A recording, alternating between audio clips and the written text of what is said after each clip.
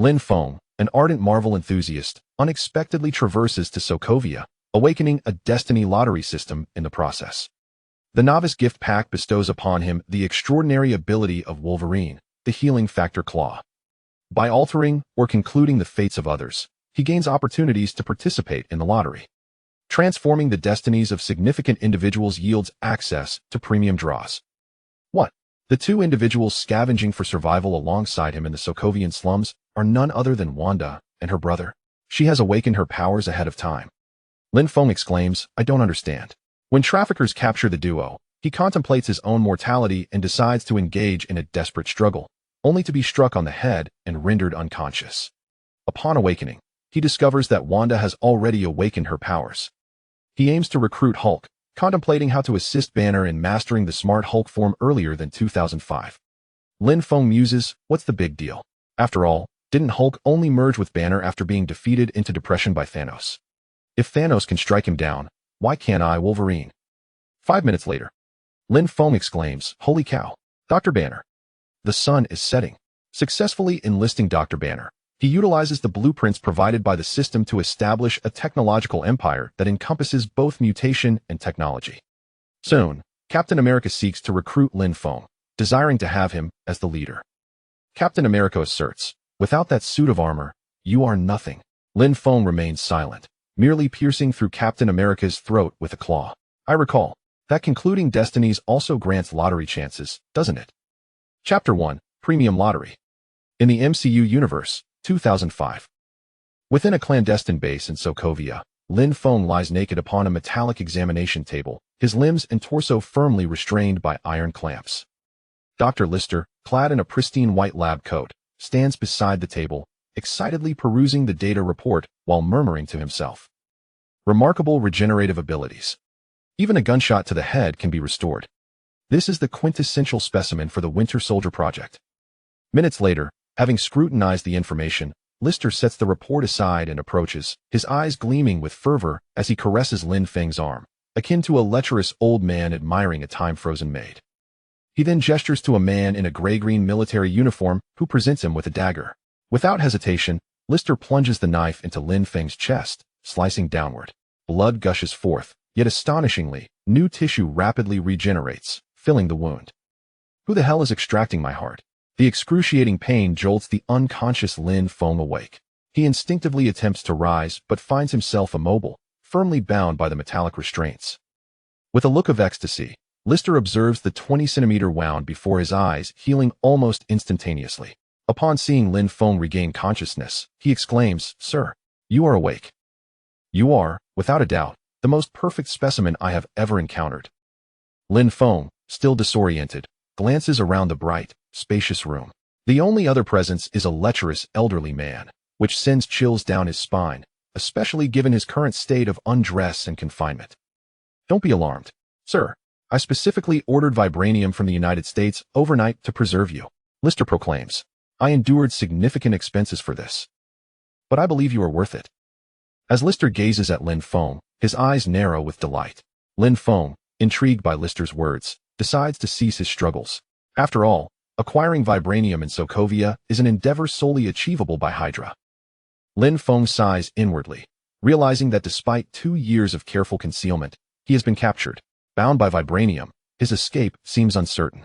He wonders how the siblings are faring. Gazing at the smirking old man, whose face wrinkles like a chrysanthemum when he smiles, Lin Feng remarks sarcastically, "Has no one ever told you that you look rather hideous when you smile? Perhaps you should refrain from grinning. Your expression combined with that lab coat at least presents a semblance of a doctor." Desire? Huh, don't say. Your smile suits your name perfectly.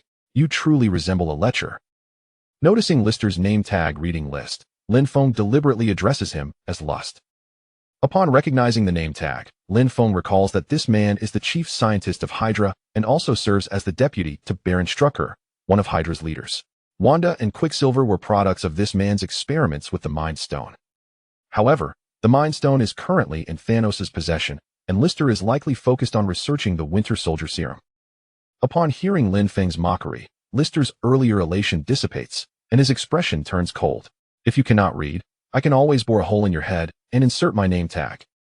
Who knows if your Superman-like regeneration can absorb my name into your brain, allowing you to remember who I am. Without waiting for Lin Feng's response, Lister beckons to a woman who approaches, dressed in a white lab coat. Elise, prepare to commence the experiment. Lin Feng had intended to engage in further banter, but upon hearing Lister's command, he grins lecherously. Elise? A little witch, perhaps? What sort of experiment is to be conducted? Is it an artificial human experiment? Straining to glimpse the direction Lister gestures toward, Lin Feng observes a woman in her 30s approaching. She walks gracefully, hands tucked into her coat pockets, her figure curvaceous and her face exquisitely flawless, with eyes as clear as the ocean. Yet Lin Feng is not preoccupied with her appearance.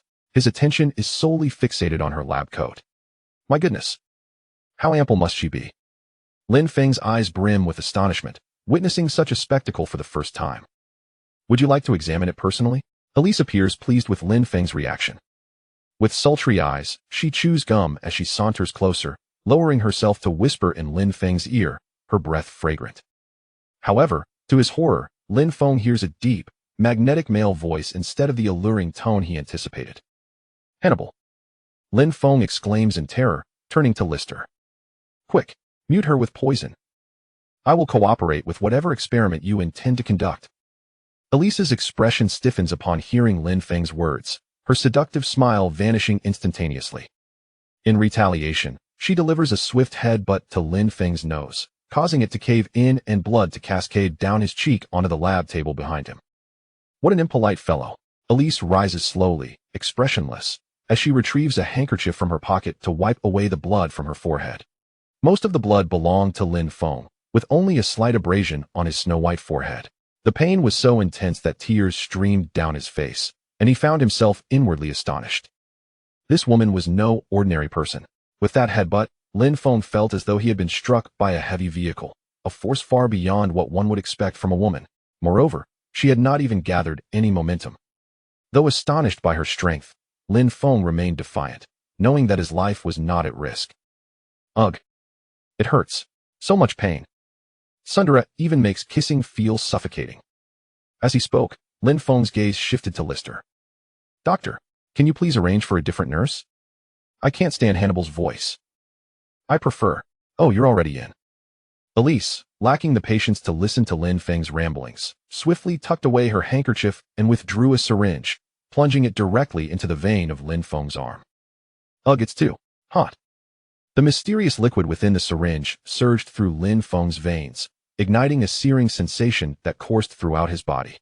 He felt as if the syringe contained not a liquid, but molten lava.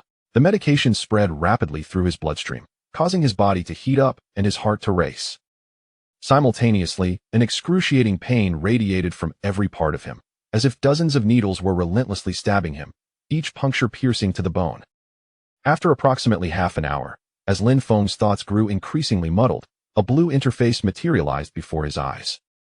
Yet his hazy consciousness left him uncertain of the reality of the scene before him. Congratulations, host. You have successfully altered Wanda's fate and earned one advanced lottery opportunity. 2 items from the beginner prize pool. Congratulations, host. You have obtained an advanced lottery opportunity. The system space has expanded to 200 m. Wanda, an advanced lottery? Does the system have such a feature? Before he could ponder further, an overwhelming wave of fatigue accompanied by agonizing pain enveloped him, and he succumbed to darkness. The system had bound to him 2 years prior when he first traversed to Sokovia, and his immortality stemmed from it. To be precise, it was the mutant ability of Wolverine, the regenerative factor. The full name of the system was Fate Lottery System. Each time he altered or concluded another's fate, he could earn lottery chances for a draw. However, aside from the initial free lottery draw that gifted him Wolverine's powers and the 100 m of system space that came with it, Lin Feng regarded this system as nothing short of trash. Moreover, it resembled the hastily produced cyber garbage created by a recent graduate from a third-rate university. The rewards drawn were so poorly detailed that they barely conveyed complete attributes. The system's prize pool contained only 2 items, a cookie and a pair of shorts. Ant-Man's Quantum Cookie, a disposable item that allows the user to shrink to the size of an ant for 5 minutes. Once the duration expired, The user would enter a state of extreme hunger. This was not stated by the system, but was something Lin Feng discovered through experience. In Sokovia, where food was already scarce, upon consuming this for the first time, Lin Feng found himself so ravenous that the acid in his stomach nearly digested half of it. How brand shorts, a disposable piece of equipment that automatically conforms to the body and randomly transforms into fluorescent green or leopard print, never tearing, automatically disintegrates upon removal. Lin Feng had only worn the leopard print version once, as the shorts turned his backside into a glowing spectacle.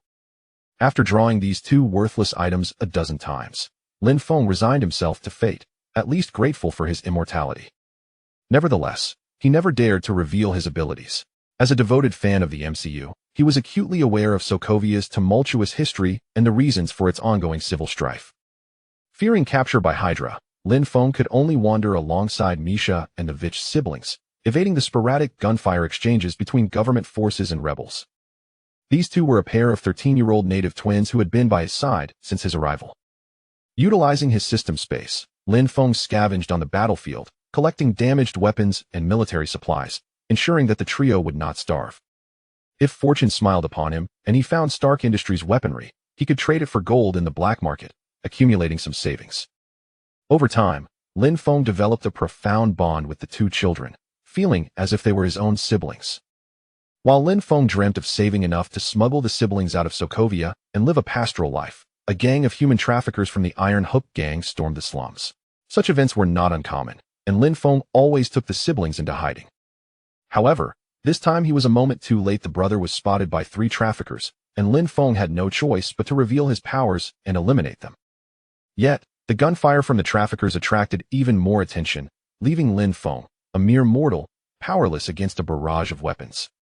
After sustaining multiple gunshot wounds to the head, the pressure from the bullets forced his body into an involuntary shutdown, and before losing consciousness, he witnessed the siblings being dragged away by the Iron Hook gang. When he awoke again, he found himself in a Hydra laboratory. Chapter 2, Wanda and Pietro. After administering the injection, Elise pressed a button on the side of the experiment table. Instantly, the sound of machinery whirring filled the air as a curved glass dome emerged from a side gap, enveloping the entire experiment table. Once this was completed, Elise returned to her position, which lay in Lin Feng's blind spot, serving as the control station for the laboratory. On the computer screen, Lin Feng's vital signs fluctuated erratically like a roller coaster. Lister, standing beside Elise, scrutinized the computer screen with a grave expression, while Elise diligently recorded various data in a notebook. After about half an hour, Lin Feng's heart rate and blood pressure stabilized at levels significantly exceeding those of a normal person, slowly beginning to decline, no longer exhibiting the erratic spikes of earlier. Dr. Lister, the vital signs of test subject X56 are anomalously chaotic.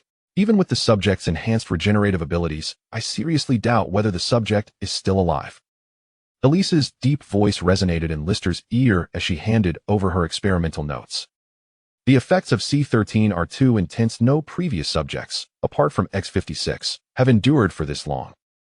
I believe we should adjust the composition of C13. Otherwise, even if X56 succeeds, it will be merely an isolated case. It certainly cannot be applied en masse in the super soldier program. At this point, Elise bit her lip, refraining from further comment, yet her implication was clear. The experiment could very well fail. Even if Lin Feng were to awaken, there might be no changes whatsoever. C13 merely allowed him to experience the sensation of death. Lister, gazing at the exaggerated data on the experimental records, displayed a glimmer of excitement and desire in his eyes. He was aware of the unspoken meaning behind Elise's unfinished remarks, yet he paid them no mind. When Lin Feng was brought before him, he had already begun analyzing Lin Feng's blood sample and conducting corresponding drug experiments. The blood cells exhibited irregular rupturing, self-destruction, and regeneration upon contact with the diluted C13. Although the precise effects of C13 on the blood cells could not be determined, at the very least, the blood sample eventually reverted to its original state. However, perhaps due to the lack of energy replenishment, the total volume of blood had decreased significantly after the experiment. Only genuine human trials could ascertain the efficacy of C13. Yet, Lin Feng, owing to his remarkable regenerative abilities, was not at risk of death. Just as Li Site was preparing to provide a brief explanation to Elise, a secured telephone on the console rang. Reluctantly, he set aside his experimental notes and stepped forward to answer the call. "This is Lisite." Upon his utterance, a male voice promptly responded from the receiver. "Dr. Lisite? A superpower user has been discovered in the D-Zone laboratory. Baron Strack requests your immediate presence." Lisite's eyes brightened, and he glanced at Lin Feng's position, licking his lips in excitement as he spoke into the receiver. "I will be there at once." After hanging up, he hastily organized his paper records and issued instructions to Elise. "Monitor all data concerning X-56 closely. Report any anomalies to me immediately." With that, he tucked the file under his arm and hurried toward the D-Zone laboratory. Meanwhile, within the D-Zone laboratory, various instruments and paper materials were scattered around, and a few lifeless bodies lay on the floor. The entire laboratory resembled a scene devastated by a missile strike, with debris flung in all directions, leaving a vacant vacuum area at the center. At the heart of the explosion sat a girl of around 15, secured in a specially designed chair, her head adorned with a helmet interwoven with numerous wires. Unconscious, her head hung limply. If Lin Feng were present, he would undoubtedly recognize this girl as Misha. Misha, along with her brother Vicky, had arrived here 3 days prior. 3 days ago, during a raid by the Iron Hook Gang, gunfire erupted as they captured refugees, drawing the attention of government forces. In their attempt to evade capture, they inadvertently trespassed into Baron Strack's territory, where his guards intervened upon hearing the gunfire, rescuing the group of refugees. They were subsequently taken to this base, where the guards informed them that the Baron could offer temporary shelter. If they passed the Baron's assessment, they could remain and work for him. The following day, all the refugees were administered a nutritional supplement. This supplement was remarkable. Every individual who consumed it reported a sense of comfort and warmth. Vicky, having sustained a gunshot wound during the earlier conflict, found his pain alleviated after consuming the supplement, and a wound that would have taken time to heal scabbed over that very night. However, Misha felt little effect, finding the supplement unpalatable and lacking any warming sensation.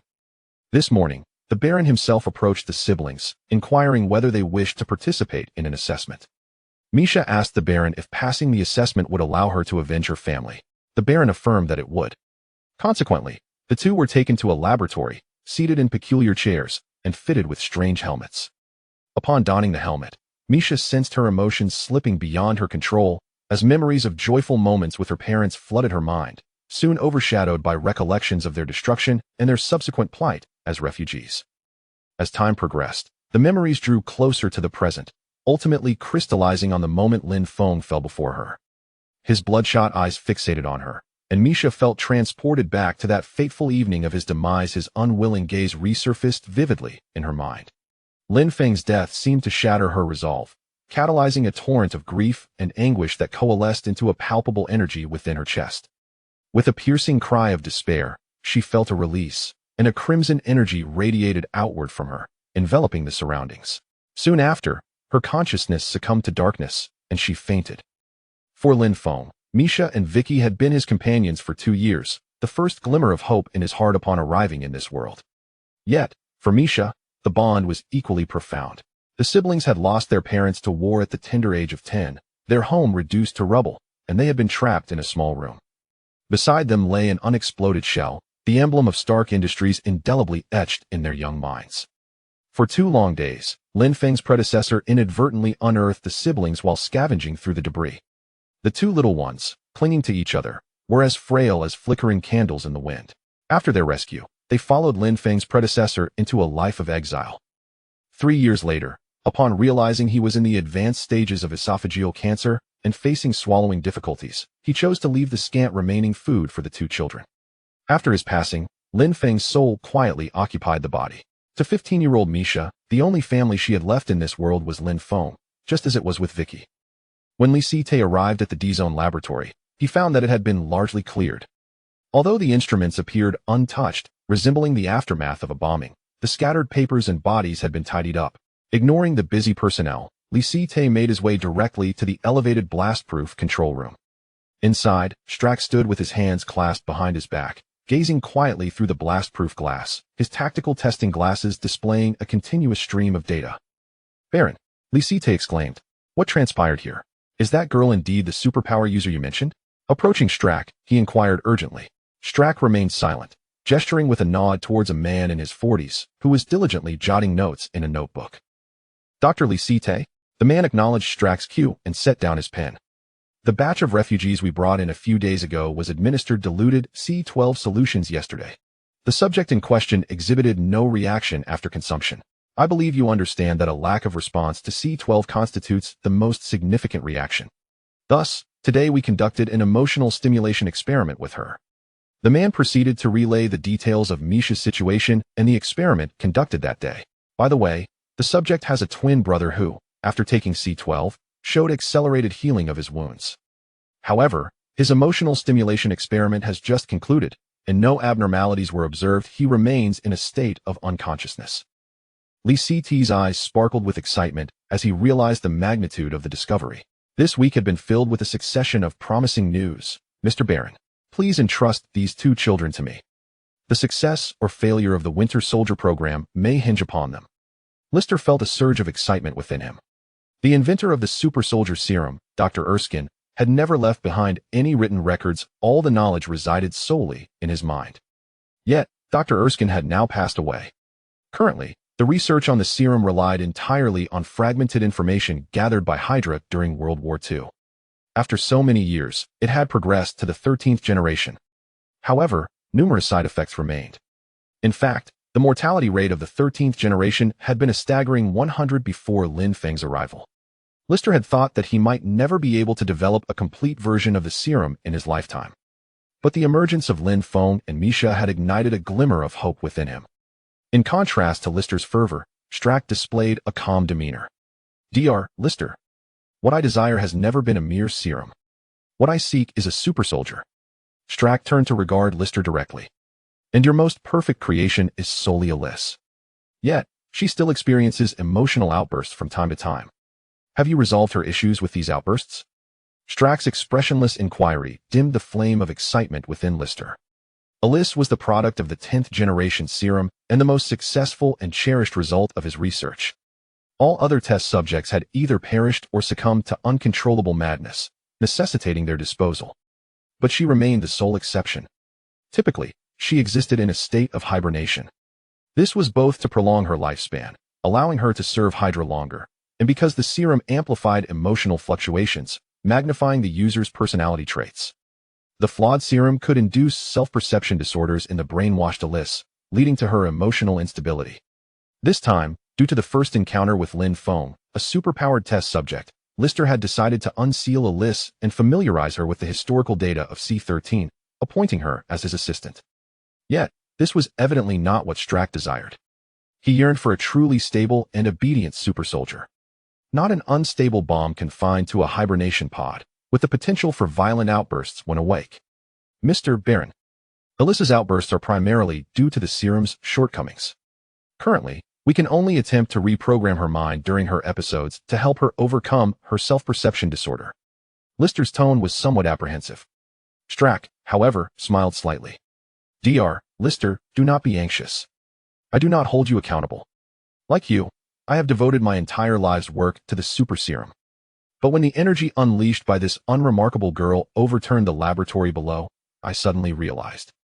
Perhaps a super soldier does not necessarily require a serum. A spark of realization flickered in Lister's eyes. He suddenly recognized that he might have been overly fixated on the serum. Mr. Baron. Before Lister could finish, Strack spoke again. The X-56 can satisfy your research into the serum. As for this child, analyze her genetic samples and attempt to replicate her abilities. Execute the mind reprogramming protocol. Implant a new memory. From this moment onward, she shall belong solely to Hydra. Her name from now on will be Wanda Maximoff. Codename, Scarlet. Lister's body trembled slightly in excitement. Studying superhumans and replicating superpowers. And he had a superhuman test subject right before him. When had old Lister ever engaged in such a prosperous endeavor? I understand, Mr. Baron. Strack observed the exhilarated Lister and nodded in satisfaction. He appreciated such a pure scientist. Regarding Scarlet's brother, although emotional stimuli elicited no response. Since they are twins, he may also possess hidden superhuman genes. Attempt to activate his superhuman genes. Reprogram his memory as well. From now on, he shall be known as Pietro Maximoff. Let them change their names and become siblings anew. Lister was even more excited at this, nodding vigorously and even beginning to commend Strack. He offered Strack a slight, gentlemanly bow. I thank you on their behalf for your generosity, Mr. Baron. Thank you for bestowing upon them their new names. You are truly benevolent. Misha and Vitch's fates were transformed entirely by Strack's mere words. It was as if even a superhuman like Misha was merely a tool easily manipulated by Strack. This was the confidence that Hydra provided him.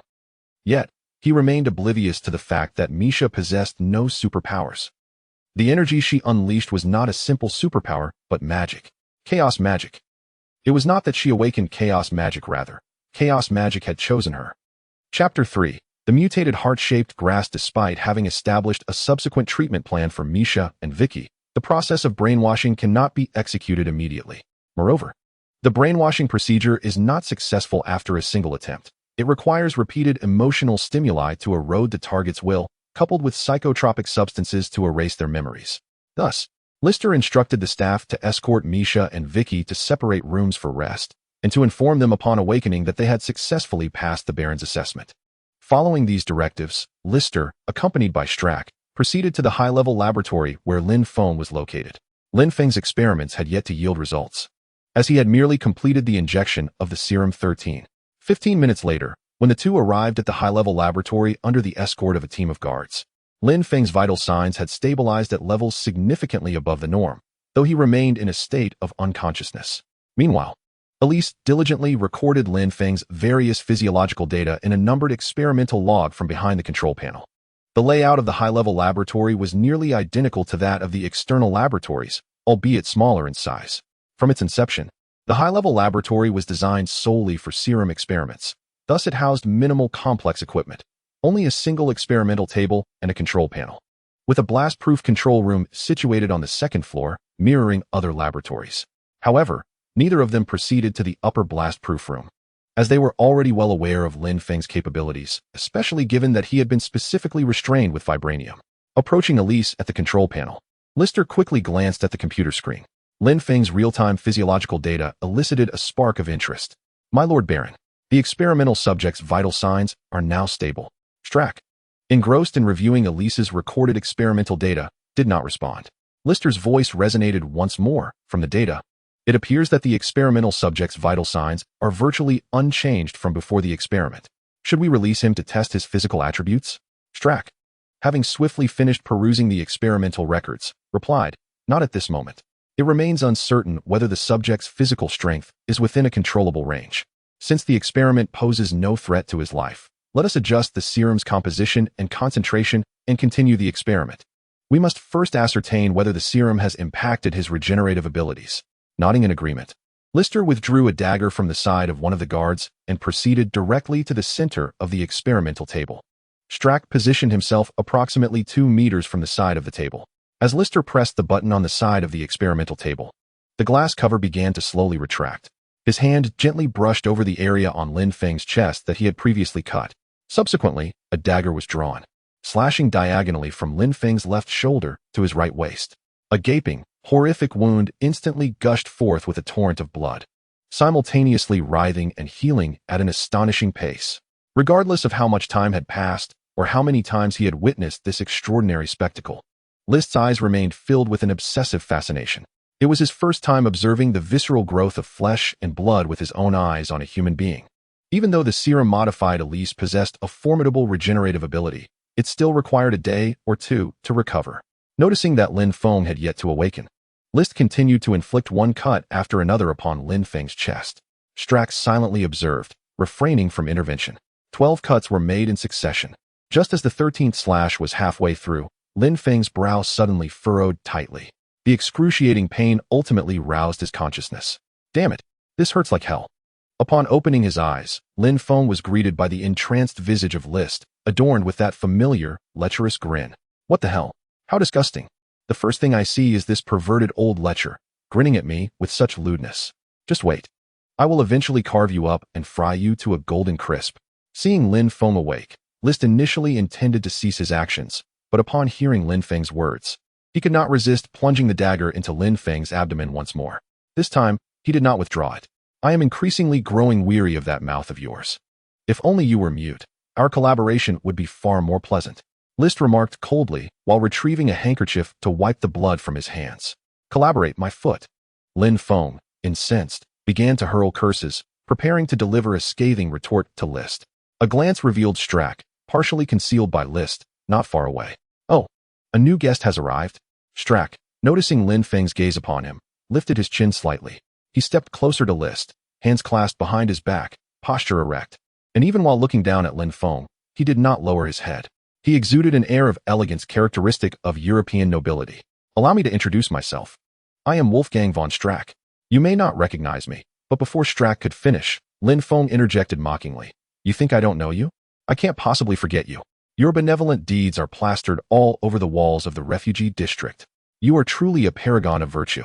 In the face of Lin Feng's derision, Strack's expression remained unperturbed, maintaining his composure. By the way, is there something wrong with your neck? Did you sleep awkwardly? This gentleman beside you is a doctor. He should be able to help you realign those bones. However, I suspect he is quite the pervert, so do be cautious. It would be wise to wear some vibranium undergarments. Ha! As Lin Feng spoke, he broke into a grin, seemingly envisioning scenes of unrestrained freedom. Strack smiled faintly, a glint of danger flickering in his eyes.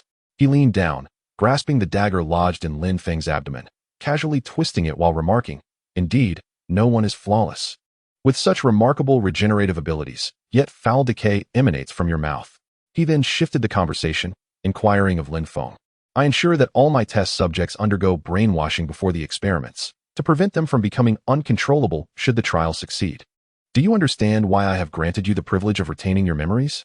Enduring the excruciating pain in his stomach, Lin Feng's facial muscles involuntarily twitched. Yet he managed a forced smile as he replied, Perhaps it is because of my handsome appearance. Just look at that old man. He always gazes at me with such lecherous eyes. Strack, however, paid no heed to Lin Feng's words and continued, Those test subjects possess but a singular chance. Either they succeed or they perish. But you are different. You have failed once, yet you still have the opportunity for another attempt, and another after that. The agony from repeated trials may lead to the failure of brainwashing, necessitating a reset, and I wish to avoid such inconvenience.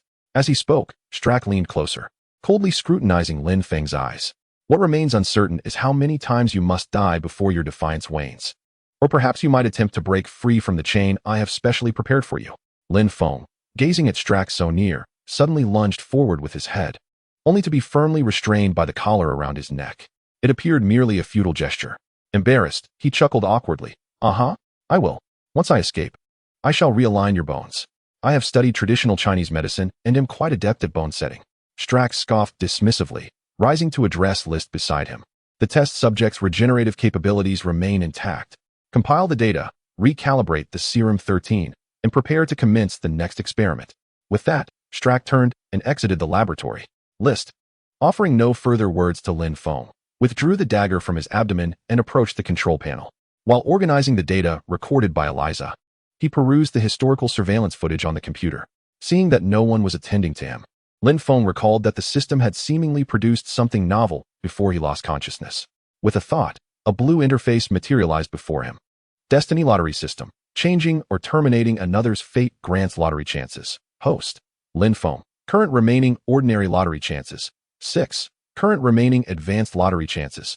1. Items possessed. Ant-Man's quantum cookie. How poker shorts. The interface remained as simplistic as ever. Previously, during the skirmish with the Iron Hook Gang's human traffickers, he had eliminated 6 individuals, earning 6 lottery chances. The only difference now was the addition of an advanced lottery identifier. Lin Feng browsed through the system's historical records. Wanda? When did I change Wanda's fate? I have never even come into contact with her. Moreover, wasn't she awakened by the Mind Stone? What about her brother Pietro? Shouldn't they have awakened together? At this moment, Lin Feng was filled with questions, but regrettably, the system offered no answers. After pondering for a while without clarity, Lin Feng decided to abandon these queries. The foremost priority now was to devise a means of escape. He wondered how Misha and Vicky were faring. Though human traffickers primarily sought profit and would not casually eliminate the refugees they captured, the longer the time dragged on, the more likely they had been sold multiple times over, rendering them nearly impossible to locate. Subsequently, Lin Feng shifted his gaze to the advanced lottery option. This feature had never presented itself before. Hey system, for 2 years, you haven't given me anything worthwhile. This time, you better surprise me. Help me escape from here. Lin Feng silently invoked all the deities he knew in his mind. Then, with a thought, he clicked on the lottery. Lottery in progress. Lottery complete. Congratulations, host. You have received mutated heart-shaped grass seed X1. Mutated heart-shaped grass seed. Growth cycle of 30 days. Once mature, it can be used to concoct a heart-shaped medicinal potion that enhances the body, providing a boost of up to 50 times that of an average adult male. Lin Feng, this is it for the advanced lottery? I asked for a grand surprise, and instead, you give me this? My physical strength is already 20 to 30 times that of an ordinary person. Moreover, this requires time to cultivate. I am in urgent need right now. Gazing at the radiant, crystal-like heart-shaped grass seed, which shimmered with golden threads of light in the center, Lin Feng felt tears welling up in his eyes. He then redirected his attention to the standard lottery option. The ordinary prize pool had added 2 new items, and he wondered if there was anything valuable among them. I knew this curse system would only yield 2 pieces of trash. I've painstakingly drawn over 200 times. With this thought, Lin Feng initiated the lottery once more. Lottery in progress. Lottery complete. Congratulations, host, you have received Ex-Wife Grenades from Hammer Industries, X3. Super Sensory Experience Cards, X2. How Card Shorts, X1. Ex-Wife Grenade from Hammer Industries. Explodes 3 seconds after the pin is removed. A premium product from Hammer Industries. Super Sensory Experience Card, upon use, grants the ability of super sensory perception, enhancing awareness within a radius of 500 meters. Duration, 6 hours. How Card Shorts. Upon reviewing the lottery results, Lin Feng's eyes widened in excitement. Goodness, the drop rate for new items is extraordinarily high. 2 new items emerged at once. This super sensory ability seems quite promising. If I manage to escape, it will undoubtedly be of great assistance. Those who frequently serve as test subjects are well aware that the paths leading out of secret laboratory bases are often convoluted. Without a map or a guide, one could easily find themselves ensnared in a dead end, especially when confronted with a covert organization like the Hydra. The uncertainty of the side effects loomed large. While Lin Feng chose to disregard the grenade and the undergarment, the mere mention of Hammer Industries instilled in him a sense of unreliability. As he pondered his escape, Lister, having organized the materials, imparted a few last words to Iris before departing the laboratory. In an instant, only Lin Feng and Iris remained in the lab. Unbeknownst to Lister, a flicker of doubt crossed Iris's eyes. Gazing at the control panel and the central experimental table, with data incessantly scrolling across the computer screen, Iris felt an inexplicable sense of familiarity wash over her, as though she had once experienced it all, or perhaps had lain upon that very experimental table herself. A fleeting, unfamiliar vision flitted through Iris's mind, only to vanish as quickly as it appeared, like a mere mirage. Mechanically, she executed Lister's instructions to periodically record Lin Feng's life monitoring data, yet her mind was no longer blank. A series of questions began to emerge. Who am I? And who is that? Chapter 4. The escape. Around 1 o'clock in the morning, the outside of the base had succumbed to darkness. Yet, Lin Feng felt no sense of this, for the laboratory lights blazed relentlessly, illuminating his surroundings. He realized he had been staring at the ceiling for an interminable period. Various escape plans surfaced in his mind, only to be dismissed one by one. The only likely means of escape lay within the system space, specifically the biscuits and the experience card he had just acquired. However, the items from the system could not manifest directly in his mouth. The biscuits needed to be consumed to take effect. Crumbling or applying them to his skin would yield no results. The experience card could indeed be activated simply by holding it, but it could not assist in breaking free from his shackles. It was only useful for fleeing once he had escaped. As for the grenade, it was best not to mention it. Disregarding the reliability of Hammer Industries products, Lin Feng felt that he would probably be the one to suffer first.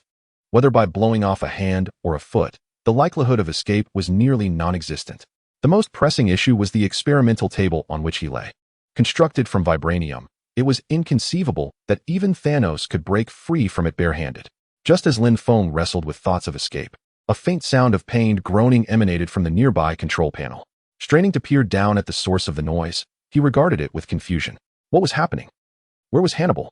At that moment, Iris was crouched beneath the control panel, cradling her head in her hands, her face etched with agony. Fragments of memories flickered incessantly in her mind, accompanied by the echoes of familiar voices from the past. There were dining tables, battlefields, individuals clad in white coats, and an imposing surgical light that dominated her view. Some figures wept, others smiled, some engaged in conversation, while a few remained expressionless, their gazes icy and devoid of warmth. The sudden influx of fragmented memories and information sent waves of agony through Elise's head, a condition that was becoming increasingly frequent. Eventually, the onslaught became relentless, her mind flashing like a film reel, accompanied by the corresponding sounds.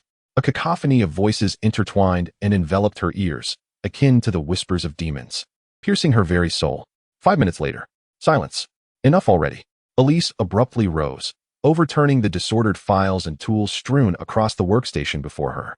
The laboratory was instantly bathed in crimson light, the blaring alarms piercing the air with shrill urgency. Me? Am I talking to? Lin Feng, who had only just reclined, was startled by the sudden outburst and the clatter of scattered objects hitting the ground. Curiosity compelled him to peer towards the workstation once more.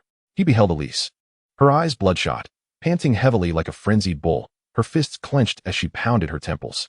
Surrounding her were disarrayed documents and fragments of the workstation. Goodness, has this woman lost her mind?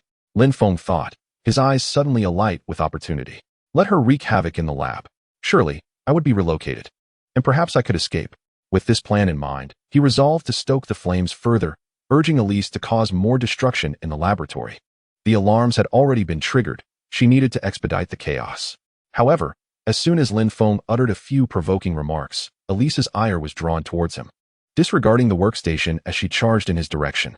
Enough noise, she shouted, gathering her strength to deliver a flying kick aimed at Lin Feng.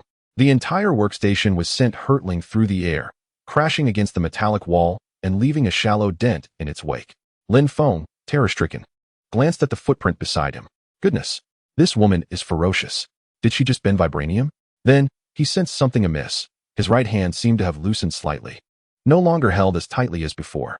Looking down, clarity dawned upon him. What the hell? This so-called vibranium workstation was merely a trap for my own restraints. The other materials were merely high-strength alloy steel. He realized he had been misled by Lister and Strack, who had insisted it was vibranium. After all, vibranium was a national treasure of Wakanda, never traded with the outside world. In a desperate bid to conceal the vibranium, the old king had shrouded the entirety of Wakanda in secrecy. Although Claw was clandestinely trafficking the precious metal, it was inconceivable that a single individual could amass enough wealth to construct a laboratory outfitted with vibranium. Damn it, those two old bastards. Let me not catch you. Lin Feng seethed inwardly. He then exerted all his strength to twist his right arm vigorously. A fissure had begun to form at the junction where the vibranium met the high-strength alloy steel. All he had to do was widen that gap. At that moment, Eliza charged her energy and delivered a powerful kick to the experimental platform. However, her strike landed not near Lin Feng's hand, but rather at the center of the side of the platform, offering little aid to him. Yet Eliza appeared to be like a furious creature, relentlessly assaulting the laboratory apparatus, her punches and kicks reverberating against the wall supporting the platform. Lin Feng's heart soared with joy. Hannibal, you are my deity. I adore you. From now on, I shall no longer call you Hannibal. What seemed a lengthy ordeal transpired in mere seconds, from Eliza's rampage to her current onslaught against the experimental station. Just as the two of them were united in their struggle to escape the laboratory and forge a brighter future, an 8-member security team burst through the door. Upon witnessing the scene, the squad wasted no time and immediately opened fire. However, instead of bullets, they unleashed tranquilizer darts. After being struck by 3 darts, Eliza instinctively bent down in pain and swiftly moved toward the control panel. The dosage from the 3 darts was evidently insufficient to incapacitate the serum-enhanced Eliza. Lin Feng, witnessing the arrival of the guards, was filled with urgency. Although 8 individuals seemed few, they were merely the first wave of a rapid response team. Surely, more reinforcements would be on their way. Eliza had already kicked his right hand twice, and the vibranium ring had entirely loosened. However, since it was embedded within, he could only sense the shift, but remained unable to break free. The 8-member team had not focused their attention on Lin Feng. Their firepower was primarily aimed at the fleeing Eliza. Lin Feng, disregarding everything else, relentlessly raised his right hand, causing the underlying high-strength alloy steel to gradually deform under the immense force. Meanwhile, Eliza was evading attacks while preparing to ambush the guards at the entrance. Yet, every time she attempted to approach someone, that individual would swiftly cease fire and reposition, while their comrades maintained suppressive fire. This seamless execution of tactics indicated they were no strangers to such situations. After being struck by over 10 tranquilizer darts, Eliza could no longer muster the strength to resist and collapsed to the ground entirely. At that moment, Reinforcements had also arrived at the laboratory. As they entered, they chanced upon Lin Feng freeing his right hand from the experimental platform, still encumbered by a circular iron ring. The 12 soldiers who entered first immediately opened fire, this time with live ammunition. Clearly, they had received prior orders to utilize real bullets against Lin Feng. Almost all of them aimed directly at Lin Feng's chest and head. The remaining support members, hindered by the throng at the entrance, could not enter promptly and remained outside on alert. After freeing his right hand, Lin Feng had not yet had the chance to revel in his liberation when he caught a glimpse of the support team arriving at the entrance, their weapons already trained on him. With no time for further contemplation, Lin Feng hastily shoved a biscuit the size of a coin into his mouth. Instantly, a dim silver luminescence enveloped his entire body, and in the next moment, Lin Feng's figure vanished, leaving behind a circular vibranium ring that clattered onto the laboratory table. At the very instant of Lin Feng's disappearance, a flurry of bullets pierced the space he had occupied, leaving a series of indentations on the metallic wall behind him. Now shrunken, Lin Feng exhaled, feeling a surge of excitement. He had finally escaped. Chapter 5, Supersensory Perception. The support team, witnessing a living person vanish before their eyes, momentarily stood in stunned silence. With the target lost, they ceased indiscriminate fire. Target visually lost. Engage thermal imaging. They were commanded, all taking positions against the wall in a state of alert. In mere moments, a leading soldier snapped back to reality, rapidly activating thermal imaging while alerting his comrades. Instantly, the soldiers in the laboratory formed a semicircular perimeter against the wall, grouping in threes. Meanwhile, the now diminutive Lin Feng crouched behind a deformed metallic shard atop the laboratory table, holding a proportionally shrunken playing card. "Come on, don't let me down now," Lin Feng muttered, then squeezed the card tightly, which transformed into a stream of luminescence that merged into his being. At the moment the glow entered his body, an overwhelming influx of information surged into Lin Feng's mind. The faint sounds of the guards breathing, the rustle of their clothing, the clinking of their weapons, the static from the microphones, and their tactical communications flooded into his ears. Lin Feng's vision blurred, and he felt a wave of intense dizziness wash over him. But it vanished as quickly as it had come, replaced by an unparalleled clarity. It felt as though he were playing a third-person perspective game. In that instant, Lin Feng's mind encompassed a visual range of 500 meters around him, a perspective he had never before experienced, so vast and clear. When he closed his eyes, everything around him, both people and objects, was etched in his mind in stark monochrome. The support team at the entrance, the unconscious yet furrowed brow of Elise on the ground. Even the remaining team members outside exchanging positions with the guards who had previously used tranquilizer darts. Everything, whether within his line of sight or obscured by obstacles, was vividly perceived by Lin Feng. Wow, this is practically X-ray vision. Bad news, I have X-ray vision. Good news, I'm the one with X-ray vision. Lin Feng was profoundly satisfied with the effects of his super senses. At last, the canine system had performed its duties like a human. Upon opening his eyes, the influx of information in his mind diminished significantly, primarily dominated by the visual field of his eyes. Yet, his body remained acutely attuned to the fluctuations of his surroundings and the sounds within them. After approximately 30 seconds, Lin Feng had largely acclimated to the alterations brought about by his super senses. The most notable change was the perspective shift during his closed-eye state. This marked the first occasion when he controlled his third-person perspective through first-person actions, nearly causing him to misplace the control keys. He took a cursory glance at the mental map within his mind. Noticing no external vistas nor any apparent exits within his perceptual range, Lin Feng remained undeterred. He did not believe that escaping the Hydra's base would be an easy endeavor. At this moment, his focus was entirely directed towards the various rooms he could perceive in his mind. The time for his cookie break was short, with less than 4 minutes remaining, making an escape implausible. Suddenly, a spark of realization illuminated his thoughts. He spotted an armory. It appeared to be the equipment store for the regular patrolling guards, containing merely a handful of standard firearms and bulletproof vests, lacking even helmets. However, this was to be expected. After all, this was an experimental zone, not an equipment depot. Lin Feng silently calculated the distance and the remaining time for his cookie break, feeling optimistic about the prospects. He decided to procure some equipment for himself. Just then, a series of tactical reports reached his ears. The experimental station had detected a suspicious stationary heat source. The target was too minuscule, like an ant. It could potentially be a malfunction or a false alarm. A team of thermal imaging specialists aimed towards the experimental station, while the rest maintained their vigilance. This laboratory, aside from the computer host on the operation table, had little equipment that emitted residual heat to interfere with thermal imaging devices. Concealed behind a metallic fragment, Lin Feng's body, having shrunk, was shielded from thermal detection. However, 30 to 40 seconds was ample time for thermal radiation to permeate the metal. For military-grade thermal imaging, detecting such a slight temperature fluctuation was not particularly challenging. Upon overhearing the conversation of the guards, Lin Feng ceased his concealment. He swiftly darted from his cover, leaping off the experimental table. At that very moment, the guard team also detected an anomaly. The unusual temperature target was in motion. The target had appeared, confirming the target as Experiment 56. The target had shrunk. Fire! Fire! In Lin Feng's perception, it felt as though he had entered bullet time. Each bullet shot towards him was captured with precision.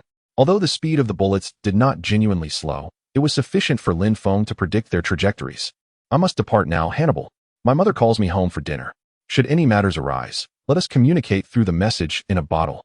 As he touched down, Lin Feng dashed towards the exit, pausing momentarily to bid farewell to the unconscious Iris, as a token of gratitude for her role in dismantling his own setup. However, whether the other party could hear him was not within Lin Feng's consideration. At that moment, the guards at the entrance suddenly ceased fire. Lin Feng, motionless, was clearly visible on the thermal imaging, but once he began to move, the thermal imaging could no longer track him in real time. The target was simply too small. As Lin Feng moved, he appeared intermittently as a red dot on the thermal display, with algorithms attempting to predict his trajectory. Yet, the predictions were imprecise, only confirming that Lin Feng was heading towards the entrance. The guards evidently realized this as well. Unable to track the target. The target is approaching us. He intends to escape. Switch to shotguns. Fire coverage. All the guards switched to shotguns, unleashing indiscriminate fire across the entire laboratory floor. In an instant, the pressure on Lin Feng surged. He darted beneath the control console, taking a moment to catch his breath. Although the pellets from the shotgun were significantly smaller than conventional bullets, to the shrunken Lin Feng, they still appeared as large as basketballs. Faced with such a dense barrage, even if Lin Feng could perceive the trajectory of each projectile, evading them became a formidable challenge. After shrinking, his body felt considerably lighter, allowing him to run and dodge with far greater agility than in his normal state. However, due to his shortened legs, his actual running speed was still inferior to his usual self. He was no match for the Ant-Man from the movies. If that superhero possessed superhuman senses, he could easily navigate in and out of a Hydra base within 5 minutes. After resting for a moment, Lin Feng heard the sound of 2 guards reloading on his left and immediately dashed out from the console, racing toward the entrance. A special forces team of this caliber could not possibly reload simultaneously. Waiting for them to cease fire was only feasible if they ran out of ammunition. But Lin Feng had no time to waste. Reducing the firepower by 2 guns was more than sufficient. 20 seconds later, Lin Feng successfully advanced to the feet of the guards at the entrance. Gazing up at the military boots that seemed as tall as 20 stories, Lin Feng felt a surge of pride. He flashed a middle finger at the guards above him. Huh, a bit of dirt on the hem. Is this the extent of their fire coverage? It was hardly a challenge. They might as well be shooting at the air. Goodbye. With that, Lin Feng closed his eyes and sprinted towards the weapons cache he had previously spotted. Meanwhile, the guards were still using their shotguns to clear the laboratory, completely unaware that their target had already escaped. Chapter 6. The Unyielding Value. Outside the laboratory, shortly after Lin Feng dashed out into the corridor, the guards stationed outside noticed his presence. On the thermal imaging display, which originally showed only the body heat of his teammates, a small red suddenly appeared.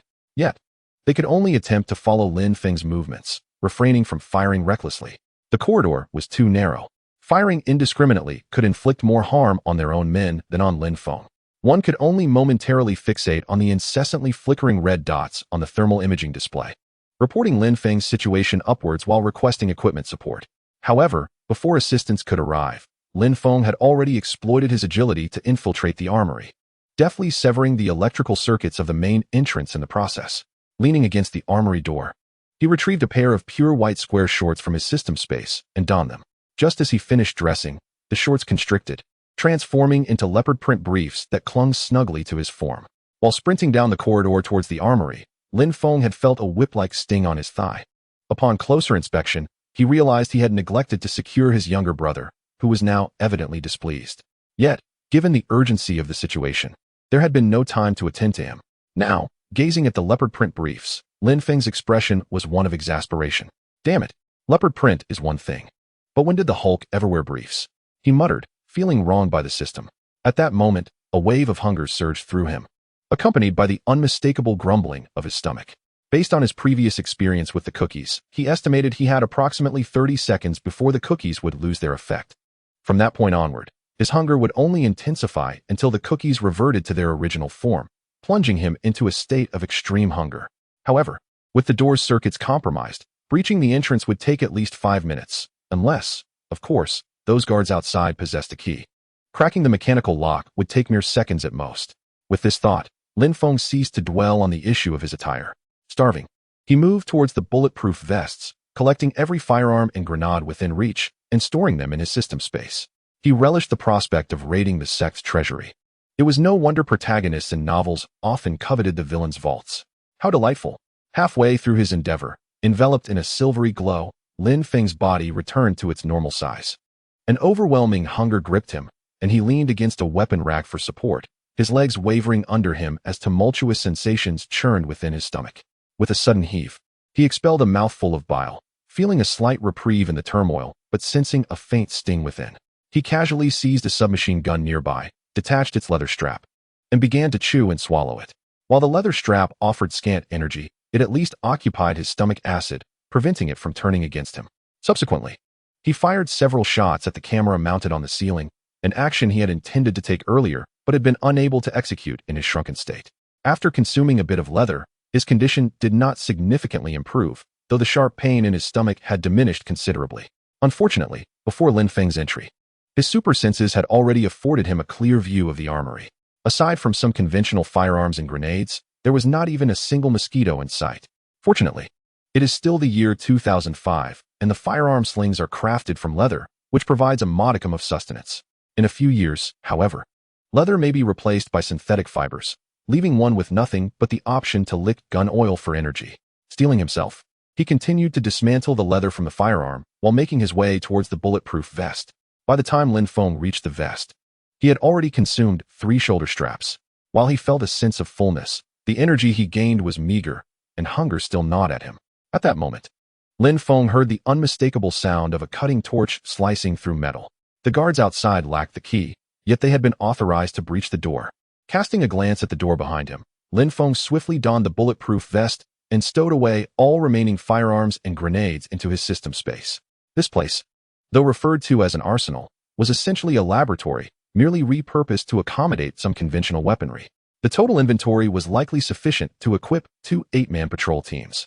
As Lin Feng completed his tasks, the lock of the main door was entirely severed, followed by a resounding crash as the door was kicked open. Hearing the commotion, Lin Feng instinctively hurled 2 grenades towards the entrance while shouting flashbang. Although the 5-man team at the door was not deceived by his shout, they clearly saw the 2 grenades he tossed. They instinctively sought cover to evade the impending threat. However, they failed to notice that Lin Feng had not removed the safety pins from the grenades he threw. Unwilling to grant them any leniency, Lin Feng seized the opportunity while they were distracted and retrieved more grenades from his system space. When the guards had crashed through the door, Lin Feng stood directly opposite, with the corridor in the middle and weapon racks flanking either side, leaving him with no cover whatsoever. In a moment of urgency, he had no time to remove the safety pins. But now, with their attention diverted and their weapons not trained on him, Lin Feng felt a surge of confidence. He removed the safety pins and threw 2 grenades into the clusters of guards on either side. Boom, boom. Congratulations, host, for successfully terminating the fate of Hydra soldiers. You have earned 5 lottery chances. Is this the caliber of soldier Strack brought with him? They can't even discern whether the grenades had their safety pins removed? Upon hearing the system's notification, Lin Feng smirked and pocketed the unactivated grenades. Closing his eyes to examine the visuals provided by his enhanced senses, a sudden revelation struck him. These soldiers possessed rations. Hastening forward, he rummaged through the pockets of the corpse behind the door and extracted 2 energy bars, each the size of his fingers. What a delightful stroke of luck. It seems that fortune favors the bold, as he found sustenance without effort. Lin Feng gleefully unwrapped the energy bars and stuffed both into his mouth. Alas, the Hydra had not indulged in fine delicacies. The energy bars tasted akin to eating bran, hard, dry, and excessively sweet. However, with the 2 energy bars consumed, Lin Feng instantly felt revitalized, although still somewhat famished. I no longer find myself in such an extreme state as before, and I have regained a considerable amount of strength. Despite the rather lackluster flavor, it is, after all, a concoction derived from high-calorie food, providing an energy boost far surpassing that of the 3 beef jerky sticks Lin Feng had consumed earlier. Lin Feng, feeling somewhat unsatisfied, cast a lingering glance at the 4 corpses strewn about, yearning to indulge further. However, the sound of approaching footsteps grew ever closer.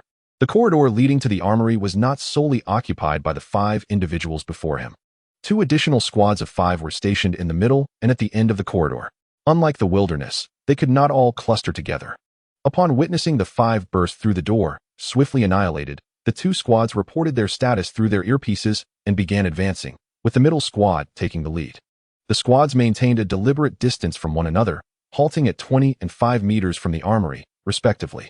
Soon, a guard in front produced a grenade, and the thermal imaging display clearly revealed Lin Feng, who had already returned to his original position behind the door. Yet, before the guard could remove the grenade's safety pin, Lin Feng had already darted out from the doorway. The guard's comrades reacted swiftly. At the moment Lin Feng emerged, they all squeezed their triggers in an attempt to suppress him. Yet, 5 meters was hardly a challenge for Lin Feng, whose body had been enhanced by regenerative factors. With his superhuman senses, he adeptly evaded the bullets aimed at his head and swiftly closed the distance to the nearest group of 5.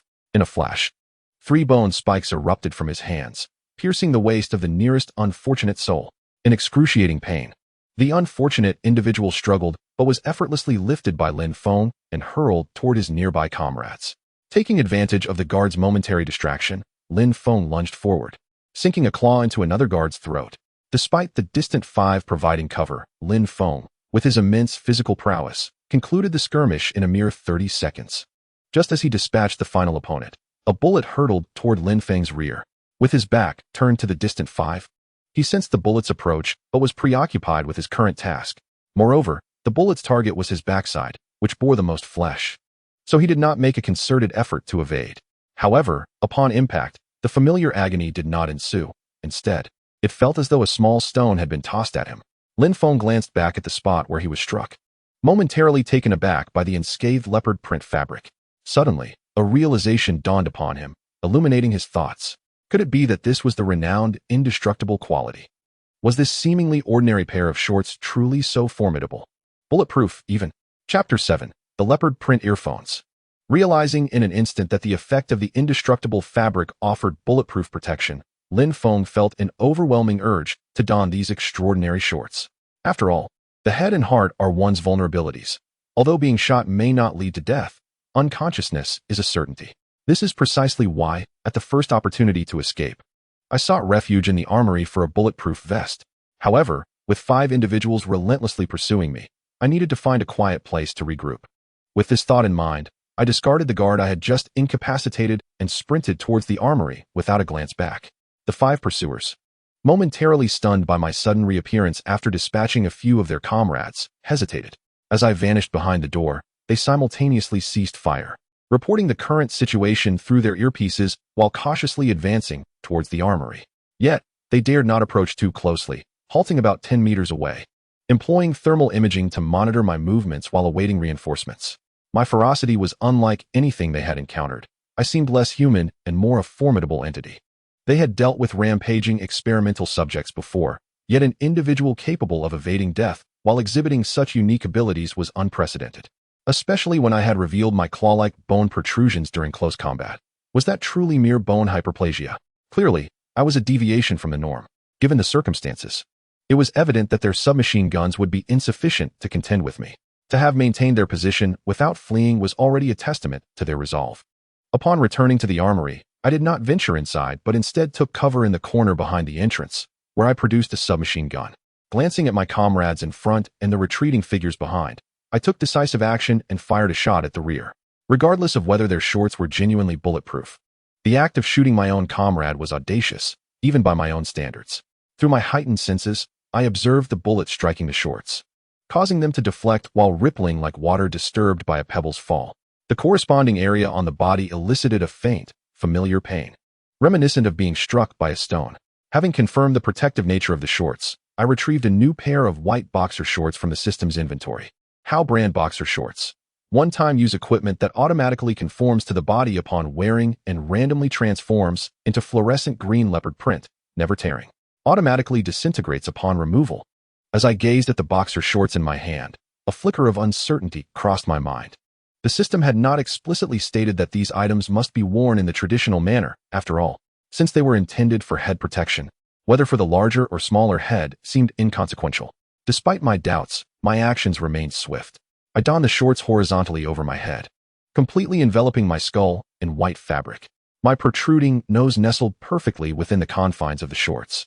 As my hands released their hold, the shorts began to shrink, conforming snugly to my head, gradually shifting from white to green, emanating a soft glow.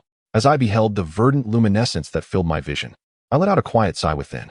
At last, it is done. This peculiar item has indeed turned a verdant hue. However, a surge of excitement soon follows. This pair of undergarments can truly be donned upon the head. What need is there to evade bullets? Let us charge forth with unrestrained vigor. Alas, the chest remains devoid of such protection, relying still on the bulletproof vest. In the next moment, Lin Feng discovers that he has indeed adorned his head. The square-shaped shorts, while covering a substantial area, still leave 2 openings where the legs hang. 2 tufts of hair protrude from either side of his crown, resembling a pair of ears.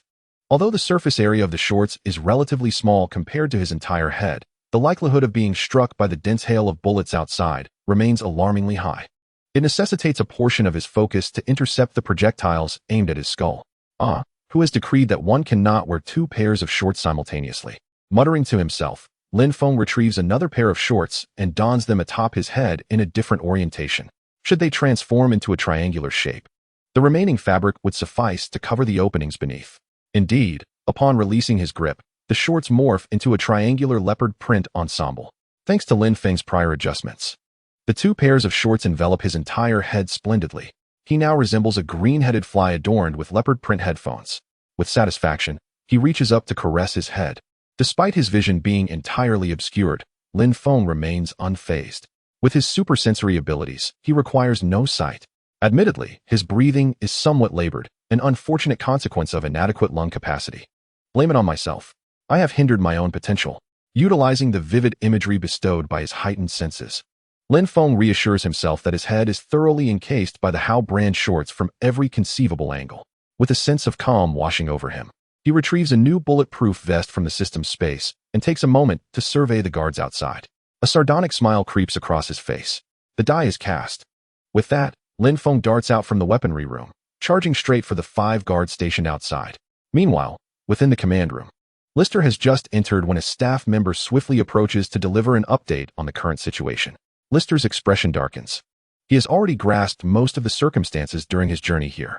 Upon learning that Lin Feng managed to escape the confines of the experimental table by means of reduction, Lister is struck with astonishment, coupled with a tinge of regret for not having brainwashed Lin Feng. He initially believed Lin Feng merely possessed a remarkable capacity for recovery, but to discover he harbors additional abilities is beyond his expectations. Simultaneously, Lister is plagued with curiosity. How is it that such a person has never been mentioned before? Does he possess any further powers? Why does this Asian individual find himself in the refugee zone of Sokovia? Who exactly is he? As the staff member continues to report the situation, he guides Lister to a computer screen. At that moment, the screen displays 2 video files. In one of the frames, Lin Feng is engaged in close combat with a 5-man team. This is the real-time surveillance from the corridor. The instant he beheld the scene, Lister's pupils dilated. He snatched the mouse from the monitoring personnel before the screen and swiftly reverted the display to the moment Lin Feng employed the bone claws. He possesses the ability. He still possesses the ability. Lister's breath quickened, and he subsequently clicked on another video, which was in a paused state nearby. It was a replay of the surveillance footage from the laboratory. After repeatedly scrutinizing the moment Lin Feng vanished from the experimental platform, Lister momentarily lost himself in thought. Spatial abilities. That cookie, which materialized from thin air, was undoubtedly not from the laboratory. He must possess spatial powers still. And that cookie is also suspicious. After consuming it, he shrank. Perhaps he is connected to the missing Dr. Pym from S.H.I.E.L.D. With this thought, Lister seized the collar of the staff member beside him. Immediately secure the perimeter of the entire experimental area. We cannot allow the subject to escape. Instruct the teams to remain concentrated. Direct all firepower to target the vital areas of the subject. The staff member, witnessing Lister's agitation, gulped nervously. Dr. Lister, securing the experimental area requires the leader's authorization. Damn it, Lister cursed under his breath. Hand me the communicator. I need to speak with Baron Strucker. After dealing with the refugees within the base, Strucker departed around 10 o'clock in the evening. He is not just the leader of Hydra. He is also a baron conferred by the Sokovian royal family, possessing his own fief. Hydra has always operated in the shadows. He cannot afford to be away from his domain for too long. Chapter 8. S-H-I-E-L-D.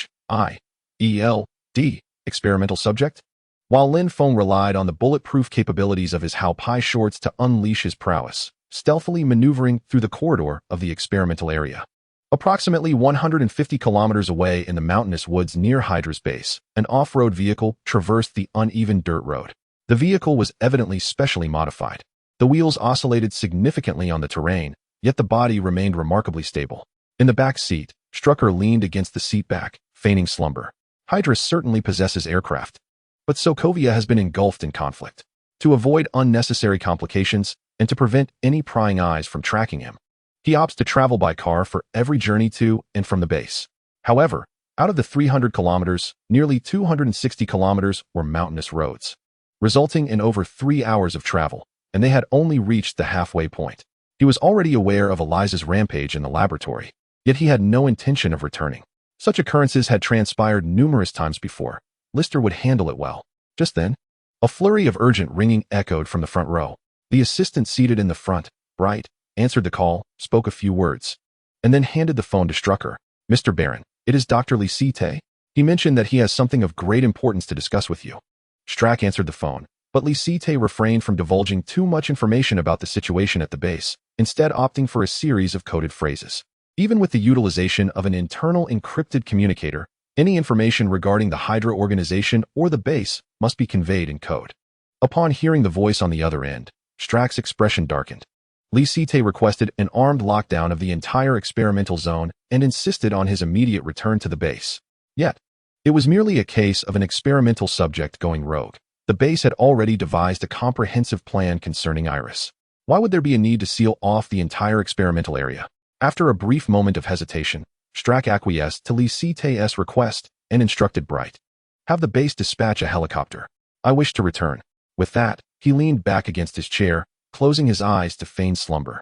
However, this time, Strack felt an unsettling disquiet within him. Ever since assuming the mantle of Hydra's leader, he believed himself capable of controlling all matters. Yet, an ominous premonition gnawed at him on this occasion. When Strack finally returned to the base, an hour had elapsed. Upon entering the command room, he found Lisite seething as he stared intently at a computer screen.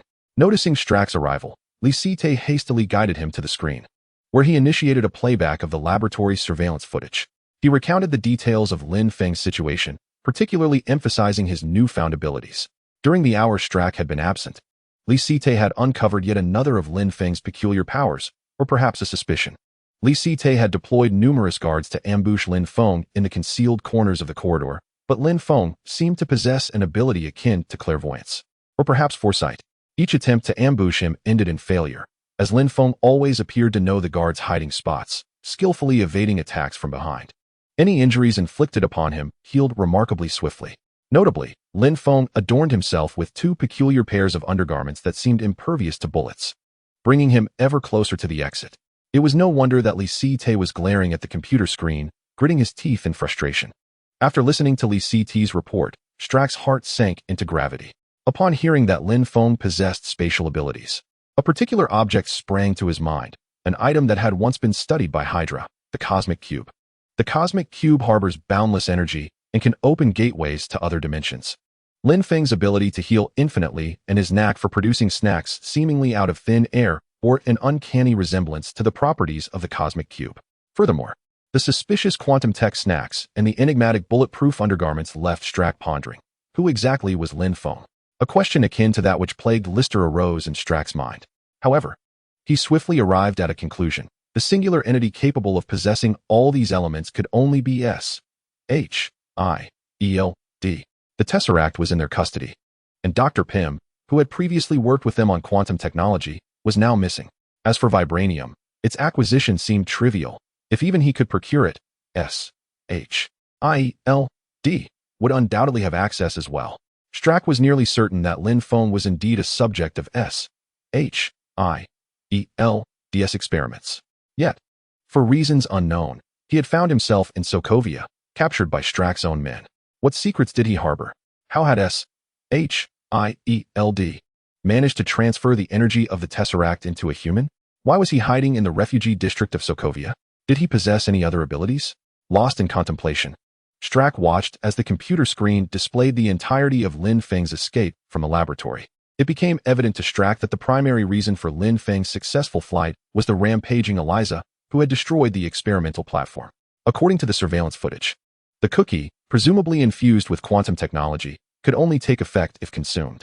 Lin Feng was bound, and had Eliza not disrupted the platform, he would have had no opportunity to eat the cookie and escape. With this realization, Strack cast a cold glance at Lister, who was simultaneously causing him a twinge of frustration. Although Lister had dedicated his life to serum research, achieving only the incomplete Eliza, his scientific talent was undeniable. Setting aside the issue of her rampage, Eliza's enhancement was remarkably successful. Utilizing fragmented information left over from World War II, Lister had managed to develop the serum to such an extent on his own. Globally, apart from the serum's creators, Erskine and Howard, he was undoubtedly among the foremost geniuses. Such talent was not something Strack would wish to see eliminated. Yet, the complications surrounding Eliza were indeed vexing, particularly as she had allowed such a crucial test subject to escape. Feeling the chill in Strack's gaze, Lister's heart raced. He understood that Strack was likely considering the complete eradication of Eliza. But as Lister's lifelong work, how could he bear to let her go? Gritting his teeth, he spoke again, hoping to secure a chance for Eliza to redeem herself. Mr. Baron, Subject 56 undoubtedly harbors significant secrets. We cannot allow him to escape. Perhaps we should awaken Eliza. In her rampaging state, she cannot distinguish friend from foe, and with her physical prowess, she might be able to severely injure Subject 56. Upon hearing this, Strack narrowed his eyes, fixing his gaze on Lister. Dr. Lister, have you forgotten Eliza's identity? She is a Zemo. Do you comprehend the chaos we would face if she fails to detain Subject 56 and ends up escaping alongside him? Upon hearing Strack's inquiry, cold sweat cascaded down List's brow. In a moment of panic, he had completely forgotten this crucial detail. Eliza was the beloved sister of Baron Zemo, and a member of the elite Sokovian forces he commanded. 5 years prior, she had been injured and fell into a coma during a mission, subsequently separated from her comrades and captured by Hydra operatives who were then collecting human specimens. Although her chances of escape were slim, the imminent arrival of Lin Feng posed a grave threat. Should Eliza, in her agitated state, manage to flee, the consequences were dire. It was uncertain whether they could contain Lin Feng amidst the chaos, and the repercussions of a potential escape could be catastrophic. The base's ability to withstand retribution from the Sokovian military was questionable, and years of covert operations could be rendered futile. What would become of the countless refugees he relied upon for his experiments? At that moment, Strack's voice resonated once more, declaring that Eliza had freed the subject intended for Experiment 14. Thus, she would become the subject of that very experiment. Strack remained unperturbed by the possibility of List intentionally sabotaging the experiment to protect Eliza, for as he noted, List was a consummate scientist and a prodigious talent. He would never countenance any form of deceit in his research. Upon hearing Strack's final decision, List refrained from further protest. At least there was a glimmer of hope. Participation in the experiment did not necessarily equate to certain death, did it? Meanwhile, the surveillance feeds flickered to black, one after another, as Lin Feng wreaked havoc down the corridor. Although the whereabouts of others were obscured, the darkened screens indicated that he had reached the entrance. Strack ceased to concern himself with Eliza and furrowed his brow, contemplating how to handle Lin Feng. The latter's physical capabilities far surpassed that of an ordinary human, rendering conventional firearms ineffective against him. Even when injured, Lin Feng exhibited an uncanny ability to heal rapidly. Compounding this challenge was the fact that he was now clad in what appeared to be vibranium, making it impossible to incapacitate him with a headshot. The only recourse would be the deployment of weapons of mass destruction, such as missiles. However, this facility served primarily as a research base and not a legitimate military installation. The missiles stored within were relics from World War II, remnants of Hydra's past. Their operational status was uncertain, although Strack frequently smuggled various armaments from around the globe, including missiles. The vast majority had been sold to the Sokovian military and insurgents to sustain their civil conflict. He had never envisioned employing missiles, particularly within the confines of this base, as such an act would expose it entirely. similar to the reasons behind Hydra's disbandment during the Second World War. Yet, Strack was not without his trump cards. During the Red Skull's era, Hydra had researched the Tesseract and successfully developed several energy weapons. Presently, 5 energy cannons remained housed within the base. However, Strack was acutely aware of the formidable power of energy weapons, which could potentially obliterate Lin Feng entirely. The secrets he harbored would vanish into thin air with his demise. Contemplating this, Strack found himself momentarily conflicted. Yet, witnessing Lin Feng charge toward the exit, a glint of ferocity flashed in Strack's eyes. He was reluctant to create a commotion that might expose the base, but he had no intention of allowing Lin Feng to escape unscathed. Lift the external lockdown. Prepare the energy cannon. Once the target departs the hall, eliminate immediately. Chapter 9, Hand-Thrown Missiles. In a corner just beyond the door to the experimental area, Lin Feng crouched against the wall, his breaths coming in hurried gasps. The waistband of his shorts quivering slightly with each inhalation.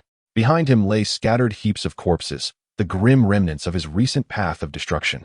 Ahead, the corner opened into a spacious hall. As soon as he stepped out of the hall, he could flee from this place. Yet, near the hall's exit, a line of soldiers stood, while another crouched, all aiming their rifles down the corridor. Each soldier bore a solemn expression, their tension palpable. The walls were too thick for thermal imaging to be effective. They had merely received orders to seal off the corridor, and anyone emerging from within would be met with concentrated fire. The multitude of gun barrels numbered at least 180. At that moment, Lin Feng resembled a demon that had just clawed its way out of a pool of blood, his exposed skin smeared with half-dried, viscous blood. Only the newly donned bulletproof vest and 3 pairs of shorts remained pristine and bright. It had indeed been a thrilling infiltration. He had not anticipated that these precious shorts would also be waterproof and dustproof. Truly, they were my beloved treasures. Ha! Beneath the luminescent green of his shorts, excitement sparkled in Lin Feng's eyes. Through his enhanced senses, he could already discern the flora outside. Despite the heavy military presence encircling the area and the armed guards in the hall, Lin Feng could hardly suppress his exhilaration.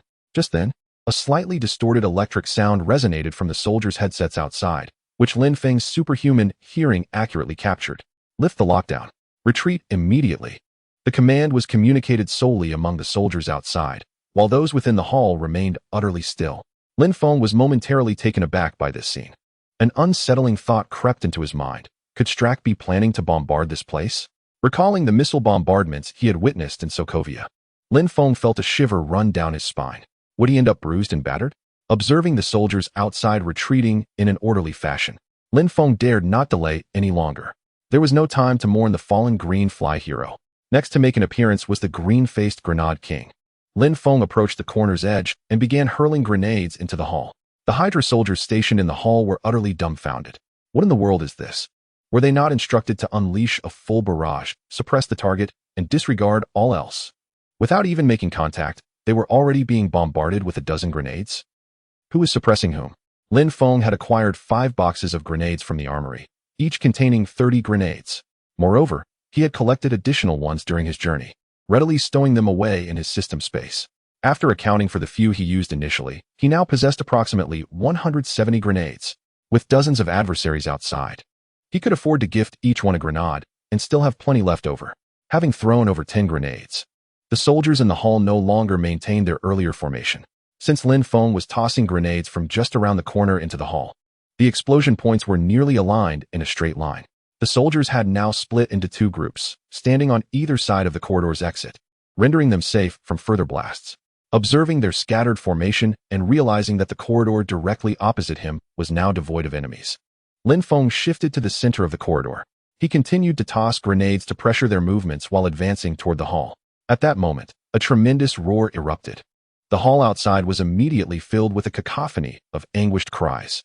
The ground quaked violently, and a massive hole was torn into the outer wall of the hall. Surrounding columns and the ceiling creaked under the strain. Lin Feng was pushed back several steps by a shockwave, and simultaneously, the system's voice echoed in his ears.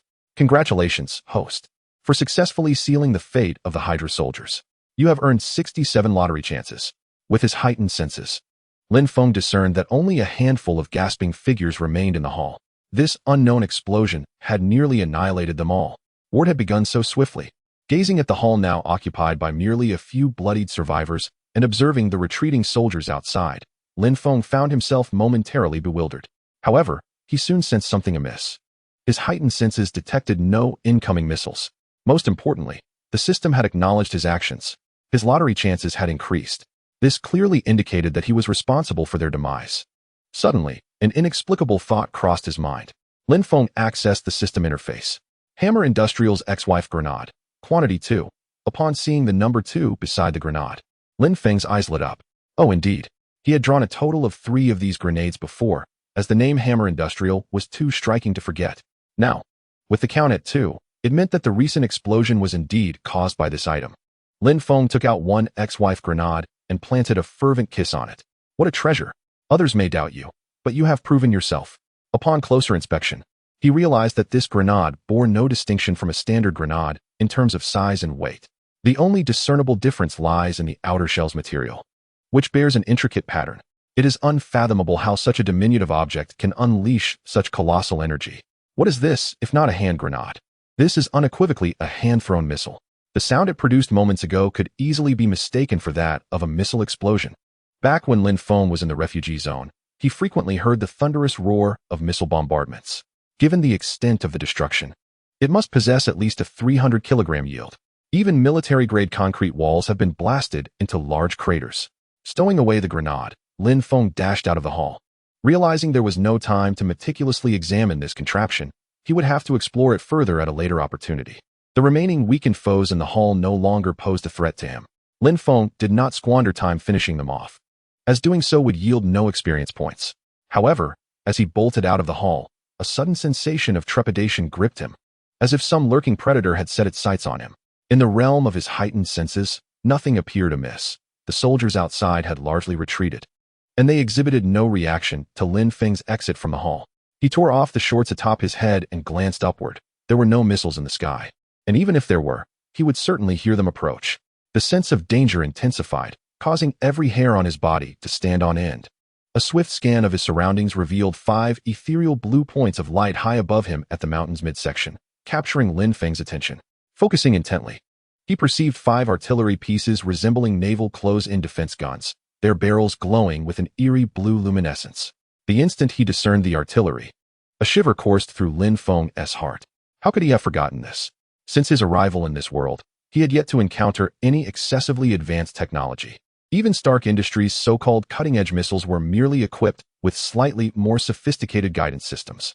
After scavenging in the Sokovia refugee zone for 2 years, he had completely overlooked the fact that Hydra had wielded energy weapons since World War II. Chapter 10. Escape. With the source of danger identified, Lin Feng felt a strange sense of calm wash over him, as the unknown had previously been the wellspring of his anxiety. Yet, the tension within him remained unabated. Although he had never witnessed the might of such weaponry firsthand, he was not foolish enough to volunteer himself as a target. The mere act of it aiming at him sent chills down his spine. Should it strike true, he would be left in a state far worse than mere bruises. Seizing the moment while the weapon was still charging, he made a hasty retreat. The soldiers had just received the evacuation order, and Strack likely never anticipated that he would emerge so swiftly. After all, even he had not foreseen the immense power of the grenade bestowed upon him by the system. Had Lin Feng been in a state of hunger earlier, it is quite possible he would not have escaped. Fortunately, there were many kind souls in the corridor who generously offered him 2 energy bars, thus alleviating his hunger entirely. Given his physical prowess, unimpeded, he could sprint at a remarkable speed of 80 kilometers per hour. The sole dilemma was that Lin Feng was unaware of the location of Sokovia. After all, upon regaining consciousness, he found himself upon the experimental table. However, time was of the essence, and he had no opportunity to ascertain his bearings. He glanced around at the retreating soldiers' paths and chose a direction devoid of people, plunging into a full sprint. Meanwhile, in the command room, Strack could no longer maintain the veneer of aristocratic calm. He slammed his fist onto the console before him. Damn it! At that moment, he resembled a furious lion, his eyes bloodshot, gritting his teeth as he fixated on the screen. The monitor displayed the hall's surveillance, now devoid of Lin Feng's presence, littered instead with corpses and a massive gaping hole in the wall. Strack had genuinely not anticipated that Lin Feng could exit the hall so swiftly. After all, there were still dozens of people inside, and the electrical system of the main entrance had been severed. In his estimation, no matter how formidable Lin Feng was, After dispatching so many soldiers, it would take him at least 10 to 20 minutes to maneuver the heavy door past the mechanical locks. Meanwhile, the energy cannon required merely 3 minutes for recharging. Clearing the perimeter of soldiers would also take only a few minutes, yet barely seconds after issuing the command. And with the energy cannon still in its initial 30-second charge, Lin Feng had somehow burst through the door. From the earlier surveillance footage, it appeared Lin Feng had merely tossed a few grenades into the hall.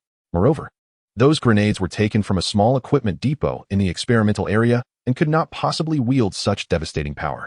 As Strack recalled Lin Feng's diminutive biscuit, enlightenment struck him. It must be a quantum technology akin to that biscuit, transforming a missile into a grenade. What astonished him further was Lin Feng's astonishing speed. In just a matter of seconds, he had sprinted nearly a kilometer. At this juncture, his aide, Bright, stepped forward, whispering, "Chief, shall we pursue?" In Strack's current state, aside from Bright and Lister, no one dared to utter a word. Yet Lister, merely a scientist, was unfamiliar with the nuances of pursuit and capture and refrained from provoking Strack's ire. Nevertheless, his own emotions were far from tranquil, for Lin Feng harbored too many secrets. Each one posed a lethal allure. Now, he could only watch helplessly as Lin Feng made his escape. Lister was consumed with regret. He wished he could slap himself twice. It was his hasty proposal to Strack to bypass brainwashing and proceed directly to experimentation that had led to this predicament. Upon hearing Bright's inquiry, Strack took several deep breaths, striving to regain his composure. Now that the situation has unfolded, it is imperative to devise a means of remedy. The energy weapon is undoubtedly rendered ineffective. By the time it recharges, Lin Feng will have already distanced himself. The dense foliage of the forest obstructs visibility. And with the technological standards reminiscent of the Second World War, the likelihood of accurate targeting is virtually non-existent, while simultaneously heightening the risk of exposure. After all, the trajectory of high-energy ion beams is visible to the naked eye. A large-scale troop deployment for pursuit is equally unfeasible, as it would create excessive noise.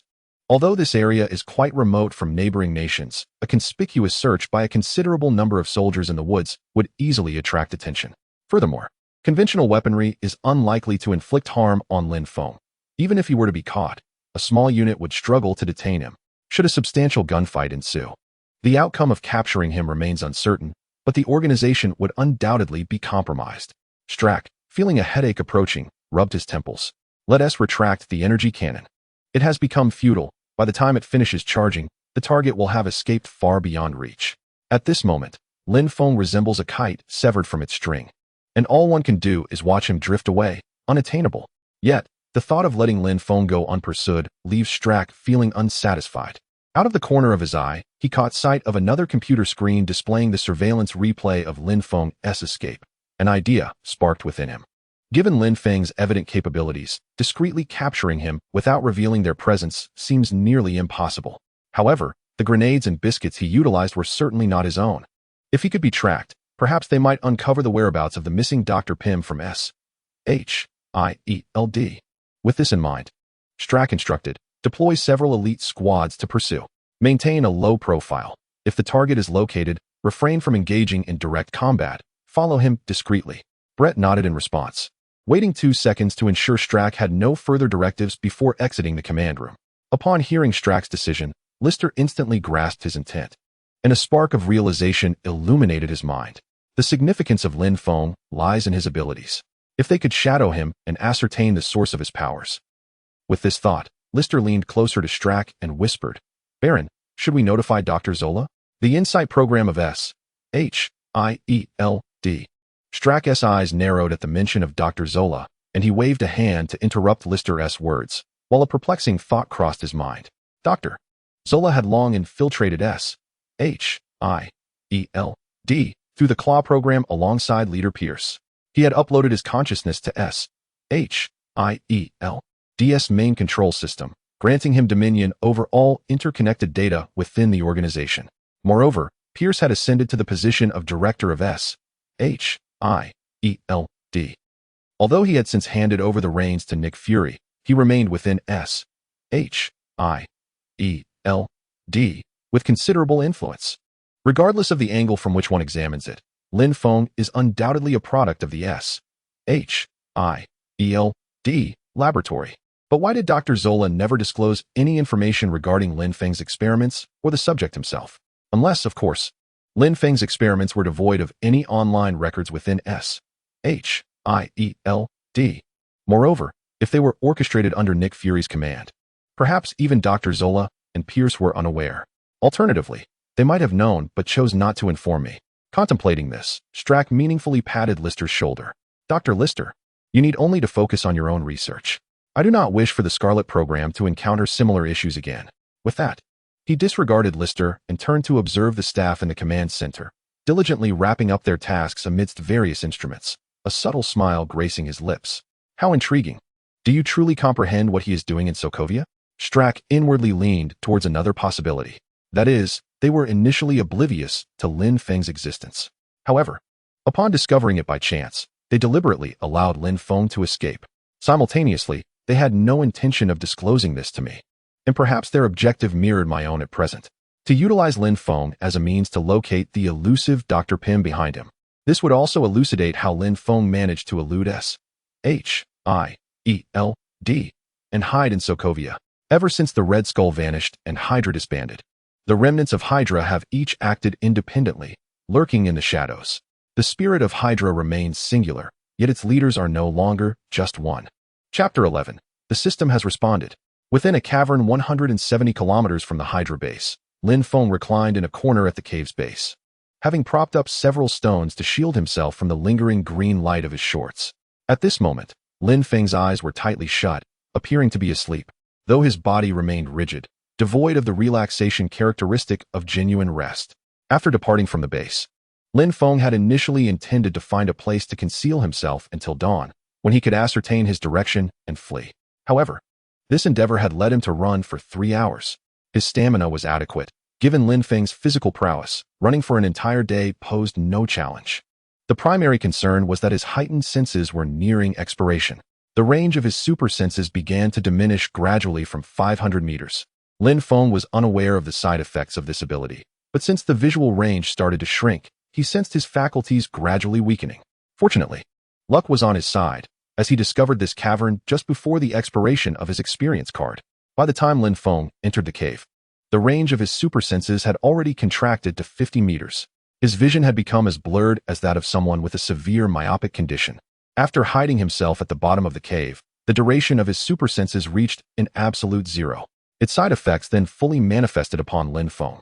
He experienced a deprivation of his senses. At that moment, Lin Feng felt as though he had been confined within a pitch-black room. Before me lies an abyss devoid of light. The chilling winds from outside remain unheard. The cold is imperceptible, and the earthy scent of the cave eludes my senses. Only my consciousness clings to lucidity. I am unable to even access the system interface. Perhaps it is open, yet invisible to my gaze. I attempt to speak softly, to touch my own body, and indeed, my body responds to these motions, but I receive no feedback in return. Apart from my thoughts, it seems I have lost all connection to my corporeal form. Thus, I find myself in this state, striving to command my body, lest I unwittingly perform actions beyond my awareness. I endeavor to count the seconds to track time, curious about the duration of the side effects of my heightened senses. However, before I can tally even a few minutes, my entire consciousness descends into a haze, and I succumb to slumber. Upon awakening, my senses return to normal, and, having rested, I feel invigorated and robust. What the devil? How did I fall asleep? This infernal device is indeed effective, but its side effects are utterly outrageous. I retrieve several energy bars from the system space, consuming them while lamenting my predicament. How long will the side effects last? This wretched system fails to display the time. What technological marvel cannot indicate the hour? Utter nonsense. Doggone system. How long do the side effects of the experience card persist? Initially, I merely uttered my grievances. Yet to my astonishment, the system actually responded. Supersensory experience card. Side effects last for 3 hours. I rubbed my eyes, ensuring I was not hallucinating.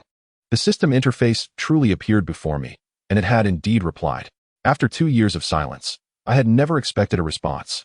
Realizing the system could communicate, I proceeded to extend a cordial greeting for a full 10 minutes, should the system possess such a capacity. Damn system, if you could speak. Why did you not say so sooner? Do you have any idea how I fared these past 2 years? Speak. What hidden functions do you possess? Exhausted from my tirade, I collapsed back into my seat. Yet, this time, the system remained silent. After catching my breath, I recalled that I had previously inquired about this matter upon my arrival, and at that time, the system had remained mute.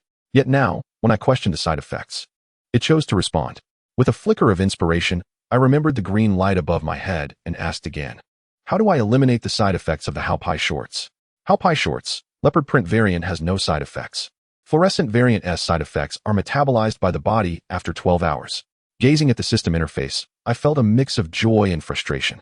The joy stemmed from seemingly unlocking the correct usage of the system, while the frustration arose from the fact that the fluorescent green would vanish after 12 hours. What then? Do I make of the 2 hours of discomfort I endured during my initial wear? I believe that it was solely through my own efforts that I had managed to eliminate it. At this thought, Lin Feng felt like a mere jester. Taking a few deep breaths to stabilize his emotions, he spoke again. What are the side effects of that grenade? The grenade from Hammer Industries has the side effect of unstable yield, with each explosion yielding a random force between 0 and 1,000. Upon receiving this answer, Lin Feng's heart quivered. The maximum yield is 1 ton. Is this truly a grenade? A bomb with a 1-ton yield would guarantee the death of an ordinary person within a 50-meter radius. Even within a 100-meter range, without any cover, severe injuries are inevitable. It seems that fortune has favored me, as the first detonation was precisely 300 kilograms. Not too much, not too little. Just enough to breach the outer wall of the base. Had it been more, I would have been buried within, and had it been less, it would have failed to penetrate.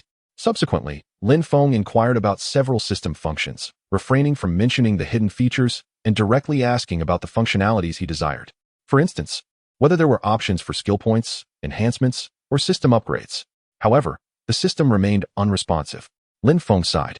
It appears that the system indeed only possesses the function of a lottery. As for the side effects of the biscuit, he did not ask. As hunger was a trivial matter, once satisfied, all would be well. While contemplating what further inquiries to make, Lin Feng's gaze fell upon the heart-shaped grass seed he possessed, and his eyes flickered with intrigue as he asked, how does one obtain a high-level lottery? What are the side effects of the heart-shaped grass seed? This time, the system finally broke its silence. Alter or conclude the fate of significant individuals to earn 1 high-level lottery chance, 2 items from the basic prize pool, and double the size of the system space. High-level prizes have no side effects. Upon learning that the heart-shaped grass bore no side effects, Lin Feng felt a surge of joy. Finally, something reliable. But what qualifies as a significant individual? Who are the significant individuals? Witnessing the system fall silent once more, Lin Feng felt a pang of frustration. Damn it, it remains industrial refuse. It's as good as saying nothing. How am I supposed to alter Wanda's fate? I have had no interaction with her. Where is she now? Well then, it is what it is. Lin Feng shook his head in resignation and stood up, preparing to leave. Obtaining information about the side effects of basic items is already quite commendable. It is no wonder I hadn't asked before. There were only 2 worthless items, each used just once. As for the high-level lottery, that was something I had never even heard of. Where could I possibly inquire about it? Clearing the rubble before him, Lin Feng extended his claw-like fingers, embedding them into the rock face as he began to climb. When he finally emerged at the cave's entrance, the sky was already bright.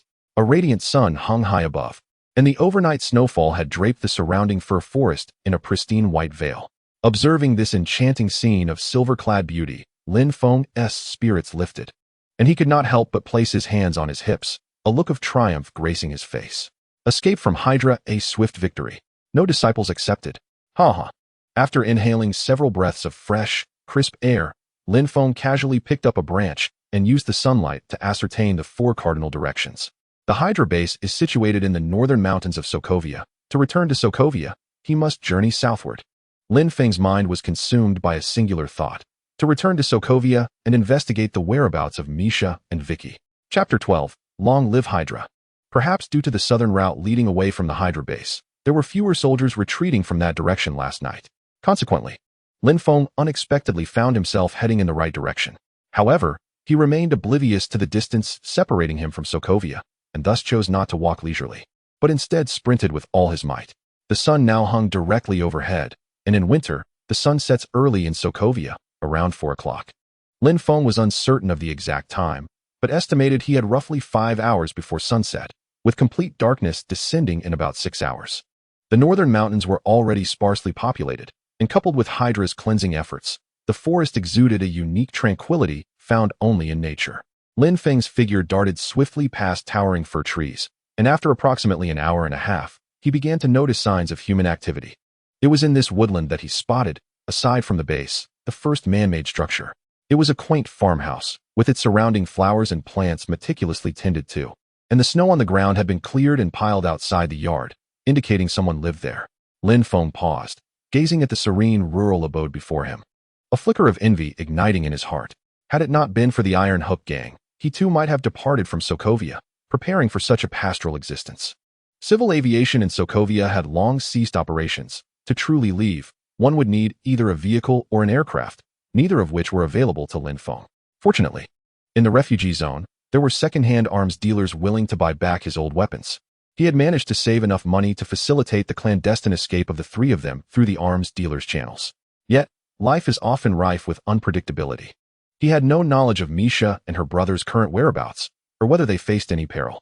With a sigh, Lin Feng resumed his journey, choosing not to disturb the tranquility of the household, though he was quite eager to find some clothing, as he was currently clad only in his undergarments. As Lin Feng stepped into the first small town, dusk had already fallen, the setting sun casting a golden hue over the snow-white rooftops. This town was a peripheral enclave in northern Sokovia, untouched by the ravages of civil war, yet more chaotic than the capital itself. The rebels dismissed this insignificant locale, and the government forces were too preoccupied to attend to it. In the absence of order, the town streets became a chaotic mix of people, rife with disorder and turmoil. Lin Feng entered a shop, and in such an environment, a business still operating must undoubtedly possess a dubious background. However, Lin Feng remained unfazed. His only desire was to procure some clothing and acquire a map to guide him to the capital, Novgorod, a place he had previously frequented. After a cordial negotiation, Lin Feng successfully exchanged a submachine gun and a magazine with the shopkeeper for a tire and a map. As he prepared to depart, the shopkeeper graciously offered him his beloved motorcycle. Although it was not a four-wheeled vehicle, it was still a commendable gift, especially considering it was only the year 2005, a time when few could afford a vehicle. Reluctant to refuse such generosity, Lin Feng accepted, for he certainly could not traverse back to Novgorod on foot. Sokovia was a small nation. Although this town lay on the periphery, it was merely a little over 200 kilometers from the capital. The roads twisted and turned through various towns, totaling just over 300 kilometers. With a definitive route in hand, Lin Feng decided against spending the night in the town and resolved to set off immediately. Navigating the mountain paths at night without a map could lead to disorientation. However, with a map on the main road, he was confident he would not lose his way. Under the shopkeeper's fervent gaze, Lin Feng mounted the cherished motorcycle and set forth towards Novgorod. Though 300 kilometers was not an insurmountable distance, it posed a considerable challenge for Lin Feng and his modest motorcycle. Fortunately, before the fuel tank was entirely depleted, he arrived at Novgorod. The entry roads to the city were guarded by government troops, yet they posed little obstruction to those entering, as the city was already in disarray. Anyone wishing to enter could do so, provided they were not numerous or heavily armed. The guards were disinclined to intervene. Once inside the city, Lin Feng leisurely rode his motorcycle, coaxing the last remnants of energy from its engine as he made his way towards the southern villa district. His aim was to locate the second-hand arms dealer who had previously acquired his discarded weapons. The refugees in the slums, even if fortunate enough to have escaped the clutches of the Iron Hook gang, would undoubtedly remain oblivious to their subsequent movements. However, the local power brokers, who similarly navigated the murky waters of legality, would surely be informed. Even if they were unaware of the gang's hideout, they would likely know where they retreated after their abductions. 20 minutes later, Lin Feng came to a gentle halt in front of a war-damaged villa. His motorcycle had finally run out of fuel. A thin layer of gasoline might linger at the bottom of the tank, but it would no longer ignite after being turned off. Unperturbed, Lin Feng removed the key and handed it to the two armed guards at the entrance. The weapons he had previously scavenged were often sold here, and the guards were accustomed to his presence, sparing him from excessive questioning. "Take care of the bike, or I'll break your legs," Lin Feng playfully remarked, flashing a broad grin that revealed his gleaming white teeth. The system's inventory still contained over a dozen firearms, thousands of rounds of ammunition, and more than 100 grenades. Having just emerged from the Hydra base, Lin Feng was undeniably brimming with confidence. The bodyguard, evidently accustomed to Lin Feng's incessant chatter, merely rolled his eyes and chose to ignore him. At times, Lin Feng found himself quite curious. These individuals possessed an unusually amiable temperament, far removed from that of bloodthirsty brigands. Their leader, Yuri, was particularly affable. In the southern outskirts, there were numerous arms dealers. Yet Yuri consistently offered the highest buyback prices. Strangely, None of the others seemed capable of challenging him. As it stood, he was the sole individual in the entire southern slum engaged in the procurement of old military arms. Moreover, his entourage was surprisingly small, amounting to fewer than 10 men, particularly when compared to the chaotic multitude of other gangs. Previously, Lin Feng had not pondered these matters deeply, viewing Yuri simply as an ordinary arms dealer. The prices he offered were sufficiently high, which kept Lin Feng trading with him. At that time, his sole ambition was to amass enough wealth to escape Sokovia, paying little heed to the local power brokers. How could anyone rival Hydra? Although Lin Feng was a traveler from another realm, his understanding of Hydra was rather abstract, confined to the images he had seen on screen in his past life.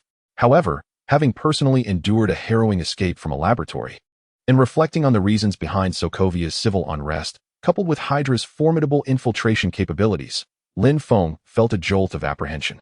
How could someone like Yuri, with such a small cadre, possibly maintain a foothold in the war-torn Sokovia? And yet, he monopolized the secondary arms market in that region. Could it be that this fellow was an informant placed by Hydra? With this thought, Lin Feng narrowed his eyes, though he maintained an impassive facade. Despite his suspicions regarding Yuri's potential affiliations with Hydra, he resolved to test the waters. After all, having escaped from Hydra's base, he deemed that a mere handful of individuals could pose no threat to him. Under the guidance of a bodyguard, Lin Feng ascended to the second floor of the villa, entering a study. It was approximately 8 in the evening, and Yuri appeared to have just finished dinner. He sat behind a substantial desk, his left hand gripping a newspaper while his right held a half-burned cigar. On the desk lay a steaming cup of coffee alongside an uneaten plate from his meal. Observing this scene deepened Lin Feng's suspicions. Yuri embodied the very essence of a Western aristocrat. Initially, Lin Feng had perceived Yuri as merely affluent, harboring no thoughts beyond envy for his refined lifestyle. Yet, now, seeing Yuri's demeanor, Lin Feng was instantly reminded of Strucker's haughty poker face. Lin Feng entered without interrupting Yuri's reading, and once the bodyguard had delivered him, he closed the door behind him, leaving only Lin Feng and Yuri in the room. Tension coiled within Lin Feng's body as he approached the desk. Observing Yuri's gaze still fixed upon the newspaper, he spoke softly. Chapter 13, Yuri. The moment Lin Feng uttered that iconic slogan associated with Hydra, Yuri's grip on the newspaper instinctively tightened, yet his expression remained inscrutable. The eyes concealed by the newspaper darted towards the partition beneath the desk on the left, where a Glock 17 pistol lay in wait. In the next instant, Yuri's left hand abruptly released the newspaper and reached for the partition.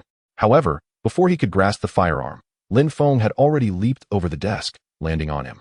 His left hand gripping Yuri's throat while his right hand, clenched into a fist, hovered threateningly before Yuri's eyes. The 3 bone spurs protruding from Lin Feng's right hand were mere centimeters from Yuri's gaze, creating an undeniably intimate tableau, akin to a rather exhilarating aerobic exercise. If one were to disregard the menacing claws and imagine Yuri wrapping his arms around Lin Feng's waist, it would have been a perfect scene. Yet, both men were unconcerned with such trivialities. After delivering a classic declaration, Lin Feng's eyes remained fixed on Yuri, noting the tightening of his fingers. This slogan was not uttered frivolously. As a clandestine organization, Hydra's existence was inherently unknown to the common populace. Only those affiliated with Hydra or individuals like those from S.H.I.E.L.D., who were aware of Hydra's existence, could be expected to react upon hearing such a phrase. Ordinary individuals who became aware of Hydra typically met a grim fate or had already joined its ranks. Therefore, the moment Lin Feng observed Yuri's reaction, he was certain that Yuri was no ordinary arms dealer. "You are one of Hydra's people," they both exclaimed simultaneously. Though Yuri's tone was one of astonishment, while Lin Feng's bore a hint of amusement. Momentarily taken aback by each other's words, they paused. "I am not," protested Yuri. To which Lin Feng retorted, "Then how do you know Hydra's slogan?" At that moment, the sound of commotion from outside prompted a bodyguard to burst through the door. Upon seeing Lin Feng atop his boss, the bodyguard instinctively raised his weapon, disengaging the safety while aiming at Lin Feng, though he hesitated to pull the trigger, fearing for his employer's safety. The bodyguard then shifted his gaze to Yuri, calling out, "Boss." Yet Lin Feng, at this juncture, had nearly dismissed the notion that Yuri was affiliated with Hydra. The reaction to the slogan did not align with that of a Hydra member, and Yuri's expression did not appear disingenuous. Nevertheless, Lin Feng remained cautious regarding Yuri's familiarity with the slogan, recognizing that he was certainly no ordinary individual. Noticing the intrusion, Lin Feng exchanged a glance with Yuri, retracting the bone claws from his right hand as a gesture of goodwill. In turn, Yuri waved dismissively at the bodyguard. "It's fine. leave and close the door. The bodyguard lowered his weapon, scratching his head, casting an odd glance between the two men before departing the study at Yuri's insistence. Once the bodyguard exited, Lin Feng's previously tense demeanor relaxed considerably.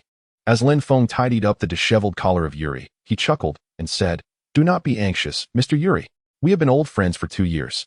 How could I possibly harm you?" Yuri, devoid of expression, swatted Lin Feng's hand away. "Could you kindly get off me?" "Of course, Mr. Yuri," Lin Feng replied with an awkward smile, stepping aside to collapse onto the soft sofa. Yuri cast a deep glance at Lin Feng before retrieving a cigar, lowering his head to focus intently on trimming it. "Your transformation in just a few days has taken me by surprise. Pray tell, what brings you to see me this time? You hardly appear to be here to sell something." Yuri's hands were steady as he trimmed the cigar, yet his tone betrayed an underlying agitation. He chose not to mention the earlier incident with Hydra, directly inquiring about Lin Feng's purpose instead. Having known Lin Feng for nearly 2 years, he found him to be quite satisfactory, unlike other refugees who resorted to deceit. Though he too was a scavenger, Lin Feng was diligent and often returned with some bounty. Occasionally, Yuri heard from other refugees selling scrap that Lin Feng frequently extended help to others in the slums. Many had benefited from his kindness in his neighborhood. Consequently, their interactions were amicable. Each time Lin Feng came to sell, Yuri would offer the highest price, even accepting items of little worth as a form of compensation for his efforts. Yuri had suggested that Lin Feng join him, a far better alternative than rummaging through trash. But Lin Feng had declined. Eventually, Yuri understood that Lin Feng had no intention of remaining in Sokovia. Just days prior, Lin Feng had approached him, revealing his savings accumulated over 2 years, requesting assistance to smuggle himself and 2 other refugees out of Sokovia. However, Yuri's transport team had just completed a journey, and he asked Lin Feng to wait another half-month. In the brief span of a few days, Lin Feng seemed to have undergone a dramatic change. The 3 bone spikes that had been thrust before him earlier now sent a chill down his spine upon reflection. When Lin Feng heard Yuri's words, he did not respond immediately. He had originally come to inquire about the Iron Hook gang while intending to sell items as well. He aimed to convert all his weapons into cash, planning to retreat with Misha and her brother once he located them. Yet, it appeared that Yuri's identity was far more complex than it seemed. Although he had dismissed any suspicions of Yuri's connection to Hydra, Lin Feng still sought further confirmation. "How do you know Hydra's slogan?" he asked, echoing his previous question. However, Yuri refrained from providing a direct answer. "Everyone harbors their own secrets, Lin, much like you," he said, igniting the neatly trimmed cigar and taking a deep puff, his tone noticeably calmer. "I am indifferent to your reasons for knowing about Hydra, and I implore you to refrain from posing the same question to me. You need only to understand that I am not affiliated with Hydra, and I trust you are not either. Should you require assistance, in light of our amicable 2-year acquaintance, I shall consider it earnestly." Upon hearing Yuri's words, Lin Feng pondered for a moment and found no fault in them. When he had just shouted the slogan, his instinctive reaction had been to draw his weapon rather than to echo it, which would indeed suggest a distaste for Hydra. Moreover, in their 2 years of interaction, he had not encountered any negative information regarding Yuri. Unlike Strucker, who, despite his outward benevolence and popularity in the slums, had a disconcerting habit of taking in a group of refugees during public aid distributions, only for them to mysteriously vanish thereafter. Other refugees remained oblivious, mistakenly believing that being chosen by the Baron was an honor. Yet, as a time traveler, Lin Feng was not so easily deceived. At the very least, no one had inexplicably disappeared from Yuri's side. Thus, Yuri's identity became quite apparent. To maintain a stronghold in Sokovia with a mere handful of followers, while possessing knowledge of such a clandestine organization as Hydra, indicated that he was surely backed by a high-ranking official within the Sokovian government. Given the circumstances, it was natural for him to withhold such information. After all, the war was still ongoing, and government officials were seizing the opportunity to profit from the sale of second-hand arms in refugee zones. Should this information leak, Sokovia would likely descend further into chaos, and the number of insurgents would surely multiply. With these thoughts in mind, Lin Feng ceased to dwell on the matter. It mattered little who was behind Yuri, as he had no intention of remaining here. Chapter 14, Wakanda? Quite near indeed.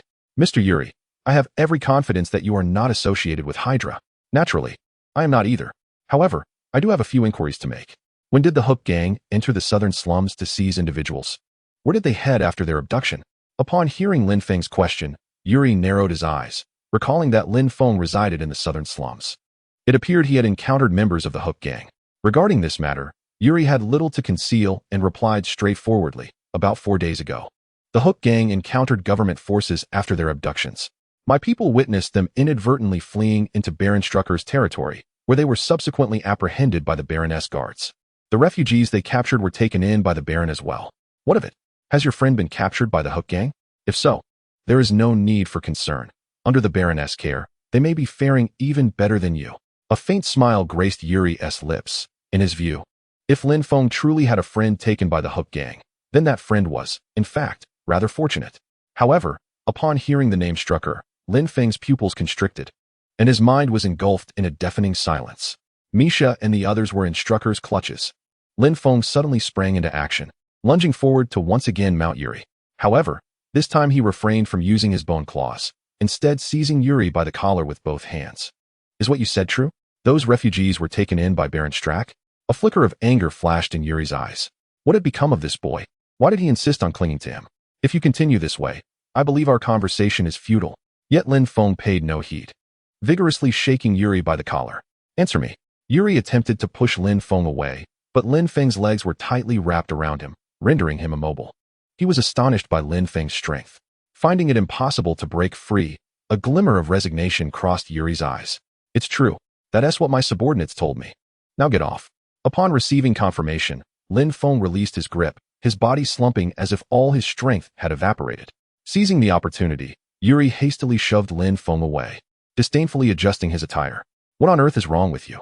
If you dare to mount me again, even with those claws, I will fight you to the bitter end. Yet Lin Feng remained oblivious to his words. The news about Hydra struck him like a thunderbolt. The thought of the two possibly lying on an operating table, being flayed by Lister's knife, or having their bellies mutilated by Strack, left Lin Feng gasping for breath. He possessed self-healing abilities, but they did not. Were they still alive? Suddenly, a spark of realization ignited in Lin Feng's mind. Yes, self-healing. Lister's preference for cutting him was solely due to that twisted fascination with his regenerative powers. But Misha and Vicky were entirely ordinary. No matter how deranged Lister was, he could not possibly derive pleasure from torturing an innocent. Hydra's abductions were not merely for Lister's sadistic amusement.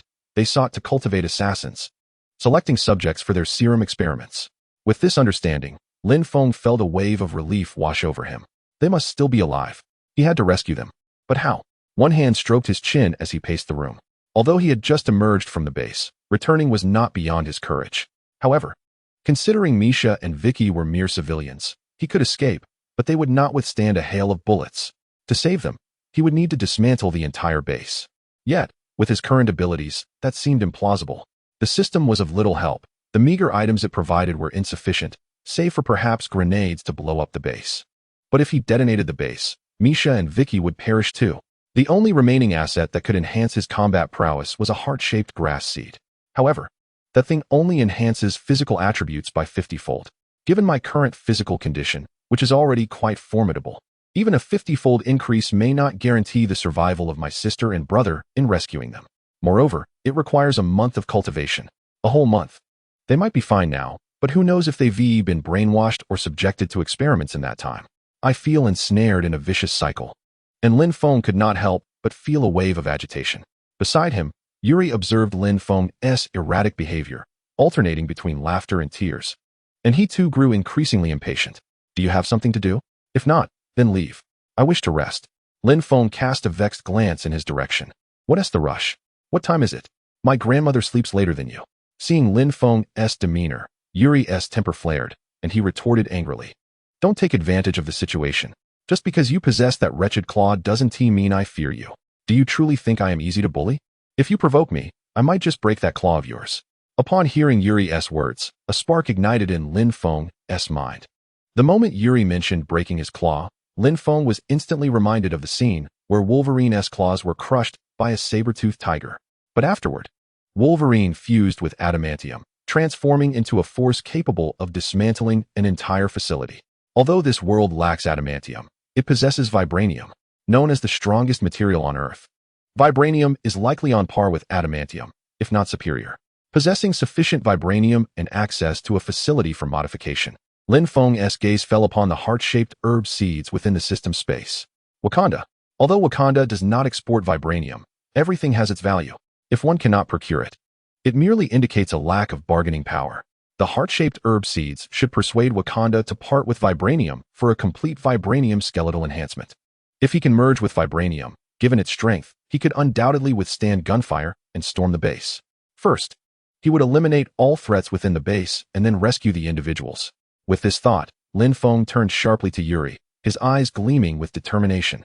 Yuri, taken aback by Lin Feng's expression, felt a pang of dread, fearing Lin Feng might erupt in violence. After all, he merely jested, respecting Lin Feng's status as a formidable figure. What was a mere trash collector like him doing flaunting his bravado in Lin Feng's presence? A man has his dignity. Yet, faced with Lin Feng, he felt a twinge of apprehension. He had just experienced Lin Feng's strength, and with those claws, taking his life would be as easy as child's play. What are you doing? If you don't wish to leave, you may linger a bit longer. I just had coffee, so I'm not sleepy yet, and I can still chat with you for a while. But please, refrain from climbing onto me at every opportunity. Yuri's lips twisted into a grimace that was more grotesque than sorrowful, as his left hand stealthily grasped the handgun beneath the desk, seeking a semblance of security. Lin Feng observed this subtle movement, but chose to disregard it, offering Yuri a congenial smile. Mr. Yuri, I require your assistance in reaching Wakanda with utmost urgency. Oh, and you might need to accompany me, as I am uncertain whether your associates would abandon me midway. Yuri, perplexed by Lin Feng's mention of flying, inquired, Wakanda? Where's that? Although Wakanda had joined the United Nations, it perpetually proclaimed itself merely an agricultural nation in Africa. The true Wakanda remained concealed within the dense tropical grasslands of Africa, shrouded by holographic projections. Even so, King Chaka made no effort to promote the facade of the false Wakanda to the outside world, rendering it relatively obscure on the international stage. It was entirely reasonable for the people of Sokovia to be unaware of its existence. Lin Feng maintained his cheerful demeanor. It's quite close. Just in Africa. Yuri responded incredulously. Do you even comprehend what you are saying? Do you know how far we are from Africa? The direct distance is over 4,000 kilometers. And we must cross the sea. What vehicle can traverse the ocean? Lin Feng appeared unfazed. Indeed. That's why I require your assistance in arranging a plane to get there. Chapter 15. Departure tomorrow morning. That is impossible. Any aircraft that has not been reported to the government in Sokovia will be deemed an enemy and engaged without hesitation. Of course, if you possess sufficient funds to bribe those influential figures, it is not unfeasible, but you seem to lack such resources. At this juncture, Yuri sat up straight, placing the handgun on the table before him, his gaze fixed intensely on Lin Feng. Lin, I genuinely admire you. You are unlike those refugees languishing in slums. You possess your own objectives and principles, but do not overstep your bounds. I too have my limits. At most, I can arrange for a vehicle to smuggle you into the neighboring country. As for the plane, that will have to wait until you can procure sufficient funds to sway those powerful individuals. Yuri's words, while offering Lin Feng a degree of respect, also carried an undercurrent of threat. Though he found Lin Feng's capabilities somewhat enigmatic, he recognized the difficulty of fulfilling Lin Feng's request to fly to Africa and to accompany him as well. Was he jesting? Yet, Lin Feng remained unperturbed. Mr. Yuri, I believe securing a plane should not pose a significant challenge for you. I would prefer to avoid any unpleasantness between us, but my patience is wearing thin. I hope you refrain from provoking my ire. In Lin Feng's eyes, Yuri's desires were merely motivated by financial gain. He could hardly consider their relationship as one of genuine camaraderie. The kindness exhibited by Yuri was simply a reflection of his amiable nature. However, as a politician's puppet, his purpose is not to foster goodwill with the common folk, but rather to amass wealth. Moreover, as a second-hand arms dealer, with powerful officials backing him, Lin Feng found it hard to believe he lacked his own aircraft and routes. How could he possibly earn a substantial profit merely from the meager scraps collected from refugees? Furthermore, he offered exorbitant prices for their recovery.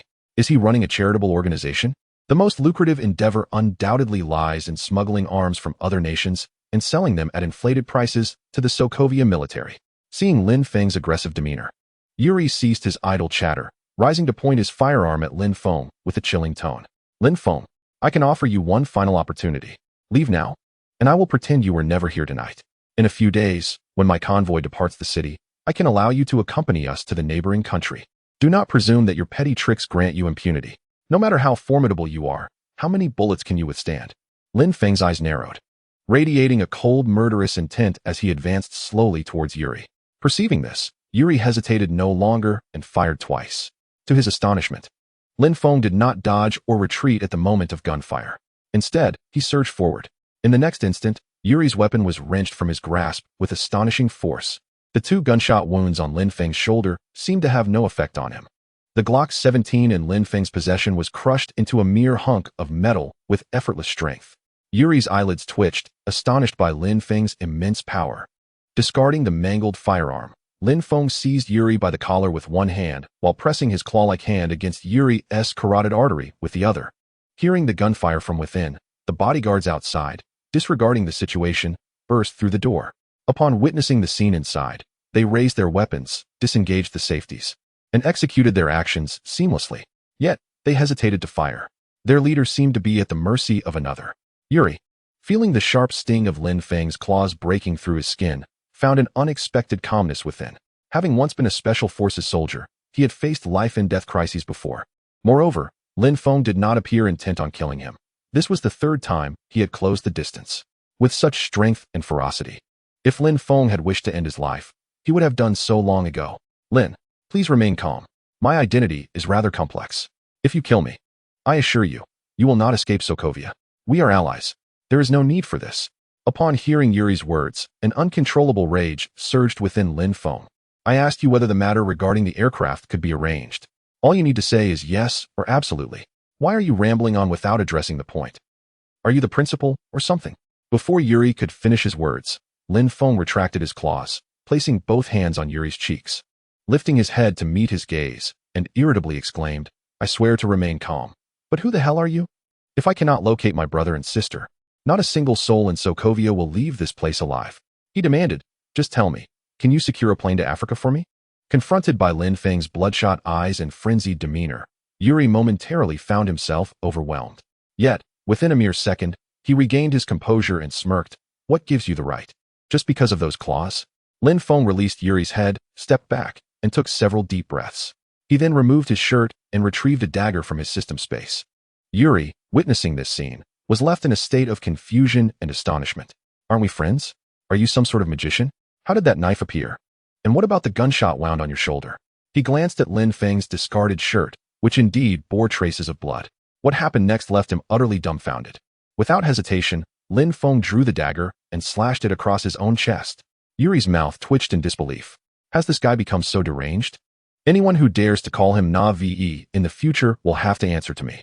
He is more ruthless than ruthless. To Yuri's utter astonishment, the wound on Lin Feng's body began to heal at an astonishing rate, visibly closing within mere seconds until the injury vanished entirely, leaving his chest as smooth as before. With a cold gaze, Lin Feng fixed his eyes on Yuri without uttering a word. Yuri was taken aback by Lin Feng's display. What is this? A demonstration of resilience? If you are this formidable, why not seek out the influential figures instead of coming to me? I cannot fight you, nor can I kill you. You are not someone to be trifled with. After a few seconds of shared silence, Yuri relented, gritting his teeth and saying, all right, I will get you that plane. But what do you intend to do in Africa? I have already mentioned that your friends are with the Baron. If you wish to find them, you could simply approach the Baron. And do I have to come along? As he uttered the last words, Yuri lowered his gaze, unable to meet Lin Feng's eyes any longer. However, Lin Feng remained silent and unmoving, simply watching Yuri intently. Seeing Lin Feng's lack of response, Yuri cautiously raised his head, only to flinch at the sight. Fine, I will accompany you, but you must tell me what your purpose in Africa is. Upon hearing Yuri's words, Lin Feng's icy demeanor swiftly melted away, revealing a broad grin. Good friend, Yuri, I knew I was right about you. Rest assured, consider it a trip to Africa. There is no imminent danger. Let us proceed. Observing Lin Feng's swift change of demeanor, Yuri felt a wave of exasperation. You have not mistaken me. I seem to have misjudged you. You are certainly no good fellow. Being with you, especially airborne, instills little confidence in me. However, he refrained from voicing such thoughts, fearing it might provoke Lin Feng. This lad has not only grown stronger in a few days, but also appears to have lost some of his wits, uttering strange things. Yet, he resignedly replied, not now. You must grant me some time. Lin Feng, that makes sense. So, when do you propose? Yuri swallowed hard, tempted to suggest after the civil war concludes, yet apprehensive of Lin Feng's potential wrath. After a moment's contemplation, he offered a more reasonable time frame. The day after tomorrow. Lin Feng, Yuri, tomorrow. Tomorrow. Lin Feng, TSK. Yuri felt utterly defeated, cursing under his breath. You still expect me to work through the night? The heart of capitalism pales in comparison to your greed. By 10 o'clock tomorrow morning. It cannot be any sooner. Do you think an aircraft is akin to a bicycle? To depart whenever one pleases? Lin Feng nodded in satisfaction. Mr. Yuri, I trust you won't mind if your good friend stays overnight at your residence? Chapter 16. Take me to find your brother. With the arrangements for the aircraft settled, Lin Feng felt a significant weight lifted from his shoulders. Subsequently, at Yuri's warm invitation, the two long-separated friends engaged in a heartfelt conversation in the study of the villa. Yuri had prepared a lavish dinner, and the two enjoyed a delightful feast together. Although Yuri internally grumbled about Lin Feng's insistence on urgent travel arrangements, the tasks at hand were not overly burdensome, merely a few phone calls. The actual work was delegated to subordinates. Under normal circumstances, a private jet would be ready for immediate departure. However, all civilian airports in Sokovia were currently out of operation. Even aviation fuel was under stringent regulation. The delays primarily stemmed from flight plan approvals and airport allocations. The following morning, at Lin Feng's urging, Yuri reluctantly climbed into a sandy yellow SUV, directing it towards a secret base outside the city. Regarding the secret base Yuri mentioned, Lin Feng initially assumed it was merely a hideout for arms dealers and aircraft. To his surprise, upon arrival, he discovered it was a military outpost. Lin Feng was quite familiar with the insignia of the organization. While his knowledge of it was limited, he frequently observed members adorned with the emblem traversing the alleys of the slums.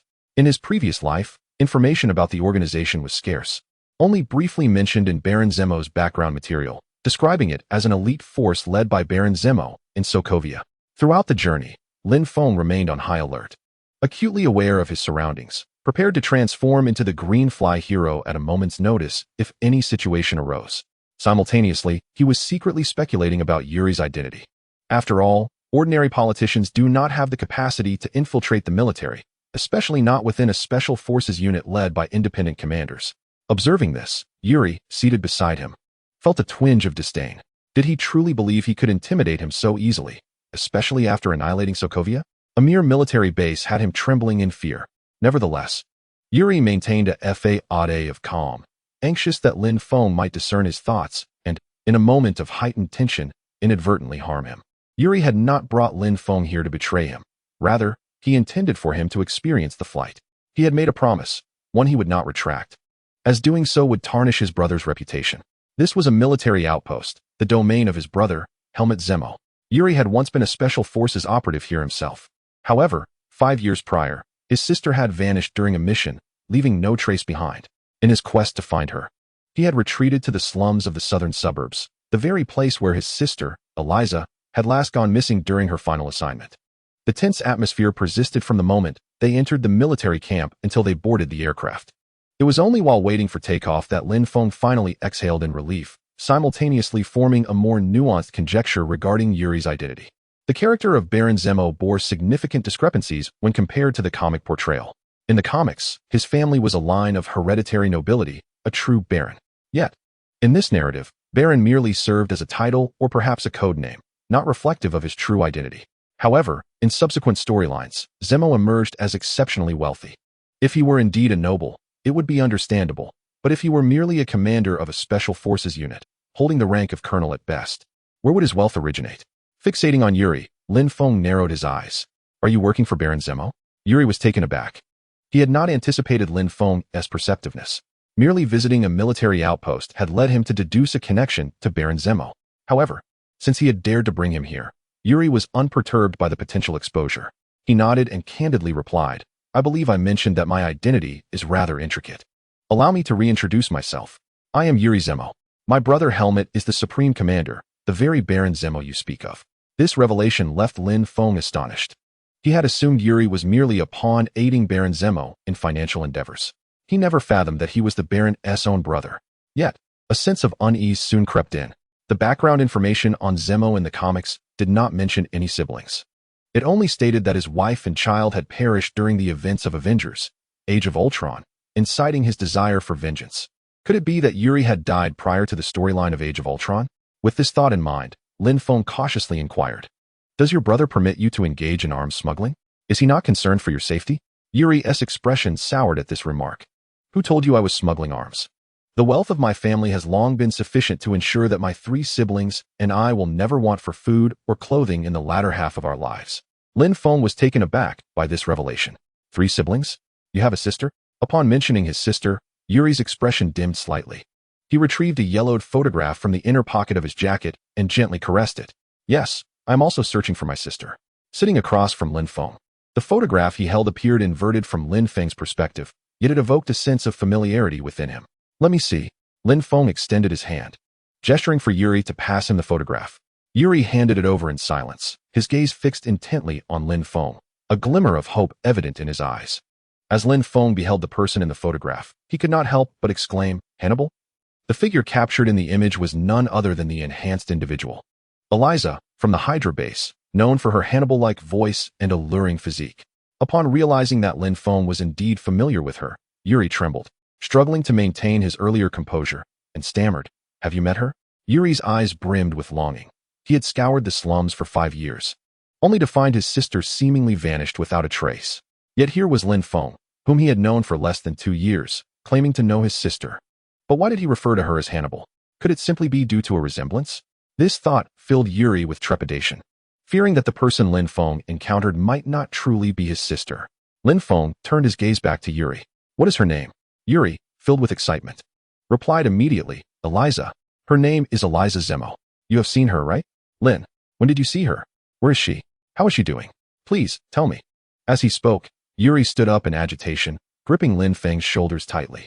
Observing Yuri's fervent emotions, Lin Feng was reminded of his own desperate state the previous night, and a complex expression crossed his face.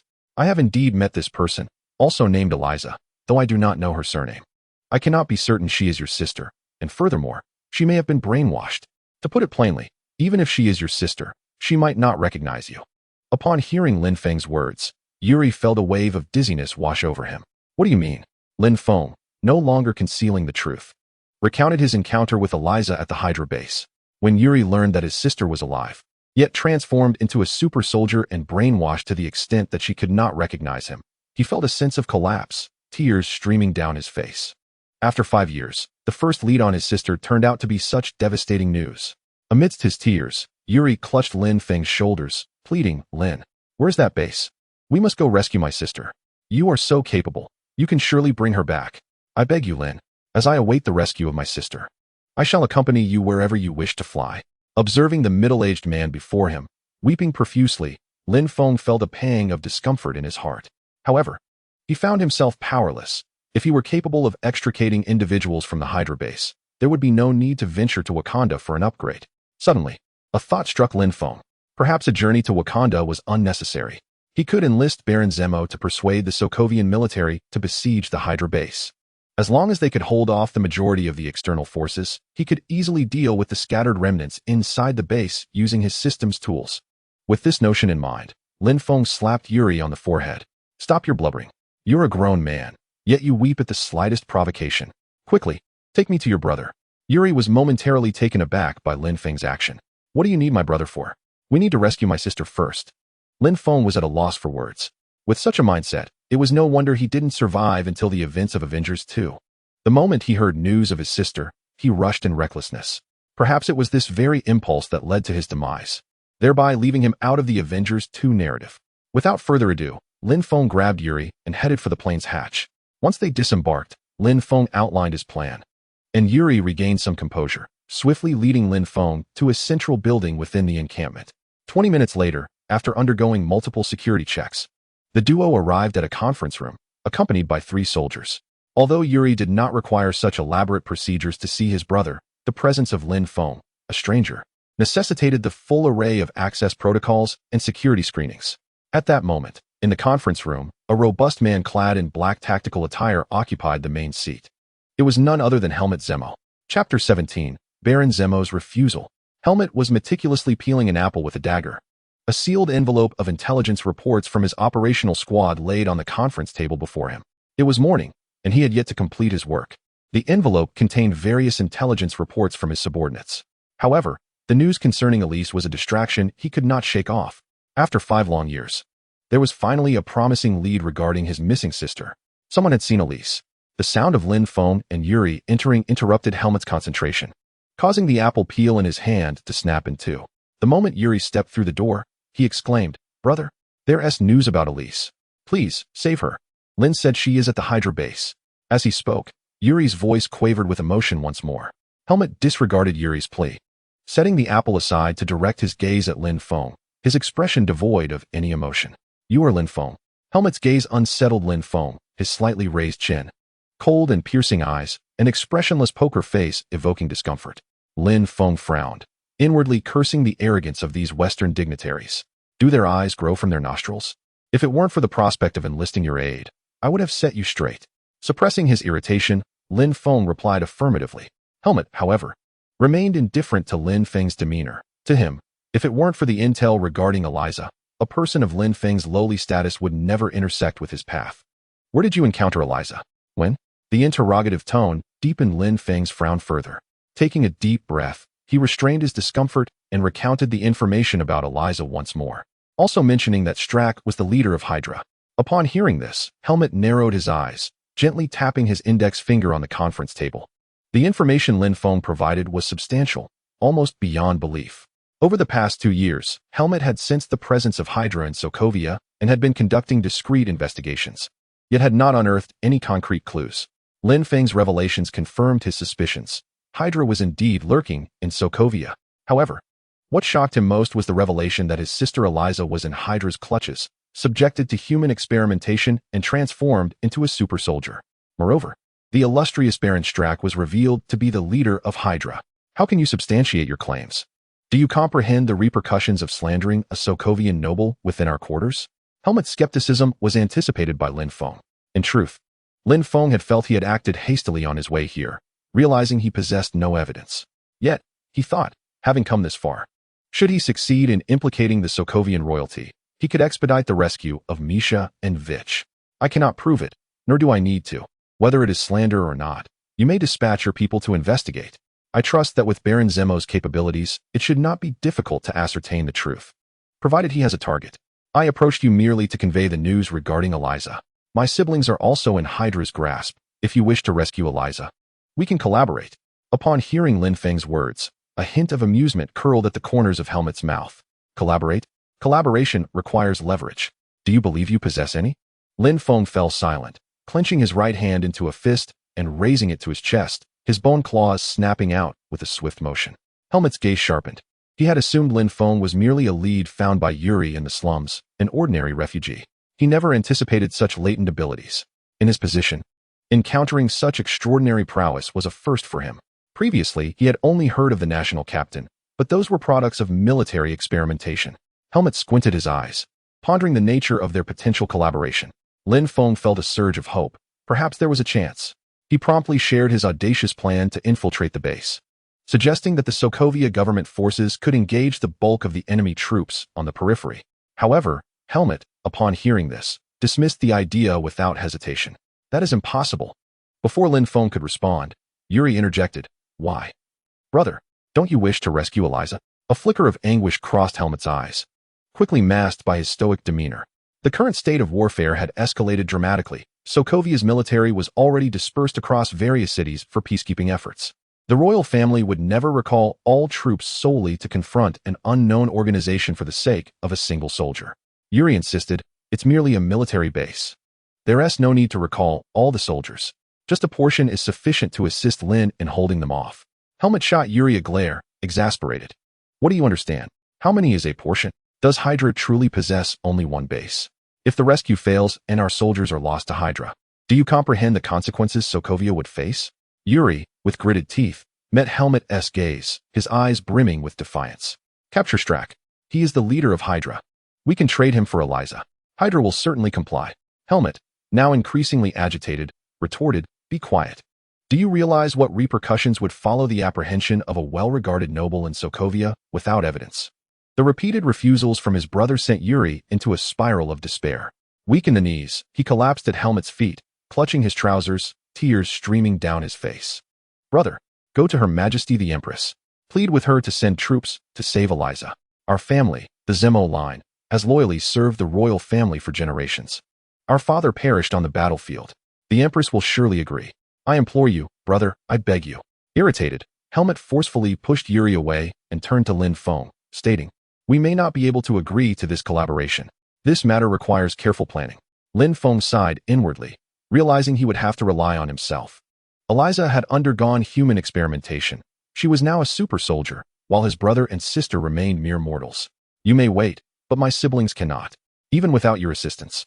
I will rescue her.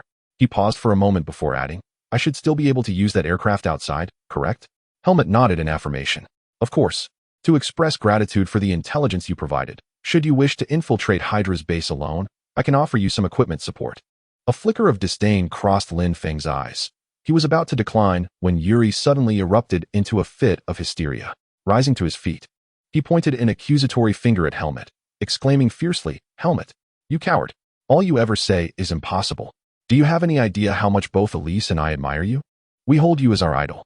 Yet, what have you done? 12 years ago, I warned against letting Elise enlist. And how did you respond? You insisted the royal family needed us. Sokovia needed us. What transpired 5 years ago after Elise vanished? You busied yourself with your trivial missions. Now that I have finally uncovered a lead on Elise, when we require the royal family and your assistance, what have you done? Where is the royal family now? I despise you. I shall never forgive the Sokovian royal family. I will never forgive you. With that, Yuri seized Lin Feng by the arm and strode toward the door. Lin, we are leaving. Throughout Yuri's accusations, Helmut offered no retort. Watching the two depart, a flicker of sorrow crossed Helmut's eyes as he tremulously grasped an apple from the table, mechanically peeling away the remaining skin. Chapter 18. Departure to Wakanda.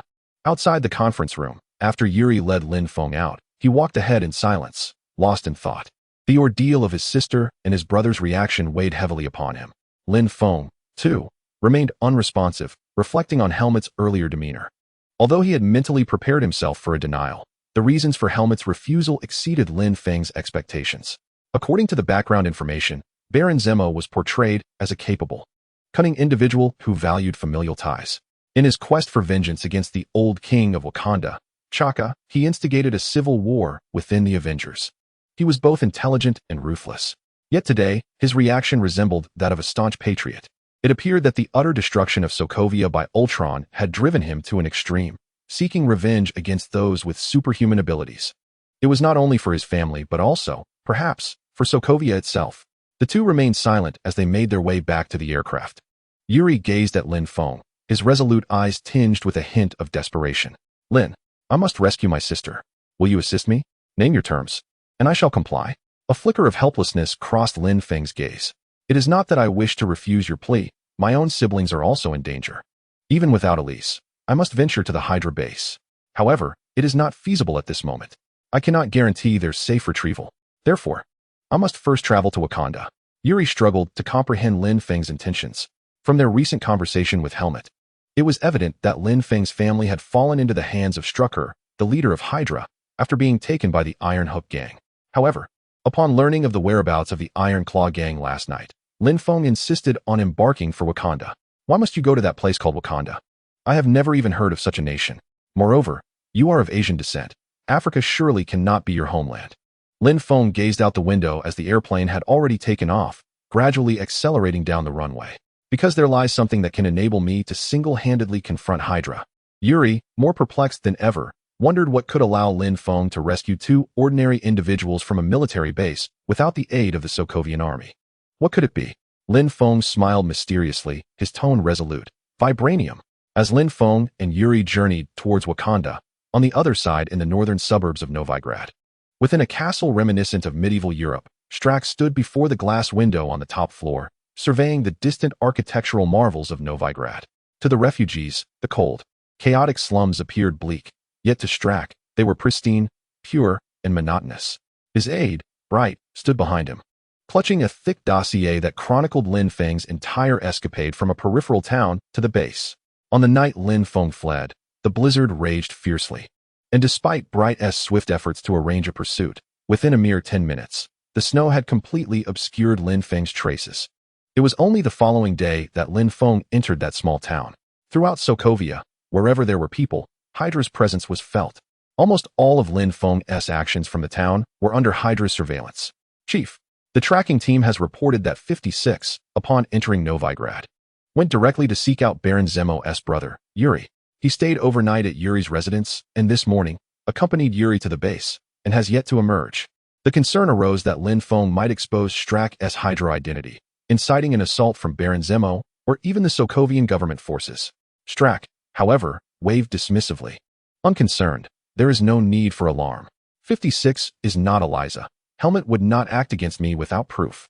Moreover, 56 has previously stated that I am the great benefactor of the 10th generation. My reputation in Sokovia serves as my shield. Transfer all information regarding the organization and experiments back to the base. Reduce the patrols here. If he suspects, let him investigate thoroughly. Mentioning Helmet caused Strack some distress. Under his control, Hydra had remained impervious, with every infiltration plan ending in failure. 5 years ago, after fortuitously discovering the gravely injured Eliza, Strack had initially intended to use her as a pawn. However, due to a penetrating injury to her neck, her survival had seemed nearly impossible. After being brought back to the organization and saved, her voice had irrevocably changed due to damage to her vocal cords. In this scenario, if Elise were to be brainwashed and subsequently returned, it would prove exceedingly difficult to justify her whereabouts during her absence for recovery. After all, the voice had already revealed the fatal injury to her throat. If the details of her miraculous survival could not be reasonably articulated, even if she were released, it would likely yield no beneficial insights, but rather expose the existence of the organization. Consequently, Strack relinquished her to Lister, only to find that she unexpectedly withstood the serum trial. Ultimately, Strack resolved to preserve her in a state of hibernation, perhaps to later exploit her identity for some nefarious scheme of framing. Contrarily, Yuri, who later appeared in the slums, was brimming with opportunities, capable of being returned to the base for brainwashing at any moment. Yet, this very circumstance rendered him untouchable, with both brother and sister disappearing from the same location. Even Helmet, despite being a mere muggle, could discern that something was amiss. Strack massaged his temples, dismissing these bygone matters, and continued, bright, adjusting his demeanor. Resumed, according to our informant within the military, last night a flight to Wakanda was declared, scheduled to depart at 10 a.m. today. Chief, I suspect this may pertain to 56. Strack turned to Bright, his expression tinged with confusion. Wakanda? What sort of place is that? Bright rifled through his documents and replied, it is an underdeveloped agricultural nation in Africa, registered with the United Nations, receiving considerable aid from countries worldwide each year. Upon hearing the word Africa, Strack narrowed his eyes. Africa? Ulysses Klau's vibranium seems to have originated from there. In an instant, a smirk graced Strack's lips. He was certain that this flight had been orchestrated by Lin Feng. The shorts, purportedly made of vibranium, must surely have come from this very place. Although he was perplexed as to why Lin Feng, as an experimental subject of S.H.I.E.L.D., would know the source of vibranium, the connections between Klau, Africa, and Lin Feng's vibranium shorts, alongside his remarkable journey from Sokovia to Africa, were compelling enough for Strack to investigate further. After all, he could not believe that Lin Feng's trip to Africa was merely a coincidence to evade capture. That would be far too fortuitous. It appeared that events were unfolding even more favorably than he had anticipated. He ordered a team to Wakanda to trace the origins of the vibranium. Hydra had long been in pursuit of its source, but thus far, they had only learned that Klau had procured vibranium from Africa, with no knowledge of its precise location.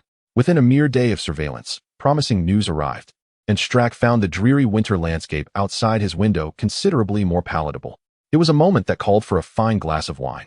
As Strack approached the nearby liquor cabinet, he inquired, how is the laboratory progressing? Bright tucked away the report on Lin Feng and opened another file. The experimental area has resumed normal operations. The rampaging state of Eliza has been quelled, and Dr. Lister is fully prepared for Experiment 14, intending to conduct it this afternoon. The Red Sister and brother have regained consciousness. However, the powers of the Crimson Hue have dissipated. Dr. Lister speculates that this is due to her abilities having just awakened, leaving her unable to fully master them. After Experiment 14, Dr. Lister plans to implement a brainwashing procedure on the Red siblings before attempting to test their superpowers. Chapter 19. Do you speak any minor languages? On board the flight to Wakanda, Lin Feng was resting with his eyes closed. Although Yuri had promised to procure an aircraft for him the previous night, Lin Feng remained vigilant, fearing that Yuri might abscond. Thus he had not slept a wink. Despite feeling no physical fatigue, his mind bore the weight of exhaustion. Meanwhile, Yuri, who had been scrutinized by Lin Feng all night, contemplated the vibranium mentioned by Lin Feng. Although vibranium is not circulated publicly, Yuri had heard of its renown. Rumored to be the hardest metal on Earth. If the concept of conflict could be materialized, it would undoubtedly be through vibranium.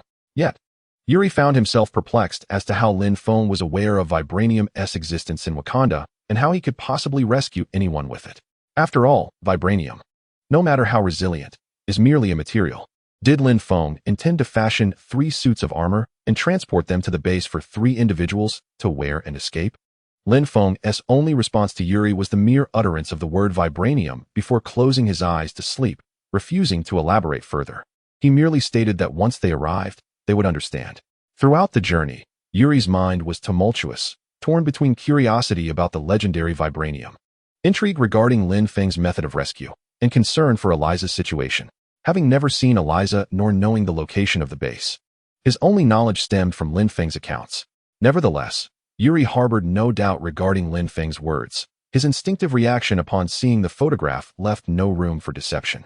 Although Lin Feng had instinctively called out the name Hannibal, the desperate search of 5 years had led Yuri to believe that the girl in question was indeed his sister Eliza. After a 6-hour long-haul flight, Yuri's private jet successfully touched down in the capital of Wakanda, Wamato. Lin Feng was somewhat surprised to find that Wakanda boasted a fully functional international airport. In his previous life's research and in the current records of the United Nations, the public information regarding Wakanda was exceedingly brief, summarizing it as a poverty-stricken agricultural nation. This led Lin Feng to subconsciously envision Wakanda's periphery as a camouflaged country resembling the tribes depicted in films, circles of tents and thatched houses huddled together around a central fire. However, upon reflection, this perception seemed reasonable. After all, despite its size, it was a recognized member of the United Nations. Moreover, given the superficial portrayal of poverty and the frequent receipt of aid from other nations, the establishment of a well-equipped international airport was entirely plausible. The current predicament has indeed posed a conundrum for Lin Feng. He initially believed that the fictitious Wakanda resembled a tribal community, where all he needed to do was locate the chieftain and present the heart-shaped herb seed to him. Surely, as the chieftain, he would have connections within Wakanda and would recognize the herb. In due course, he would naturally be led into the true Wakanda to meet King T'Chaka. Moreover, judging by Wolverine's transformation experiments, the entire process would be swifter than an appendectomy. Departing from Sokovia in the morning, he envisioned completing the surgery in Wakanda by afternoon and returning with Misha and Vich by evening, just in time for dinner. However, the reality was starkly different. The place resembled a typical city, where fewer than 10 individuals spoke English. The sole English speaker at the airport was a compatriot, who served as a translator and also as the Chinese consul in Wakanda. When the aircraft carrying donated supplies arrived, he was responsible for the coordination and reception. Yet, Lin Feng sought vibranium, the most deeply concealed secret of Wakanda. Not only was this local unaware of it, but even if he desired to know, Wakanda would never divulge such information. Furthermore, Lin Feng had no intention of allowing him to accompany him as a personal translator in the quest for vibranium. What if he feigned compliance while secretly undermining him? That would be catastrophic. The local, however, remained unfazed, as he was merely a diplomatic officer, not an operative. He did not perceive anything amiss with the unexpected arrival of foreigners in Wakanda. If he could serve as a translator, he could earn some extra money. If not, he was content with the leisure. Yet, the other locals chattered incessantly in their native tongue, leaving Lin Feng bewildered, as though he were deciphering an ancient script. Casting a glance at Yuri, who was curiously observing his surroundings, Lin Feng felt a glimmer of hope. Surely, as a special forces operative, he must have studied some minor languages, right? Yuri replied, "What? Not at all, my friend. I have indeed studied minor languages, but this one is rather obscure. If you mentioned Spanish, Portuguese, or even Icelandic, I could manage. I might even know some indigenous languages from neighboring Congo. But who in their right mind would delve into the intricacies of a relatively obscure African locale like Wakanda?" Yuri felt somewhat exasperated. "What do you think?" Lin Feng's expression soured as he rolled his eyes in disdain. "What a waste. Useless. And you call yourself a special forces operative? A weapons dealer?" Yuri felt a twinge of indignation but dared not express it. He could neither fight nor communicate in the local language. What could he do? Meanwhile, as Lin Feng and Yuri pondered their predicament on the bustling streets of Wamato, at the Hydra base within the classified experimental zone, in Laboratory 6, Lister stood behind the control panel, scrutinizing the data displayed on the computer. It pertained to the physical metrics of Eliza. At that moment, Eliza lay on the central experimentation platform, conscious but with a vacant gaze, staring blankly at the overhead incandescent light. The experimental subject is in a normal state, ready to commence the experiment. List commanded an assistant beside him. Upon hearing List's words, the assistant cautiously retrieved a pale blue syringe from an adjacent open safe. He then approached the experimental table, swiftly completed the injection, and pressed a button on the side to raise the protective cover of the table. The moment the syringe was injected into Elisa's body, her various data metrics began to escalate dramatically. List remained motionless, his gaze fixated on the computer screen before him. Following Lin Feng's experiments, List had already mastered the threshold data of 13. This time, it was an adjusted formula, just as Strack had anticipated. Although List was reluctant to terminate Elise directly, he had not intentionally diluted the serum. Moreover, considering that Elisa's body had already undergone serum modification once, List deliberately increased the dosage by 50. However, he believed the improved serum still held a high success rate. Though he had this notion after every improvement, the data displayed on the screen did not disappoint him. The modified serum exhibited significantly less destructive capacity on the human body.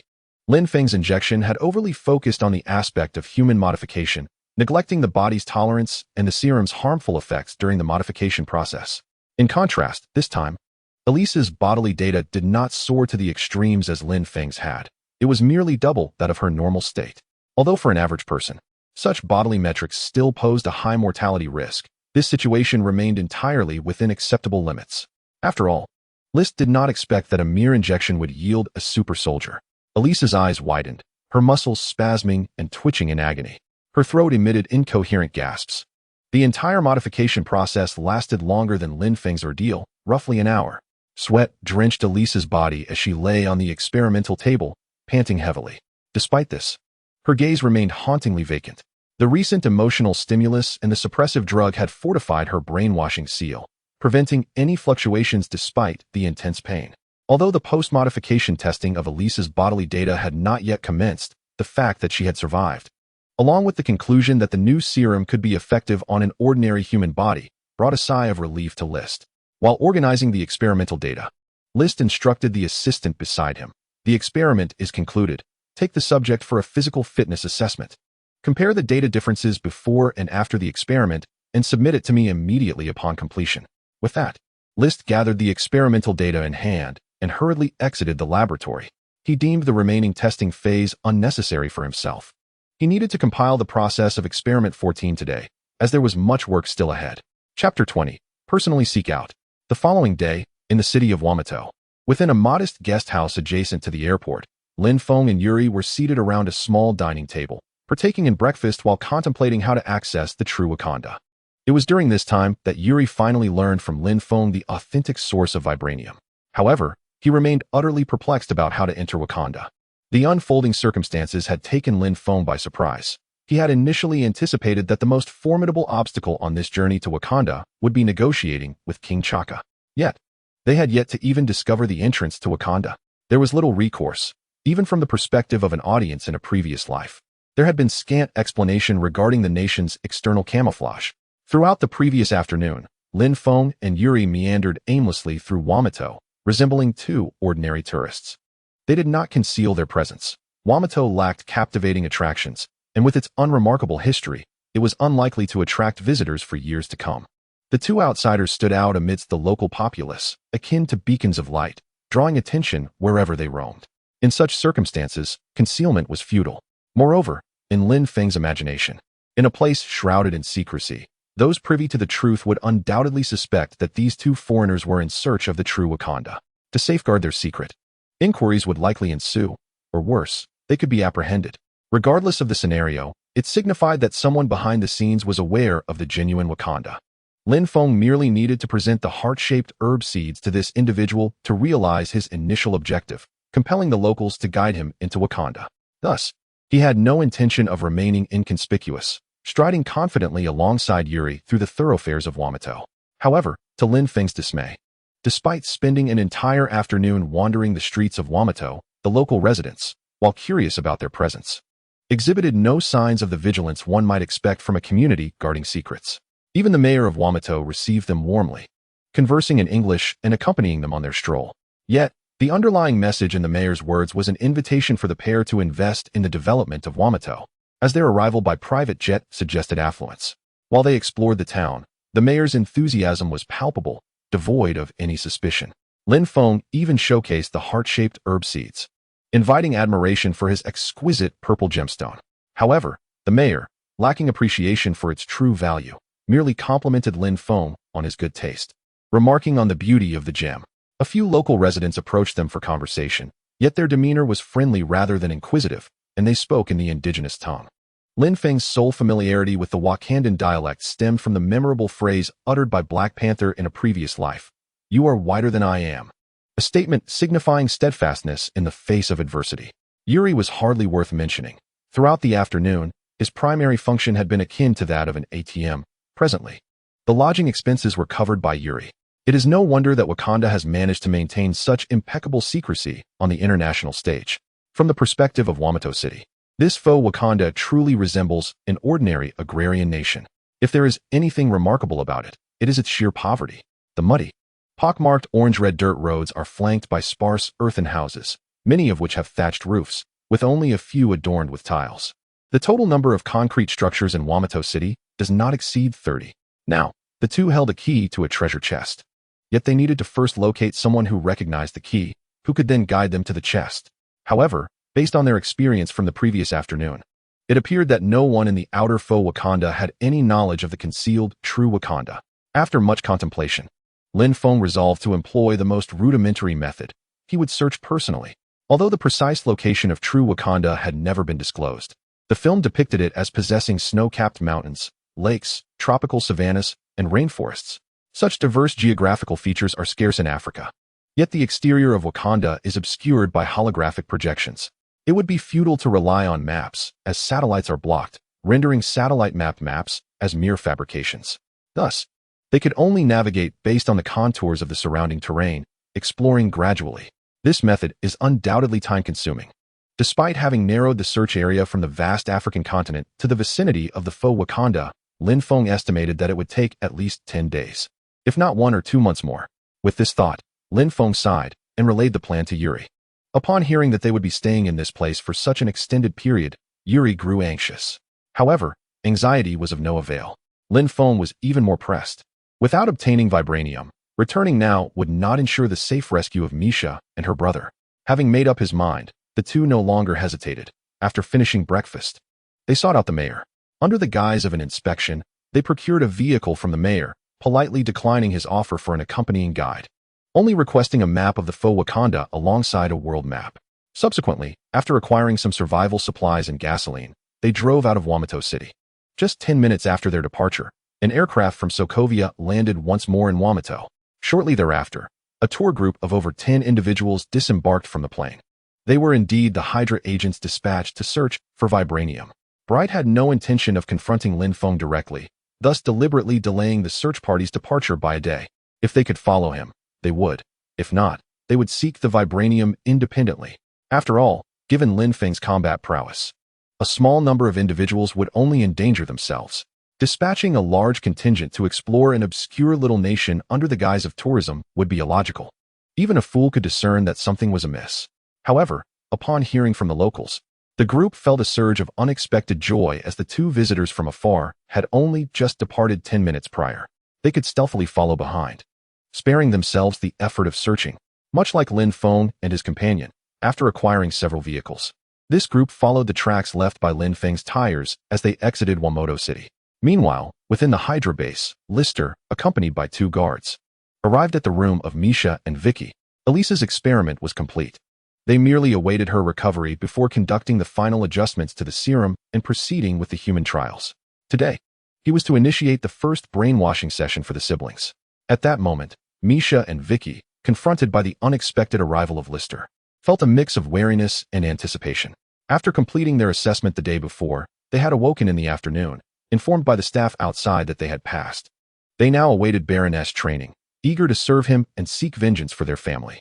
However, after waiting in vain yesterday, they were startled by the sudden entrance of an unfamiliar figure in a lab coat, flanked by 2 guards.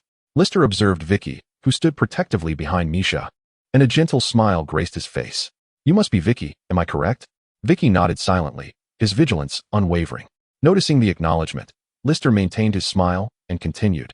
"No need to be nervous. I am Lister, and you may call me Dr. Lister. The Baron has sent me to train you. What a brave young man you are, protecting your sister without hesitation, despite being the younger sibling. Upon hearing this, Vicky's wariness diminished significantly. I am not a little boy. I am almost 16. I am a man. My brother taught me that a man must protect those he cares for. My sister is the one I care for most. As he spoke of his brother, Vicky's gaze fell, tinged with sadness. What a remarkable man your brother must have been, Lister acknowledged, aware of the brother's demise, yet choosing not to pry further, instead offering a compliment to strengthen his rapport with Vicky. Lister was quite familiar with the plight of these refugees. He could sense their grief and the tragedies of lost loved ones and shattered families, as each refugee bore such stories without exception. At that moment, Misha raised her head, fixing her gaze directly into Lister's eyes. Dr. Lister, when do we begin our training? When can we avenge our family? Lister's smile grew even brighter. Good children. Training can commence immediately. Once you have acquired the necessary skills, you will be able to seek vengeance for your loved ones. Upon reaching this point, Lister beckoned the two with a subtle gesture of his hand. Come, follow me. Chapter 21. A fortnight. Time has flown by like a fleeting shadow. In the blink of an eye, 15 days have passed. During this period, Lister has been both industrious and fulfilled. After acquiring Eliza's bodily assessment data, Lister immediately adjusted the dosage of the new serum and administered it to ordinary individuals. Consequently, he successfully produced 3 transformed serum warriors. Although he utilized a total of 30 experimental subjects, yielding a mere 10 success rate and resulting in the loss of the others. This remains his most significant breakthrough in many years. Furthermore, the process of brainwashing Misha and her brother brought Lister an unexpected surprise. Typically, brainwashing programs commence with the target undergoing intense physical training. In a state of exhaustion, they are subjected to vigorous mental stimuli, which can easily lead to cognitive disarray. Following this stimulation, psychoactive substances are employed to suppress the brain's neural responses. If the individual regains consciousness afterward, they are likely to realize that the terms recovery, training, and assistance, as espoused by Hydra, are mere fabrications. However, once they have undergone this experience, the brainwashed target loses the ability to think clearly. They can only numbly endure repeated cycles of training and stimulation until they completely forfeit their capacity for thought. Generally, this process does not exceed 10 iterations. Ultimately, it suffices to provide the target with some artificial informational guidance and repetitively instill specific phrases as activation commands. The target can then easily adopt Hydra as the faith of their existence. Even if memories are restored upon hearing the activation command, the individual will once again descend into cognitive chaos and enter a state of frenzy. Yet, during Misha's brainwashing process, under the sudden and intense mental stimulation, she emanated tendrils of crimson mist. The readings on the monitoring device indicated mental fluctuations far beyond the norm, reaching peak levels that likely exceeded detection limits.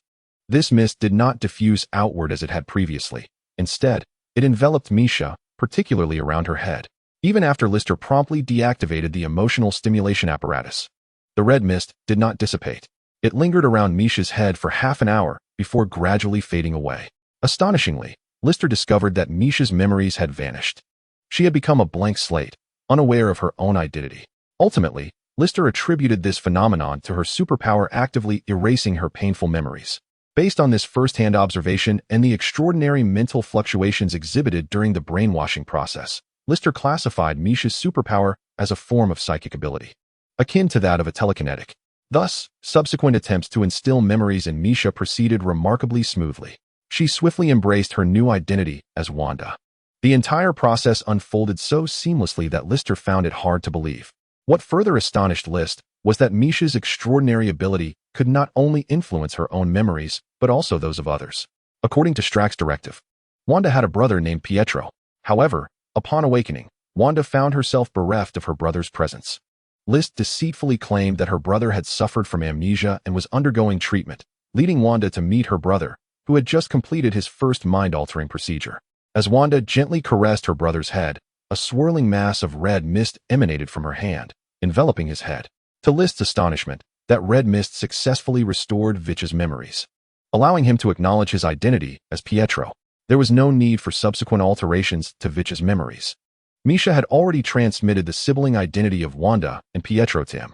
Remarkably, within a mere day, what would typically require 15 to 20 days of reprogramming was accomplished in its entirety. However, not all matters proceeded so smoothly. The replication of Misha's abilities and the activation of Vitch's extraordinary powers yielded no progress whatsoever, whether through Misha's blood or genetically engineered serums derived from cell extracts. When injected into an ordinary human, the subjects exhibited only standard rejection responses, with no other abnormalities. It was as if Misha's genes contained no extraordinary capabilities.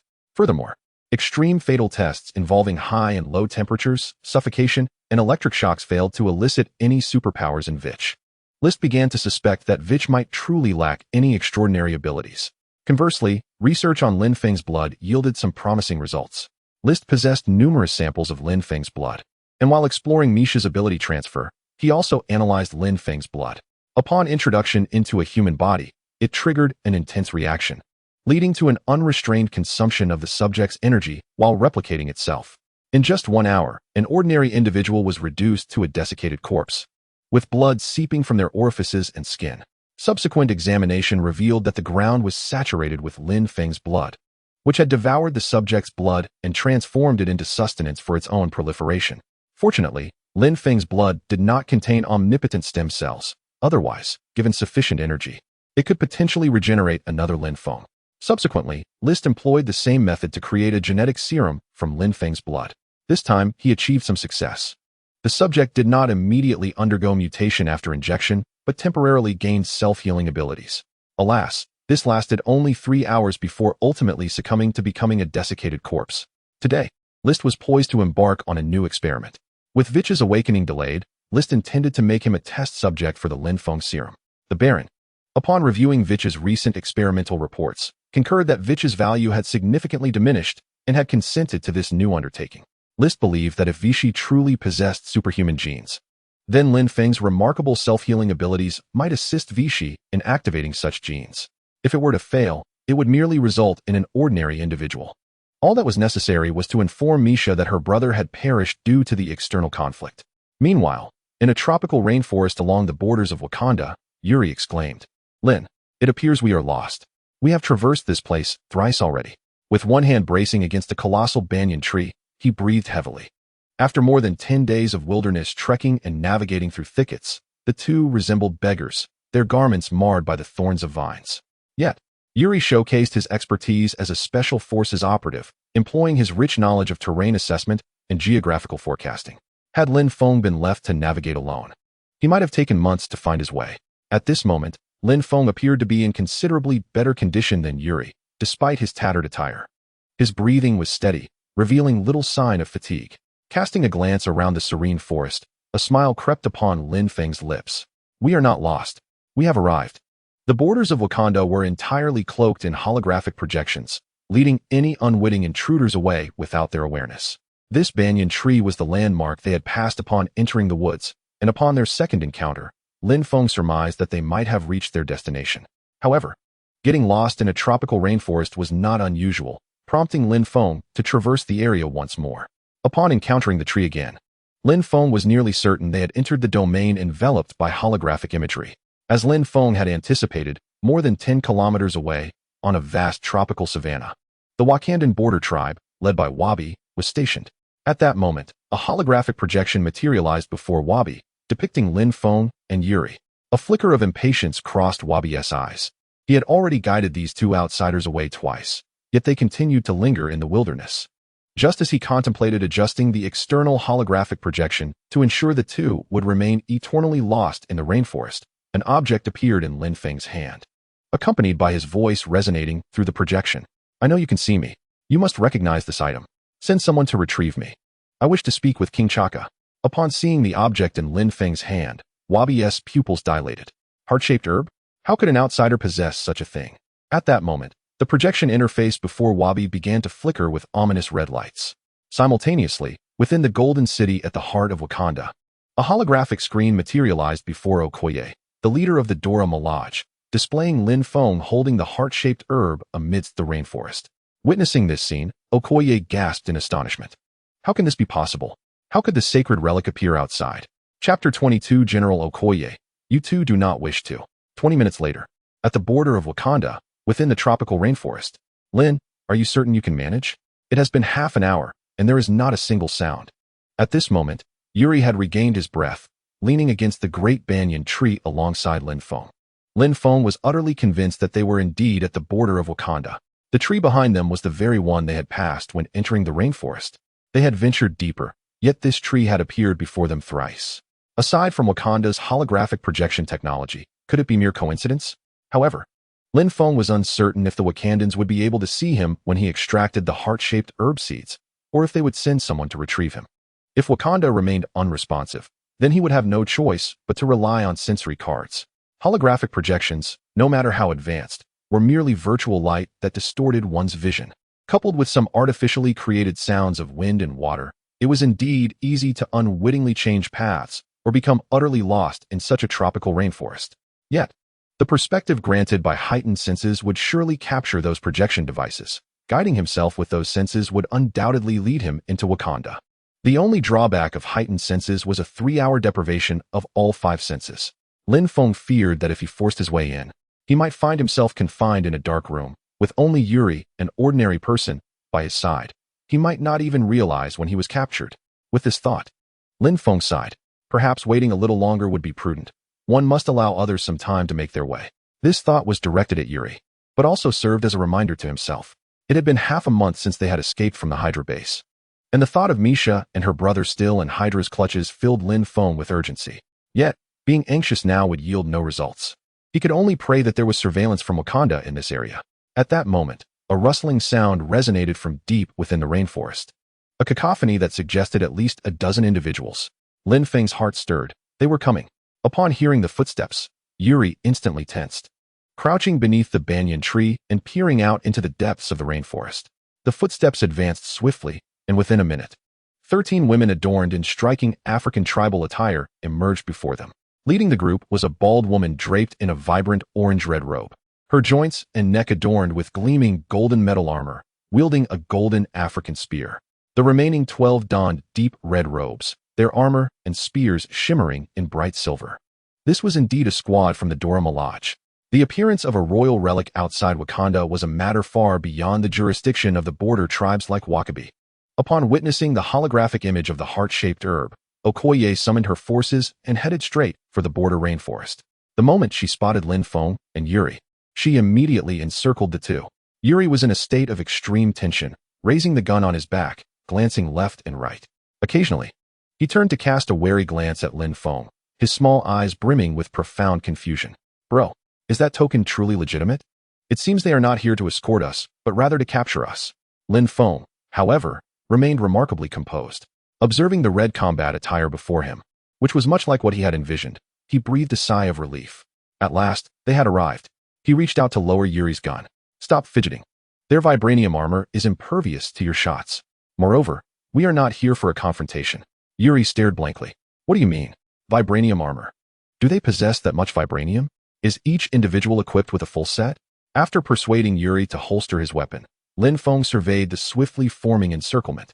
Raising his hands above his head, he directed his gaze towards the leader, Okoye, with a playful smile.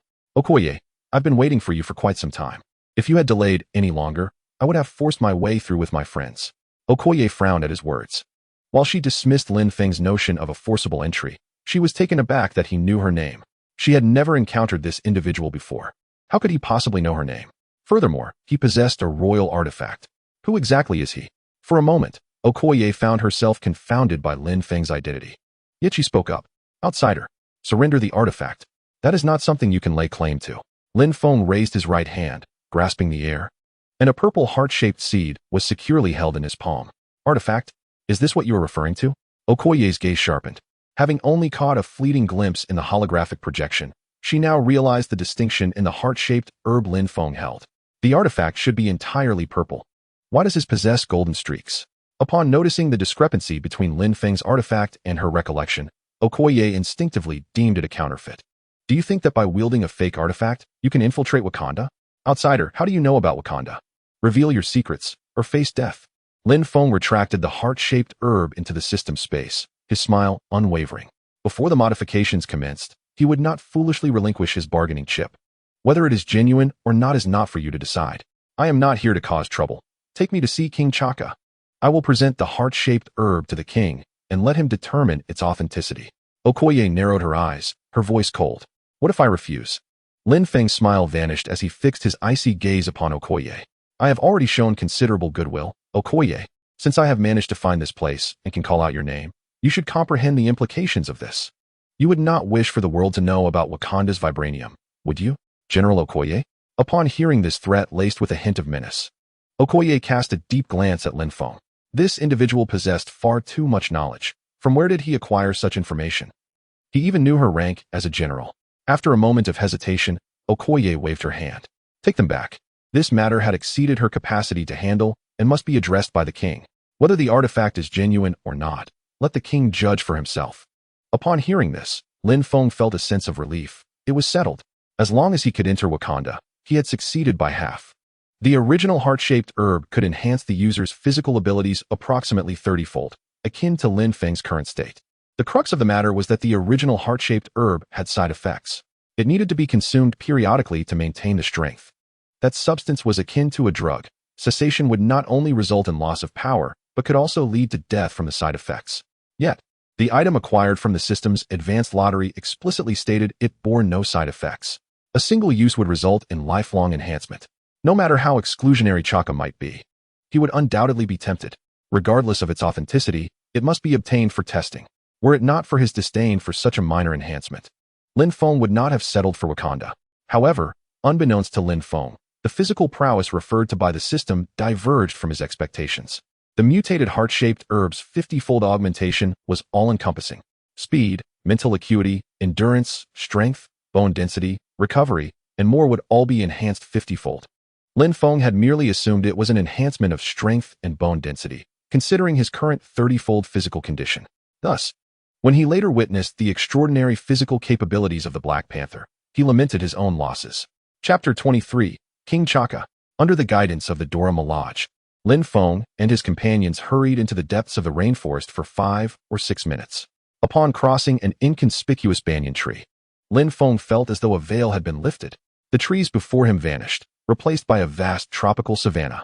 The predominant earthy tones were adorned with low shrubs and grass, interspersed with scattered baobab trees. Before the group hovered 2 technologically advanced hover assault boats. Yuri was startled by the abrupt change in scenery and instinctively glanced around. Upon seeing the 2 hovering assault boats, his jaw nearly dropped in astonishment. His curiosity mirrored that of a child entering a grand spectacle, his gaze flitting back and forth between the 2 vessels. Okoye cast a proud glance at Yuri, her lips parting in generous admiration. "Roop," Yuri exclaimed. Lin Feng, with a furrowed brow, tugged at the embarrassing contraption. "For heaven's sake, I've already told you that Wakanda possesses advanced technology. Couldn't you at least put on a show? What a pitiful sight. The aura I was trying to create has been utterly shattered by you." Although Lin Feng had never encountered such a hovercraft before, he was no stranger to the world. He had seen enough to understand that it was not unusual for a place like Wakanda to possess such marvels. Even if Okoye claimed that Wakanda had spacecraft, he would believe it without hesitation. If they were to unveil a 4-wheeled vehicle, that would be truly remarkable. At that moment, Yuri, following Lin Feng's lead, leaned closer and whispered in his ear, "Lin, are we still on Earth? Why do their vehicles have no wheels? And they're flying in the air?" Lin Feng chose not to respond to this ridiculous question, his expression darkening as he was ushered onto the assault craft by the members of the guard. Once everyone settled in, the 2 crafts emitted a soft blue glow from their rear and underside, swiftly propelling them toward the heart of Wakanda. The internal area of Wakanda was not vast. The distance from the border to the central city was merely around 80 to 90 kilometers. The assault crafts soared at remarkable speeds, comparable to that of a high-speed helicopter, yet more stable and utterly silent. Within mere minutes, they arrived at the true capital of Wakanda, the Golden City. As they entered the airspace of the Golden City, Yuri's voice was filled with wonder. Towering skyscrapers loomed like sentinels, while maglev trains darted between the buildings. Below, pedestrians held small floating screens, personal holographic communicators akin to smartphones. Growing up in Sokovia amidst the ravages of war, Yuri felt as if he had stepped into a genuine paradise. In stark contrast, his previous life appeared to be a hell on earth, while this place truly embodied a heavenly realm. Lin Feng, too, was filled with admiration, despite having anticipated this scene. He had glimpsed the true essence of Wakanda in films from his past life, yet witnessing it in reality was still a breathtaking experience. Upon reaching the Golden City, Okoye wasted no time and led Lin Feng and Yuri directly to the palace at the city's center.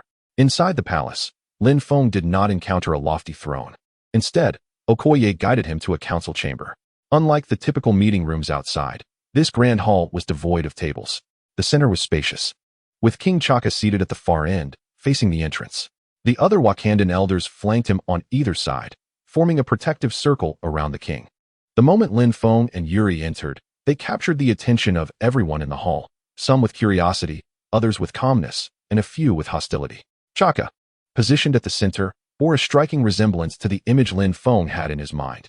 He remained the same elderly black man with white hair. However, perhaps due to his status as a member of the United Nations and the occasional interactions with outsiders, Chaka's countenance exuded warmth and benevolence. His gaze bore a touch of royal majesty, yet it was not intimidating. Rather, it inspired a profound respect. He resembled a venerable village chief in a humble rural community.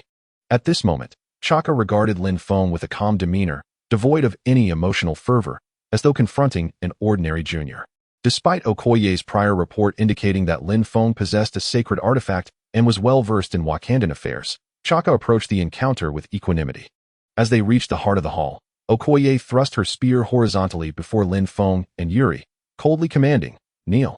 Yuri, having no qualms, as Sokovia also had a queen and a tradition of kneeling, hesitated slightly, feeling the weight of the peculiar stares around him and the chill of the spear.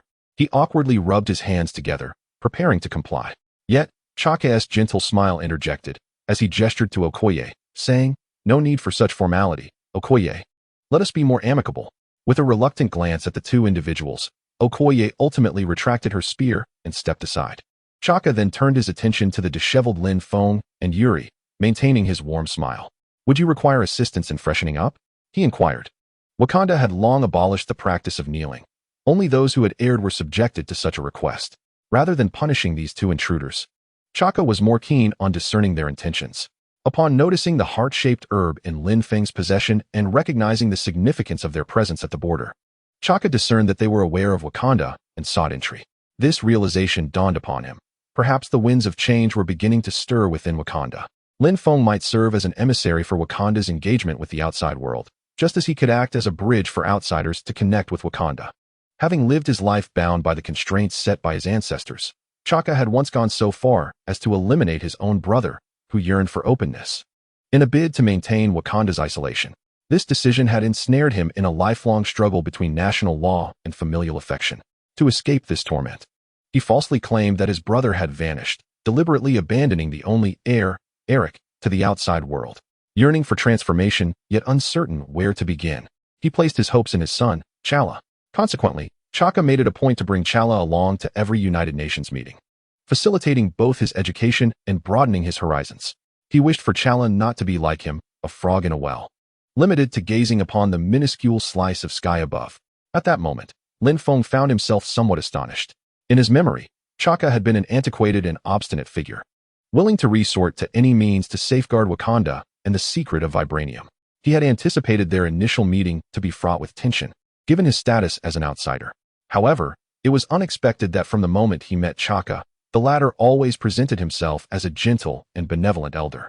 Even now, he could extend such inclusive words to Lin Feng and Yuri, two outsiders. Lin Feng clasped his hands into fists and crossed them upon his chest, performing the Wakandan gesture of respect towards Chaka, and responded to the king's earlier inquiry.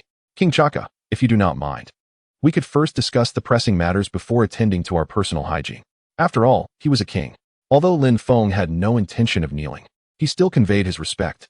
Moreover, his impression of Chaka was not unfavorable. Aside from his somewhat antiquated views, he could be considered a rather competent ruler. Under his leadership, Wakanda had enjoyed peace and prosperity. Furthermore, this was their first meeting, and the king's demeanor was notably amiable. Beside them, Yuri, feeling somewhat out of place, quickly imitated Lin Feng's gesture, bowing to Chaka as well. However, he still appeared a bit awkward afterward. During his service, entering the Sokovia royal palace with his brother had made him uneasy. How much more so, with so many unfriendly gazes around. Upon witnessing Lin Feng's respectful gesture, Chaka's eyelids flickered, and with a meaningful tone, he remarked, "You indeed possess a keen understanding of Wakanda. So, what is the urgent matter you wish to discuss?" Lin Feng tilted his head towards Okoye, a sly smile playing on his lips. "I would like to request General Okoye to accompany me with 5,000 men to rescue my family." As he spoke, he raised the heart-shaped herb seeds high. "And in return, this shall be my offering." Chapter 24, Chaka agreed. When one wishes to open a window, they must first convince others that they intend to raise the roof. This was a negotiation tactic Lin Feng had learned in his previous life, but had never employed until now. Indeed, upon hearing Lin Feng's words, the surrounding elders were immediately stirred. This is impossible. Wakanda never engages with the outside world, let alone 5,000 men. Even 5 would be unthinkable. Chaka looked at Lin Feng in bewilderment. He could not comprehend why Lin Feng, fully aware of Wakanda's circumstances, would make such a request. Lin Feng merely smiled serenely. Please, do not rush to reject my proposal. Rather, allow me to present my bargaining chip. This item in my possession is known as the mutant heart-shaped herb seed. Just like your sacred heart-shaped herb, it can enhance physical capabilities. However, while your sacred herb provides approximately a 30-fold enhancement, this seed offers 50-fold.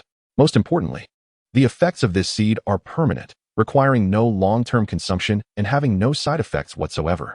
Initially taken aback by Lin Feng's audacious request for 5,000 men, Chaka and the elders now scrutinized the heart-shaped herb in Lin Feng's hand. Upon closer inspection, they indeed recognized it as distinctly different from their sacred relic. It was a sacred object. Truly a sacred object. Why does a golden radiance manifest? Could it be an illusion? The elders around me whispered among themselves. As anticipated by Lin Feng, Chaka felt a surge of emotion. The heart-shaped herb, devoid of side effects, and possessing enhanced efficacy. The first thought that crossed Chaka's mind was that his son, Chala, would not have to endure the torment of the heart-shaped herb as he had.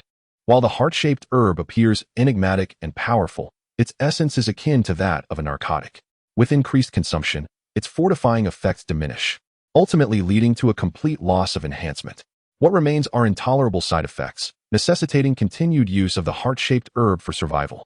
Although Chaka still held the title of Black Panther in Wakanda, his powers had long since faded. All that remained was a title and a weary body.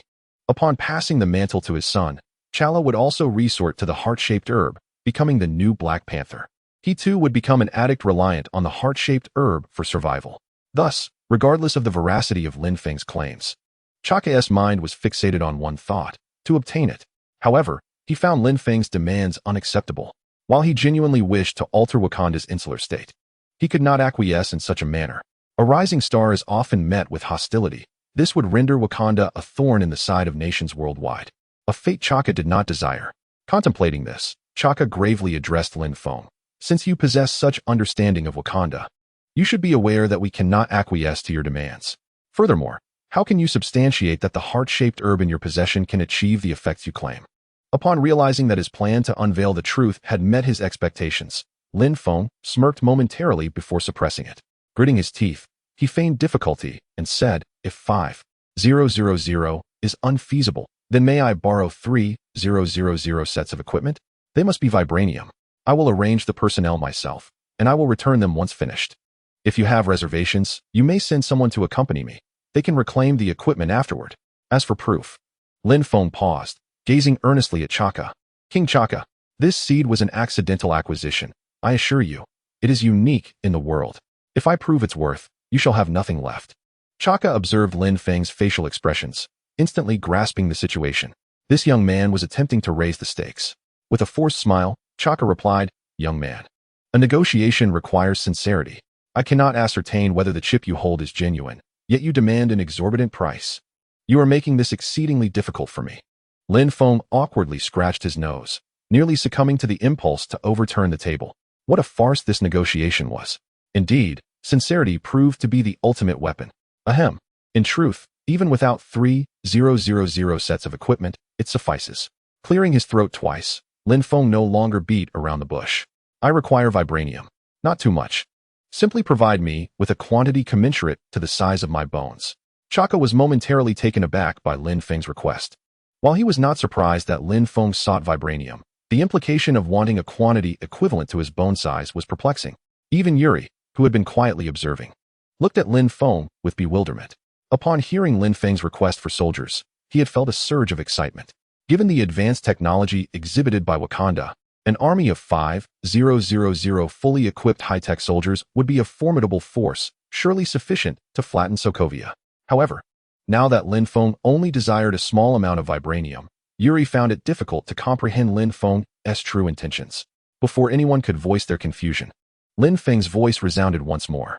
I need you to inject the molten vibranium into my body to replace my bones. Chaka's brow furrowed deeply, and the elders surrounding him looked on in astonishment. Yet before they could respond, Yuri, unable to contain himself, exclaimed urgently, Lin, are you out of your mind? Do you have any idea how hot molten metal is? It reaches 1,500 degrees. Vibranium is far harder than iron. The temperature will be even higher. You could die. Lin Feng cast a disdainful glance at Yuri. Look at you, so frantic. Are you the anxious king? I am confident in my ability to undertake this. Otherwise, why would I travel such a distance? To dig a grave? Yuri hesitated. Lin Feng did indeed make a valid point. Yet, it still sounded utterly implausible. If he were to perish, what would become of him? Would he even be able to leave? As Yuri spiraled into anxious thoughts, Chaka finally spoke. Young man, are you serious? Your friend is correct. You will die? Lin Feng smiled slightly, looking resolutely at Chaka. Your Majesty, I assure you, I am entirely serious. You must have heard of Hydra, correct? My family is currently held captive in one of their military bases. Unless you are willing to lend me 5,000 soldiers, conventional methods will not suffice to safely rescue my family. This is my request. As long as you prepare for the procedure, I will provide you with the seeds. Regardless of the outcome, the seeds will belong to you. Chaka's frown deepened. Initially, he had entertained the notion that Lin Feng could herald a transformative era for Wakanda. Upon his son's ascension, perhaps he could leverage this to alter Wakanda's insular state. However, it now appeared that Lin Feng was rather reckless. Chaka found it difficult to fathom what gave Lin Feng the audacity to make such a decision. At this moment, the surrounding elders ceased their clamoring about not trading with outsiders, gazing at Lin Feng as if he were a fool, bestowing a heart-shaped herb seed without cost, and even risking his own life. Was this not the height of folly? As for Lin Feng's identity as an outsider and the earlier demands, they had long since been cast aside. Who was he if not a benefactor delivering a precious heart-shaped herb seed? Moreover, it was a variant. Though the authenticity of its effects remained uncertain, it was offered free of charge.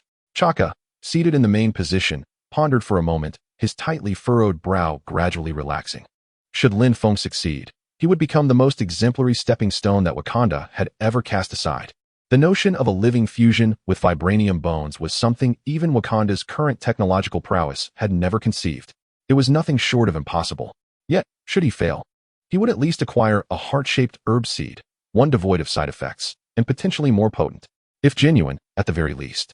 His son Chala would be spared the torment of the herb's adverse effects.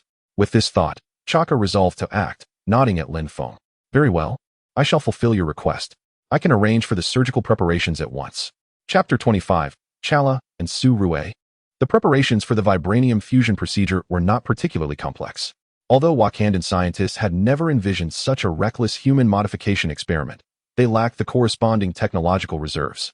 However, according to Lin Feng's specifications, it sufficed to inject melted vibranium directly into his body. Wakanda possessed specialized high-tech medical pods, which could be modified to include syringes for the injection of vibranium, achieving the desired effect. The vibranium solution was even simpler. As the strongest metal on Earth, once cooled and formed, vibranium could not be destroyed or reprocessed using any earthly methods or materials. Captain America's shield was shattered by Thanos merely because the weapon in Thanos' hand was forged from a more advanced URU metal.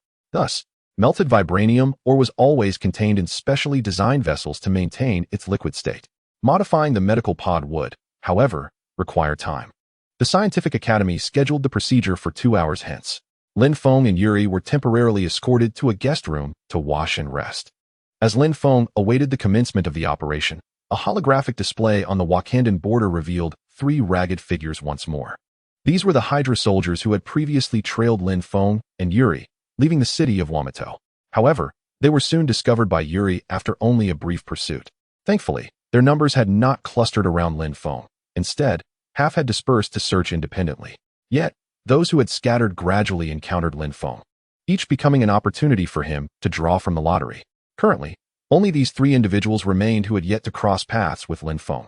Having detected traces of his movements and followed them into the rainforest, Wakabi gazed at the holographic image, where 3 outsiders had appeared once more, a flicker of disdain flashing in his eyes.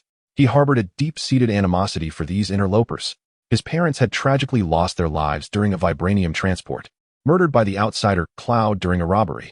Despite Prince Chalia's persistent efforts to locate Cloud, the search had yielded no results over the years. Wakabi felt that Chala lacked genuine intent to avenge him. He could not fathom how such advanced technology in Wakanda could fail to track down a primitive rogue. Yet he was bound to guard the borders, unable to leave Wakanda. Departing without permission would be deemed treachery, inviting relentless pursuit from his own people. Consequently, he harbored little fondness for the outsiders who inadvertently crossed into his territory. Were it not for the fear of excessive casualties in the rainforest causing a larger uproar that might implicate him, Wakabi would have relished the opportunity to eliminate every trespasser. Nevertheless, he possessed little patience for these intruders, offering guidance only twice at most. Should they refuse to depart thereafter, they would be left to their fate. Observing the three individuals on the screen, and recalling the matter with Lin Feng, Wakabi was inclined to dispatch them to their demise within the rainforest, sparing them no chance. However, upon recalling the heart-shaped herb in Lin Feng's possession, he reconsidered and adjusted the guiding path toward the Wakandan border. Subsequently, Wakabi exited his tent, mounting a colossal white rhinoceros clad in gleaming silver armor, making his way towards the tropical rainforest boundary. 2 hours later, Lin Feng and Yuri found themselves brought into a laboratory at the Wakandan Academy of Sciences. In truth, Yuri had no necessity to accompany Lin Feng, yet he feared that should Lin Feng perish, he might be inexplicably dealt with by the Wakandans. Lacking any sacred relic of Wakanda and devoid of Lin Feng's extraordinary regenerative abilities, Yuri insisted on following, determined to face whatever fate awaited them together.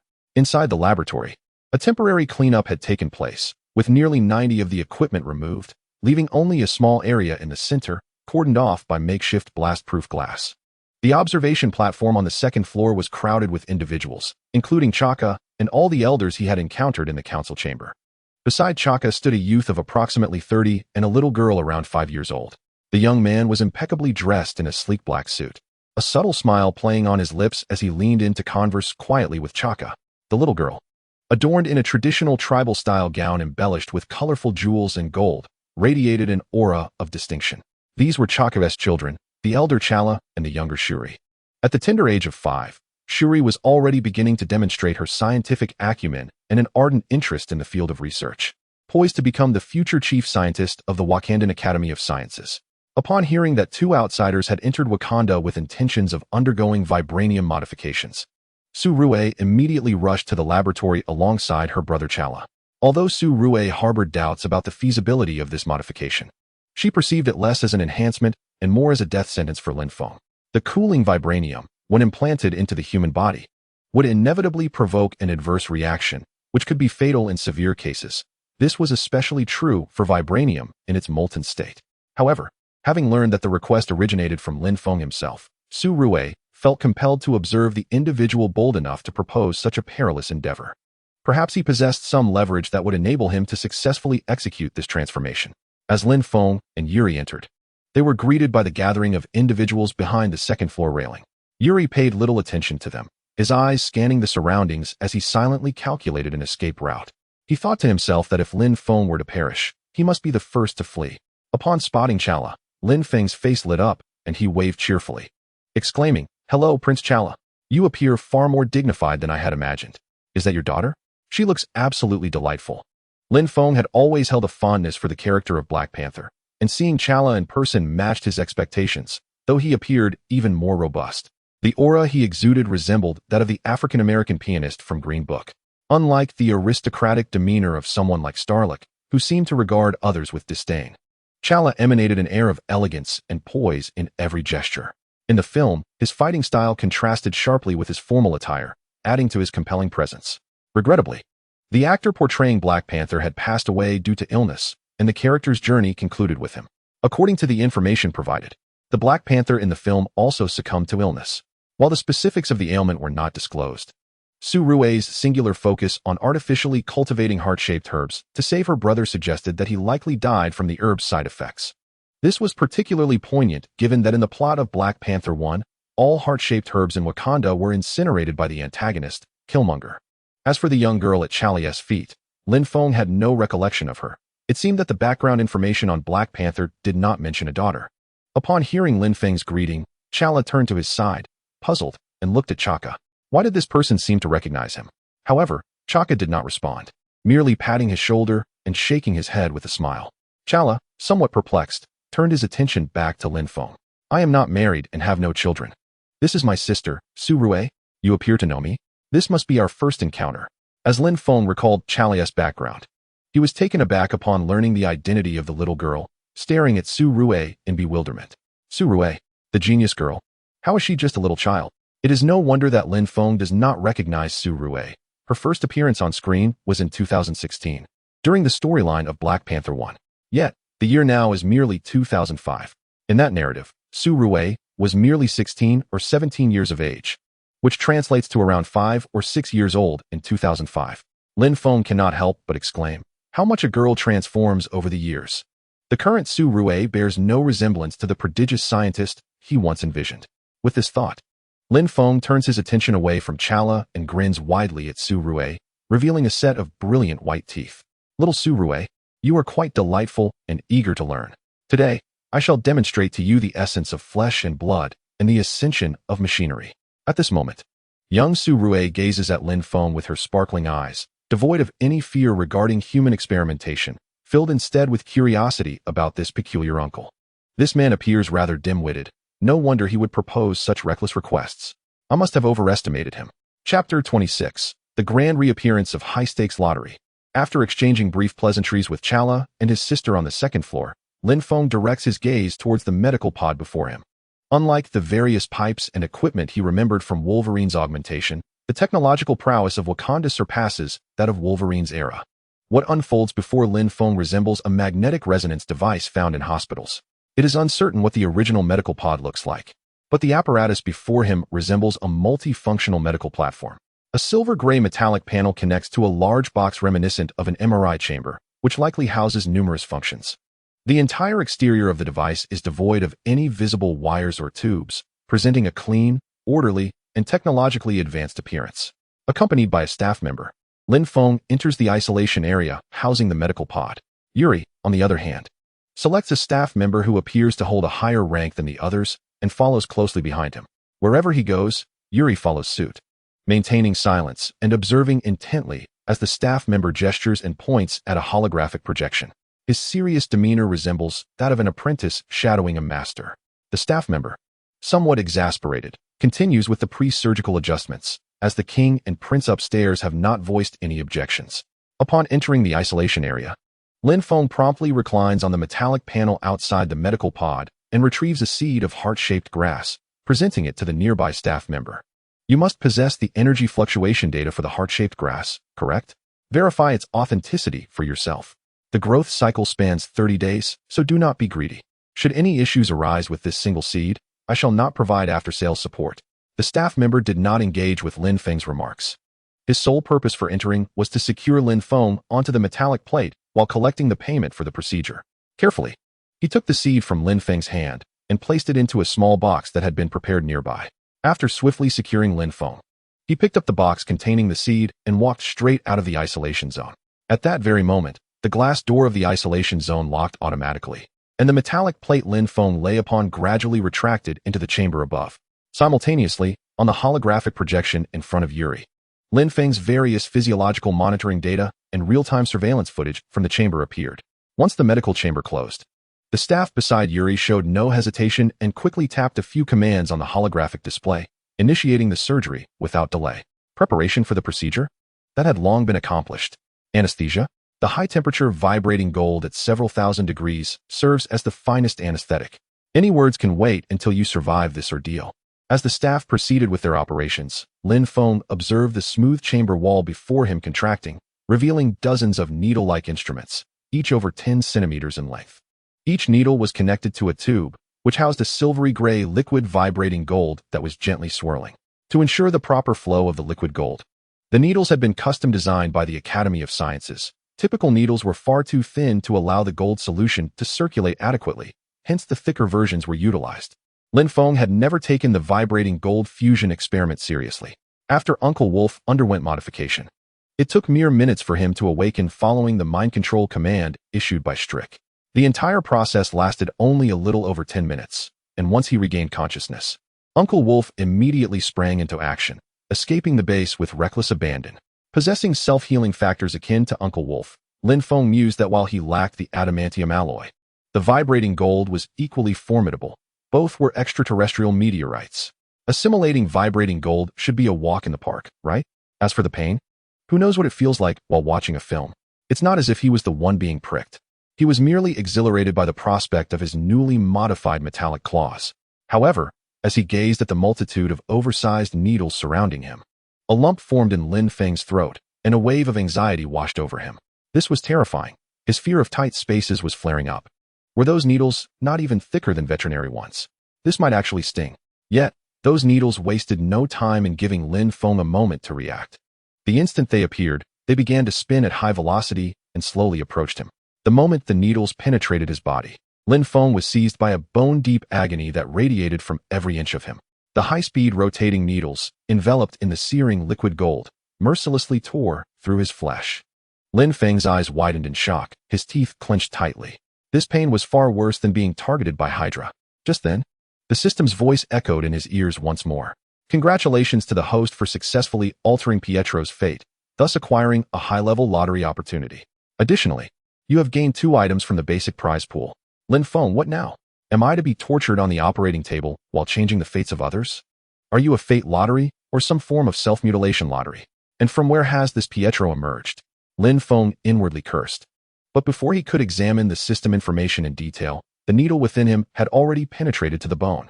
At the moment the bone was breached, scalding liquid vibranium gushed forth from the needle. Immediately, an unprecedented agony washed over him, completely submerging Lin Feng's consciousness.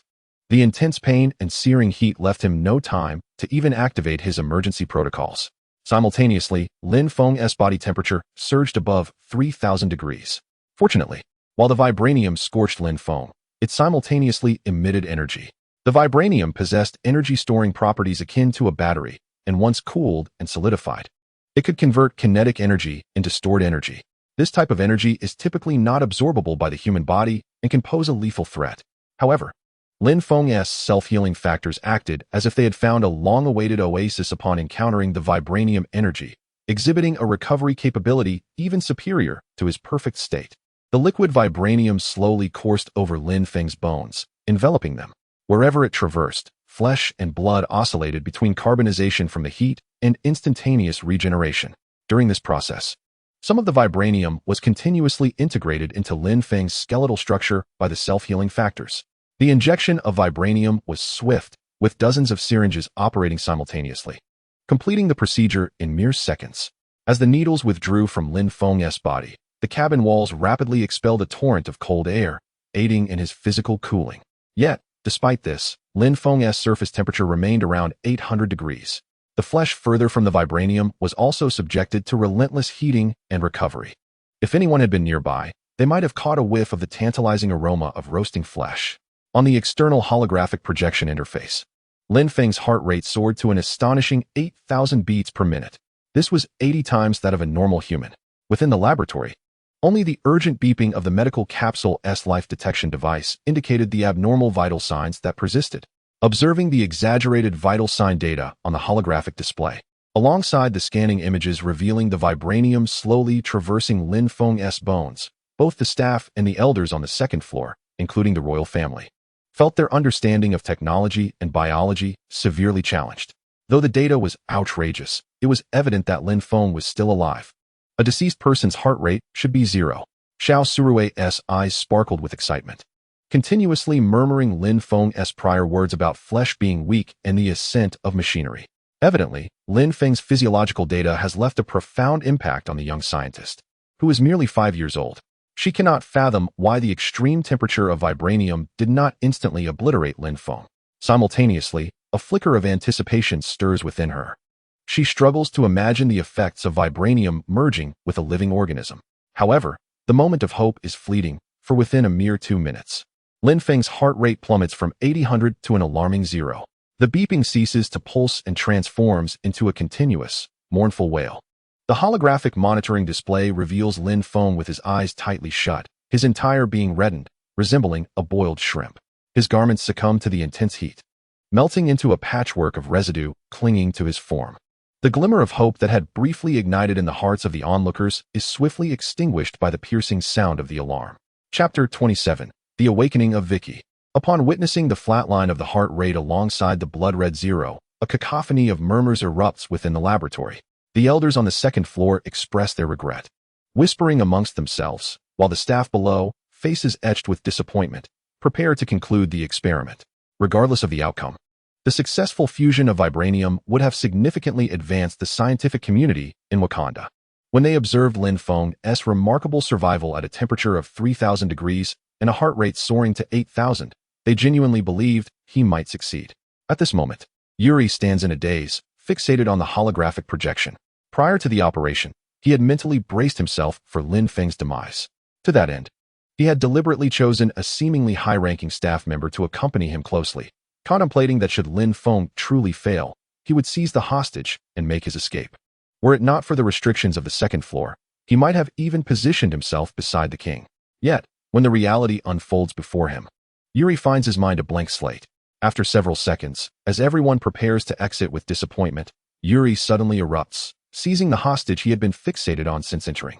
His right hand claws tightly around the hostage's throat. Nobody move. Lin Feng is not dead. He still has a heartbeat. Simultaneously, a youthful gasp reverberates from the second floor. His heartbeat has returned. He is still alive. Little Su Rue clings to the railing, pointing at the holographic interface, her eyes wide with astonishment. The crowd, taken aback by this unforeseen turn of events, swiftly redirects their attention to the holographic display on the control panel. At this moment, Lin Feng's heart rate has shifted from 0 to 1. The operation is not yet complete. The fusion endures. Meanwhile, in another corner of the Hydra laboratory, Lister's experiment with Vicky nears its conclusion. Lister, hands braced upon the control panel, fixates intently on the central experiment table, his eyes betraying an unmistakable excitement. His entire being trembled slightly with excitement. He had succeeded. 2 hours prior, he had administered a genetic serum derived from Lin Feng's blood to Vicky. In the initial stages of the injection, Vicky, like the other subjects, had acquired the ability of self-healing. Yet, unlike the others, Vicky appeared to be in great agony. From the moment the serum entered his body, Vicky began to writhe violently. As time progressed, his struggles intensified, becoming more frantic and forceful. Simultaneously, Vicky's physique grew increasingly gaunt. The areas where his limbs were restrained bore the marks of his struggles, each attempt to break free causing abrasions, only to be swiftly healed by his regenerative capability. Within Vicky's body, in the invisible microscopic realm, Lin Feng's healing factors reacted vigorously upon entry, clashing with an unknown mutated cell present within Vicky. The healing factors voraciously siphoned energy from Vicky's body, striving to replicate themselves. Meanwhile, the enigmatic cells within Vicky rapidly fused with the healing factors. The once frail and sparse unknown cells began to divide and proliferate after merging with the healing factors. The newly formed cells immediately commenced devouring the healing factors and the yet-to-be fused unknown cells, moving with astonishing speed. In a matter of mere seconds, the supercharged new cells consumed all the unknown cells and Lin Feng's healing factors within Vicky's body. Once the foreign entities were dealt with, the new cells began to feast upon Vicky's own energy, resulting in an exponential increase in their numbers. However, cells ultimately belong to the microscopic realm. If one were to gather all the new cells at this moment, they would only measure the size of a thumb when observed on a macroscopic scale.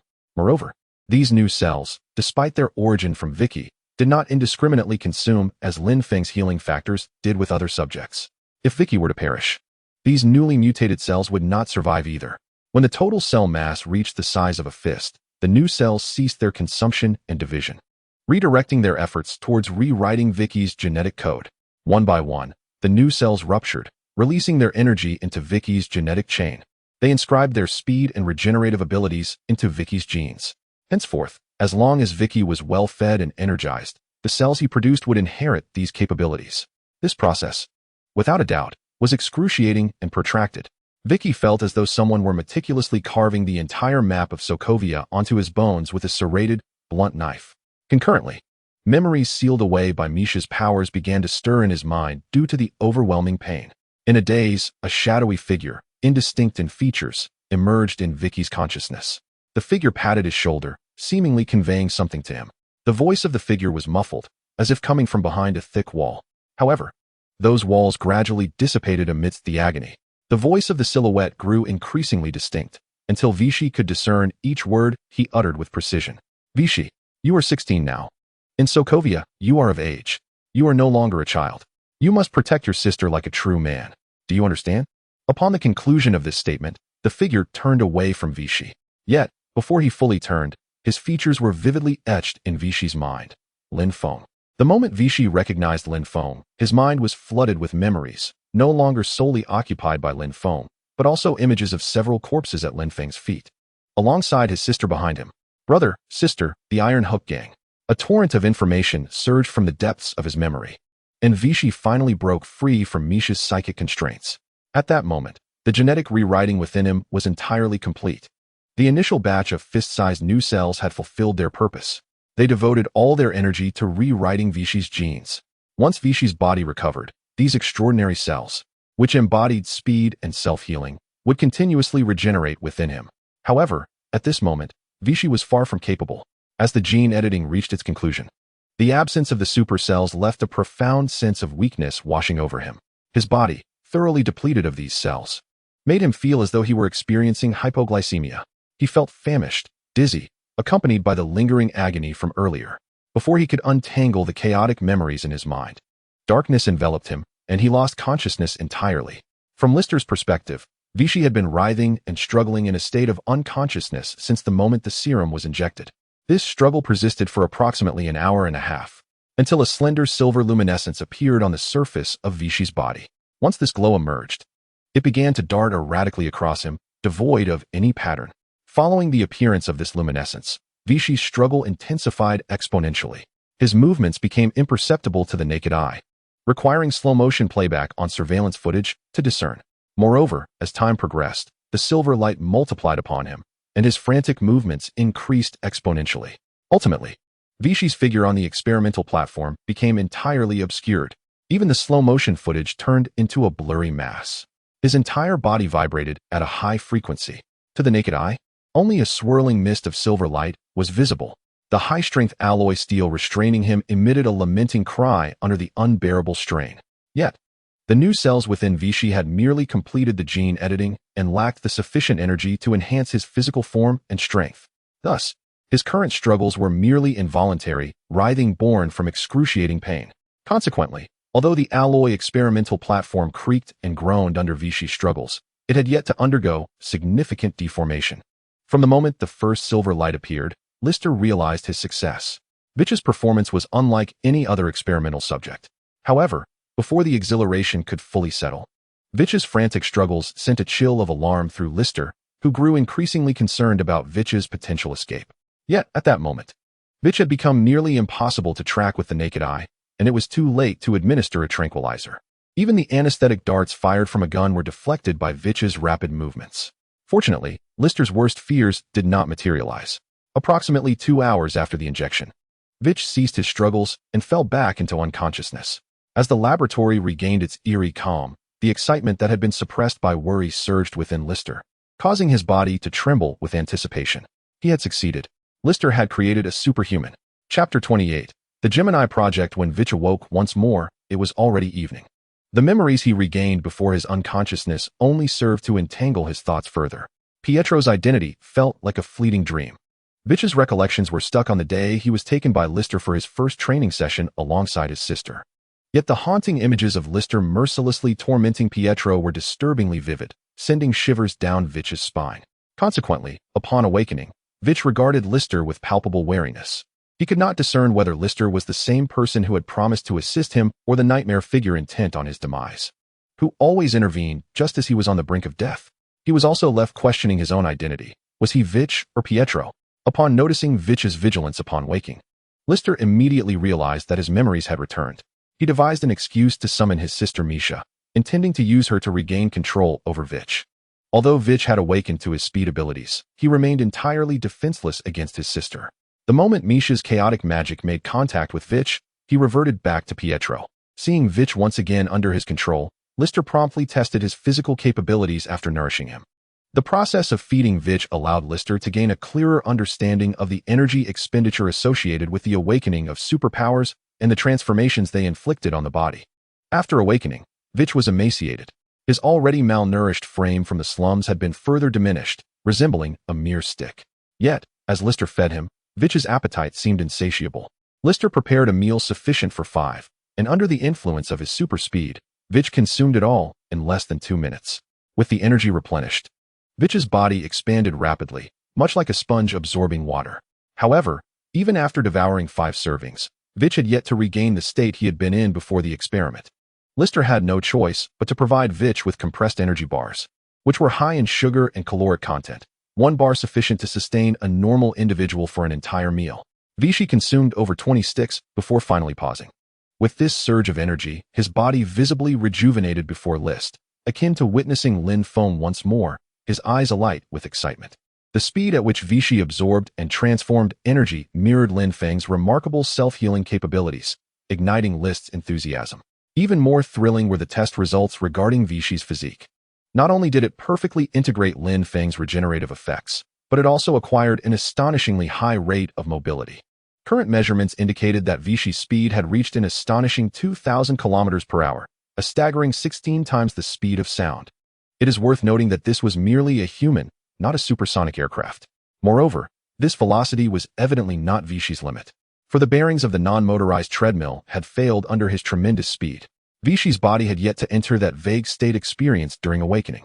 In terms of physical prowess, he was merely 10 times stronger than an average person, falling short of the super soldier enhanced by serum he had previously encountered. After escorting Vichy back to his quarters for rest, List returned to his office with Vichy's test data, intending to devise a new testing regimen tailored for him, ideally to ascertain the limits of his speed. At that moment, Strack, accompanied by Bright, entered List's office. Upon seeing Strack, List's excitement was palpable as he approached him.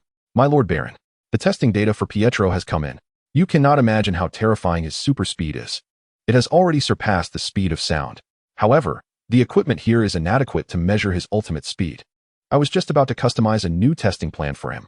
As he spoke, List retrieved Vichy's experimental records from earlier that morning, along with the recent physical test data. Strack, however, did not respond to List's remarks but instead took a seat in List's chair, swiftly perusing the documents he had presented. The materials were extensive, accompanied by experimental videos. Even with Strack fast-forwarding through the content, it took a full half-hour for him to review everything.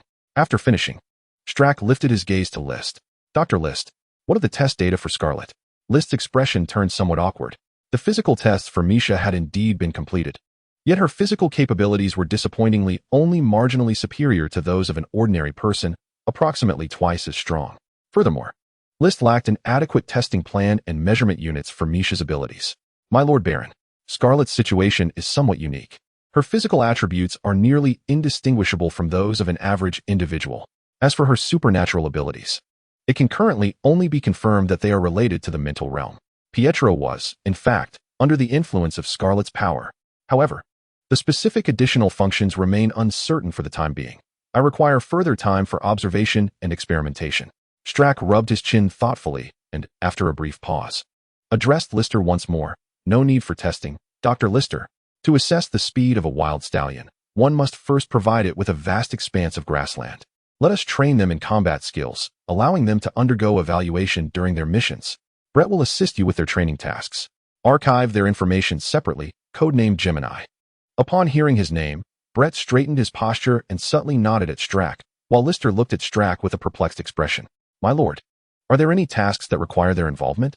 Strack cast a sidelong glance at Lister. "Have you forgotten about the 56 outside? Who else, apart from them, can bring him back?" A look of realization crossed Lister's face. Indeed, the awakening of Vich was a gift from Lin Feng.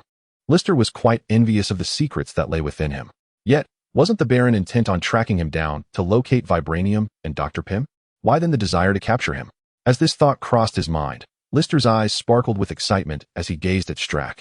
Recognizing the look in his eyes, Strack understood that Lister had made the connection. Lister was indeed astute. Brett, however, lacked such insight. Nonetheless, he was not entirely mistaken.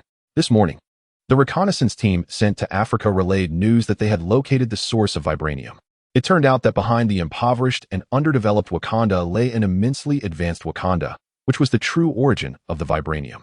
However, acquiring Vibranium necessitated a trade involving Claw, alive or dead, with the latter yielding less. This was the price established by the opposing party upon contact with the reconnaissance team. Without a moment's hesitation, Strack agreed to their terms. Trading Claw's life for Vibranium, while also establishing a connection with Wakanda, was an opportunity not to be missed. Yet, capturing Claw would not be a simple endeavor. His ability to smuggle Vibranium for so many years, evading capture in Wakanda was not merely due to luck, but rather his own prowess and caution. To apprehend him, a meticulous plan was essential, one that would lure him out first. With this in mind, Strax spoke to Lister. There is no news yet regarding Dr. Pym. However, we have identified the source of vibranium. We shall wait for the capture of 56, and then compel Scarlet to extract the whereabouts of Dr. Pym from him using her psychic abilities. Strax did not withhold the information about vibranium from Lister, as he needed Lister to forge a vibranium body for him. 2 weeks prior, Dr. Zola had inquired about the reason for his dispatch to Africa. From the brief exchange with Dr. Zola, I have come to realize that my previous assumptions were misguided. Lin Feng was not intentionally released by Dr. Zola and his associates. Both he and Pierce were entirely oblivious to Lin Feng's existence.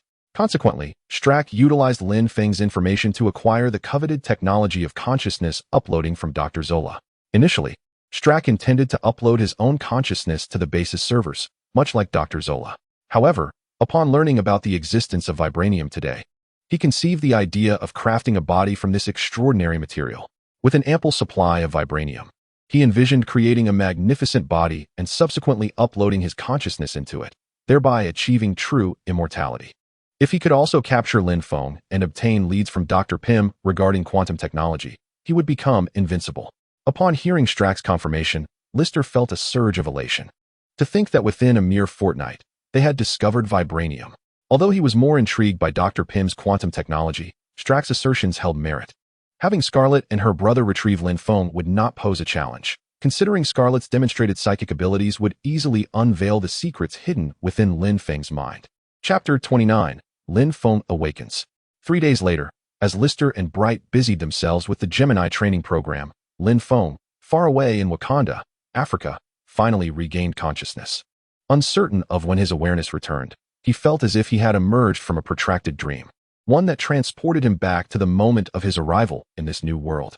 As an avid reader of various renowned web novels, Lin Feng was well-versed in the tropes of transmigration. Yet, instead of excitement, he was enveloped by an overwhelming sense of panic and dread regarding his surroundings. The whistling of missiles overhead and the sight of fleeing refugees, coupled with the desolation surrounding him, filled him with terror. Having grown up as a peaceful youth under the Red Banner, the most severe conflict he had ever encountered was merely a verbal altercation. The abrupt transition into a war-torn environment shattered Lin Feng's composure, leaving his mind in disarray. Numbly, he followed Misha and Vicky, fleeing in every direction until the following day, when he regained a semblance of rationality and confirmed that he had indeed transmigrated. Next came the binding of a system, attempts at lotteries, concealing his abilities, and saving money to prepare for an illicit escape. Ultimately, as he was about to depart, he encountered a human trafficker from the Iron Hook gang. Although Lin Feng possessed self-healing factors and bone claws, he lacked any combat experience. During his 2 years in Sokovia, he had avoided conflict to conceal his abilities. And though he had managed to kill 3 individuals using his healing power, he was soon overwhelmed by a dozen armed foes. In a state of panic, he was shot in the head, and the healing factor's recovery process for brain injuries was significantly slower than for other parts of the body. The bullet pressed against his nerves, rendering Lin Feng akin to someone inebriated and disoriented. Despite his utmost efforts to remain alert, he ultimately succumbed to exhaustion, helplessly witnessing the abduction of the brother and sister.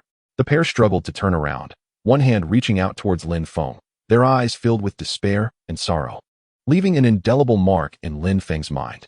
A tempest of rage and indignation surged within him, causing his claws to involuntarily extend. Instinctively, he sat up, his bloodshot eyes scanning the surroundings, only to find that the environment was no longer the ravaged streets of Sokovia.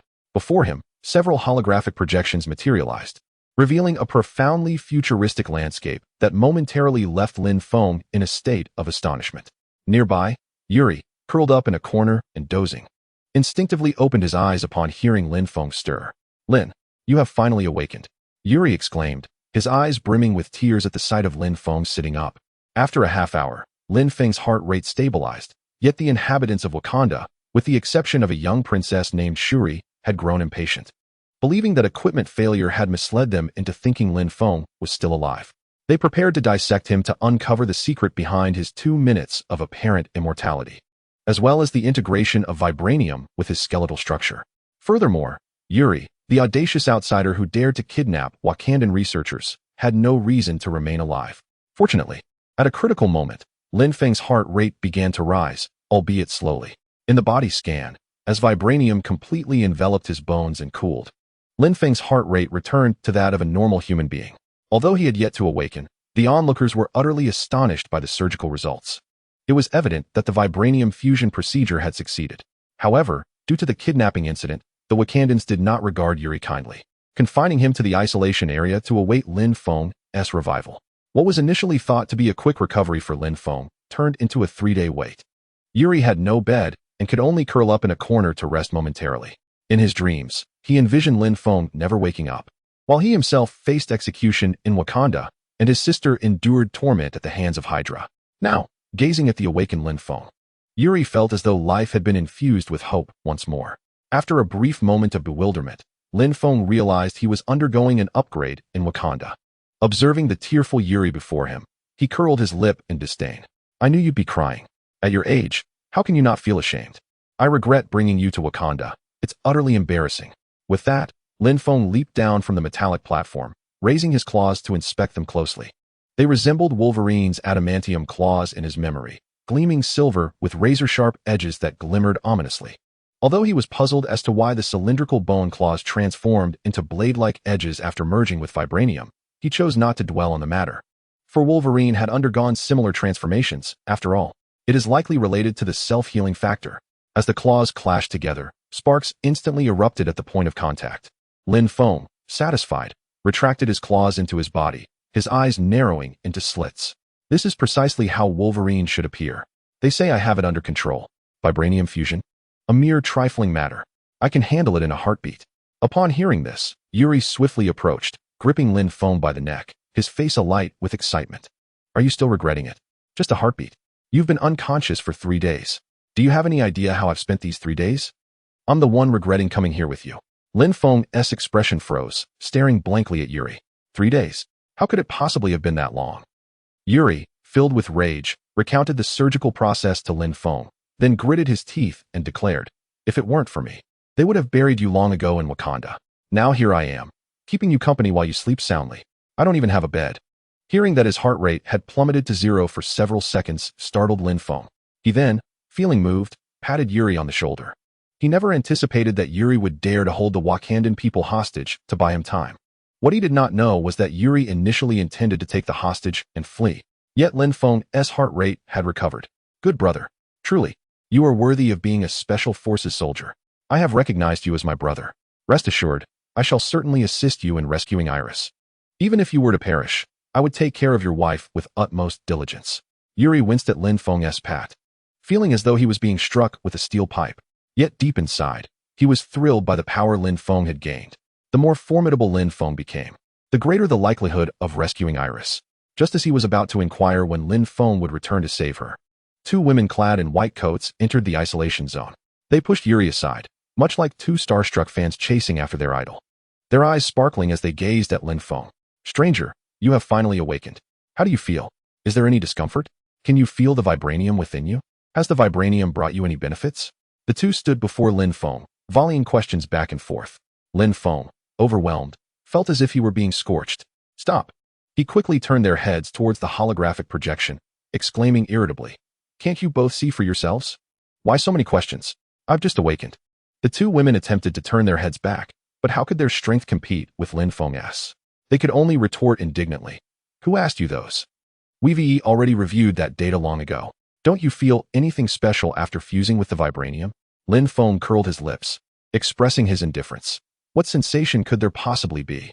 It's merely a change of bones. I feel entirely real at this moment. The 2 individuals exchanged puzzled glances. What about the energy of vibranium? Did you not perceive its energy? Lin Feng paused for a moment. He had been so focused on the intensity of the vibranium that he overlooked its characteristics of energy conversion and release. He wondered if this energy could even be harnessed by him. If it were unusable, wouldn't that simply be a reverse upgrade? What if, during the process, the vibranium suddenly detonated and obliterated his physical form? While others might merely have their garments torn, would he be the one to explode his very body? With such thoughts racing through his mind, Lin Feng quickly turned the heads of the 2 women to face him. Find me an empty room to test this. Chapter 30, The Onslaught of War. In contemplating how to conduct the test, Lin Feng settled on a straightforward approach, to strike. Not to strike others, but to allow others to strike him. Since vibranium could convert kinetic energy into energy, wouldn't it be simpler to let someone hit him? After donning a loose African tribal-style robe, he followed Yuri, led by the two women, to an indoor facility. This venue was the Wakandan Institute of Science, specifically designed as a testing ground for vibranium energy weapons. Though referred to as a shooting range, it resembled a large basketball court. The entire arena appeared quite spacious, featuring only a solitary shooting platform situated approximately 5 meters from the entrance. In front of the shooting platform lay a vast expanse devoid of any targets. It seemed that custom targets would only be created when new weapons were to be tested. Upon entering the range, Lin Feng retrieved 3 submachine guns from the system's space and handed them to Yuri and the two women. Subsequently, amidst their bewildered expressions, he vaulted over the shooting position and stood firmly in the center of the range. "Fire at me."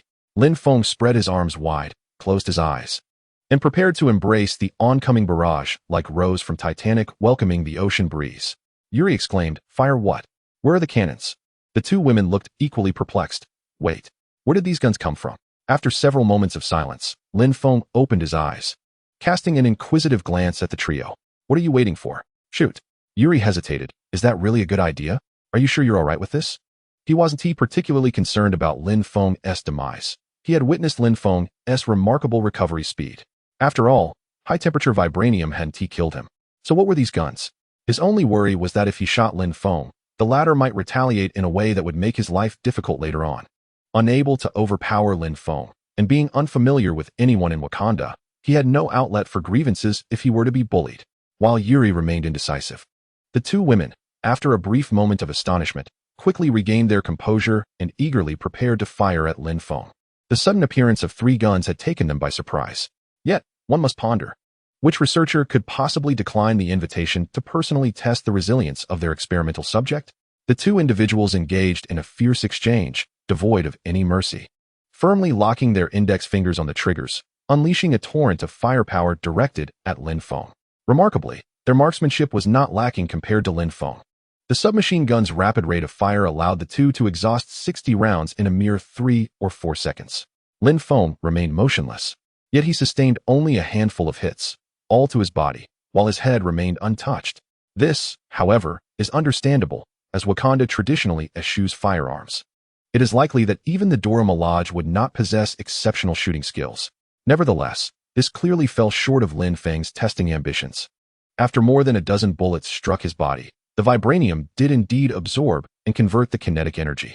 However, since flesh obstructed the bullets and the number of hits was limited, the resultant energy conversion was minimal. The feeble energy that emerged was promptly consumed by Lin Feng's self-healing factors, utilized to mend his gunshot wounds. Lin Feng meticulously assessed his condition. Aside from the pain from the gunshot wounds, he detected no anomalies. With a dismissive glance at the two women, he scoffed. "Is that all you've got, sisters? You had your chance, yet you couldn't even hit me while standing still." The two women nonchalantly discarded their empty weapons onto the shooting platform, clapped their hands, and showed no sign of embarrassment. How primitive. They lacked even basic aiming assistance. Lin Feng shot an exasperated look at Yuri beside him. "Stop dawdling. Fire your weapon." Observing the two women's futile attempts, Yuri wasted no time in responding. "Since you have so earnestly invited me, I shall graciously oblige. It's time to avenge the humiliation I previously endured. You can't back down now." As he spoke, Yuri squeezed the trigger with determination. A trained Special Forces soldier, his marksmanship was undoubtedly superior to that of the two women. Not to mention, Lin Feng remained an easy target, utterly still. Unlike the women, who unleashed a barrage of automatic fire, Yuri opted for semi-automatic mode, skillfully controlling the bullets aimed at Lin Feng's head. Despite this, the speed at which he pulled the trigger was remarkable. He emptied a magazine in 6 or 7 seconds with a perfect accuracy rate. The sound of bullets striking Lin Feng's forehead and feet echoed like a metallic chime, as the vibranium flawlessly deflected the projectiles. After the scalp was breached, the exposed vibranium retained its pristine luster, unmarred by even a scratch. Although the vibranium safeguarded his brain, the impact of the bullets created a faint ringing in Lin Feng's ears. After the shooting ceased, a subtle buzzing sound lingered in the air. This time, due to the bullets striking solely at the head, the thin layer of scalp offered virtually no resistance. The kinetic energy of the bullet struck the skull, transforming into a delicate violet energy through the vibranium. This energy emerged from the impact point on his head and subsequently coursed through Lin Feng's entire skeletal structure. Externally, one could observe a faint violet glow pulsating beneath his exposed hands and feet. With his eyes closed, Lin Feng meticulously attuned to the energy flowing between his bones. Feeling a tinge of apprehension about the changes this force might manifest within his body, he distinctly sensed the vibranium energy. It felt akin to a current flowing through his bones, expanding the adjacent skeletal areas and imparting a sensation of fullness. This sensation, however, was devoid of pain and instead offered an exquisite comfort reminiscent of a thorough massage. As time elapsed, this energy rapidly diminished. In mere seconds, Lin Feng perceived that its totality had halved. The remaining energy was subsequently absorbed into the vibranium skeleton, dispersing throughout his body. Unbeknownst to him, the self-healing factor could consume the vibranium energy, enhancing his recuperative abilities. Once his body returned to its original state, the self-healing factor would naturally cease to absorb energy. He merely felt as though this energy was providing a full-body spa treatment. Amidst the energy's flow, it seemed to smooth out the creases of his brain's surface. Once this energy integrated into his bones, Lin Feng felt an overwhelming sense of comfort, squinting his eyes in sheer delight. Marvelous. It felt as if his body was being filled to the brim. Gratitude welled up for nature's generous gift. Observing from a distance, Yuri felt a chill of dread. Good heavens, this guy seems to be becoming increasingly monstrous. Could it be that he has unlocked some peculiar switch? How could being struck lead to such a transformation? With this thought, Yuri regretted pulling the trigger moments ago. The two women beside him bore expressions akin to his own, both appearing as if they had encountered a ghost. This individual undoubtedly had a few screws loose. No wonder he could conceive such a bizarre idea of merging with vibranium. He appeared utterly deranged. After indulging in a minute of this invigorating energy massage, Lin Feng regained his senses. Goodness, why hasn't he yet dissipated? Just moments ago, this energy was diminishing. Yet after integrating into his bones, it suddenly became stagnant. Now, Lin Feng felt no longer at ease. Rather, he experienced a sense of discomfort throughout his body. It was akin to a 90-pound young maiden standing on his back, pleasant and relaxing at first. However, if she were to remain there indefinitely, even without pain, one would inevitably feel uneasy. Nevertheless, Lin Feng remained unperturbed, knowing that he had yet to fully explore the vibranium's capabilities. While he had been preoccupied with its strength, he had overlooked its energy attributes. Yet, he was not entirely ignorant of vibranium. In addition to its capacity to convert and store energy, it could also actively release energy. Flashes of the Black Panther from a previous life surged through Lin Feng's mind, recalling the iconic scene of unleashing kinetic energy to topple adversaries. A glimmer of envy sparkled in his eyes. How extraordinarily heroic. A champion emerges, and all around him falls. Yet, he pondered, how does one release such energy? Alas, no one has imparted this knowledge. He would have to experiment on his own. With this thought, Lin Feng lifted his right foot and bellowed, "War tread." Chapter 31. The Shooting Competition.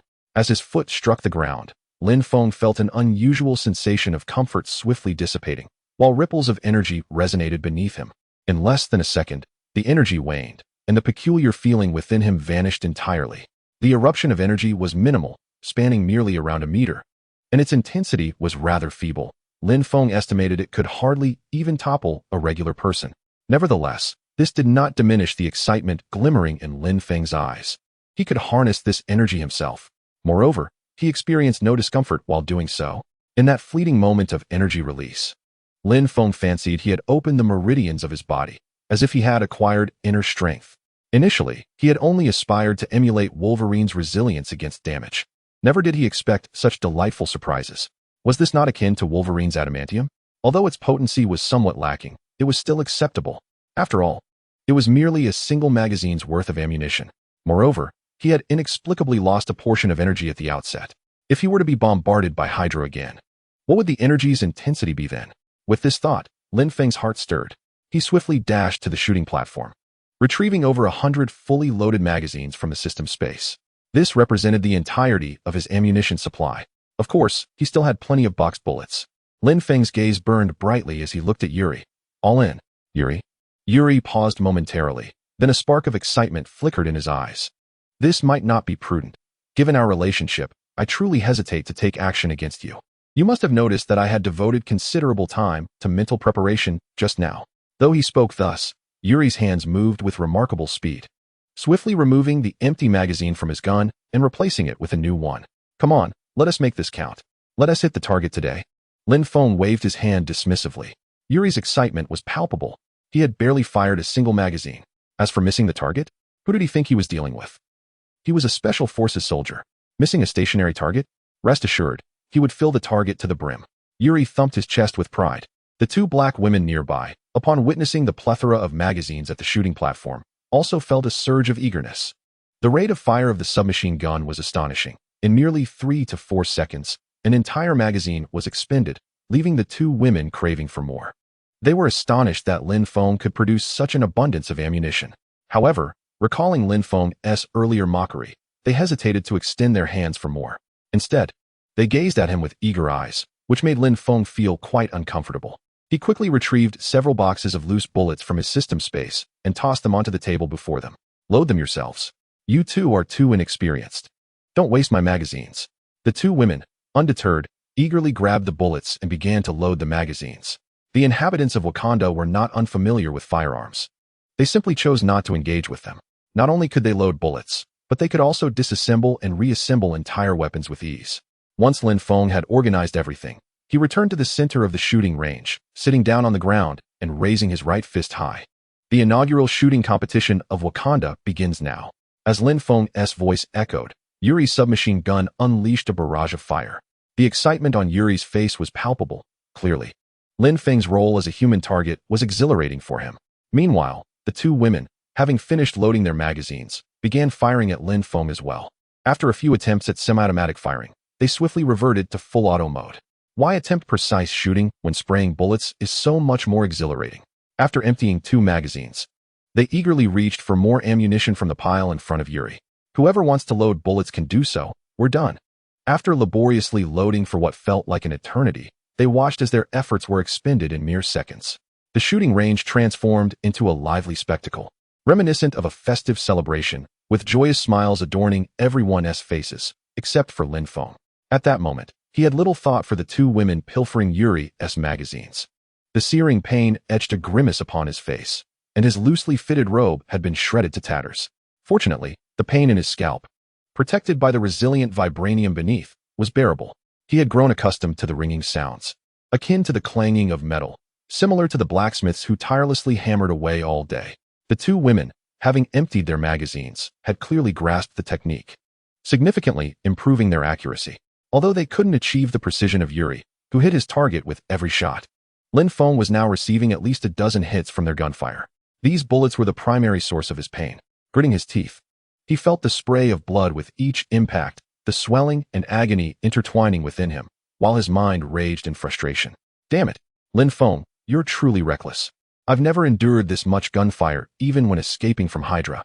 You are hastily urging others to strike. Look at them. Their faces are beaming with delight. Yet here you are, serving as a target.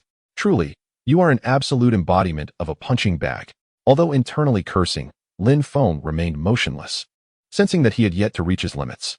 In fact, he felt that he was still far from it. Aside from some minor swelling, the energy within him did not cause any discomfort. To Lin Feng, one could only be deemed at their limit when experiencing actual pain, right? After 5 minutes of incessant fire, Lin Feng noticed a decrease in the bullets striking his head. Confused, he glanced at Yuri. Why has it stopped? Keep going. From the beginning until now, Yuri had been relentlessly firing single shots. In a mere 5 minutes, he had emptied an astonishing 30 magazines, nearly 1,000 rounds. At this moment, he felt as though his right index finger no longer belonged to him. Damn it, isn't this just target practice? I've never trained this hard, even in the army. Initially, when Yuri saw Lin Feng pull out a pile of magazines, he was genuinely thrilled, anticipating a delightful session. However, this excitement lasted merely 3 minutes. The incessant sound of bullets striking Lin Feng's forehead, coupled with the fatigue in his finger, instantly transported Yuri back to the monotonous and grueling days of marksmanship training in the military.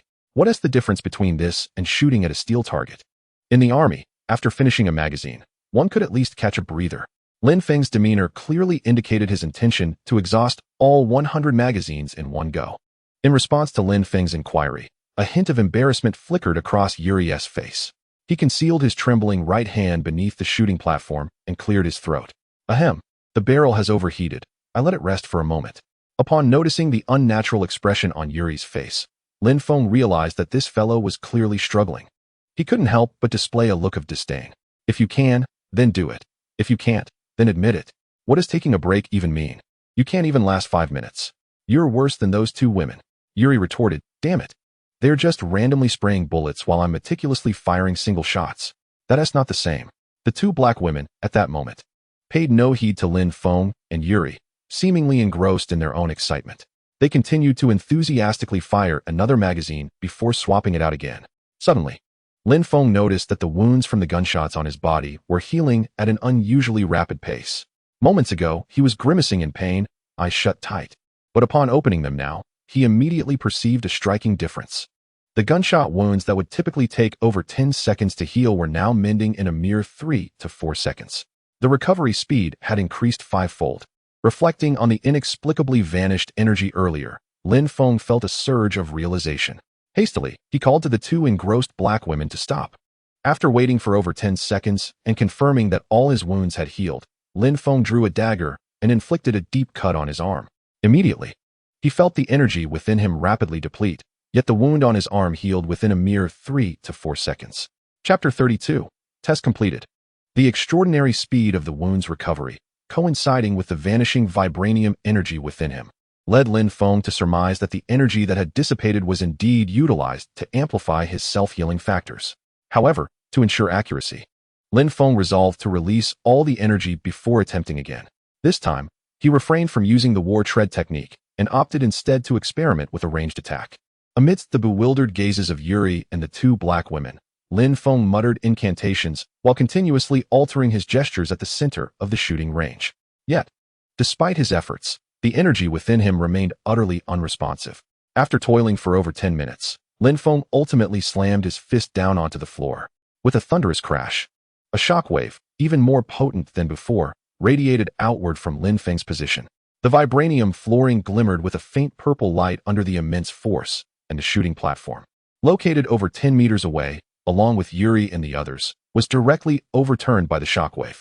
The 3 were violently slammed against the wall behind them, blood spilling from their mouths, clearly suffering internal injuries.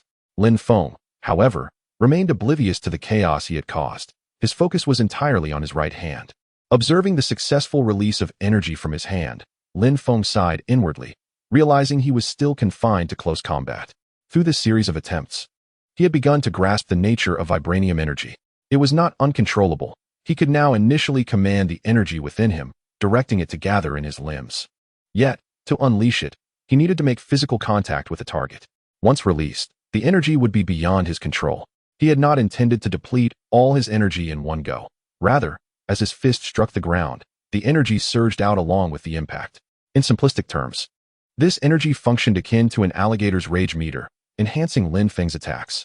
The distinction lay in the fact that while an alligator accumulated rage through striking others, Lin Feng accrued his by enduring blows. Moreover, the alligator could amplify its skills twice once fully enraged, whereas Lin Feng could only enhance a single attack, regardless of the energy amount. Yet he felt no dissatisfaction. After all, it was a fortunate surprise, and a single enhancement was already commendable. Subsequently, Lin Feng produced the dagger once more and made another incision on his arm. This time, devoid of any energy amplification, the healing speed reverted to its previous state. Pleased with the outcome, Lin Feng nodded in satisfaction. Thus far, he had thoroughly tested all the properties of vibranium, regardless of its inherent hardness or the conversion, storage, and release of energy. The ultimate limit of energy transformation remains elusive. In the quest to test self-healing capabilities, all the prior hardships endured seemed to have been in vain. Reflecting on the previous hail of bullets, Lin Feng could not help but feel a pang of regret. Just as he was contemplating whether to initiate another round of barrage, Yuri's feeble cries reached Lin Feng's ears. "Lin, don't just stand there. I think I might be dying." Upon hearing this unmistakably weakened voice, Lin Feng turned to the shooting range. His heart jolted upon seeing Yuri's condition. Yuri was slumped against the wall, blood staining his lips and chest, appearing utterly spent, as if he had burned out. The 2 women beside him were in a similar state, leaning against the wall, their lab coats soaked in blood. However, their complexion was noticeably better than Yuri's, their eyes still glimmering with vitality. "Oh my goodness, brother, what happened to you?" In the blink of an eye, Lin Feng rushed over, enveloping Yuri in his embrace. "Brother, rest assured, I, Lin Feng, Keep my promises. From now on, your wife will be my wife. You can go in peace, Yuri." At this moment, Yuri had no energy left to banter with Lin Feng. 2 of his ribs were broken, and it felt as though they had punctured his lung. He was struggling to breathe. My ribs are broken, but I think I can still be saved." Yuri clutched Lin Feng's arm tightly, his eyes filled with a desperate yearning for healing. Before Lin Feng could react, the Chala siblings, accompanied by Dora Milaje, entered the shooting range. They were followed closely by Wakanda's chief scientist, Rebecca. Upon receiving the news that Lin Feng had awakened and intended to conduct tests, Rebecca had been occupied in another laboratory. She had instructed the 2 women to take Lin Feng to the shooting range while she finished her tasks before joining them. However, upon entering, she was greeted by a scene of utter chaos in the shooting area. Rebecca furrowed her brow and glanced at the 2 women. "What transpired here? Did you conduct tests without permission?" The 2 women felt a wave of regret. They had not anticipated that matters would escalate to this extent. They had no intention of conducting tests directly. After all, the shooting range was bare, and they had arrived empty-handed. Yet, they did not expect that as soon as Lin Feng entered, he would hand each of them a submachine gun and insist that they fire. The subject had eagerly requested the test, and even brought along the testing equipment. What researcher could resist such temptation? They had initially thought that just 3 guns would suffice without issue. Little did they know that Lin Feng would later produce a multitude of magazines. The 2 individuals were clearly unsatisfied, and even if they had refrained from fighting, Yuri beside them would have intervened. However, any discussion at this juncture would be futile. Rebecca, known for her typically gentle demeanor, hoped that by candidly confessing, she might mitigate the repercussions she faced. With this thought in mind, both individuals simultaneously expelled a shimmering orb adorned with purple patterns from their mouths, eager to elucidate the situation to Rebecca. Yet, before they could utter a word, Lin Feng swiftly snatched the orbs from their hands, disregarding the saliva coating them, and promptly inserted them into Yuri's mouth. Lin Feng had been pondering how to rescue Yuri, and upon witnessing the 2 girls eject the chimerium orbs, he acted instinctively to assist Yuri. This orb was indeed a remarkable artifact, one of the most advanced technological marvels from Wakanda. Within this diminutive sphere lay a plethora of functionalities, including an emergency healing capability. Indeed, merely 10 seconds after the chimerium orb was ingested, Yuri's complexion began to improve rapidly. Observing Yuri's stabilization, Lin Feng felt a wave of relief. As long as he could maintain Yuri's condition temporarily, with Wakanda's technology, he would soon be lively and vigorous again. After accomplishing this, Lin Feng ignored the 2 girls, who appeared rather constipated, and raised his gaze toward Rebecca, who had spoken. "You are late. I have completed my tests." He succinctly recounted the testing process to Rebecca. After finishing, he gestured toward Yuri. "Please assist my friend with his treatment. Just name your price. He can afford it." Upon hearing Lin Feng's account, Rebecca refrained from further comments, merely nodding her head as her gaze shifted to Chala. With Chala's approval, several members of the Dora Milaje stepped forward to lift Yuri and the 2 girls, following Rebecca out of the training ground. The 3 injured parties required medical attention. While Rebecca aimed to record the data she had gleaned from Lin Feng's narrative, had she known it would conclude so swiftly, she would have preferred not to make this journey and would have simply reviewed the surveillance footage. In truth, Rebecca held little genuine concern for Lin Feng's testing. Although it represented Wakanda's inaugural living vibranium fusion surgery, she had analyzed Lin Feng's blood and genes during his unconsciousness. Much like Lister, she had discovered Lin Feng's self-healing factors. Moreover, she had identified the terrifying absorption and regeneration capabilities of these factors. However, unlike Lister, she had never contemplated replicating this ability in others. Based on her calculations, Lin Feng's peculiar self-healing cells posed a danger to others comparable to molten vibranium, indeed, even more perilous. A minor amount of molten vibranium could at most erode a small area of the human body, whereas a mere trace of Lin Feng's blood could entirely replace a person's blood with his own. The ultimate outcome remained unknown to Rebecca, for she had never conducted such an experiment. However, she believed that the mortality rate should approach an infinite 100. Thus, Lin Feng's integration with vibranium was merely an anomaly. The likelihood of replicating it in Wakanda was non-existent, and she had no desire to squander time on such endeavors. Consequently, after Lin Feng fell into a coma, she refrained from personally monitoring his vital signs, opting instead to assign 2 ordinary researchers to oversee him. Now that Lin Feng had awakened and his test data was available, it was merely a matter of the king and the elders. Chapter 33. You forgot to introduce yourself. As Lin Feng observed Yuri being carried away, his gaze shifted to Su Rue, who stood beside Chala. It was impossible to resist. The 5-year-old Su Rue was utterly adorable, resembling a delicate doll with finely crafted features and large, expressive eyes. Although Lin Feng held a fondness for the Black Panther character, he felt it paled in comparison to this enchanting little girl. The Black Panther seemed insignificant against Su Rue's charm. At such an endearing age, coupled with Su Rue's intelligence, she gazed at Lin Feng, the experimental subject, with wide, curious eyes. That single glance filled Lin Feng with immense vanity. He proudly raised his right hand, and with a metallic click, his gleaming silver claw sprang forth. "Little Su Rue, what do you think? Am I handsome?" Yet, before Su Rue could respond, her guards swiftly moved past Chala and raised their spears, sheltering the siblings behind them. Several guards watched Lin Feng with vigilant, solemn expressions. However, perhaps sensing no malice from him, Chala remained composed, observing Lin Feng's claws with keen interest. Su Rue, too, displayed no fear. Instead, her eyes sparkled with wonder. Seeing her expression, Lin Feng disregarded the tense guards and, as if showcasing a prized possession, revealed the claws of his left hand as well. The two claws clashed together, sending sparks flying. Su Rue's eyes widened in amazement, reminiscent of a child encountering a beloved toy, her gaze filled with longing. "Can I touch it?" she asked eagerly. With a swift motion, Lin Feng retracted both claws into his body and replied earnestly, "No. Children cannot play with knives. It is too dangerous." A flicker of disappointment crossed Su Rue's eyes as she looked at Lin Feng with a pitiful expression. Chala chuckled softly and spoke a phrase in Wakandan to his guards, instructing them to stand down. After a moment's hesitation, the guards ultimately sheathed their spears and retreated behind the siblings. Turning back to Lin Feng, Chala maintained a gentle smile. "You possess remarkable courage to merge with living vibranium. I admire your bravery. But tell me, are you not afraid of death? Do you not fear that you may not emerge from the medical chamber?" Lin Feng, playfully teasing little Su Rue, finally turned his attention back to Chala. Upon hearing Chala's inquiry, Lin Feng's eyes gleamed with mischief. What if Su Rue were to be abducted by an organization so formidable that even the might of Wakanda could not contend with it? Would you wager your life for a singular chance to rescue her? In my estimation, this hardly qualifies as a gamble. I am certain of my success. The surgical process and its outcome may only slightly exceed my expectations." As he concluded, Lin Feng brought his right hand's index finger and thumb together in a gesture of pinching. Chala, upon hearing this, pursed his lips and fell into a contemplative silence. If the scenario Lin Feng described were to transpire, he would indeed take the risk.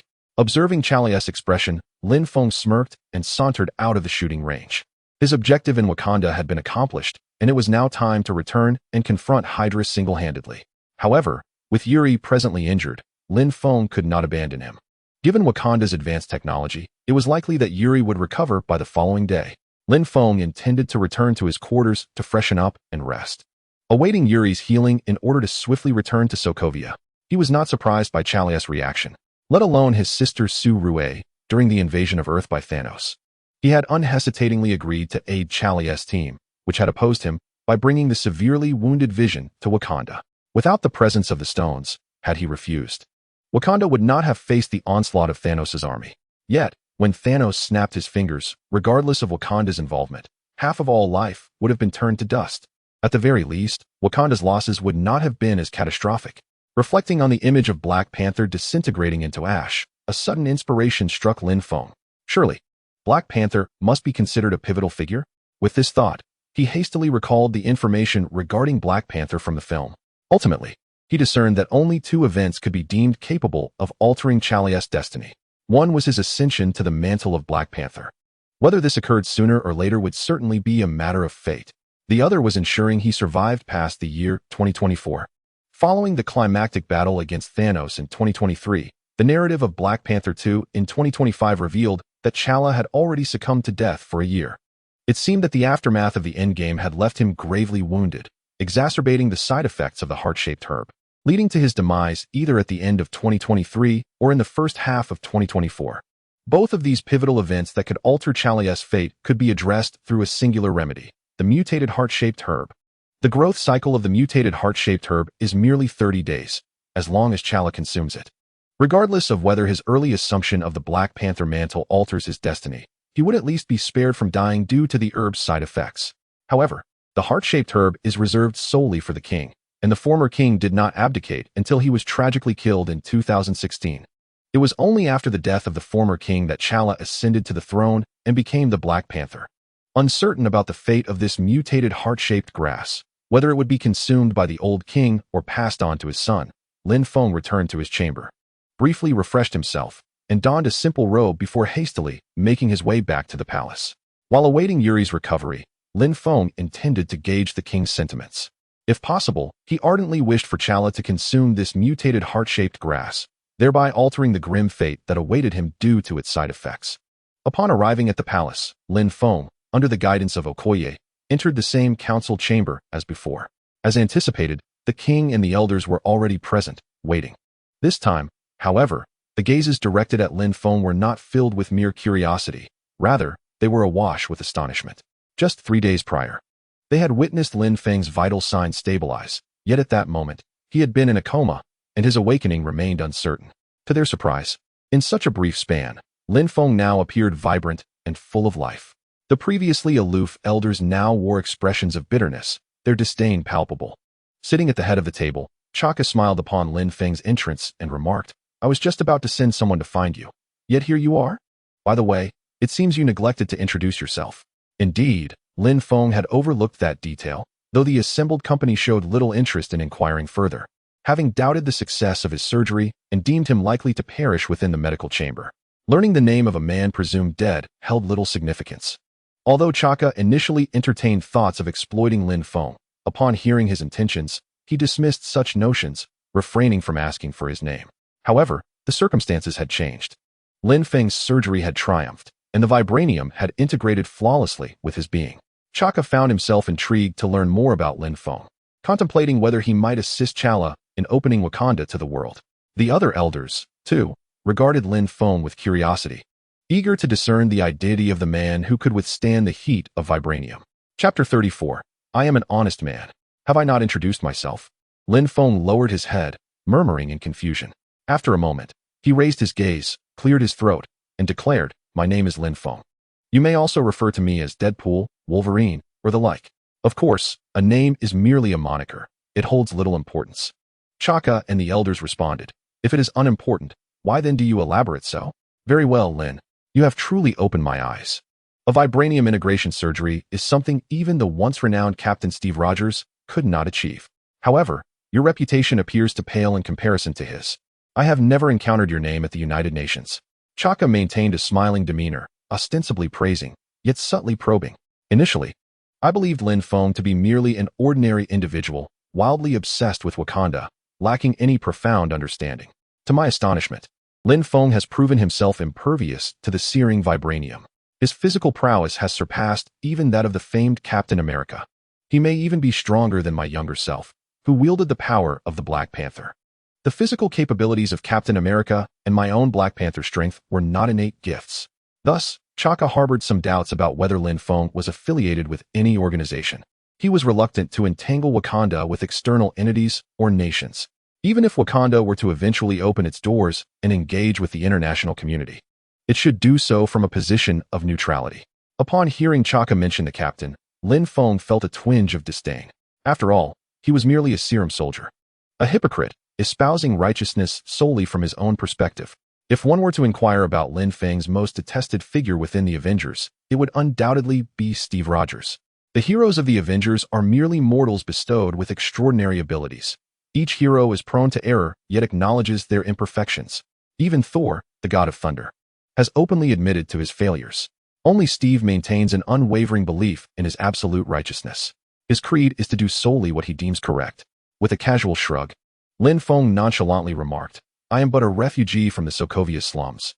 If you wish to hear my name, your chances would be greater there. Furthermore, Steve is merely a product of the military's laboratory. Were I backed by any nation, I would not intrude upon your tranquility in Wakanda." Chaka, upon hearing this, felt a stir within him. Lin Feng's tone unmistakably conveyed his disdain for the captain. Moreover, it seemed that Lin Feng lacked any significant backing. This realization somewhat alleviated Chaka's concerns. His mention of the captain was not solely to leverage the name, but also to gauge Lin Feng's reaction and ascertain his ties to the nation. It was not fear of the nation that motivated him, but rather the complications of direct engagement at this juncture. Wakanda could not seamlessly integrate into the international arena without risking the outbreak of war. In 2005, the nation was undeniably the reigning world power, not accounting for Wakanda. Of course, its formidable military strength had significantly inflated the ambitions of the nation's leadership. Chaka was certain that if Lin Feng were affiliated with the military and he were to release him, Wakanda would not be greeted by a harmonious international community, but rather be thrust into a third world war under the threat of invasion. After all, the nation's international relations were exceedingly intricate. A single thread can affect the entire fabric, should the nation entertain thoughts of invading Wakanda. The flames of war would undoubtedly spread across the globe in a matter of moments. However, it seems unlikely that such a scenario will arise. Moreover, Lin Feng is not entirely mistaken. Had he the backing of the military, he would not dare to risk undertaking the operation of merging vibranium. Yet, this only serves to deepen the enigma surrounding Lin Feng in Chaka's mind. A refugee from Sokovia, devoid of any organization behind him. How is it that he possesses such profound knowledge of Wakanda? Contemplating this, Chaka chuckled lightly, feigning casual conversation as he remarked, I have heard of Sokovia. It appears to still be embroiled in conflict, yes? However, you need not be overly modest. Typical refugees do not possess your level of capability. Lin Feng narrowed his eyes, quietly observing Chaka. 10 seconds later, he suddenly broke into a smile and exclaimed, Your Majesty, do you suspect that I am backed by some force? Fearing that I might expose Wakanda? If you have doubts, you could simply ask openly. I am an honest man. Why must we engage in such convoluted exchanges? Our negotiations have been remarkably smooth and pleasant. Lin Feng's sudden revelation of Chaka's probing left him momentarily taken aback, followed by a wry shake of his head. Having masqueraded at the United Nations for too long, his thinking had become rigid. Engaging in conversation had become tinged with suspicion. Yet, one cannot entirely fault him. Lin Feng's origins are indeed shrouded in mystery, and anyone would reasonably assume he has someone behind him, would they not? At this juncture, Chaka ceased his circumlocutory inquiries and, gazing intently into Lin Feng's eyes, earnestly asked, So, do you have any backing? Lin Feng wiped the smile from his face, responding with equal gravity, No. Chaka pressed on, Then how do you know of Wakanda? Where did that seed come from? Lin Feng replied, I learned about Wakanda from television. The seed was won in a lottery. Only that one. Chaka countered, Do I appear to be the sort easily deceived? How does this differ from selling me health supplements? The elders nearby, who had been eavesdropping, began to murmur among themselves. Those with exclusivist tendencies clamored to have Lin Feng apprehended and interrogated to uncover his secrets. Chaka raised his hand to silence the crowd, letting out a resigned sigh. Lin, you do not seem as honest as you profess. Lin Feng scoffed. Am I not honest enough? I have laid my cards on the table for you. It is you who doubts. Your Majesty, how do you wish for me to prove my sincerity? Given my knowledge of Wakanda, you should still be able to remain hidden in this small corner of Africa. Does this not reflect my earnestness? I harbor no ill will towards Wakanda. In fact, I have even brought you a mutated heart-shaped herb seed. You must have already verified that seed, have you not? Lin Feng wished to divert the discussion from this unyielding topic. Thus he proactively shifted the conversation towards the heart-shaped herb seed. However, before Chaka could respond, an elder from the opposition spoke harshly. Do not attempt to change the subject. If you do not clarify your words today, you shall not leave Wakanda. The other dissenting elders echoed his sentiments, their gazes fixed intently upon Lin Feng. Chaka rubbed his temples, feeling a sense of frustration, not directed at Lin Feng, for he had already come to believe 7 or 8 parts of what Lin Feng had claimed. It was not the matter of televisions or lotteries that troubled him, but rather the implications surrounding Lin Feng's identity. Indeed, he spoke true. Had Lin Feng harbored malevolent intentions towards Wakanda, the true coordinates of Wakanda would have long since been broadcasted across the globe. What truly vexed Chaka were these elders, for they, along with other exclusionary factions within Wakanda, had kept his plans for openness concealed within the depths of his heart. Apart from his wife Ramonda, no one within Wakanda was privy to his intentions, not even his son Chala. These exclusionary individuals represented a significant impediment to Wakanda's aspirations for openness. Chapter 35. Has Chaka taken an interest in me? Chaka had never laid blame upon these factions, as they too acted with the best interests of Wakanda at heart. However, due to various internal and external factors, the endeavor to align Wakanda with the international community required a subtle and gradual integration of its internal populace with the outside world. This process would be slow. Chaka had initially believed he would never witness Wakanda stepping beyond the confines of Africa. Yet, Lin Feng's arrival ignited a flicker of hope for accelerated openness. Wakanda now required someone like Lin Feng, an individual devoid of powerful affiliations, yet capable and possessing a sense of loyalty. He could not only validate Wakanda's existence to the outside world, but also introduce its people to external interactions. Although Chaka felt a twinge of curiosity regarding how Lin Feng had come to know Wakanda's secrets, he did not wish to delve too deeply. As long as Lin Feng was unencumbered by complex allegiances, he was precisely the person Chaka sought. Meanwhile, Lin Feng found himself engaged in a verbal skirmish with several elders from the opposition. From their first encounter, these individuals had regarded him with hostility and disdain. Now that Lin Feng had secured the vibranium, he showed them no leniency. It was a transaction. When they demanded something from him, they made a fuss. But when faced with danger, they fell silent. Now that the deal was concluded and he had survived, they emerged to criticize him? How hypocritical of them. However, taking action is certainly out of the question. To slay an elder in the palace of Wakanda would undoubtedly mean never leaving its borders again. Even if Lin Feng were to escape unharmed, he would remain utterly perplexed by the energy barriers surrounding the Golden City. Yet, while physical confrontation is not an option, engaging in verbal sparring is a realm in which Lin Feng has no fear. The most vulgar insults hurled by the natives hiding in the ravines would amount to little more than a remark that he smells worse than the dung of a white rhinoceros. With 20 years of experience as a seasoned player in Zon, could they truly hope to evade his brilliance? He launched into a fervent tirade.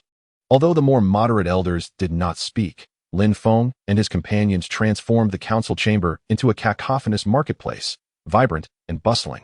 The quarrel did not last long, merely a matter of seconds, before Chaka forcefully struck his chair. Enough. Lin has brought us the invaluable heart-shaped herb seeds. Is this how we treat a friend in Wakanda? Chaka's face bore little trace of anger, yet his gaze swept across the assembly of elders with an imposing solemnity. Under Chaka's authoritative stare, the elders bowed their heads, too intimidated to meet his eyes. The entire council chamber fell into an unusual silence after his words echoed through the space. The elders dared not speak. And with the absence of rivals, Lin Feng disdainfully curled his lip, choosing to remain silent. At this moment, Chaka bore a resemblance to the figure Lin Feng recalled. In the film, Chaka had donned a similarly grave expression while addressing the United Nations regarding the Sokovia Accords, though he met his demise shortly thereafter. As the hall settled into quietude, Chaka waved his hand. You may leave for now. I wish to speak with Lin privately. Okoye, you shall guard the entrance. Without my command, no one is to enter. The elders exchanged glances, momentarily taken aback. Not only the opposition, but even the usually passive moderates found themselves unsettled by this. Allowing us to leave is one thing, but sending Okoye away as well. Given Lin Feng's physical prowess, coupled with vibranium, what if their conversation took a turn for the worse? Okoye's eyes reflected hesitation as she regarded Chaka, clearly unsettled by the prospect of leaving him alone with Lin Feng. Her reservations were not born of exclusion. For Okoye, nothing surpassed the significance of Wakanda and the royal family. As long as the king permitted it, Lin Feng was not an outsider. However, should anyone dare to threaten Wakanda or its royal lineage, even those elders, Okoye would not hesitate to raise her spear. Observing Okoye's demeanor, Chaka offered her a reassuring glance. After a moment's hesitation, she ultimately pushed the door open and stepped outside. The remaining elders, under Chaka's stern gaze, reluctantly followed suit. Lin Feng found himself somewhat astonished. His intention was merely to gauge Chaka's stance on the mutated heart-shaped herb. Upon entering, Lin Feng found himself immediately at the mercy of Chaka, who seized the initiative. The unfolding events exceeded Lin Feng's wildest imagination. What could Chaka, the king of Wakanda, possibly wish to discuss with him that necessitated the expulsion of others? Was he not concerned that Lin Feng might leverage his position to command authority? As Lin Feng's mind wandered, Chaka, noticing the door had been secured, shifted his gaze towards him and chuckled softly. We have already analyzed the seed you possess. While we cannot ascertain whether it truly bears no side effects or achieves the 50-fold efficacy you claim, the energy fluctuations within it undeniably surpass those of our heart-shaped herb. With that alone, our transaction has reached its conclusion. Chaka's words interrupted Lin Feng's reverie. Although uncertain of Chaka's true intentions, Lin Feng felt no trepidation. After all, one must meet force with force and obstacles with resolve. Seeing Chaka mention the heart-shaped herb, Lin Feng feigned nonchalance, remarking, Indeed, that is why I have come to bid you farewell. I must return to rescue my siblings. Have you planted that seed? You must have already lost the enhancements from the heart-shaped herb, no? This mutated version may allow you to reclaim the power of the Black Panther. Chaka shook his head with a light chuckle. I intend to reserve it for my son. Currently, there is no discord within Wakanda, and we can maintain our secrecy externally. The protection of the Black Panther is no longer required. The mantle of the Black Panther has become more of a royal emblem. I am growing old, and rather than the power of the Black Panther, I wish for my son to be spared from the herb's adverse effects. Chaka's candidness left Lin Feng momentarily stunned. Truly, this man was remarkably forthright. Did sacred artifacts hold no reservations at all? Was he sharing this so readily without any pretense? The array of retorts Lin Feng had prepared vanished from his mind, leaving him momentarily speechless. Ahem. Did you not mention that you were still uncertain about the potential side effects? Chaka's expression remained unchanged as he replied coolly. You have already demonstrated your sincerity, have you not? Enough of this, let us discuss you. Once you have rescued your family, what do you intend to do next? Lin Feng contemplated Chaka's peculiarity. Yet the latter's final inquiry sent a chill through him. Could this elder be interested in him, perhaps seeking to recruit him? Although this suspicion lingered in his mind, Lin Feng maintained a facade of indifference, responding, perhaps I shall find solace in a secluded corner, enjoying a pastoral life. Chaka squinted slightly, casting Lin Feng a knowing look. What are your thoughts on Wakanda? Lin Feng mused indeed. What distinguishes this from the subtle hints exchanged between young couples before a confession? No wonder you ascend to the throne while others take on the mantle of elders. They merely seek to exploit my resources. Yet you aim to seize both the fleece and the sheep. Chapter 36. You wish to open Wakanda? Allowing Lin Feng to join Wakanda is utterly inconceivable. If we speak of seclusion, this place indeed provides the perfect sanctuary. Nestled in Africa, Wakanda boasts abundant natural resources, making it a veritable paradise, an exquisite refuge. However, the troubles that lie ahead are numerous, particularly in light of the Infinity War of 2018, where Wakanda became the epicenter of Earth's battleground. I, for one, am not afraid. I could even attempt to seize the Infinity Stones and thwart Thanos. Even if I were to fail and be obliterated by Thanos' snap, I would ultimately be resurrected by the remaining members of the Avengers. Yet, Misha and Vicky are but two ordinary individuals. When Thanos approaches Wakanda, even a single one of those numerous extraterrestrial beasts could easily slay the siblings multiple times. Lives not erased by the stones shall not be resurrected. Initially, upon binding to the Destiny Awakening system, Lin Feng contemplated altering his own unresolved grievances within this realm. However, after scavenging in Sokovia for 2 years and acquiring 2 family members, even with the introduction of advanced lottery draws, Lin Feng prefers to assume the role of a mere spectator. He seeks to safeguard the siblings in a secluded corner, experiencing the tumultuous journey of heroes from a more immersive perspective, and perhaps marry a magnificent siren from the ocean, bearing a brood of mixed heritage. Sharing tales of the battle between Thanos and Sun Wukong. Such a life would be wondrous. Had it not been for Misha and her siblings, after obtaining the advanced lottery, Lin Feng might have rekindled his former ambitions. He could have altered every unsatisfactory outcome, but reality knows no what-ifs. Even if such a scenario existed, without Misha and the others, Lin Feng would likely have been lost amidst the ceaseless flames of war upon his arrival, uncertain of what he might have become. This time, as he tests Chaka, he approaches with a mindset of casual inquiry. If he can persuade Chaka to pass the heart-shaped herb to T'Challa, he shall endeavor to do so. If not, so be it. Regardless, with the conclusion of his dealings with Wakanda, he shall no longer have any ties to it. Reflecting on this, Lin Feng feigned ignorance of the other's intentions, preparing to offer a serious appraisal of Wakanda. Wakanda is merely as it is. Its fortunes rise and fall with vibranium. Upon hearing this, Chaka's pupils constricted. This sentiment resonated with his own deep-seated assessment of Wakanda. It also served as a pivotal motivation for him to resolve to open Wakanda. The achievements of Wakanda today are undeniably intertwined with the assistance of vibranium. It is truly deserving of its title as Earth's mightiest metal. Your architecture, healthcare, manufacturing, and technological advancements are profoundly reliant on vibranium. Even your sacred heart-shaped herb requires the absorption of vibranium energy to thrive. Lin Feng, without waiting for Chaka to respond, reminisced about the information regarding Wakanda and spoke to himself. It is akin to a universal remedy.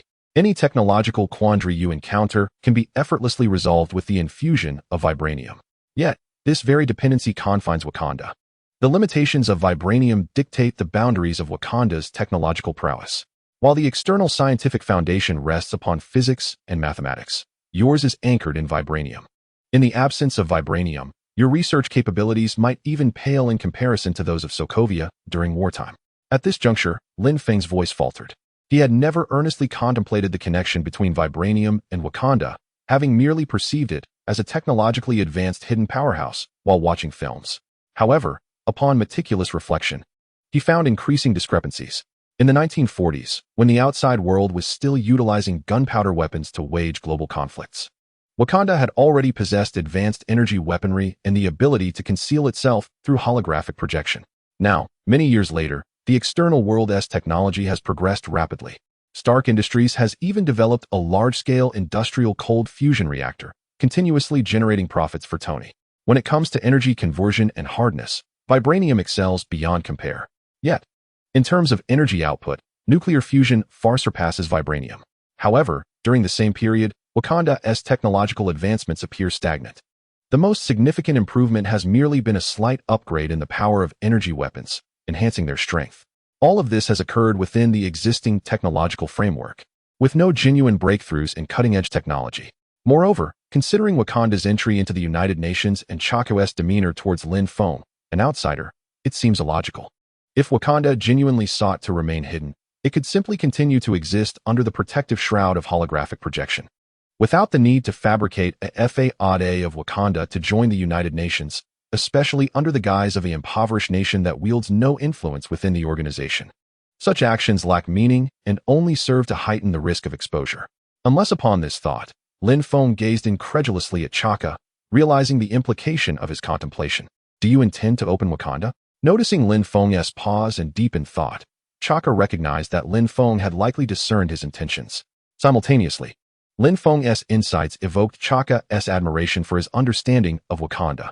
Were it not for the knowledge of Lin Feng's outsider status and his yellow skin, Chaka might have believed that he was one of Wakanda's own playing with him. Fortunately, Lin Feng harbored no malice. Otherwise, Wakanda might have long ceased to remain discreetly hidden in Africa. Now, confronted with Lin Feng's revelation of his plans, Chaka chose not to conceal his intentions any longer. Instead, it felt as though he had discovered a certain outlet for his emotions. He recounted his plans and the actions he had undertaken over the years to Lin Feng in their entirety. Indeed, as Lin Feng had anticipated, Wakanda's technological advancements had reached an impasse. Originally, Chaka was a staunch isolationist, but after personally killing his brother, who sought to open Wakanda, in 1992, he was engulfed by tremendous guilt and pain, prompting him to reevaluate Wakanda's future. He could not comprehend why his brother desired to open Wakanda. It was during this period that Chaka realized he could no longer envision a future for Wakanda. In a sense, the present was synonymous with Wakanda's future. Under the constraints established by their ancestors, the 5 tribes secluded themselves in a small corner of Africa. Technology had stagnated for decades. Wakanda had lost its initial vitality. Resembling a waning elder, each day, he awoke to a monotonous landscape and outdated technological relics. Vibranium had propelled Wakanda's technological advancements, yet it had simultaneously constrained the creative thinking of its scientists. Without the use of vibranium, they found it nearly impossible to transcend their current technological limitations. If this continued, the eventual outcome would either be the depletion of vibranium mines or the external world uncovering Wakanda's fate and invading. Thus, the seeds of openness began to take root in Chaka's heart. He chose to join the United Nations and informed his people that the nations and tribes of Africa were already registered with the UN. Wakanda needed to align itself with its neighboring countries to conceal itself more securely. His primary objectives were twofold: to engage with external technologies and to broaden his son Chalia's horizons, thereby fostering the potential for future openness in Wakanda. However, this matter was of great significance. If it were to be disclosed, it could incite chaos within Wakanda. Even his wife, Ramonda, had, under immense pressure 2 years prior, confided in him in a moment of despair. Fortunately, his wife was understanding and supportive. Otherwise, following that confession, Wakanda might have already faced upheaval. During his years of involvement with the United Nations, witnessing the rapid advancement of external technologies further solidified Chaka's resolve to embrace openness. Only by engaging with new sciences could Wakanda experience a renaissance. After listening to Chaka's narrative, a flicker of enlightenment crossed Lin Feng's mind. He had previously believed that Chaka's efforts were solely responsible for Wakanda's openness, unaware that Chaka had long been paving the way for his son. No wonder he had joined the United Nations and would later involve himself in promoting the Sokovia Accords. After all, no matter the tumult outside, it bore no relation to the concealed Wakanda. Following his heartfelt revelation to Lin Feng, Chaka exhaled deeply, feeling a considerable weight lift from his shoulders. He then regarded Lin Feng with a smile, inquiring whether, after rescuing his family, he would be willing to settle in Wakanda. A warrior of your caliber would surely be warmly welcomed by my people. Chapter 37. Siblings? Twins? Reluctant.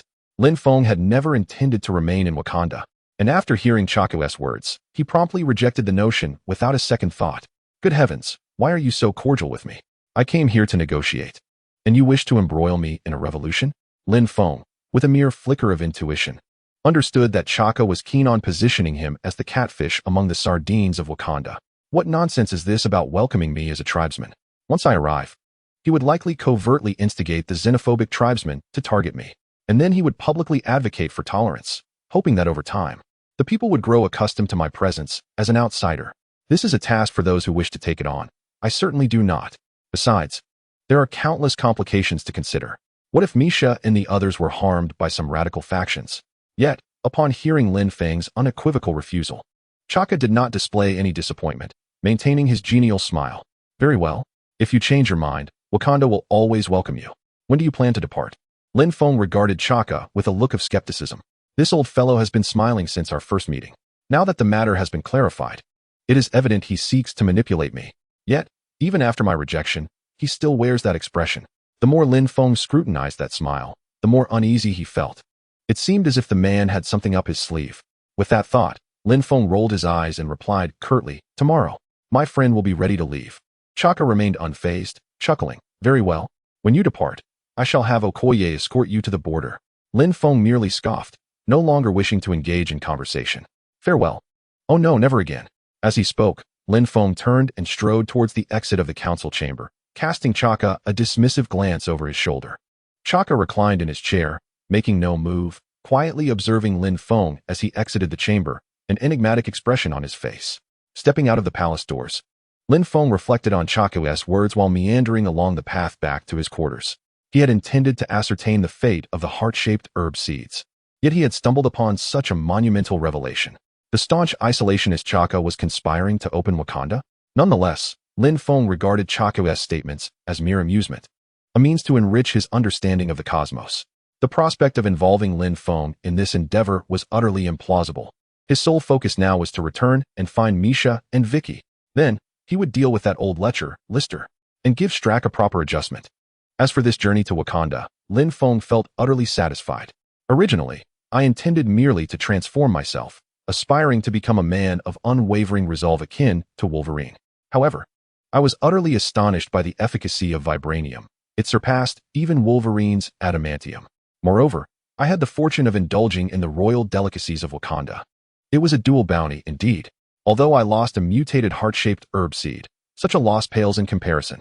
A mere 50-fold enhancement is hardly worth lamenting. Furthermore, this mutated herb is destined to alter Chalia's fate. Provided Chaka did not deceive himself and truly intended to leave it for Chala, I could potentially secure another opportunity for a premium draw.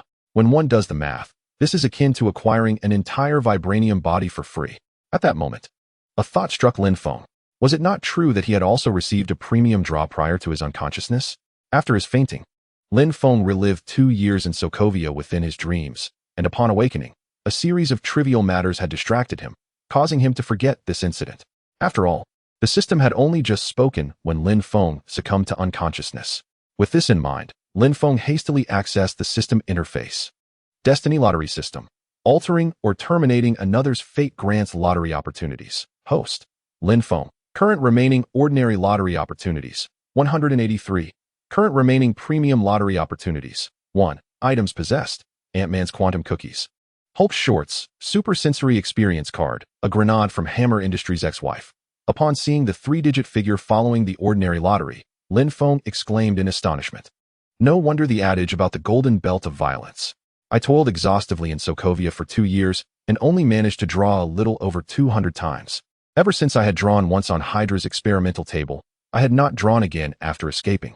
To my surprise, I had dispatched over 100 foes along my path. However, upon noticing the solitary one following the premium lottery, Lin Feng smacked his lips, stroking his chin, while simultaneously accessing the system's historical records. Oh, I seem to recall it was Pietro, wasn't it? Congratulations, host. You have successfully altered Pietro's fate and gained 1 premium draw opportunity. Number of items in the primary prize pool, 2. Congratulations, host. You have acquired a premium draw opportunity. System space expanded to 400. Witnessing this scene, Lin Feng's eyes glimmered with intrigue. Indeed, it was remarkable. As he reminisced about his experiences in Sokovia, he recalled running around scavenging for scraps, often engaging with many people. Yet, he truly did not remember encountering Wanda and Pietro. As a devoted fan, he would certainly recognize the prominent characters of the Avengers at first glance. Though he frequently shared his meager provisions with those on the brink of starvation in exchange for lottery opportunities, these two would not perish from hunger. Even without his assistance, they would undoubtedly survive. Aside from that, the only remaining option is to awaken them in advance if one hopes to alter their destinies. However, lacking the Mind Stone and having concealed his own powers in Sokovia to protect his identity, Lin Feng found himself at a loss. As he pondered, he returned to his guest room, pushed open the door, and collapsed onto the sofa, scratching his head in irritation with a soft sigh. After much contemplation, he had no inkling of how to change Wanda and Pietro's fates. What on earth are these siblings up to? He muttered to himself, prepared to dismiss these concerns and instead pursue a high-stakes lottery. Yet, as he reflected on the siblings, a sudden epiphany struck him. Siblings. Twins. Could it be mere coincidence? Their names, appearances, and physiques were all so dissimilar. Lin Feng recalled the background information on Wanda and her brother. Although the official sources had not specified their exact ages or birthdays, he deduced that they must have been in their 20s, nearing 30, when they appeared in the storyline of Avengers: Age of Ultron in 2015. Given that it is now 2005, their current ages would range between 19 and 21. Meanwhile, Misha and Vicky are merely 15 years old this year. Most importantly, Wanda wields chaos magic. As an ancient curse of the Elder Gods, chaos magic grants formidable abilities to its host while simultaneously consuming their negative emotions to grow stronger. From this perspective, if Wanda were to experience intense emotional fluctuations, she might awaken without the Mind Stone. In the film, with each family member she loses, her powers only intensify. It was in Sokovia, after all, that he had been shot in the head and fell before Misha's eyes. Chapter 38, Mark's armor design. Both sets of twins, both from Sokovia, both having lost family to war. Moreover, their ages are similarly estimated. The sole distinction lies in their external appearances, which could not be more different. Although Wanda and her brother hail from the slums, they are depicted as robust, with Wanda being an extraordinarily attractive woman with striking curves. In contrast, Misha and her brother resemble mere children, their figures frail from years of malnutrition, unable to even compare to normal children their age. Yet, the thought of Misha and her brother as counterparts to Wanda and her brother took root in Lin Feng's mind, refusing to dissipate. The coincidences were too uncanny. Beyond this, he could conceive of no other explanation to validate his past encounter with Wanda in Sokovia. After several minutes, Lin Feng rubbed his face vigorously with his hands and took a deep breath to clear his chaotic thoughts. He then murmured to himself, regardless of its truth, tomorrow's return will reveal all. Time for the lottery. As he spoke, Lin Feng ceased to contemplate the matters concerning Wanda and Pietro, redirecting his gaze back to the system interface. With a mere thought, he initiated a standard lottery. Lottery in progress. Lottery completed. Congratulations, host. You have received 37 Ant-Man Quantum Cookies, 32 Hawkeye Shorts, 47 hand grenades from Hammer Industries' ex-wife, 13 Super Sensory Experience cards, 28 Star-Lord's Dance Portable Speakers, and 26 Groot's Regenerative Branches. Lin Feng promptly disregarded the earlier rewards, for he was already familiar with their effects. What truly captivated his attention were the latter two novel items. Star-Lord, Groot. Surely, anything associated with the Guardians of the Galaxy must possess remarkable qualities. Upon glimpsing the names of the new items, Lin Feng couldn't help but curl his lip in disdain. While the Guardians had repeatedly saved the universe in the films, each member exuded an air of unreliability. Yet, in the next moment, Lin Feng exclaimed, Groot is incredible. Star-Lord's Dance Portable Speaker, a consumable item that doubles the user's flexibility for 15 minutes. Groot's Regenerative Branch, a consumable item that, when inserted into the body, restores all injuries. The first item, the portable speaker that purportedly enhances bodily flexibility, left Lin Feng somewhat perplexed. He was uncertain about the true implications of such a doubling of flexibility. However, the second item, the branch, sparked a glimmer of excitement within him. Instantly, he envisioned Groot transforming into a protective sphere around his comrades. Even when reduced to mere fragments, He could regrow and restore himself with a simple twig. What could possibly rival Groot's prowess, whether it be some mystical orb or a vibranium medical pod? Yet, as this item emerged as a basic tool, it undoubtedly bore some side effects. Given its connection to Groot, it likely utilized the unique vitality of the tree-like creature to heal injuries. The only uncertainty remained. How lengthy would the recovery time be? In the film, Groot's demise led to his rebirth from a mere sapling, which, though undeniably adorable, seemed to take quite a while to mature. System, he inquired, what are the side effects of these two items? Star-Lord's dance portable speaker, upon use. Those who hear its music will involuntarily dance. Groot's regenerative branch. During the healing period, the user will become a vegetative state. Recovery time is 30 days. Gazing at the system interface before him, Lin Feng mused, as expected, basic items are never without their pitfalls. The purported increase in flexibility from the speaker, regardless of its efficacy, came with the caveat that he would have to dance like Star-Lord. What utility would that serve? Engaging in a brawl while simultaneously dancing? As for the regenerative branch, Lin Feng initially found the 30-day recovery period rather disconcerting. Yet, upon further reflection, it was not entirely unacceptable. After all, he was unlikely to utilize this item himself. If needed, it would be for another's benefit. What does it matter to me if someone else is paralyzed for a month? Moreover, since the system has proclaimed that it can restore all injuries, even if one is left with just a breath, recovery is assured. Lying in bed for a month could grant one a new lease on life. So one should revel in the prospect. Healing from serious injuries takes 100 days, if one is missing limbs. Do not expect to recover in less than a year and a half, not to mention life-threatening injuries. Furthermore, with this device, when I return to rescue others, I need not fear if Misha or Vicky accidentally get shot. With this thought, Lin Feng nodded in satisfaction and shifted his gaze to the option for high-level lottery draws. Subsequently, he clasped his hands together, closed his eyes, and wore a look of devoutness. Oh, dear system, grant me another extraordinary ability. After silently reciting the blessings learned from the internet in his previous life several times, Lin Feng concentrated his thoughts and drew. Drawing lottery completed. Congratulations, host. You have obtained Mark Armor Design Blueprint. Gazing at the lottery information before him, Lin Feng smacked his lips, feeling a tinge of disappointment for not acquiring another extraordinary ability. However, which man could resist the allure of mechas? Although the Mark Armor is not a true mecha, merely a powered exoskeleton, Lin Feng had long coveted Iron Man's suit. He had even watched Iron Man's 3 standalone films no less than 5 times. Especially the nanotech suit scene in Infinity War, the Mark 50 and above. It was simply magnificent. With this in mind, Lin Feng eagerly awaited the system to dispense the reward. He wondered which version of the armor the system would provide. If it were to directly grant him the Mark 85, he would no longer be Wolverine. He would be Iron Man. However, after waiting for a minute, he felt no influx of vast information into his mind as he had envisioned. There was no information about the Mark Armor at all. In confusion, Lin Feng entertained a troubling possibility, and his expression stiffened. Could it be that? Lin Feng swallowed hard, his eyes anxiously scanning the system space. In the next moment, he retrieved a thick stack of documents from the system space. The sheets were roughly the size of A4 paper, but thicker, and when Lin Feng gently tugged at one, it did not tear. The pages contained the design blueprints for the Mark Armor. Moreover, from the flat analysis on the front page, it was evident that this was not the nanotech armor Lin Feng had imagined, but rather the Mark II. This was the very first suit Tony Stark forged after emerging from the cave. Damn! Lin Feng could not help but slam the design blueprint onto the coffee table before him. Not only did you fail to enlighten me, but you also gave me the Mark II. You wretched system. Could you possibly be any more deceitful? Last time, I received a worthless seed, and this time, just as I expected something promising, you present me with an antiquity? After cursing the system for a few minutes, Lin Feng resignedly picked up the design blueprint before him once more. The Mark II is the Mark II. Every endeavor begins with difficulty. As long as I comprehend the crafting of the battle armor, upgrading to the nanotech variant later should be feasible.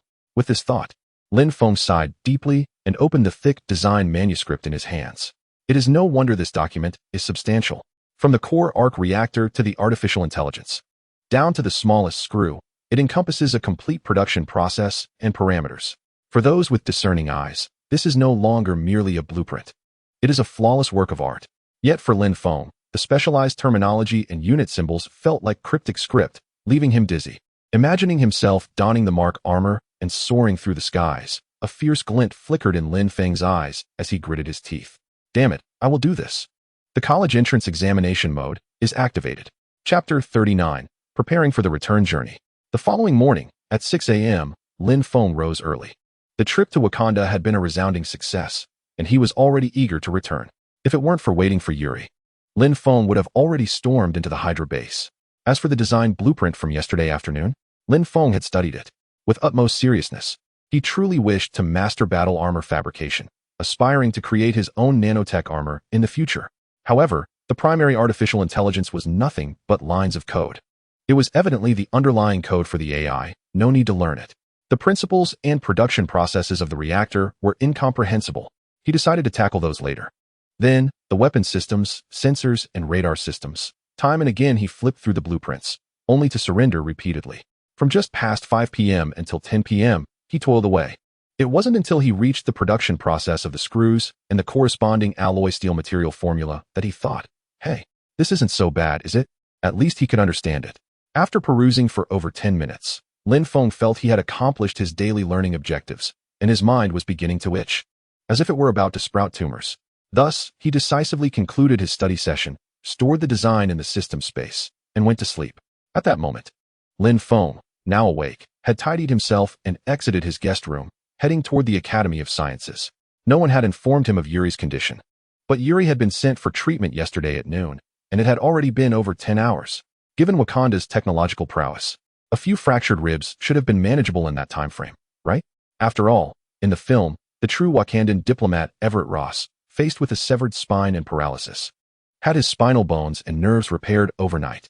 Upon entering the Academy of Sciences, Lin Feng, guided by a staff member, arrived at the ward where Yuri resided. The layout of the ward bore a striking resemblance to that of a laboratory, as this establishment was indeed a part of the Academy of Sciences. Within the room were 10 medical pods, presumably designated specifically for physical examinations and treatments. At this moment, both Yuri and the two accompanying women were present in the ward. As anticipated by Lin Feng, Yuri had fully recovered an hour prior. However, he was currently in a deep slumber. Observing the peacefully sleeping Yuri, Lin Feng's eyes glinted mischievously, a smirk gracing his lips. He had been asleep for over 10 hours. Having recovered, why did he not leave? The medical pod must be quite comfortable for sleeping indeed. After confirming Yuri's physical condition with the staff, Lin Feng strode over to Yuri's side and playfully delivered 2 sharp slaps to his face. Subsequently, he embraced Yuri with a facade of concern. Yuri, my good brother, did you have a nightmare? I heard you calling out for Eliza. Yuri, roused from his slumber after just an hour, blinked in confusion. The 2 women who had come with him had soon fallen asleep, but he found himself unable to do so. To his dismay, the advanced medical pods of Wakanda lacked anesthetic functionality. The stabbing pain and itch from his fractured bones made it impossible for him to rest. It was only a little over an hour ago that he had finally drifted into a genuine sleep. Unbeknownst to him that the medical pod was not devoid of anesthetic capabilities. Rather, it had not been administered to him at all. The senior staff member he had previously kidnapped was none other than Wakanda's chief scientist, Viveka. Upon hearing Lin Feng's inquiry, Yuri, still dazed, gently touched his stinging face and instinctively replied, Lin, you are right. Eliza has indeed been brainwashed. When I attempted to rescue her, she did not recognize me and even slapped me twice. As Lin Feng assisted Yuri out of the medical pod, he reassured him, it's all right. We shall go retrieve her at once. Upon hearing this, Yuri, who had previously appeared somewhat dejected, instantly perked up. Really? Lin? Then let us leave immediately. As he spoke, Yuri grasped Lin Feng's hand and headed towards the door. Upon exiting the Academy of Sciences, they found Okoye waiting for them at the plaza with a small contingent of the Dora Milaje. In truth, Lin Feng was reluctant to have Okoye escort him. Chaka had likely assigned her to him for some secret mission. However, despite Wakanda's relatively small size, he and Yuri possessed no means of transportation, and he was still unaware of the direction to the false Wakanda. After much contemplation throughout the night, Lin Feng ultimately decided to inform Okoye upon rising. Regardless of the antics of Chaka, the key is to avoid boarding his ship of mischief. Meanwhile, in a lavish lounge atop the Academy of Sciences, Chaka gazed intently down at Lin Feng and Yuri. His wife, Ramonda, stood by his side, entwining her arm with his as they overlooked the scene. After witnessing Lin Feng and Yuri board the assault craft and depart, Ramonda softly inquired, will he return? Upon hearing his wife's question, Chaka shook his head gently. No. He expressed a desire for seclusion. I suggested he come to Wakanda, but he declined. Ramonda pressed further. Did he agree to serve as the liaison between Wakanda and the outside world? Chaka continued to shake his head. I never broached the subject with him. He seems quite averse to complications. Even if I had, I doubt he would have consented. Ramonda, sensing a hint of puzzlement, asked, why do you appear unfazed by this? As he watched the retreating assault craft, Chaka squinted and murmured, since the moment he successfully integrated the vibranium into his bones, his agreement has become inconsequential. Whether he remains outside or comes to Wakanda, he is the individual I seek. Ramonda, what I require now is not a connection with the outside world, but for the world to recognize that there exists a technologically advanced realm endowed with vibranium. The rest, I will leave to T'Challa. The opening of Wakanda will be his endeavor. A glimmer of understanding flickered in Ramonda's eyes. Indeed, given Lin Feng's current state, he would serve as an invaluable bridge. Whether within Wakanda or beyond. Staying in Wakanda, he would facilitate initial contact and integration of outsiders. Conversely, remaining outside, his vibranium-enhanced form would signal to the world that a place exists capable of transforming him thus. Yet, a lingering doubt resided in Ramonda's heart. Did he not express a desire for seclusion? What if he truly intends to hide? At this moment, the assault craft had dwindled to a mere speck in the distance, prompting Chaka to withdraw his gaze. Turning towards his wife, he smiled slightly. A person of his caliber cannot genuinely conceal himself. Even if he avoids trouble, trouble will inevitably seek him out. As he spoke, Chaka assisted Ramonda to a nearby sofa. Hydra is no ordinary terrorist organization. His venture will undoubtedly create a stir. Attracting attention, he reassured her, fear not, Ramonda. Wakanda shall once again flourish under our son's stewardship. Chapter 40. The Path to Immortality. At the Wakandan border, the assault craft was clearly ill-suited for the outside world. A helicopter had been prepared by the border tribe for Lin Feng and Yuri, who would take this aircraft back to the airport in Wamato City. As for the notion of Wakanda sending them directly to Sokovia, that was simply out of the question. At this moment, the two individuals had just disembarked from the boat, preparing to transfer to a helicopter. Lin Feng felt a twinge of confusion. The journey had been remarkably tranquil, devoid of any incidents. He had anticipated that Chaka would orchestrate an attack to frame the opposition, thereby compelling him to reconsider and collaborate. However, after departing from Gold City, Okoye had pressed the throttle of the assault boat to the maximum, and within a mere 10 minutes, they had smoothly reached the border. Upon disembarking, Okoye did not immediately depart. Instead, she approached Lin Feng with two companions, halting him before he could board the helicopter. Lin Feng turned to Okoye with a look of curiosity and a hint of wariness. Yet, in the next moment, Okoye received a box from one of her associates and extended it towards Lin Feng. This is a gift from His Majesty the King, she stated. Additionally, I have a message for you. You are a friend of Wakanda and are entitled to enter at will. You are always welcome to visit Wakanda again. Hearing this, Lin Feng was momentarily taken aback. A gift from Chaka? A welcome to return at any time? Had he truly been allowed to leave unscathed? All his caution during the journey had seemingly been a battle of wits with thin air. Accepting the box from Okoye's hands, he opened it to reveal a bracelet resembling prayer beads. One of the beads shimmered with a purple pattern, unmistakably the vibranium bead. Seeing Lin Feng unveil the contents, Okoye spoke once more. The vibranium bead will grant you access to Wakanda. With it, your next flight can land directly in Gold City. Beside him, Yuri rubbed his hands together, his eyes gleaming with excitement, though tinged with shyness, a longing evident on his face. Okoye cast a disdainful glance at Yuri before turning away with her two team members, boarding the assault boat without looking back. Yuri, confused, exclaimed, "What? That's it. What about mine?" Disappointment washed over him as he watched the departing vessel. He had experienced the power of the vibranium bead firsthand. Just the day before, when he had ingested two beads, they had instantly released an unknown energy. He felt a warm sensation in his mouth, akin to sipping tepid water, which then coursed through his body, alleviating the excruciating pain from his shattered ribs and banishing the breathlessness caused by a punctured lung. It was indeed a remarkable treasure. Why should Lin Feng possess it when they had both entered Wakanda together? Once Okoye's assault boat vanished from Yuri's sight, he turned enviously towards the box in Lin Feng's hands. Yet, Lin Feng's expression held no trace of elation. This item held little significance for him. He was still pondering the true intentions behind Chaka's gesture. The vibranium bead, being Wakanda's premier and most ubiquitous piece of personal technology, may not boast the most formidable capabilities, but its multitude of functions was undeniable. Similar to the external capabilities of smartphones, communication, navigation, and entertainment, it encompasses a plethora of functions. Moreover, It offers features such as emergency treatment, which are absent in the outside world. With the vibranium bead, I can indeed enter and exit Wakanda at will, just as Chaka mentioned. Once the holographic projection at the Wakandan border recognizes the vibranium bead, the central system will grant immediate access without intervention from the border tribes. Additionally, the navigation system embedded in the bead allows Lin Feng to accurately traverse from any direction directly to the Golden City. Is this old man serious? Has he truly regarded Wakanda as his personal garden, permitting him to come and go as he pleases? In the midst of contemplation, Lin Feng suddenly had a revelation. This device is akin to a smartphone. It can navigate and locate, making it essentially a pure tracking device. With this in hand, Chaka would always be aware of my whereabouts. He could even intermittently bombard me with video calls. What if one day he grew displeased and divulged my information and location? Wouldn't Hydra and SHIELD pursue me like rabid dogs? With this thought, Lin Feng cursed under his breath while raising his right hand, intending to discard the box. However, before he could throw it, Yuri, quick on the uptake, seized Lin Feng's arm. Carefully, he attempted to claim the box from Lin Feng's grasp. Lin Feng offered no resistance and relaxed his grip, allowing Yuri to cherish the box in his embrace while casting a disapproving glare at Lin Feng. What are you doing? Lin Feng rolled his eyes. Why are you so anxious? It's just a worthless bead, as if I stole your wife. Then, a mischievous glint flashed in his eyes as he grinned at Yuri. Brother Yuri, do you want this? Without a moment's hesitation, Yuri nodded vigorously.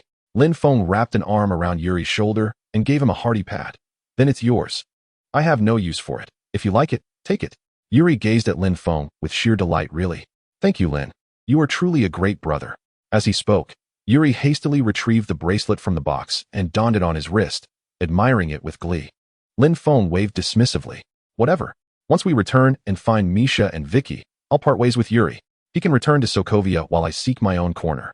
If Chaka wants to find me, he should go to Sokovia to look for Yuri, the king of Wakanda? Huh, not so formidable. My clever mind will not be outmaneuvered by an old man. With this thought, Lin Feng smiled smugly, humming an unknown tune as he pushed a beaming Yuri onto the helicopter. Meanwhile, within Hydra's secret base, Strucker was in high spirits, receiving good news from both inside and outside the facility. Outside the base, the deal with Clow has been finalized. Clow has taken the bait. The transaction is set for 2 weeks from now, with the location designated as New York.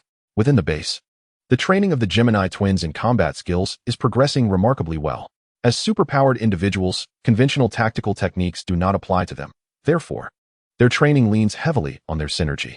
Under Misha's control utilizing chaotic magic, Vicky navigates the battlefield with superhuman speed. Armed with a dagger, she delivers strikes that are swifter and more precise than gunfire. In just 3 days, the siblings have developed an impressive level of coordination. Strack has decided that the Gemini twins will execute the transaction with Clow in 2 weeks. Given their current capabilities, capturing Clow seems almost assured.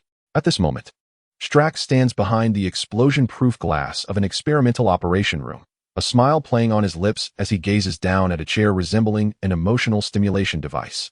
This is the consciousness uploading apparatus that Strack commissioned. The device's exterior bears a striking resemblance to the peculiar chair used in emotional stimulation experiments, complete with a helmet adorned with numerous wires. Surrounding the chair, several staff members bustle about, calibrating the equipment. Since Strack's arrival at the base 3 days ago, he has not returned to Sokovia. Instead, he has remained at the base, overseeing the construction of this consciousness uploading device. This represents Strack's path to immortality, as well as the reason for his allegiance to Hydra. With comprehensive technical support, the device was completed in just 2 days. Today marks the commencement of the first consciousness uploading experiment, though it will not involve Strack himself, but rather a test subject. After all, once consciousness is uploaded, it cannot be downloaded again. With the vibranium body still unprepared, Strack has no desire to linger within the base's servers. Chapter 41. The Effect of the Walkman. At Wamato Airport, Lin Feng and Yuri emerged from the Wakandan border, their journey thus far uneventful, and successfully arrived at Wamato Airport. Boarding the private plane they had arrived in, Lin Feng frowned as he regarded Yuri, seated across from him. Are you truly going? Yuri nodded resolutely. I must go? Given that Lin Feng is uncertain of the exact location of the base, only knowing it lies in the northern mountains of Sokovia, he decides to return to Sokovia to procure a vehicle, following his escape route northward. However, he acknowledges that this time he faces the firepower of an entire military base. In such circumstances, Yuri, as an ordinary person, would essentially be walking to his demise. Thus, Lin Feng suggests that Yuri remain in Sokovia while he drives alone. Yet, having finally uncovered a lead on his sister, Yuri is unwilling to simply wait idly. Lin Feng was also on a mission to rescue his younger siblings, yet he found himself burdened with 2 dependents, leaving little room for him to seek out Eliza. Consequently, Yuri resolutely declined Lin Feng's suggestion and insisted on accompanying him. Had this been a fortnight ago, Lin Feng would have shown little concern for Yuri's fate. During their 2 years in Sokovia, their relationship had mostly revolved around transactional exchanges, with little depth of understanding. However, through their recent interactions, Lin Feng had come to appreciate Yuri as a friend. Although Lin Feng had just passed a troublesome situation onto Yuri, it was not life-threatening. If Wakanda had truly wished to eliminate Yuri, they would have done so long ago. With the gem in his possession, should he manage to foster a good relationship with Wakanda, he could potentially find himself in a position of power in Sokovia. Nevertheless, since the decision lay with Yuri, Lin Feng felt powerless to intervene, especially as he had no justification to stop him from rescuing his sister. Observing Yuri's resolute expression, Lin Feng sighed and chose to remain silent, albeit with little faith in Yuri's chances of survival. He feared that while Eliza might be saved, Yuri could very well perish in the process. Lacking any regenerative abilities, he would likely be overwhelmed by Hydra's concentrated firepower. In the midst of his thoughts, Lin Feng had a sudden realization. He had yet to lend his items to anyone else. Although he had intended for the Broken Branch to assist others, it remained uncertain whether the system's gifts could indeed be utilized by others. If it were possible, perhaps it could transform Yuri into a formidable ally, thus enhancing his odds of survival. Moreover, given the labyrinthine nature of the Hydra base, he would likely require his supersensory card to locate individuals. If Yuri could wield it, he could serve as a radar for Lin Feng. With this in mind, Lin Feng scanned his system space for a suitable item to lend to Yuri. After a brief search, his gaze landed upon the newly acquired portable music player. He was still unaware of its specific effects, so why not allow Yuri to experience it first? With a mischievous smile creeping onto his lips, Lin Feng quickly suppressed it and cleared his throat, feigning exasperation. All right, if you're determined to go, then go ahead, but don't blame me if things go awry. As he spoke, he retrieved 2 portable music players. Each came with detachable headphones, suggesting the possibility of external playback. Was there a collective effect? Without further hesitation, Lin Feng placed one set of headphones on himself and handed the other music player to Yuri. Listen to some music and take a breather. Yuri, somewhat bewildered, nonetheless accepted the player and inserted the headphones into his ears. Lin Feng, of course, would not activate his own device. Once Yuri was equipped, he crossed his arms and feigned sleep, all the while keeping a narrow sliver of his eyelids open to discreetly observe Yuri.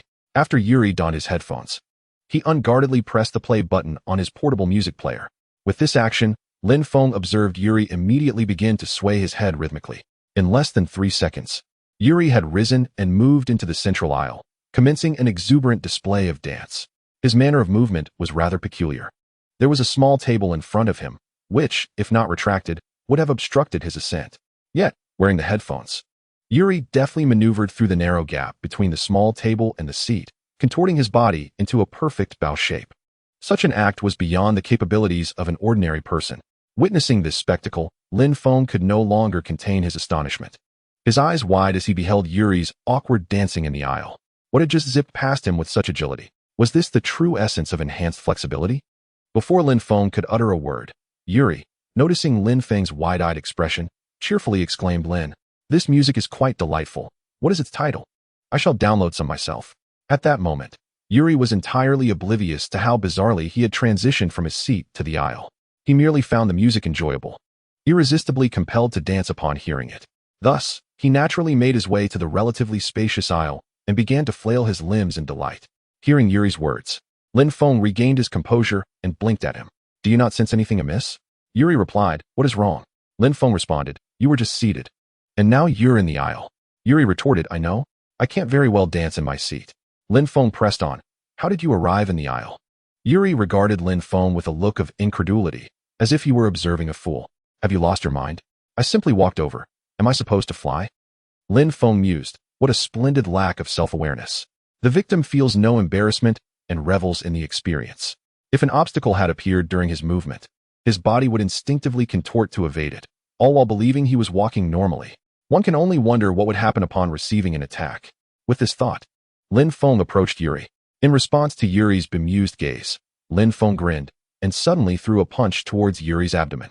Caught off guard, Yuri received the blow squarely in the belly. However, Lin Feng, cautious of inflicting serious harm, had only applied a fraction of his strength. Ordinarily, this level of force would not incapacitate Yuri, but would certainly cause him considerable discomfort for a prolonged period. Yet, to Lin Feng's astonishment, his punch had no effect on Yuri whatsoever. At the moment of contact, Yuri's abdomen seemed to yield, sinking in sync with Lin Feng's fist. Simultaneously, the force exerted by Lin Feng was gradually dissipated, akin to the principle of using 4 ounces to deflect 1,000 pounds. As Lin Feng felt his fist sink into Yuri's abdomen to a depth of half a knuckle, he realized he had indeed made contact with flesh. However, the force of his strike had already diminished by half. Remarkably, Yuri did not utter a sound. Witnessing this outcome, Lin Feng inwardly exclaimed in astonishment. Had he inadvertently reduced the damage by 50%? Yuri, bewildered by the inexplicable assault, stared at Lin Feng with wide eyes, questioning his motives for the unprovoked attack. Observing Yuri's peculiar movements, which included bending and performing splits, Lin Feng found the sight quite jarring. In the next moment, fear filled Yuri's eyes. Yet his body continued to dance uncontrollably. I seem unable to stop. Lin Feng chose not to respond, instead reaching out to see if he could remove Yuri's headphones. To his surprise, it was remarkably easy. As the headphones fell away, Yuri's movements faltered momentarily. Before Yuri could revel in this newfound stillness, Lin Feng yanked the headphones from the portable music player once more.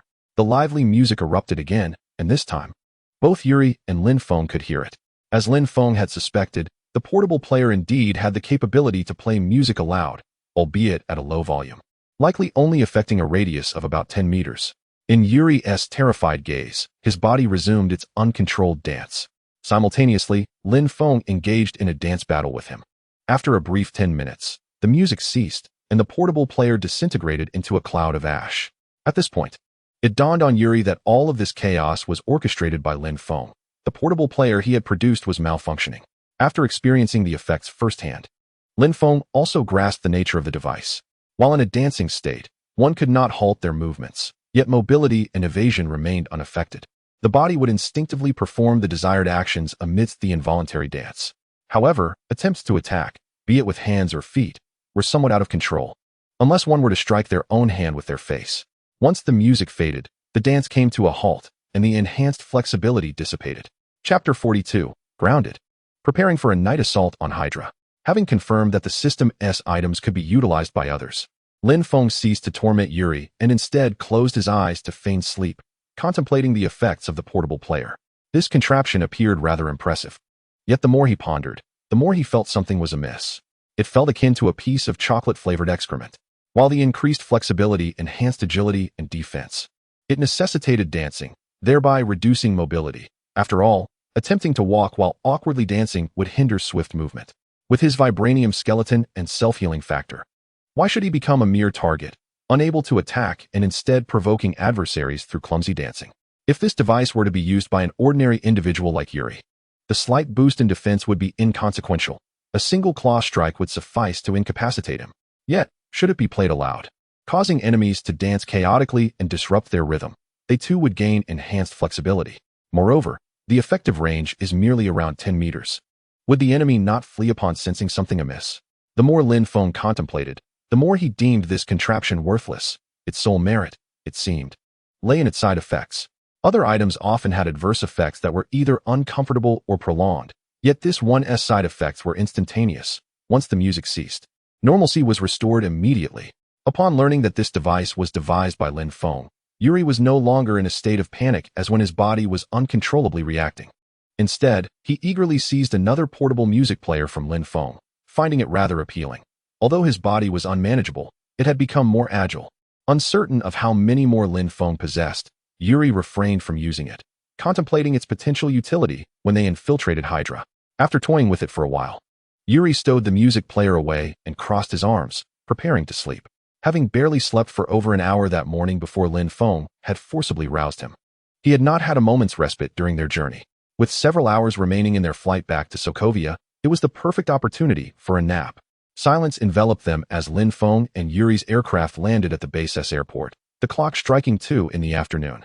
As they disembarked, Yuri stood at the cabin door, cautiously surveying the area. Apart from a few ground staff, there was no one else in sight. The landing airport had communicated in advance to reserve runways and airways for their arrival. As the highest-ranking officer present, Helmut must surely be aware of their landing. Yet he had not come to greet Yuri. Perhaps he was buried under a mountain of intelligence reports at that moment. With this thought, Yuri chuckled to himself, his gaze dimming as he led Lin Feng outside the base.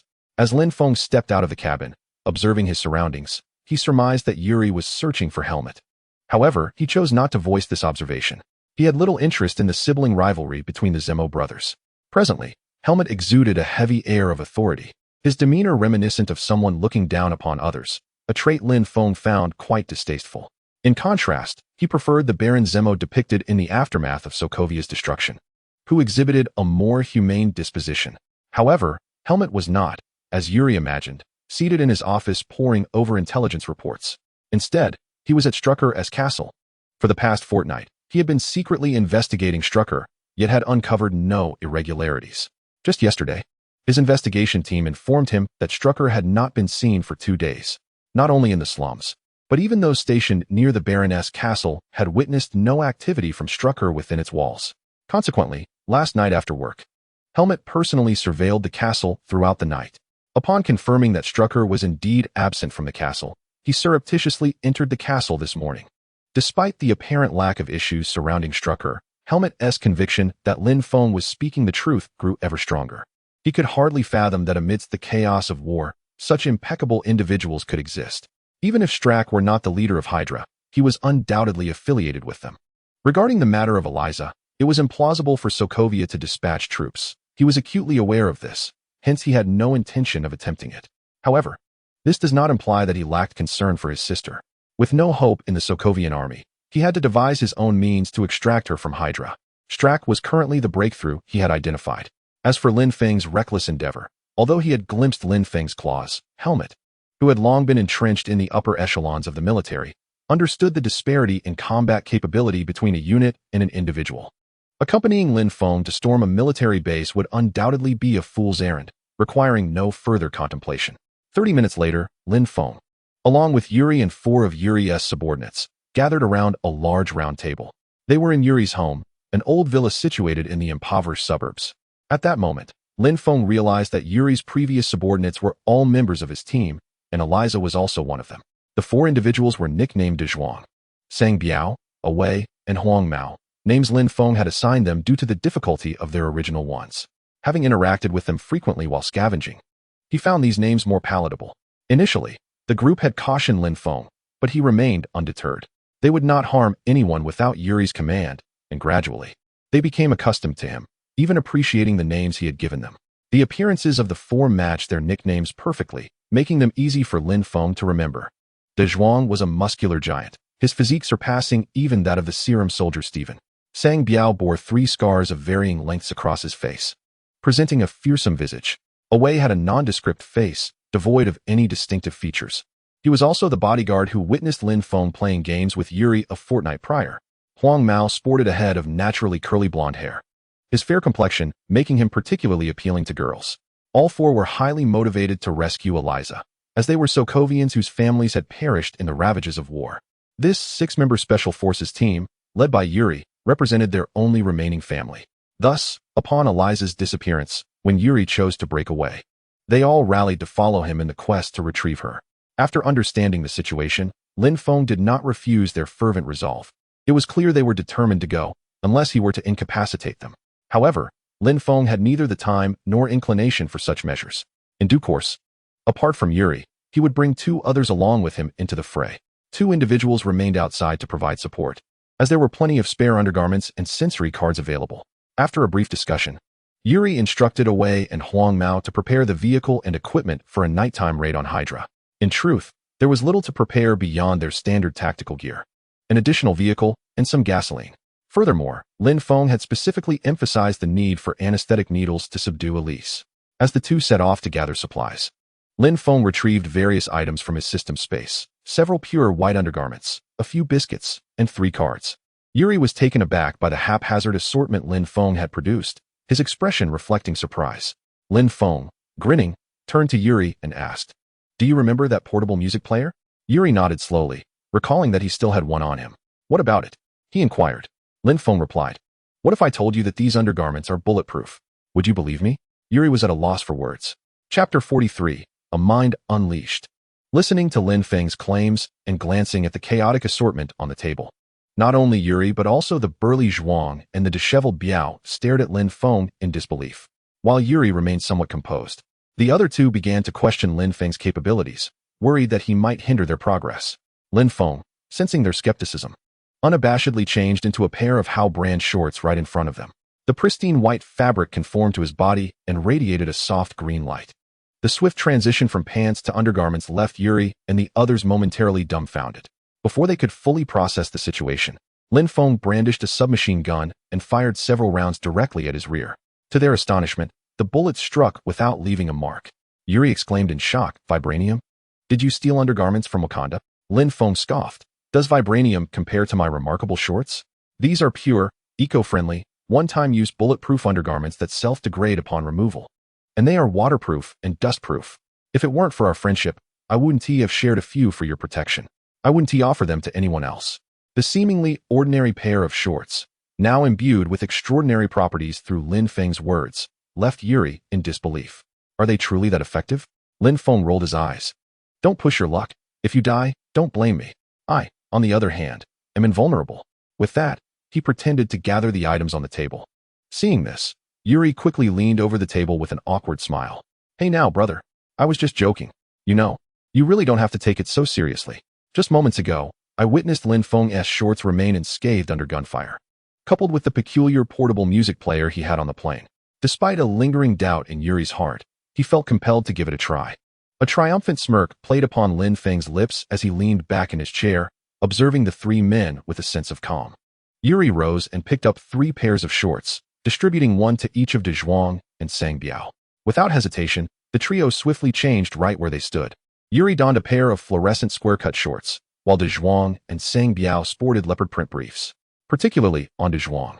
His robust physique paired with the alluring leopard print exuded an aura of freedom, such liberation. A headscarf would complete the ensemble perfectly. Lin Feng squinted, finding it difficult to look away, as the sight was rather eye-watering. Meanwhile, Yuri remained oblivious to the other two, his focus entirely on his own rear. Remarkably, these shorts appeared quite spacious. They conformed comfortably to his body. The green glow was a mystery, but he shrugged it off. After all, Lin Feng's rear was glowing too. After stretching his legs and savoring the sensation, Yuri seized the submachine gun resting on Lin Feng's table and aimed it at his backside. Under Lin Feng's affirming gaze, Yuri closed his eyes, took several rapid breaths, and then, with a shout, pulled the trigger. With a resounding gunshot, a bright yellow bullet shot forth from the barrel. Yet, Yuri's glowing posterior seemed as tranquil as a still lake, creating ripples upon the bullet's impact. Eyes tightly shut, Yuri felt a fleeting sensation of pain, akin to being lightly struck by pebbles. The discomfort was swift to arrive and even quicker to fade. Within mere seconds, all traces of it disappeared. Opening his eyes, he inspected his rear, finding it utterly unscathed. The shorts bore not a single mark. Beside him, De Zhuang and Sang Biao gazed in astonishment at Yuri's backside, both bewildered by the miraculous nature of these garments. A mere thin layer of fabric could indeed withstand bullets? Once Yuri confirmed the effectiveness of the shorts, his face lit up with delight as he turned to Lin Feng. Lin, these shorts are incredible. Do you have shirts and pants? I want a complete outfit. I'll wear it for life. Lin Feng shot him a disapproving glare. I want a full set too. But no, all you have are the shorts. Yuri felt a twinge of disappointment at this revelation, but quickly suggested, then let us dismantle it and sew it into a shirt. Lin, do you have more? Bring me more.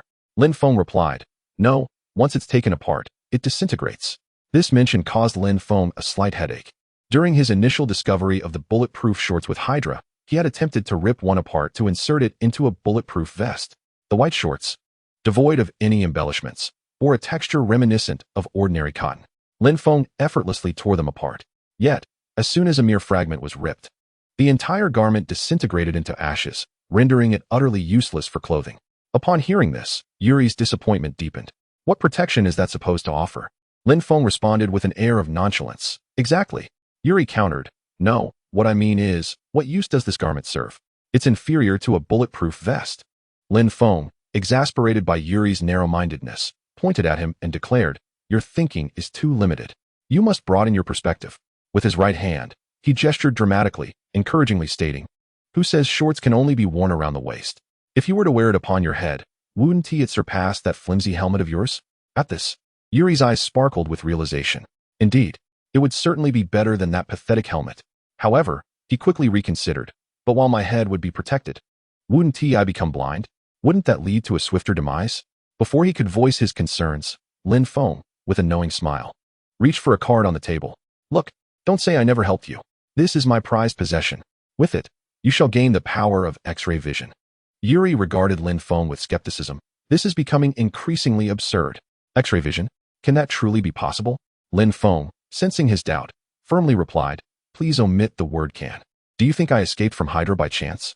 When the time comes, just don the shorts on your head and wear a bulletproof vest. Once we infiltrate the base, follow closely behind me. If you still manage to perish, it won't be my fault."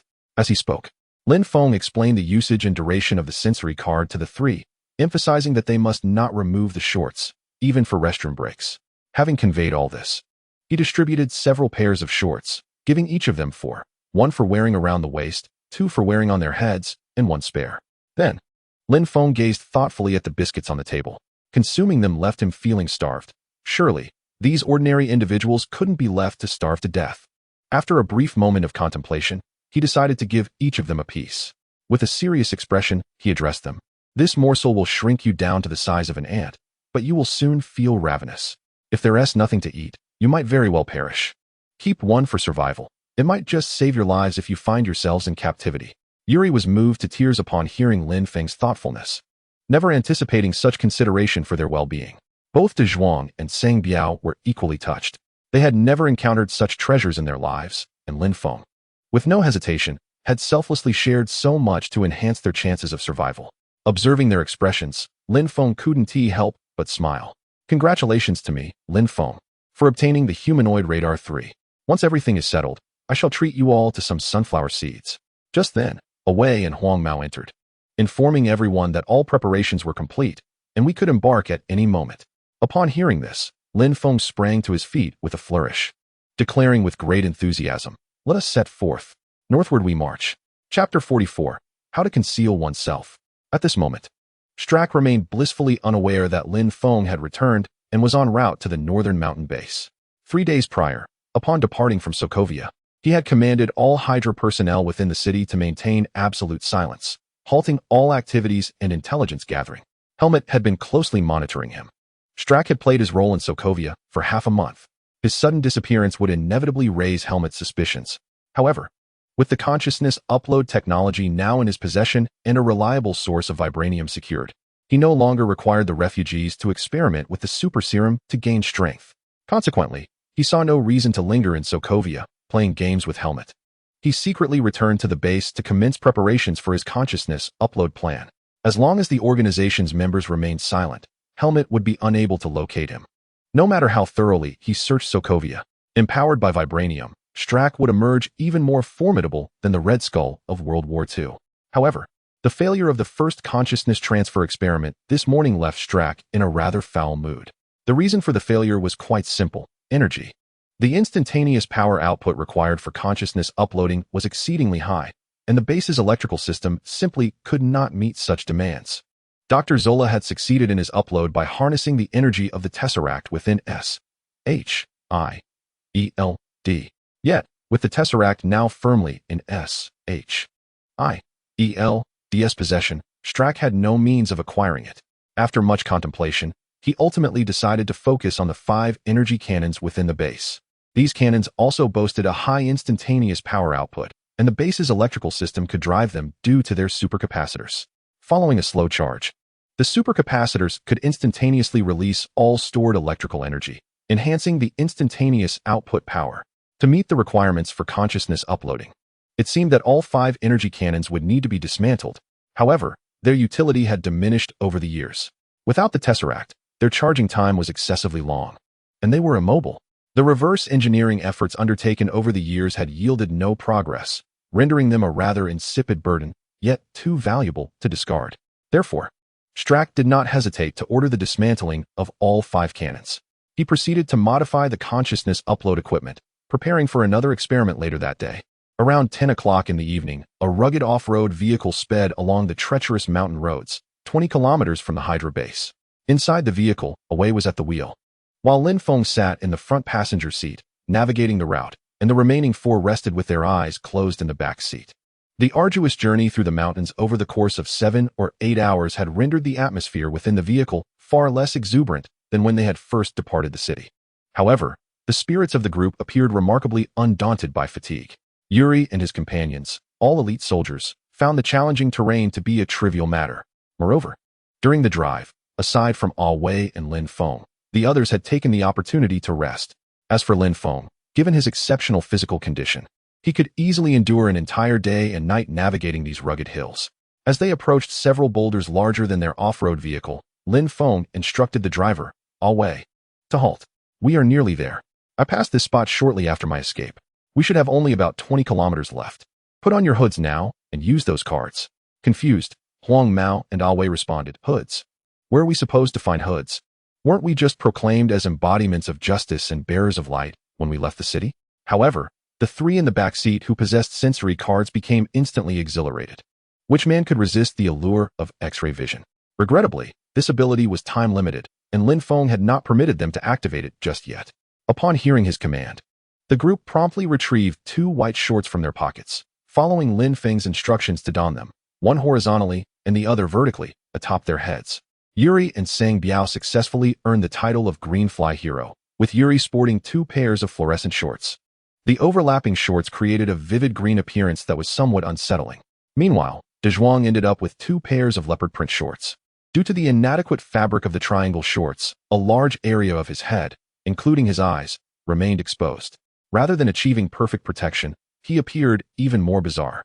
Lin Feng observed the sight of 2 green-headed individuals and one adorned with leopard print, his mouth twitching in disbelief, especially at Dezhuang.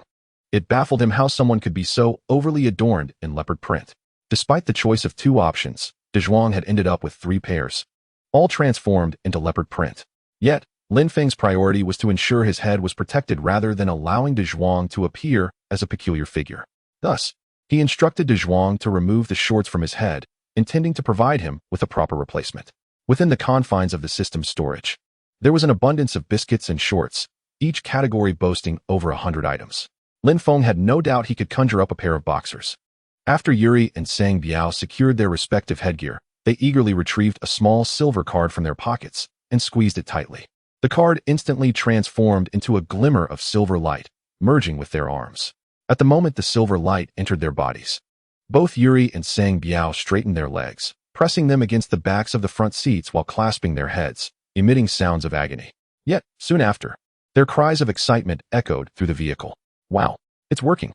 We can see. This is incredible," exclaimed Yuri. Sang Biao vigorously nodded in agreement. It's a 360-degree perspective with no blind spots. The objects behind them were clearly visible. And Huang Mao stared blankly at the scene before them. Is this the hood that Lin Feng mentioned? Is that not merely a pair of underpants? When did these 3 develop such peculiar tastes? Moreover, Yuri and Sang Biao were incessantly murmuring about something related to X-ray vision and extraordinary feats. Are they not simply foolish?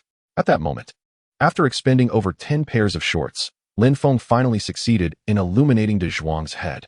Following that was the familiar card, a glimmer of silver, pain, and astonishment. And Huang Mao suddenly grasped the situation. "How dare you, while I am out gathering equipment, secretly upgrade without us at home?" They cast resentful glances at Lin Feng, knowing that the other 3 brothers, well acquainted over the years, could not possibly possess such treasures. It must have been Lin Feng who provided them. How infuriating. They all have it, and yet we are left entirely in the dark. What a tight-lipped good brother. Observing their expressions, Lin Feng shrugged. "That's it. Only 3 with X-ray vision. I still have underpants. Do you want them? They are bulletproof, superior to bulletproof vests." It was not that Lin Feng was unwilling to part with the sensory cards. He still had 11 in the system space. However, since they had all utilized sensory cards, once the side effects set in, would he manage them or not? If he didn't, wouldn't he be doomed outside? Upon hearing that their underpants could indeed withstand bullets, and Huang Mao eagerly nodded. They were ready for anything, not one to be picky. It was a pity they lacked X-ray vision. The astonished exclamations from the 3 inside the vehicle made and Huang Mao itch with curiosity. What could X-ray vision possibly feel like? Lin Feng patted their shoulders, offering reassurance. All right, the three of them are coming with me to storm the base. You two, with your slender arms and legs, should wait in the vehicle to assist us. There's no imminent danger to your lives. How wonderful. Huang Mao and Awe retorted inwardly. Who do you look down upon? I am a special forces soldier. Would I fear mere life-threatening risks? However, they kept their thoughts to themselves, wary of repercussions. After about 10 minutes, once the three radars acclimated to the third-person perspective, Yuri looked at Lin Feng with utmost seriousness. Lin, what are the next steps? Lin Feng twitched his lips. Who knows how he deduced that a green light could be taken so gravely? What else could there be to plan? Naturally, it was to lie low. Yuri nodded earnestly. How do we lie low? Speak, and we will follow your lead. Lin Feng grinned. Unparalleled stealth. The 5 special forces soldiers responded with confusion. Chapter 45. Unparalleled stealth. In 2005, Sokovia. Who could have foreseen that a decade later, the era of short videos would popularize the meaning of unparalleled on the internet? However, Lin Feng did not intend to explain. He merely urged the others to ensure their equipment was in order, stating that they would soon find out. Once they were prepared and donned their wireless earpieces, Lin Feng took over the driving from away. The vehicle was not a military armored car, but rather an ordinary off-road vehicle. Although it had been modified by Yuri and his crew, only the metal components had been altered, and the windows were made of standard glass. As they ventured into the unknown, uncertain of when they might encounter the enemy, Lin Feng instructed them to huddle beneath the windowsills for safety while he took the wheel. Initially, the group had no objections to this arrangement, even feeling somewhat touched by Lin Feng's concern for their safety. However, it did not take long, just the moment the vehicle started, for a sense of regret to blossom in their hearts. As time wore on, this regret grew exponentially. Lin Feng accelerated with a firm press on the gas pedal. On the snow-covered, pothole-ridden mountain road, Away had maintained a speed of about 60 miles per hour. In smoother sections, the speed barely exceeded 80. But Lin Feng, he was almost standing up to push the gas pedal further down. With his exceptional physical prowess, he expertly controlled the steering wheel, only slightly reducing speed when turning, fearing a skid that could lead to a rollover. On straightaways, regardless of the rain or snow, and the uneven terrain, he pressed the gas pedal to the floor. However, this took a toll on the other 5 passengers. All were ordinary individuals. Despite having undergone special training and possessing better physical conditioning than the average person, they could only endure so much. As they bounced around in the vehicle, their faces repeatedly met the floor, nearly causing them to lose their last meal. Regret filled their minds, and they collectively thought, from now on, whenever with Lin Feng, he must never be allowed to handle the steering wheel. The trio, acting as human radar, struggled to stabilize themselves while observing their surroundings through the mental images in their minds. After more than 10 minutes, Yuri broke the spell of speed and adrenaline that enveloped Lin Feng. Through his enhanced perception, he spotted 4 sentry towers camouflaged as trees in the wooded area ahead. Each tower housed a 3-member team on duty. At that moment, 1 soldier from each of the 4 teams held a walkie-talkie, relaying information back to their base, while the remaining sentries aimed their rifles in their direction. The range of Lin Feng's heightened senses was only 500 meters, and he had recklessly pressed the gas pedal without any concealment. By the time he could see the enemy, they had already heard the roar of his engine. Once Lin Feng brought the vehicle to a stop, Yuri lowered his voice, urgency lacing his words. Lin, didn't you say we were going to remain hidden? You're drawing too much attention. We've been discovered. What do we do now? With an indifferent expression, Lin Feng opened the car door. What is there to panic about? Away, Huang Mao. Wait for news. You 3, follow me. Without waiting for a few to respond, Lin Feng shot forth like an arrow released from its bow, racing towards the direction of the sentinels. In the blink of an eye, the dense underbrush and trees had completely concealed his figure. The special forces inside the vehicle exchanged glances, bewildered. What is the strategy here? However, after a brief moment of hesitation, they realized they could not simply stand idly by while Lin Feng advanced. 3 fireflies, endowed with heightened senses, swiftly followed in Lin Feng's wake, while the 2 remaining operatives maneuvered the vehicle behind a large boulder and took cover beneath it, remaining vigilant to their surroundings. Lin Feng's speed was remarkable. Within mere seconds, he had sprinted 300 meters, leaving him just 100 meters from the sentinels. Although it was nighttime and the scene was shrouded in foliage, the proximity combined with the 20-meter vantage point of the watchtower allowed the sentinels to spot Lin Feng racing through the trees. The earlier sound of the engine had already put them on high alert. Moreover, during their communications with the base, they were informed that no external vehicles were expected that day. Thus, when they observed an individual charging towards them, The 12 sentinels hesitated not a moment before pulling the triggers of their weapons. Lin Feng had not utilized his sensory card. Should they refrain from firing, the darkness would render him unable to see them for the time being. Yet, the flashes of gunfire illuminated his path. At his speed, the 100 meters were covered in a mere 2 or 3 seconds. Upon reaching one of the watchtower trees, Lin Feng bent his knees and leapt powerfully, soaring 8 or 9 meters into the air. His steel claws emerged, embedding themselves in the trunk, and with a thrust, he propelled himself directly in front of 3 sentinels. The sentinels, taken aback by Lin Feng's sudden appearance, did not falter in their fire, yet their faces were etched with terror. Blood splattered from Lin Feng's body, but he showed no signs of succumbing. Even more alarming for them, the bullets striking his head sparked in the darkness. Under the glow of the gunfire, a glimmer of silver metallic sheen flashed beneath Lin Feng's damaged scalp. With little time to waste on these insignificant foes, Lin Feng swiftly incapacitated each sentinel with a decisive strike upon reaching the watchtower. He then concentrated the small amount of vibranium energy he had gathered into his feet and leapt towards another tower situated 40 meters away. With the enhancement of vibranium energy, he effortlessly traversed the distance. Amidst the relentless gunfire, he efficiently dispatched 3 more sentinels, completing the entire process in under 10 seconds. Following this, he repeated his method, and within a minute, all 4 watchtowers had been neutralized. Having accomplished this, Lin Feng sat cross-legged beneath the last tower he had dismantled, awaiting the arrival of his 3 companions. Meanwhile, the base behind him had already sounded the alarm, and distant commotion echoed through the night. It appears that soldiers are gathering within the base, preparing to encircle this location. A minute later, Yuri and his companions, bathed in a green glow, arrived belatedly. Observing the trio before him, whose chests rose and fell slightly, their breaths somewhat disordered, Lin Feng disdainfully curled his lip. Special forces? With such a speed, you wouldn't even catch up to a warm meal. Yuri and his companions silently scoffed.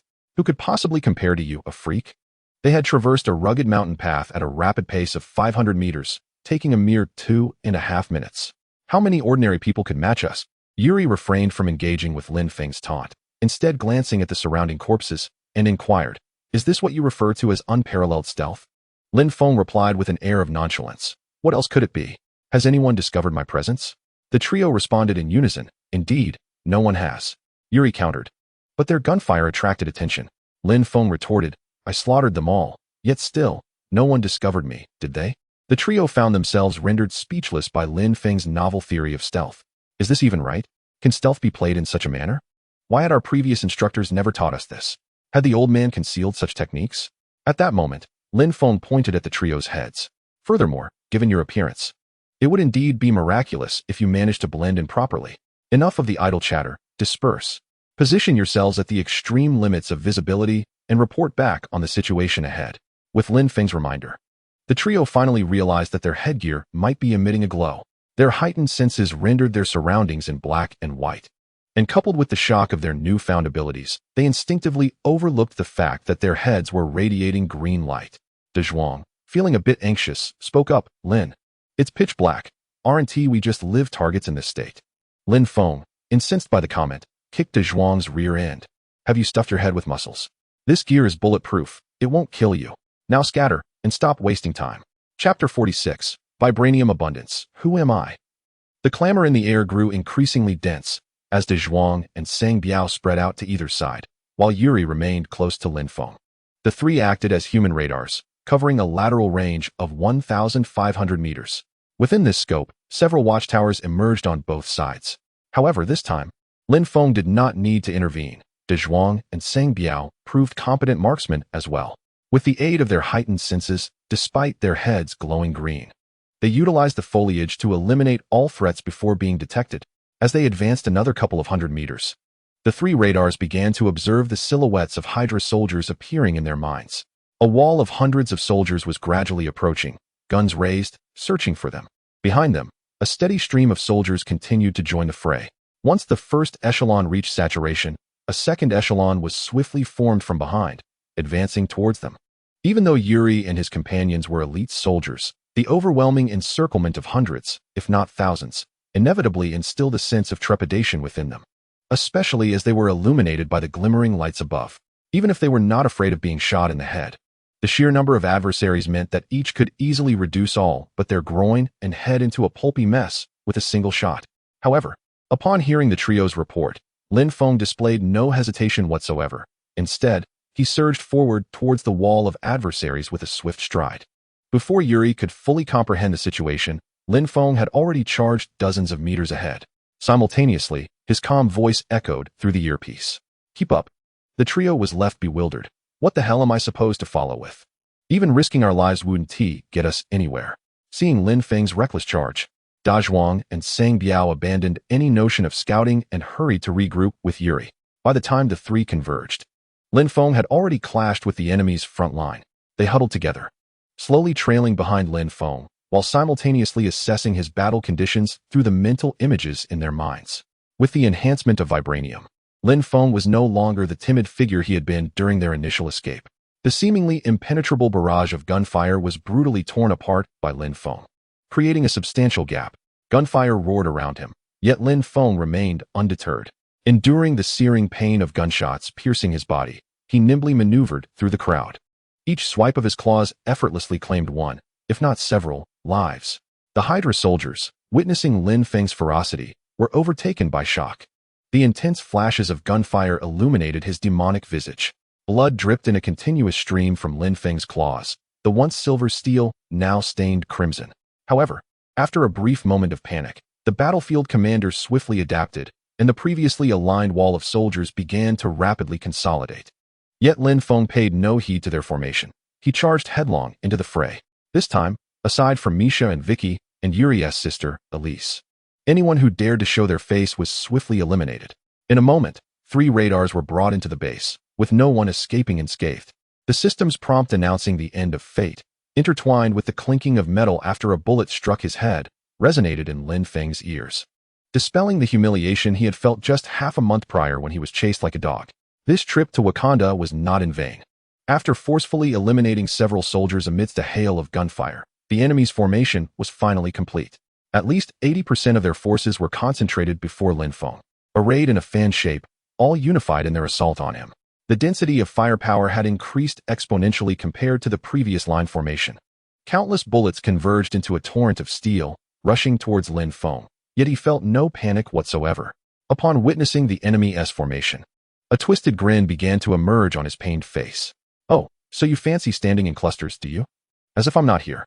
Just when he had yet to test his limits, Lin Feng surprisingly ceased his frenzied pursuit of enemies. Instead, he stood resolutely, allowing the relentless barrage of fire to rain down upon him. His body trembled under the onslaught of bullets, resembling a wild grass swaying amidst a tempest, yet showing no signs of faltering. Meanwhile, Yuri and his comrades had maneuvered to Lin Feng's flank, wary of approaching him from behind, for the firepower before him was overwhelming. Even a stray bullet would suffice to quench the thirst of several men. As they engaged in combat with the edge soldiers who had not retreated in time, they kept a watchful eye on Lin Feng's condition. Witnessing him withstand the storm of gunfire while engaging in hand-to-hand combat left Yuri, despite his awareness of Lin Feng's capabilities, profoundly shaken by the gruesome spectacle.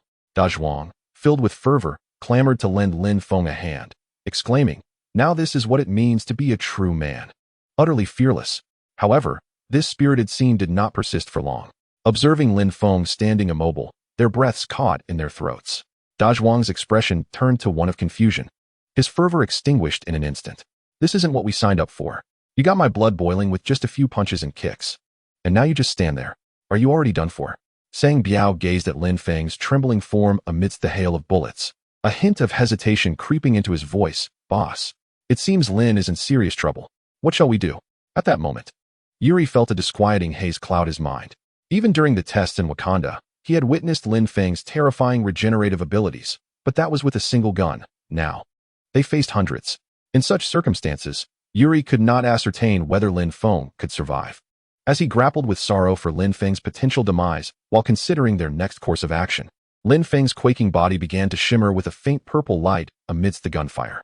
Yuri, upon witnessing this spectacle, felt a surge of adrenaline course through him. "Run!" he shouted to his companions before turning to flee in the opposite direction of Lin Feng. "He is not dying. That is impossible.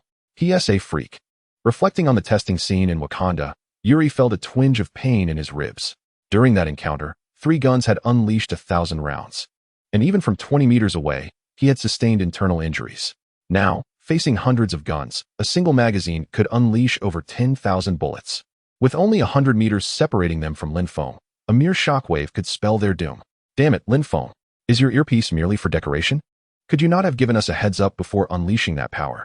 As he sprinted away, Yuri berated Lin Feng's reckless disregard for the safety of his comrades through the earpiece. However, Lin Feng's headset had long been reduced to rubble, making it astonishing that he could hear anything at all. Though this may sound lengthy, in reality, only a mere 10 seconds had passed since Lin Feng stood motionless. Under the overwhelming firepower of hundreds of guns, he felt for the first time the true sensation of being filled to the brim. Contrary to his expectations, there was no chaotic overflow of energy, and the surging power within him caused no discomfort whatsoever. The feeling of swelling throughout his body ceased to increase after reaching a threshold. The excess energy simply overflowed, forming a thin layer of purple protective shield around Lin Feng's surface. Yet, perhaps due to insufficient overflow or perhaps because this shield was merely a buffer, the bullets could still penetrate it. However, once they passed through, the kinetic energy contained within them had been significantly weakened, rendering them incapable of even breaking the skin. Consequently, the vibranium within him did not result in further energy overflow, and this protective layer soon dissipated. With each impact of the bullets, energy would surge forth again to recreate the shield, in a continuous cycle. This was the reason Lin Feng appeared to be radiating with flickering purple light. Upon witnessing this, Lin Feng dispelled his fears of energy volatility and sank into deep contemplation. The more he endured blows, the faster he healed, the more resilient he became. To become even more resilient, he must first endure more punishment. What a perfect closed loop. Moreover, taking hits allowed him to accumulate energy, enabling him to strike back. Wasn't this simply remarkable? He thought to himself, I possess the innate talent of a warrior akin to Wolverine. He couldn't help but wonder what kind of damage this full energy could inflict. With this thought in mind, Lin Feng prepared to test it out. Just then, the fire from the opposing side ceased. Although only a little over 10 seconds had passed, with each soldier expending an average of 2 magazines. Such a barrage of gunfire could reduce steel to dust. Yet, Lin Feng remained there, unmoving, his body swaying amidst the hail of bullets, showing no intention of falling. Now, even more strangely, he was glowing all over. The battlefield commander sensed that something was amiss, so he ordered the soldiers to halt, wishing to discern what was truly happening with Lin Feng. At that moment, Lin Feng slowly raised his head, the wounds on his body writhing, and a sinister smile crept across his lips. Now it was my turn. Chapter 47. The hero emerges. As the Hydra soldiers gazed upon him with fear in their eyes, Lin Feng shouted loudly and leaped into the crowd. He landed in a kneeling position, his right fist pressed against the ground. Simultaneously, the surging vibranium energy within him erupted from his grounded right hand. At the instant he landed, a pale purple shockwave radiated outward from his center at remarkable speed. A thunderous roar echoed. The nearest couple of hundred soldiers were directly torn apart by this overwhelming shockwave. The soldiers further back, while having their insides ruptured, were blown away in all directions. When he landed, it was as if he had met with an irrevocable demise. Fragments of soldiers and debris soared through the air, mingling with earth and stones. Lin Feng rose, arms outstretched, a satisfied smile gracing his features, a flawless superhero-like descent. He even bowed graciously to the airborne Hydra soldiers, performing a gentlemanly gesture of farewell. However, at that moment, the soldiers were beyond the capacity to reciprocate his courtesy. Prior to takeoff, they had been struck by the shockwave, leaving them barely alive, merely awaiting the inevitable conclusion upon landing. Moments later, tranquility enveloped the battlefield. Aside from the distant rustling of trees, an eerie silence had descended. The phalanx of 600 to 700 soldiers was rendered extinct by Lin Feng's singular strike. The scattered survivors among the trees, witnessing such devastation, were utterly terrified and fled in all directions. Some even found their unwavering faith in Hydra wavering, retreating down the mountain without a thought of returning to base. They had never encountered such a spectacle. While this world had its share of superpowered individuals, the Avengers had yet to be formed, and heroes had not yet made their presence known to the public. In their understanding, the strongest figures were akin to Captain America from the Second World War, a serum-enhanced soldier. Yet, Captain America could not achieve what Lin Feng had accomplished, eliminating hundreds with a single blow. Meanwhile, Yuri and his companions hid behind a tree 200 meters away, their faces reflecting the relief of having escaped disaster. They were fortunate that the surrounding woods shielded them from much of the shockwave's energy. Positioned over 100 meters from Lin Feng, and having received Yuri's early warning to retreat in the opposite direction, the trio had narrowly averted catastrophe. Nonetheless, as the shockwave swept past, they were still knocked off balance. Once calm returned, Sang Biao swallowed hard and stammered, "Chief, that must have been equivalent to 1,000 kilograms of explosive power, right? Is that really Lin?" The Lin from the slums. The scene of Lin Feng plunging into the throng and obliterating hundreds was indelibly etched in their minds. Although Yuri had anticipated Lin Feng's energy explosion, experiencing it firsthand left him profoundly shaken. He was also grateful that during the testing in Wakanda, only he and 2 others were present. Had there been more, he might not have survived.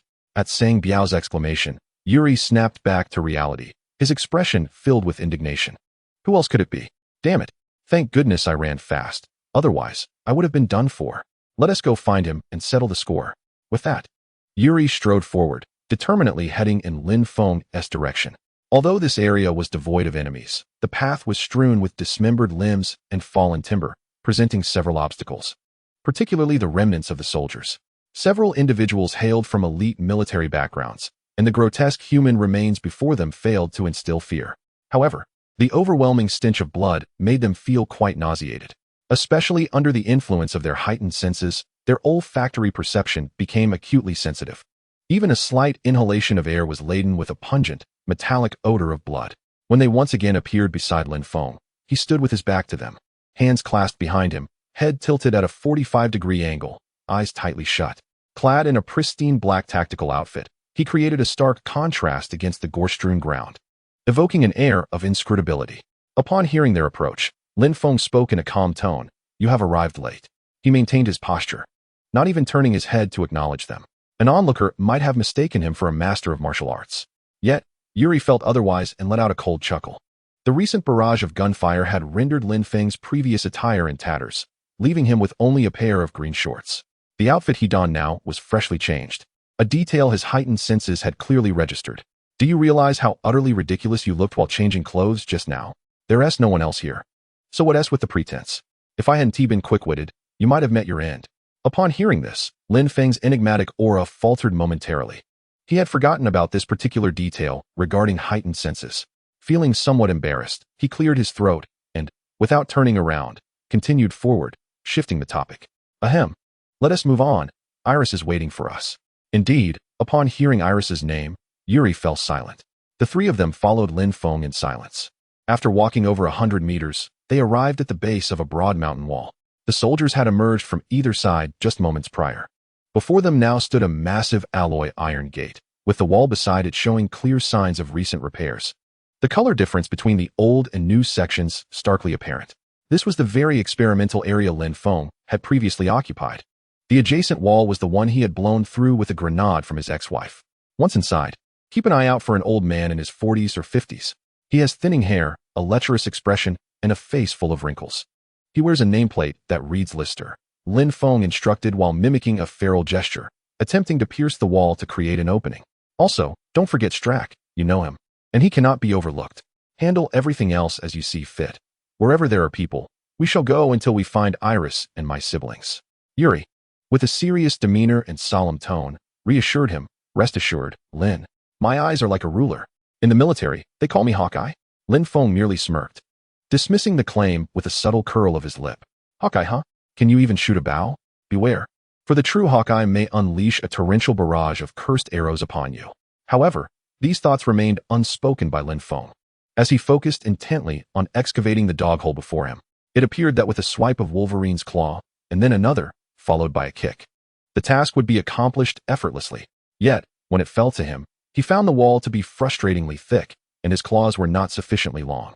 Thus, Lin Feng resorted to painstakingly digging away, claw by claw, until the wall was thoroughly ravaged. Fortunately, the vibranium claws were remarkably sharp, slicing through the high-density concrete as easily as one would cut through tofu. In a minute's time, a dog hole wide enough for an adult to pass through was completed under Lin Feng's meticulous craftsmanship. The group then stooped to enter the hall, which was devoid of any occupants, the fluorescent lights illuminating the expansive space brilliantly. Lin Feng nodded to the 3, signaling them to devise an offensive strategy. After surveying the area, his gaze landed on a camera nestled in the corner of the ceiling, and a sly smile crept across his face. He swiftly approached the camera. Standing beneath it, waving cheerfully while uttering, "Spring breeze service at your doorstep. Mr. Strack, your massage technician has arrived. Ready for some realignment." Chapter 48. Walking into a trap? At that moment, Strack sat expressionless in the operations room where consciousness uploading took place, fixated on a computer screen before him. The screen displayed a live surveillance feed, with Lin Feng's form taking up a significant portion of the frame, adorned with a cheeky grin. Initially, when the sentries reported suspicious individuals, Strack had assumed it was his own misstep during his covert departure from Sokovia that had alerted Helmet's men. However, he remained unfazed, choosing not to vacate the operations room. Instead, instructing his aide, Bright, to handle the situation and apprehend all suspicious individuals immediately. The energy module for consciousness uploading had been successfully modified, with the charging process reaching its final stages, ready to commence the second experiment. Strack had no inclination to engage in a game of pretend with the commander of a small nation's special forces. Bright's strategy was sound, mobilizing hundreds to encircle the target area for a thorough search. The sentries had reported only the sound of a single vehicle's engine, indicating a team of no more than 10. With hundreds surrounding the area, it was indeed an impenetrable net. Nonetheless, the immense roar that had just erupted surprised Strack. How could a few individuals create such a commotion? The battle was taking place over 100 meters away in a forest devoid of surveillance. Upon realizing that the intruder was not Helmet but Lin Feng, Strack felt a sense of relief. After all, Lin Feng possessed the grenade capable of breaching the base's outer wall, making such a disturbance rather unsurprising. Hearing Lin Feng's taunting words about realignment, Strack's eyes narrowed, a glint of coldness surfacing within his gaze. "I was just about to seek you out when, unexpectedly, you appeared at my doorstep."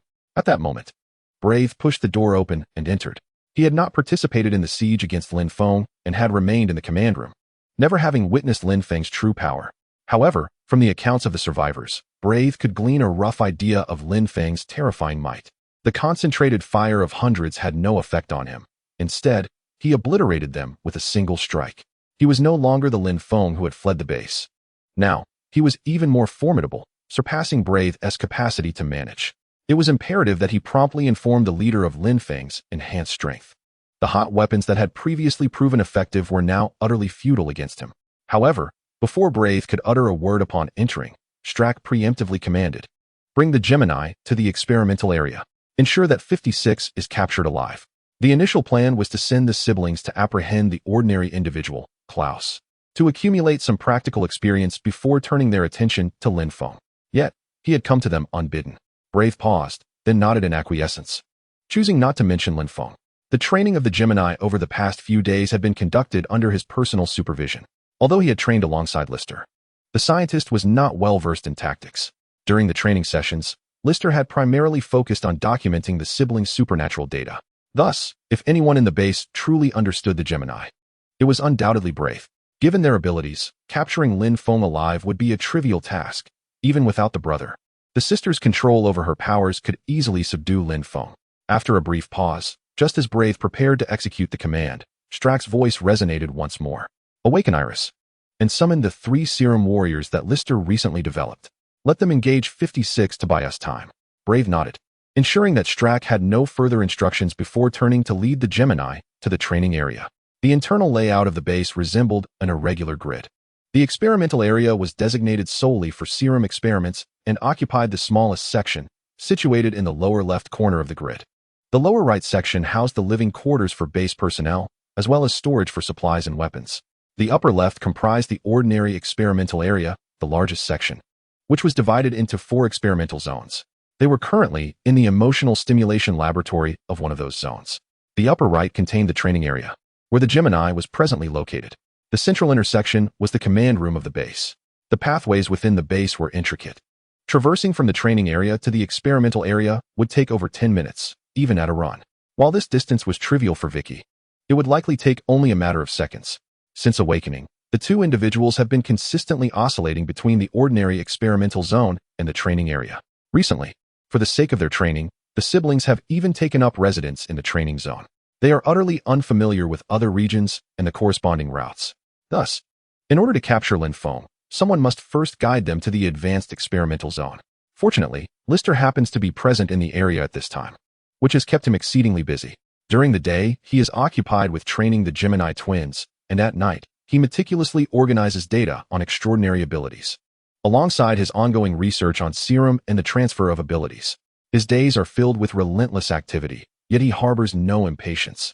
Instead, he is imbued with vigor. For him, to feel fatigue while possessing such abundant research resources would be an affront to the pursuit of science. At this moment, Lister is leading 3 serum warriors along with several conventional teams towards the hall where Lin Feng is located, and they are nearing their destination. As Lin Feng and his companions are attempting to create a dog hole outside, Lister spots them through the external wall surveillance. Upon catching sight of Lin Feng, Lister is nearly propelled into a leap of excitement. He has been persistently fixated on this experimental subject, regretting his earlier inability to prevent Lin Feng's escape. Now, however, with a formidable force at his command, Lin Feng has audaciously placed himself within reach. The continuous successes of late have inflated Lister's confidence to an extraordinary degree. Recognizing Lin Feng, he does not wait for Strack's command, but rather takes the initiative to set out with the 3 serum warriors. Eager to capture Lin Feng and immediately subject him to reprogramming. The reason for taking 3 warriors is that Eliza is currently in hibernation, due to her previous rampage. Even after being reprogrammed and brought under control, she was once again placed into hibernation following the last serum experiment. The unsealing process requires several minutes. But Lister cannot afford to wait. He must seize Lin Feng immediately. However, before departing, he executes the awakening protocol for Eliza, instructing his assistant to escort her to the hall upon her revival, just in case the 3 serum warriors are unable to subdue Lin Feng. Although Lister believes this to be unlikely, it's always prudent to be prepared. As for the steel claws in Lin Feng's possession, both Lister and Strack have noted them but do not regard them as a serious concern. With such a multitude of gifted individuals on their side, whether it be steel claws or even steel bones, today's endeavor is bound to be one of triumph. Inside the hall, while Lin Feng boasts into the camera, Yuri and his companions swiftly establish their attack route. However, before they can act, all 3 radar systems suddenly freeze in place. A lecherous old man clad in a white lab coat, accompanied by a throng of followers, materializes within their heightened sensory visuals. Yuri, somewhat uncertain, speaks up. Lin, I think I just spotted that Lister you mentioned. Lin Feng's eyes instantly gleam with excitement. Really? Where is he? Yuri, it appears he is approaching us, accompanied by a considerable number of individuals. Dazhuang, 3 of them are nearly my size. Sang Biao, I feel the same. Lin Feng, what do you mean? You feel the same? Are you at a loss for words? Realizing something was amiss, Lin Feng questioned. He is coming this way. Where is Eliza? Yuri shook his head. I haven't seen my sister. Lin Feng was perplexed. What is happening? Lester, without the fierce Hannibal, dares to confront me personally. Is he merely passing by? Or do those 3 giants embolden him? After a moment of contemplation, Lin Feng waved his hand decisively. We're not leaving. We'll wait here. Keep a close watch on him. If he heads this way, fine. If he goes elsewhere, take me to pursue him immediately. Today, I must deal with him. Chapter 49, Deliberate Assault. Approximately 3 to 4 minutes later, Lester appeared at the corner of the corridor from which Lin Feng had initially fled. His face was alight with exhilaration, and upon seeing Lin Feng, a glimmer of obsession flickered in his eyes. Lin Feng, seated cross-legged directly across the corridor, greeted Lester with a cheerful wave. Ah, is that not our old lecher? What a coincidence to encounter you here. At these words, Lester's excitement waned slightly, his smile devoid of warmth. Not a coincidence. I have come specifically to find you. 56. Lin Feng maintained his smile, yet a glint of murderous intent ignited in his eyes. Oh, is that so? Then it seems you are prepared to bid this world farewell. The intensity of Lin Feng's gaze caused a tightening in Lester's chest. Lin Feng was no ordinary individual. Attempting to kill him was akin to slaughtering a mere chick. Moreover, Lin Feng had taken many lives on his way out and back. The murderous aura he exuded felt almost tangible, causing Lester's heart to skip a beat. However, seeing the 3 serum warriors standing before him, Lester inhaled deeply, steadying his nerves. 3 against 1, the advantage lies with me. With that, Lester ceased his banter with Lin Feng, turning to shield his companions behind him. Attack 56 with full force, disregarding his survival. The other 3, adorned with a green glow, were to break his limbs and await the Baroness' decree. As Lester's command echoed, the foremost trio of serum warriors surged forward, charging directly at Lin Feng. Lin Feng stood unperturbed, rising to wave at Yuri and the others. Find cover for yourselves. With that, Lin Feng turned to face the 3 serum warriors. The hall was not devoid of objects. Indeed, there was even a corridor leading to the living quarters on the right. Although the enemy had numbers, Yuri and his companions were not without opportunities for concealment and counterattack. The battle was on the verge of erupting. Lester crouched behind the corner of the corridor, cautiously peering out to observe the tumultuous scene unfolding in the hall. However, in the next moment, his pupils dilated in shock, and his countenance paled dramatically. He witnessed Lin Feng approaching 3 towering figures, boldly engaging one of them in a fierce exchange of blows. In an instant, the arm of the serum soldier was obliterated, flesh and bone shattering under the impact of Lin Feng's punch. Remarkably, Lin Feng appeared utterly unfazed. In agony, the soldier had no time to retreat, as Lin Feng unleashed his steel claws, piercing through the man's chin and emerging from the top of his skull. Within a mere heartbeat, one serum soldier was annihilated by Lin Feng. Lester was left aghast, his face drained of color. Although he had never conducted a physical assessment of Lin Feng, he had previously analyzed his muscular strength and estimated his physical prowess. From the data, it was evident that the serum soldier's physical capabilities were on par with Lin Feng's, and in a 3-on-1 scenario, subduing him should have been a straightforward endeavor. Even in a direct confrontation, such a one-sided domination seemed impossible. Suddenly, a thought struck Lester regarding Lin Feng's steel claws, a flicker of dread crossing his eyes. There was no doubt they were composed of vibranium. The nobleman had already confirmed its existence in Africa, and the way Lin Feng had effortlessly penetrated solid concrete earlier was akin to slicing through tofu. What else could possess such extraordinary properties? However, relying solely on vibranium claws could not account for the shattering of a serum soldier's arm with a single punch. Unless, of course, his bones, perhaps even his entire skeletal structure, were made of vibranium. Only then could he remain unyielding in the face of such force, utilizing the recoil to fracture his opponent's arm. But how could he dare to do such a thing? Could his regenerative abilities truly be that formidable? Did he not fear for his own life? Realizing this, Lester cursed himself for being so careless and anxious, and an urge to retreat began to swell within him. He contemplated hiding until the twin stars arrived. With their capabilities, they would undoubtedly be able to capture Lin Feng. Yet, at that moment, the tide of battle shifted dramatically in Lin Feng's favor. After swiftly dispatching the first soldier, he became entangled in a fierce struggle with the remaining 2 serum warriors for several seconds. Not only did he fail to inflict further harm upon them, but he also seemed to be on the verge of being overwhelmed. The 2 serum soldiers were professionally trained, their close-quarters combat skills akin to those of elite special forces. In contrast, Lin Feng had been an ordinary individual in his previous life, having just graduated from university in his early 20s before inadvertently traversing to Sokovia. The 2 years since his arrival had primarily been spent scraping by in the slums, although he had already claimed nearly 1,000 lives up to this point. Excluding the hundreds obliterated by vibranium energy, his previous encounters in the corridors during his escape from the base had involved numerous skirmishes with ordinary individuals. The so-called singular force shattering myriad techniques. With Lin Feng's physical prowess, a single punch from him would spell doom for any opponent, regardless of their defense. However, now faced with adversaries of comparable strength, his unrefined and chaotic fighting style has proven ineffective. In fact, during the skirmish, he has become vulnerable, being mercilessly battered by 2 serum-enhanced warriors in turn. Were it not for the infusion of vibranium, Lin Feng would likely have found his bones shattered and himself bound by now. As for his claw-like strikes, his methods of attack were learned from the Wolverine, a character depicted in film as a pure embodiment of brute strength, devoid of any sophisticated claw techniques. His repertoire consisted solely of gut punches, groin strikes, and headbutts, all of which Lin Feng mastered swiftly due to their simplicity. Yet, when it comes to a fair fight, these tactics are rendered futile. Fortunately, the formidable strength of the serum warriors translates into a corresponding increase in vibranium's kinetic energy. In just a short span, Lin Feng sensed that the energy within him now rivaled the force of 1,000 bullets fired by Yuri in Wakanda. Thus, despite appearing somewhat beleaguered, he remains calm, meticulously noting every blow he endures. Just you wait, you 2 buffoons. Once I regain my energy, you'll see what I can truly do. Seeing Lin Feng in a defensive posture, Lister felt a wave of relief wash over him, dispelling any thoughts of retreat. The situation remained under his control, 2 against 1.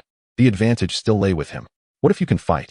In the world of survival, connections, and background matter, even if you are infused with vibranium, you will ultimately have to submit as my test subject. Contemplating the vibranium in Lin Feng's bones reignited a fervor in Lister's eyes. Lin Feng consistently brings him new surprises, continually reshaping his understanding of human science. It seems that with Lin Feng, nothing is impossible. If he could unravel the secrets behind Lin Feng's myriad abilities, he would undoubtedly achieve unparalleled fame, becoming a singular figure in the annals of earthly science. While Lister envisioned a bright future, chaos reigned in the hall as the three superhumans engaged in a fierce battle. Yuri and his companions, along with the ordinary soldiers brought by Lister, wisely refrained from interfering, instead taking cover and exchanging fire. The battleground occupied by the three superhumans was expansive, effectively isolating the two teams and limiting visibility for both sides. Despite the intensity of the conflict, remarkably, no casualties had occurred thus far. After a few minutes of this entanglement, Yuri suddenly shouted to Lin Feng, "Lin, I see my sister. She is coming towards us." Upon hearing this, Lin Feng assessed his internal energy and felt ready to conclude the fight. Seizing the moment as the two serum warriors advanced to strike, he executed a powerful move, drawing them close. With a swift motion, he aligned himself with the two adversaries, channeling his energy into a powerful punch. Upon contact, a surge of vibranium energy erupted from within him. "Have you had enough?" He unleashed a deliberate strike. The man positioned in front, instinctively crossing his arms to block Lin Feng's seemingly ordinary punch, was unprepared for the moment Lin Feng's fist connected. A burst of purple energy exploded forth from his fist, instantly piercing through him and the blood serum warrior behind him. The upper bodies of both were obliterated by this terrifying force. Lin Feng retracted his fist and blew on it nonchalantly. "Humph. Block. Can you withstand the power of my 3 minutes of accumulated strength?" Chapter 50. Has Yuri perished? Alas, it truly has come to this. After dispatching the two blood serum warriors, Lin Feng sighed as he regarded his fist. There was no other recourse but to lament his own inadequacies. In a brawl, he was merely a target for punishment. Once he had endured enough blows, the vibranium energy would swiftly eliminate his foes, leaving no opportunity for him to display his own prowess. He too yearned to showcase his abilities, but alas, his strength did not permit it. Meanwhile, List was nearly paralyzed with fear. What is happening? How could two super soldiers be overwhelmed so easily? Just moments ago, they had Lin Feng at a disadvantage. Yet now he has dispatched them with a single blow. Time was of the essence, and driven by instinct for survival, List turned and fled toward Eliza's direction. With the advantage lost, he couldn't afford to be reckless. He needed to survive until his brother arrived. However, as Lin Feng had expressly cautioned him, every move he made was under the vigilant gaze of 3 radars. In the instant he began his escape, all 3 radars sounded the alarm. "Lin, that lecherous old man is trying to flee." Prompted by their warnings, Lin Feng wasted no time and charged down the corridor. The soldiers within the corridor, faces etched with terror, fired their weapons haphazardly while retreating. Yet, with hundreds outside unable to contend with Lin Feng, how could a mere 20 stand a chance? Lin Feng surged into the throng like a tempest, unleashing a whirlwind of chaos. These ranged shooters, lacking support and protection, had no means to defend against Lin Feng's onslaught. In less than a minute, nearly 20 Hydra soldiers fell before Lin Feng's relentless pursuit and slaughter. As the last soldier collapsed, List had vanished from the corridor. Yet in just a minute, he could not have gone far, even if he had taken a straight path. It was impossible to escape the reach of super senses within a 500-meter radius in that brief span. Seeing that the battle in the corridor had concluded, Yuri hastened to Lin Feng's side. "Lin, that lecherous old man is heading toward my sister. They are about to cross paths. What if he uses Eliza to threaten us?" After many years, the sight of his sister brought a note of tension to Yuri's voice. Upon hearing these words, Lin Feng retracted his steel claws and cast a disdainful glance at Yuri. Indeed, he would use Eliza to threaten us. He would compel Eliza to break your hands and feet, to shred your clothes to tatters. Eliza has transformed into the very embodiment of a Hydra. She herself is a menace. Prepare your tranquilizer darts. Let us incapacitate her first. Under the looming threat of death, Lister unleashed the swiftest speed he had ever known. Quickly reuniting with the oncoming Eliza, he then led her into a nearby laboratory, constructed entirely of high-strength alloy steel, with walls fortified by reinforced concrete encased in alloy steel. This design was intended to prevent the test subject from rampaging and escaping through the walls. The twin stars were nearly upon them. In such a robust laboratory, coupled with Eliza's interference, they should be able to hold out until help arrived. As Lister crossed the threshold into the laboratory, he caught a glimpse of Lin Feng and his companions emerging around the corner at the end of the corridor. The laboratory door was slowly closing, and upon seeing this scene, Lin Feng accelerated, striving to enter before it sealed shut. However, he was ultimately a moment too late. When Lin Feng reached the entrance, the door had just closed completely. Noticing this, Lister felt a slight sense of relief, bolstered by the presence of Eliza and the laboratory's impregnable walls. Yet, he did not allow himself to relax too much. He refrained from engaging Lin Feng in banter and instead focused anxiously on the observation window, where Lin Feng's face loomed large. Although Lin Feng could not force his way into the laboratory, he displayed no overt signs of disappointment or anger. Instead, through the observation window, he offered Lister a most peculiar smile. Upon witnessing this smile, an ominous premonition arose within Lister. Before he could comprehend the unfolding situation, a sound echoed sharply as 3 gleaming blades shot forth from the waistline of the door. Realizing Lin Feng's intent, Lister felt a wave of dread wash over him.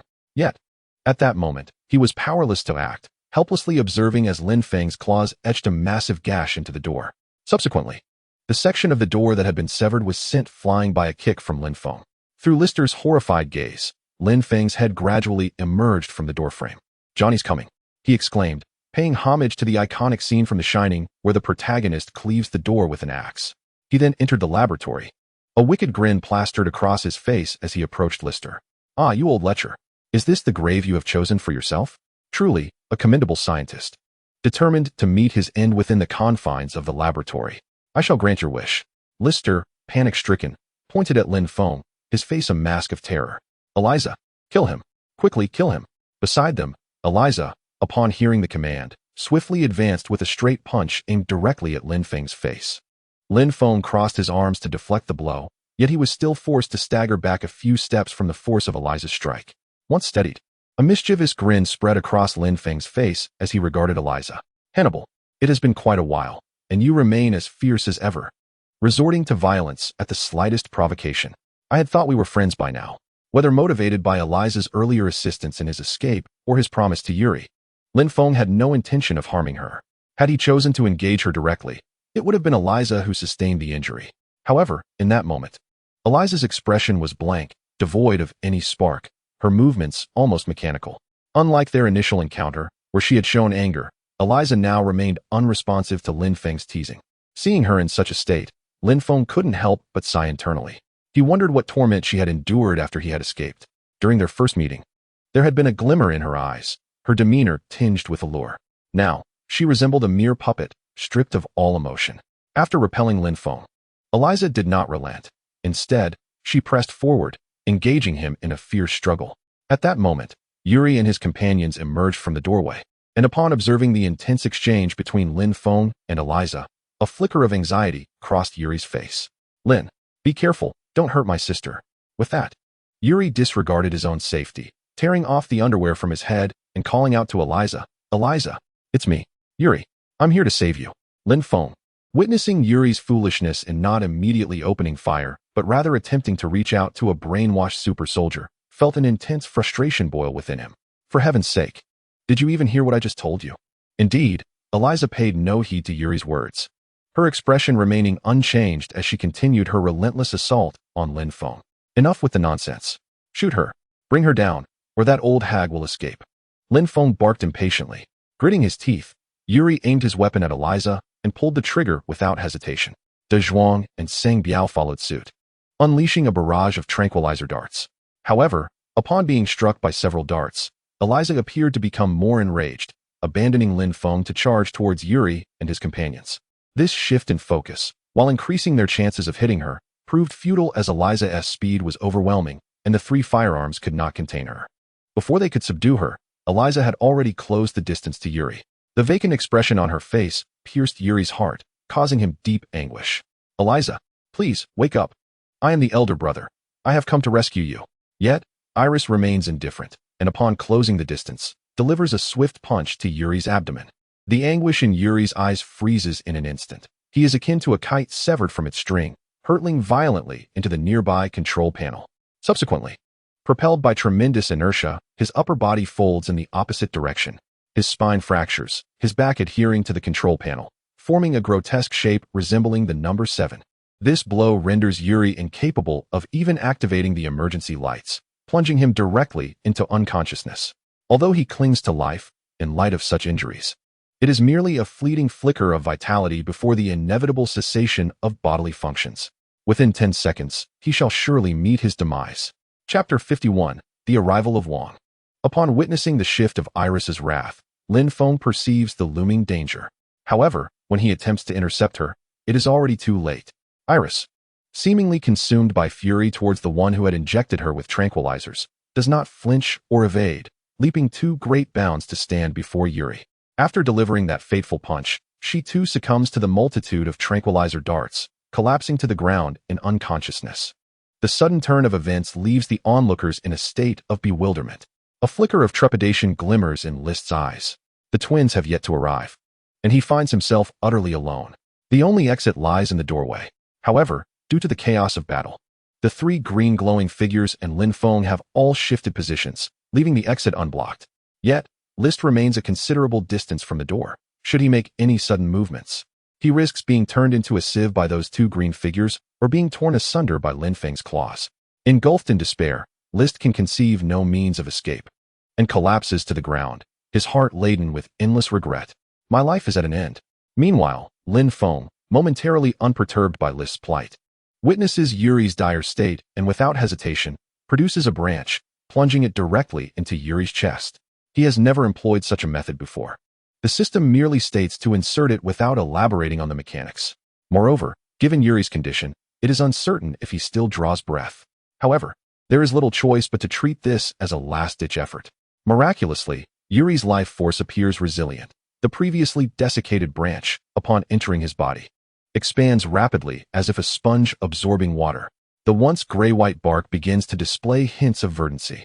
The branch grows taller upon Yuri's chest, transforming from a mere rescue attempt into a sinister plant that seems to siphon the essence of his life to fuel its own growth. After ascending approximately 40 to 50 centimeters, the branch ceases its growth, sprouting dozens of tender buds from its apex. These new shoots, reminiscent of vines rather than ordinary branches, emerge like agile serpents, entwining around Yuri entirely. Subsequently, these new shoots rapidly lose their initial vibrant green hue, turning gray-white and becoming increasingly robust. The transformation was swift yet seemed to stretch into eternity. In mere seconds, Yuri metamorphosed into a grayish-white egg woven from vines. Witnessing this extraordinary spectacle, the onlookers were momentarily awestruck, their eyes reflecting a blend of astonishment and bewilderment. Even in List's despair, a flicker of confusion emerged, leaving him to ponder the nature of this phenomenon. De Zhuang and Sang Biao, upon witnessing Yuri's tragic demise, felt a pang of sorrow as he was instantaneously transfigured into a mass of roots by Lin Feng. They yearned to confront Lin Feng with fierce inquiries. Yet their voices faltered, lacking the courage to adopt a confrontational tone. Lin, what has become of Yuri? Is his body still here? We must bring him home. As Lin Feng observed the branches responding, a sigh of relief washed over him, coupled with a sense of intrigue. So this is what the system referred to as a vegetative state. Such a peculiar manifestation. I had envisioned something akin to a motionless figure upon a bed. Nevertheless, since the branches were reacting, it was evident that Yuri was not dead but rather undergoing healing. A vegetative state, indeed. It is preferable to death. If he were truly deceased, this phenomenon would not be occurring. With this realization, Lin Feng eased his mind, shifting his focus away from Yuri. At that moment, hearing the inquiries from the two, he clapped his hands and declared, "No worries. He is not dead. He is being treated. What treasures do I lack? A mere corpse. A sprinkling of water will suffice." The eyes of the two brightened, yet before they could press further, Lin Feng's voice resounded once more. "Take good care of Iris and this egg. When we depart, you shall each carry one." With that, he disregarded them and turned his attention to the trembling List in the corner, a wicked smile creeping across his face. "Hee. The time has come. Let us swiftly embark on our intimate world, my dear." Lin Feng did not rush to deliver a fatal blow to List, but rather deliberately slowed his approach, inching closer while emitting sporadic sinister chuckles. As he drew near, List quaked with palpable terror, each step of Lin Feng resonating in his heart, plunging him into an abyss of dread. Accompanying this fear was an overwhelming tide of regret and resentment. The deepest regret lay in his haste to conduct experiments, failing to brainwash Lin Feng at the first opportunity, thus granting him a chance to escape. If fate could bestow upon him one more chance, he would ensure to brainwash Lin Feng without delay 100 times over. Suddenly, the terror in List's eyes dissipated, replaced by a countenance of unbridled joy and excitement. For from the doorway behind Lin Feng emerged a crimson figure, Wanda, one of the twin stars. Upon witnessing List's expression, Lin Feng instantly sensed that something was amiss. Before he could even turn around, his entire body suddenly expanded into a letter tie, with his feet slightly lifting off the ground, suspended a few centimeters in the air. The cause of this extraordinary phenomenon was a surge of crimson energy that materialized around Lin Feng's body. This energy firmly restrained Lin Feng, rendering him incapable of turning, let alone moving his head. The only parts of him that remained mobile were his mouth and eyes. As he instinctively struggled against this sudden confinement, a torrent of curses surged within him. Curse it! Is this old fellow a child of the dimension? Why is it so devilishly difficult to kill him? It felt as though he were a grand villain relentlessly pursuing the protagonist. It was reminiscent of the tale of the Calabash brothers rescuing their grandfather, with wave after wave of obstacles obstructing his path. In truth, it was not that List was particularly difficult to slay. Rather, Lin Feng had no intention of killing him outright. He fully understood the adage that villains often perish due to excessive chatter. Were it any other members of Hydra, Lin Feng would undoubtedly eliminate them in the swiftest manner possible. Yet, with List and Strack, it was different. Lin Feng's purpose for being here was not solely revenge. He sought to find Misha and Vicky. However, the Hydra base was vast, and without a specific target, where could Lin Feng possibly search? Until now, he had been somewhat nonchalant, partly because the serum warriors surrounding List required time to deal with, and partly to apply psychological pressure on List. After all, the dread of awaiting death is invariably more terrifying than death itself. With a radar at his disposal, List, an ordinary person, could never escape if Lin Feng had him in his sights. First, he would torment List's mind, then his body, and ultimately interrogate him about the locations of the refugees and test subjects. This was Lin Feng's plan. However, he had not anticipated that pursuing List would entail so many complications. At that moment, upon perceiving the floating crimson mist around him, Lin Feng was instantly reminded of Wanda. In the universe, red may not be solely hers, but if one were to speak of the most striking shade of red, it would undoubtedly evoke thoughts of Wanda. As expected, the next moment, List's excited voice echoed before him. Wanda, he is your nemesis. He destroyed your homeland and murdered your parents. Quickly, kill him. As List's words fell, Lin Feng felt the energy restraining his body tighten slightly, as if an invisible hand were gripping him tightly. Chapter 52. Pietro makes an appearance. With List's confirmation, Lin Feng's heart raced like a cat's clawing at his insides, desperately striving to break free and glance back. The coincidences between Wanda and her brother and Misha and her brother were too numerous, leading Lin Feng to ponder whether they were perhaps the same pair of twins. Yet, no matter how hard Lin Feng exerted himself, the crimson energy remained steadfast in its confinement of him. Moreover, in the present moment, one's body is suspended, devoid of any supportive force. Helpless, Lin Feng could only call out loudly, attempting to ascertain Wanda's identity. Misha, is that you, Misha? It is I, Lin Feng. Upon hearing these names, Wanda, with her eyes glowing red, momentarily exhibited a flicker of clarity. Yet, in the very next instant, the crimson glow enveloped her once more. Lin Feng felt the energy constricting around him ease for a fleeting moment, only to tighten again, as if the prior release were merely a figment of his imagination. Meanwhile, List, within the span of a minute, transformed like a master of disguise, transitioning from initial terror to ecstatic joy, and now to a state of disarray. Upon hearing Lin Feng utter Misha's name, List instantly realized that the deceased brother mentioned by the Misha siblings was likely Lin Feng himself. This was a legitimate kin of the twins. The brainwashing protocol of the twins had been entirely executed through Misha's psychic abilities. What if she recognized Lin Feng's face and regained her memories? In a flash, List envisioned countless ways he could meet his demise should Misha recover her memories. However, he was utterly powerless against Lin Feng. The only leverage he had was Misha's psychic prowess. It was imperative that Misha subdued Lin Feng completely before laying eyes on him, and then he could swiftly extricate Lin Feng from the situation. With this thought, List once again commanded sharply, Wanda, quickly eliminate him. Only by killing him can Sokovia cease its war, and we can embrace a truly tranquil life. List's words evidently held weight, as Lin Feng felt the energy binding him intensify. Simultaneously, his body seemed no longer restrained by a single hand, but rather by two hands pulling at his head and feet, attempting to rend him asunder. The flesh throughout his body began to splinter.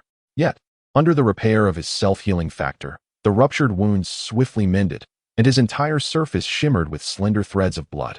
Fortunately, the vibranium within him remained remarkably stable, showing no signs of fracture. It was a blessing that the chaotic magic had only just begun to awaken, its power still limited. Had Wanda's family and loved ones perished later on, Not only would the vibranium be compromised, but even Thanos' Yu blade could be effortlessly shattered by chaotic magic. At this moment, Wanda was exerting herself to the utmost, striving to tear Lin Feng in two. Yet, the vibranium within him stood firm as a mountain. Aside from the surface flesh continuously tearing and healing, he seemed largely unaffected. Just then, outside the doorway, Wanda and Pietro rushed into the laboratory. Almost immediately, Lin Feng felt a flash of silver light before his eyes, as if something had pricked his head, producing a ringing sound. Subsequently, a silver-haired youth wielding a broken dagger appeared before him, his expression a blend of confusion. As Lin Feng beheld the visage of the young man, his pupils constricted in astonishment as he exclaimed, "Vicky?" At that moment, Vicky bore little resemblance to the frail figure Lin Feng once remembered. His once emaciated frame had gained considerable strength. The muscular contours of his arms were sharply defined, presenting a striking symmetry. His golden hair, perhaps altered by his accelerated genes, had transformed into a striking shade of silver gray. His eyes were bright and full, and his cheeks flushed with vitality, offering no hint of his impoverished origins as a refugee from the slums. Nevertheless, his facial features remained largely unchanged, allowing Lin Feng to recognize him at once. Pietro offered no response. His bewilderment stemmed not from recollecting his identity as Vicky upon seeing Lin Feng, but rather from the perplexing condition of the dagger in his hand. Why had it shattered? Upon entering, Pietro had lunged directly at Lin Feng, thrusting the dagger toward his head without hesitation. However, the anticipated penetration did not occur. Instead, the dagger splintered upon contact. Pietro paused briefly, caught in a moment of confusion, before swiftly transforming into a blur of silver, darting around Lin Feng. Armed with a new dagger, each time he passed by Lin Feng, he left behind a gruesome gash. Realizing that Vicky did not recognize him and continued to attack, Lin Feng concluded that the siblings had undoubtedly been brainwashed. His earlier suspicions were now solidified, as he discerned that it was Misha who had ensnared him with chaotic magic. Perhaps Misha's chaotic powers had awakened due to her emotional turmoil following his death. After all, Wanda had awakened shortly after the Iron Hook Gang incident. Yet, Vicky's extraordinary speed was a legitimate superhuman gene, not mere magic, activated by the energy of the Mind Stone. How much torment had he endured at the Hydra base to awaken his abilities so prematurely? What had Lister done to precipitate this early emergence? Contemplating the suffering Vicky must have endured within the confines of the base, and feeling the pain radiating throughout his own body, an inferno of rage ignited within Lin Feng. "You wretched old fool. You have truly provoked me this time. I shall ensure you pay dearly for this." His voice was frigid, yet his gaze remained unervingly calm. Lister, unnerved by Lin Feng's stare, felt a tightening in his chest.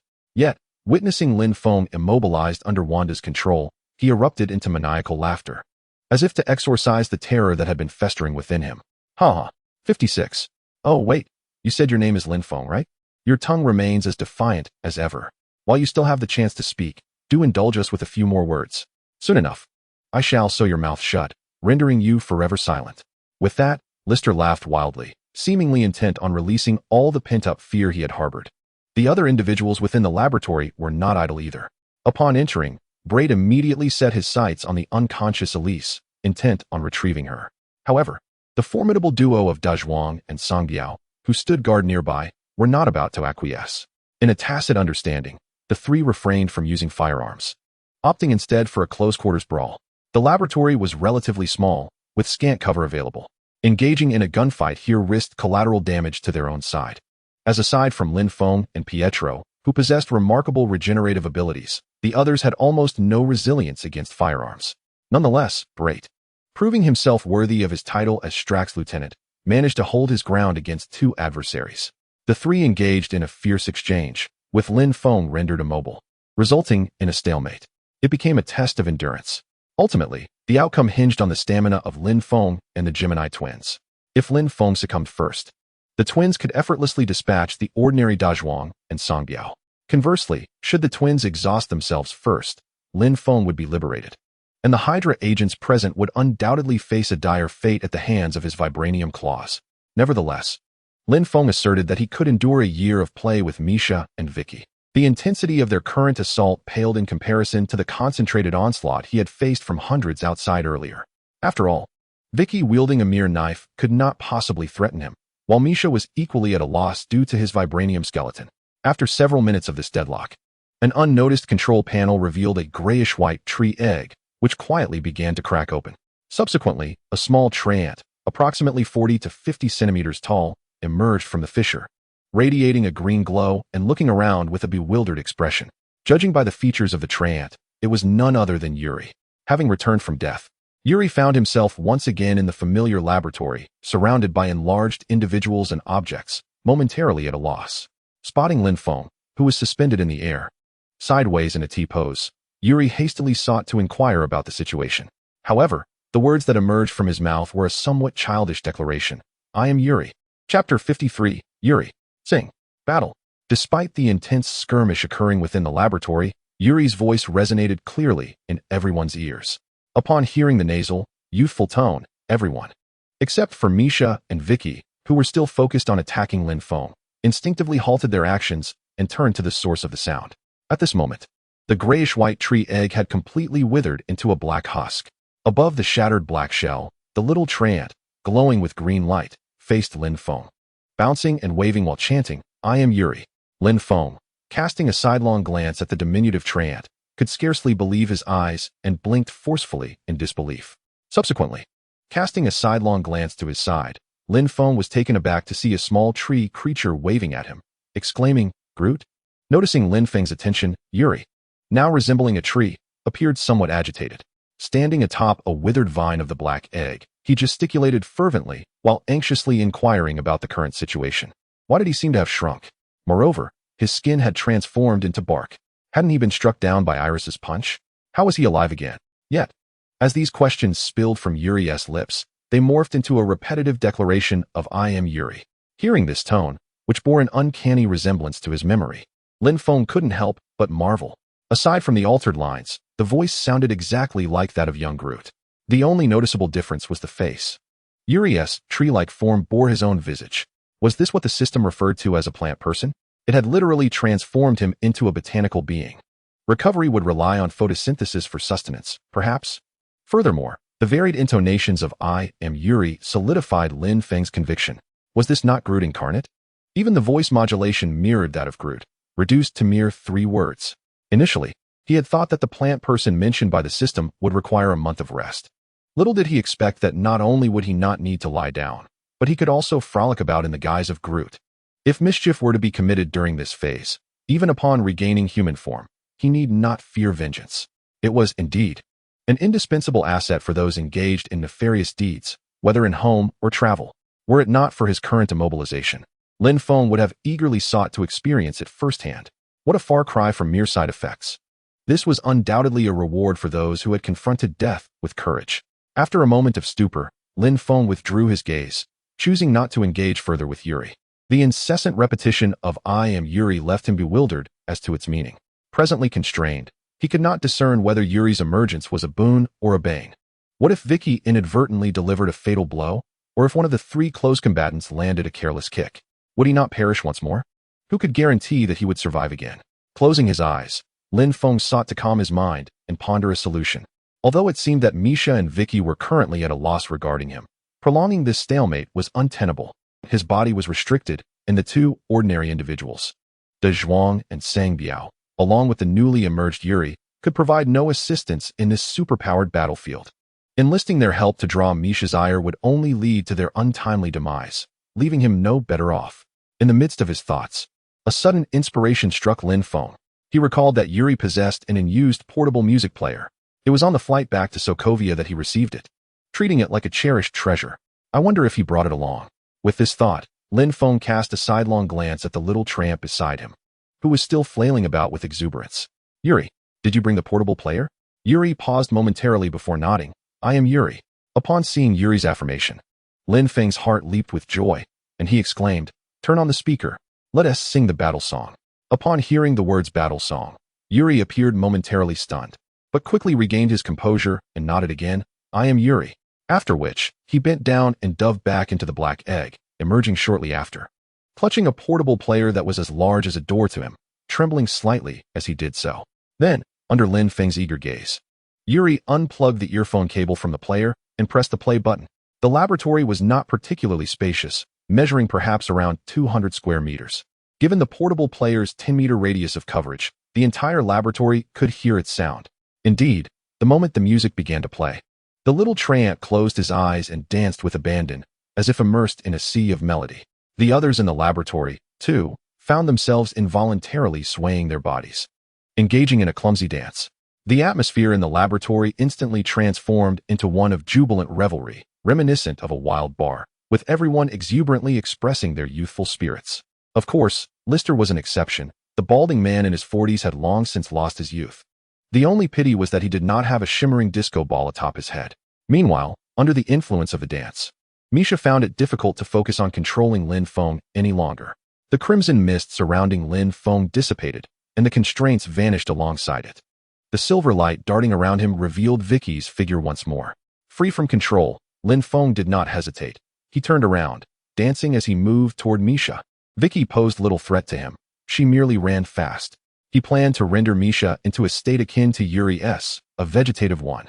Although he was uncertain whether the trance condition would affect her ability to wield chaotic magic, it was the best course of action Lin Feng could conceive without causing harm to Misha. As Lin Feng turned, he was taken aback by the dramatic transformation in Misha's appearance. The frail, slender girl he remembered was nowhere to be seen. In her place stood a tall, well-proportioned young beauty. Even the previously unremarkable little mound on her chest had, under the enhancement of chaotic magic, blossomed into two small hills. If one were to disregard her face, Lin Feng could scarcely believe this was Misha. Yet, none of this was the most pressing concern. Under the enhancement of superpowers, it was not particularly surprising for an ordinary person to appear healthy and proportionate. The most crucial issue was that Misha's condition seemed exceedingly peculiar at this moment. A delicate layer of crimson mist enveloped her golden hair, bestowing it with a unique hue of gold and red. Her azure eyes transformed into a deep crimson. Two small horns adorned her forehead, shimmering with an enchanting red glow. Lin Feng recognized those horns as the exclusive headgear of the Scarlet Witch, conjured by chaotic magic. Such a form had manifested in the film when Wanda was consumed by chaotic magic. It was precisely this headpiece that alerted Lin Feng to the anomaly. At this moment, it seemed that Misha was not merely brainwashed by the Hydra, but rather had been overtaken by chaotic magic, which had turned the tables and seized control. Fortunately, Misha had only recently awakened, and the energy within her was limited both in quality and quantity. Should she encounter the full manifestation of chaotic magic, even with his vibranium bones, Lin Feng would likely be obliterated in an instant, without the luxury of time to react. Just then, an unexpected change occurred. As Lin Feng took a few steps, Misha's horns suddenly brightened. A surge of red mist gathered around her ears, effectively severing the sounds from her portable music player. In the next moment, a flash of red light emanated from Misha's hand, lifting the music player into the air. With a sharp crack, the device was crushed into fragments by the red mist, abruptly halting the chaotic scene that had unfolded in the laboratory. This transpired in an instant, and while the others in the room were still dancing, Misha broke free from the control. Before Lin Feng could react, he found himself ensnared once more by the red mist, lifted from the ground. Misha seemed to grow weary of the tug-of-war with Lin Feng. After gaining control over him, she swiftly drew him closer, her hand glowing ever brighter with red light, evidently seeking to inflict significant harm through direct contact. Chapter 54. I can feel you, brother. In a flash, Lin Feng cast aside any concern for Misha's well-being and called out to Yuri to toss over a couple of grenades for distraction. With branches around, even if Misha were barely clinging to life, Lin Feng believed he could save her. However, Misha's pulling speed was astonishing. Just as Yuri prepared to dive into the black egg to retrieve his grenades, Lin Feng found himself standing before Misha. She seized him by the throat with her glowing red hand. At that moment, another transformation occurred. As her hand made contact with Lin Feng's neck, the surrounding red mist seemed to react to an unseen force, beginning to twist and churn. Simultaneously, Misha's pupils returned to their original azure hue.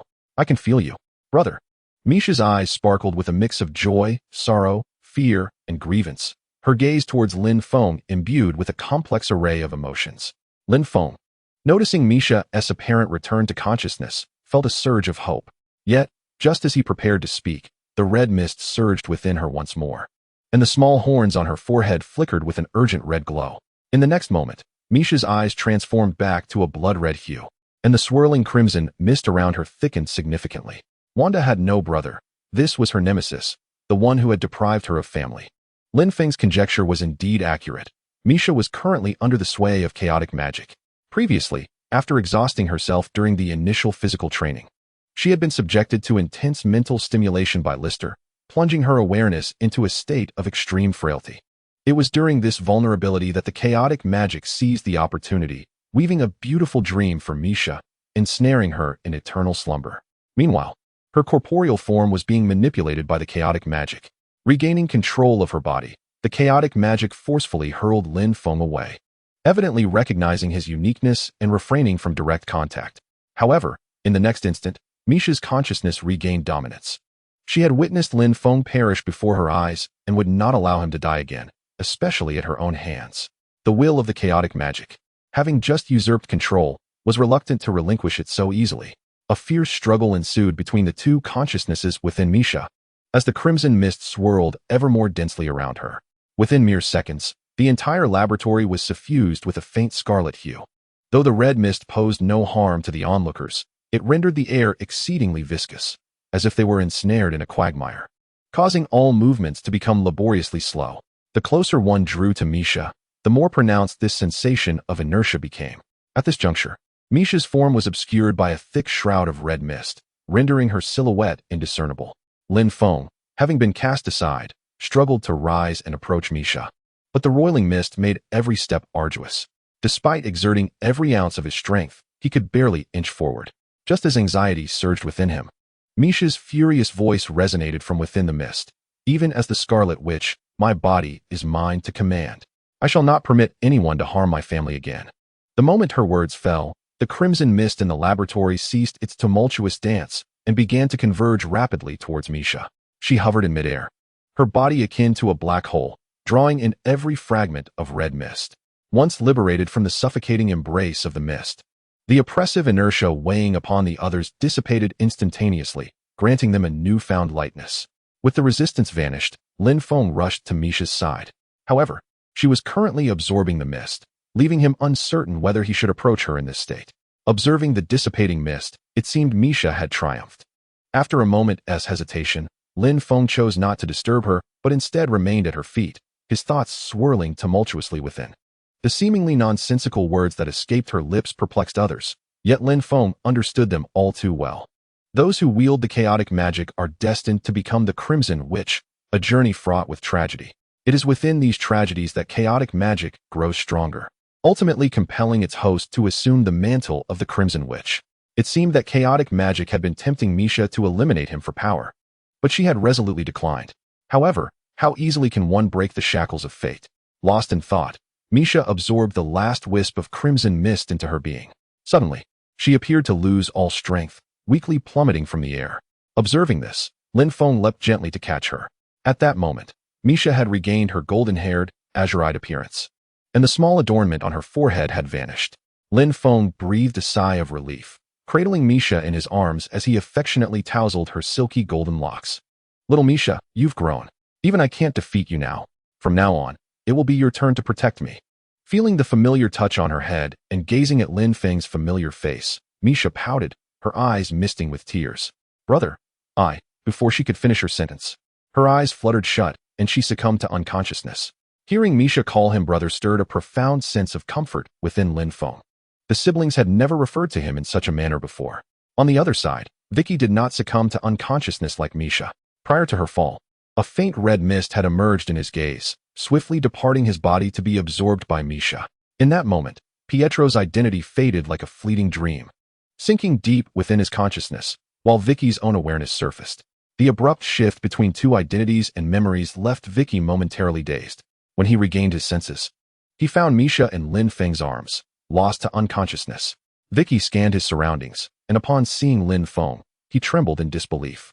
In an instant, he transformed into a streak of silver light, appearing directly before Lin Feng. Once certain of his recognition, Vicky's eyes glistened with tears as he embraced Lin Feng's arm, burying his head in Lin Feng's shoulder. Lin, it's really you. I thought I would never see you again. My sister and I believed you were dead. Woo-woo. Lin Feng, feeling a pang of sympathy, gently patted Yuri's back, pondering how much suffering this young man had endured. However, before Vicky could weep too long, Lin Feng lifted him up and spoke sternly. Enough. I didn't shed a tear when you stabbed me so many times, yet here you are, crying first. Have you forgotten what I told you?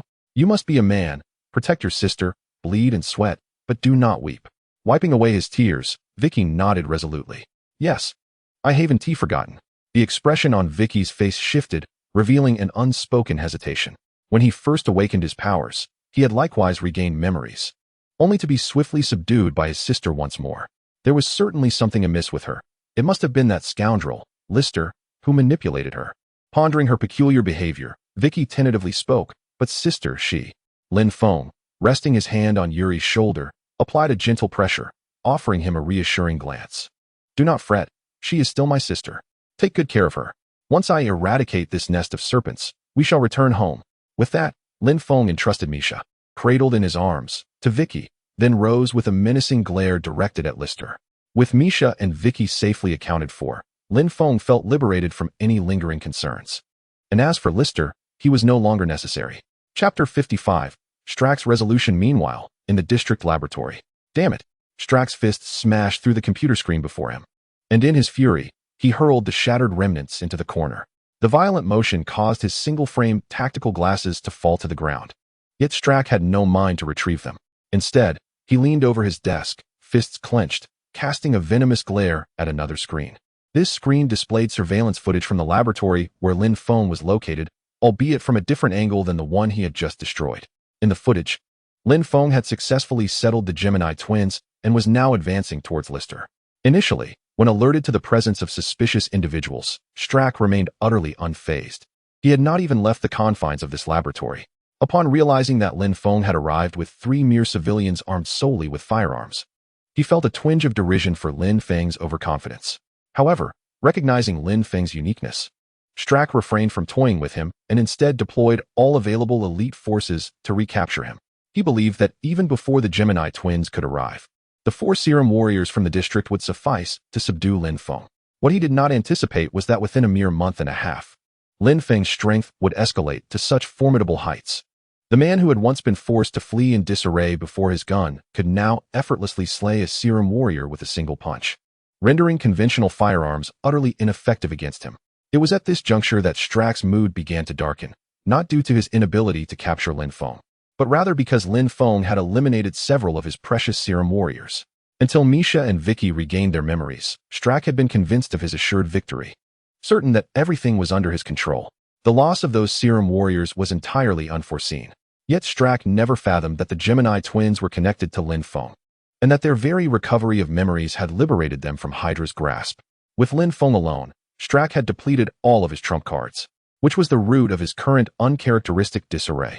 With the recent escape of Lin Feng, this marks the second occasion that he has incited such fury within Strack.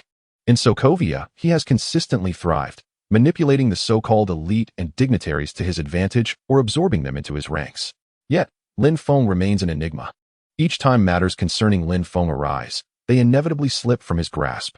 At this moment, Strack's eyes were bloodshot, his jaw clenched tightly.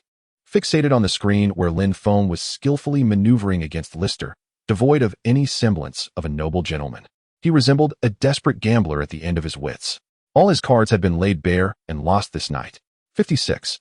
Strack growled through gritted teeth, his gaze seething with venomous intent, as if he could consume Lin Feng whole. Taking a few deep breaths, he stifled his fury and began to contemplate his next course of action. Though loath to admit it, Lin Feng had single-handedly breached the base. Currently, there were still over 1,000, but fewer than 2,000 members of the organization remaining, all mere mortals, utterly powerless against Lin Feng. Furthermore, among the trio accompanying Lin Feng donned in green shorts was none other than Elise's brother, Yuri. This signified that even if Lin Feng chose not to cleanse this place, the location of the base had been compromised, rendering it untenable. However, ensuring his own safety now seemed daunting, as he could scarcely transport any resources from the base, particularly the completed consciousness upload device. Strack cast a furtive glance at the supercapacitor below, fully charged, a glint of malice flashing in his eyes. It was impossible to dismantle and take it with him now.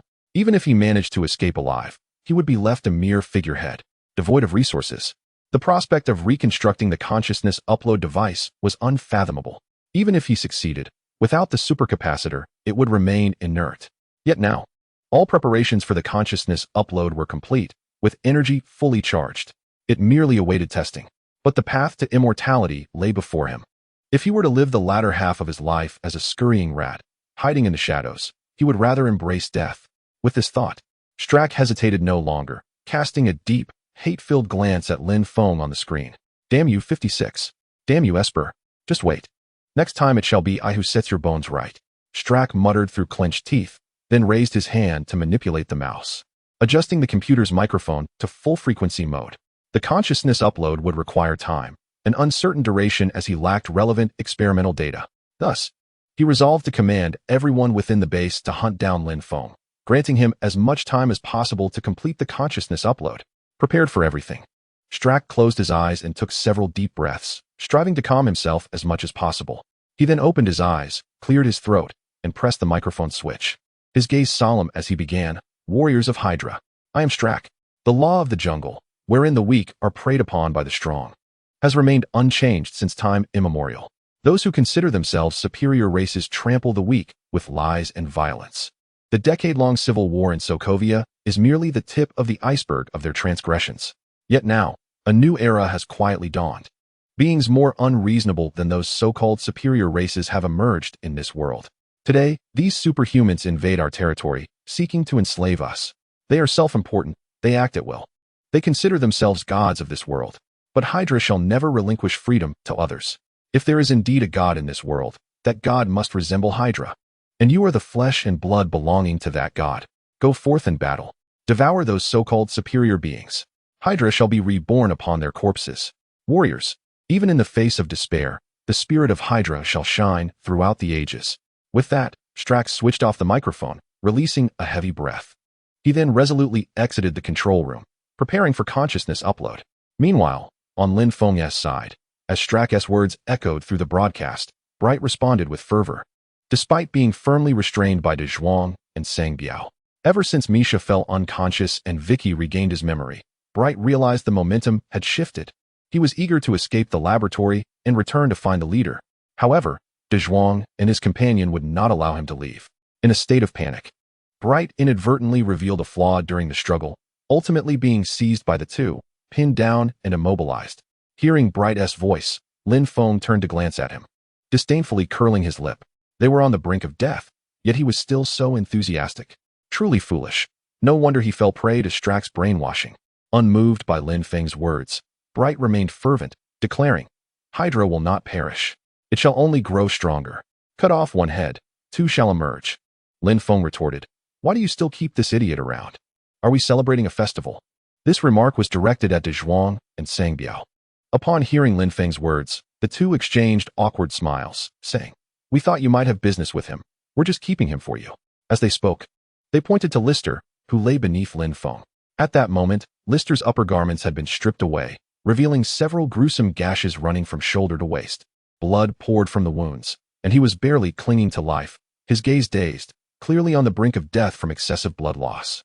Of course, his trousers remained intact, as Lin Feng had no interest in the lower half of a man in his 40s. Observing the direction indicated by the two individuals, Lin Feng's expression darkened as he retorted, "Am I the sort of perverse individual who indiscriminately harms others?" The two simultaneously shuddered, hastily waving their hands. "No, no. You exude an undeniable masculinity. You are the most manly person I have ever encountered." Lin Feng curled his lip, dismissively interrupting their flattery. "Enough of the nonsense.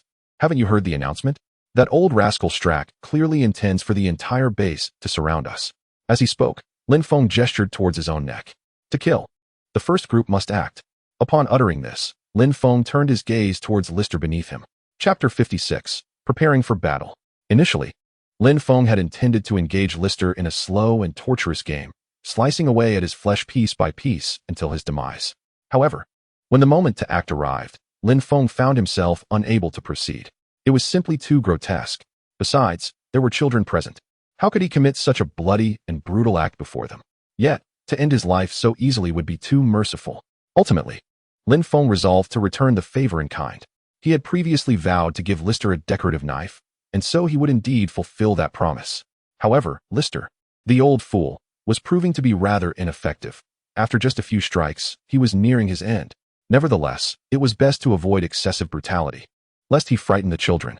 Moreover, Strack was currently gathering his forces, preparing for an authentic confrontation. Thus, Lin Feng chose not to reminisce with Lister any longer. Extending the steel claw he wielded, revealing a blade from its center, and smiling at Lister. Time with old friends always passes swiftly. It was once again time to bid farewell. Shall I lead everyone in one last game? Lin Feng declared, disregarding any responses from Lister or the others present, and swiftly slashed across Lister's neck. Ah, our dear old friend Lister has flawlessly completed the game of split actions, earning the title of our game king. Good night, my friend. Oh, I suppose I should now refer to you as Louis XVI. Having dealt with Lister, Lin Feng retracted his steel claw, standing up and exhaling heavily. Feeling a sense of relief, he then turned to the surrounding crowd, and, upon seeing Vicky seated on the ground with Misha by the door, his thoughts began to swirl. From Lister's earlier words, Lin Feng had gathered information about Strax's current whereabouts and the experiments he was conducting on the Misha siblings. Lister was unaware of Strax's recent activities in the experimental zone, nor had he inquired. All he knew was that Strax had recently crafted a chair designed to stimulate emotions. During this time, he had been exceedingly busy, and Strax's trivial chair did not pique his interest in the slightest. Yet, Lin Feng was unconcerned with Strax's endeavors. He only needed to ascertain his location.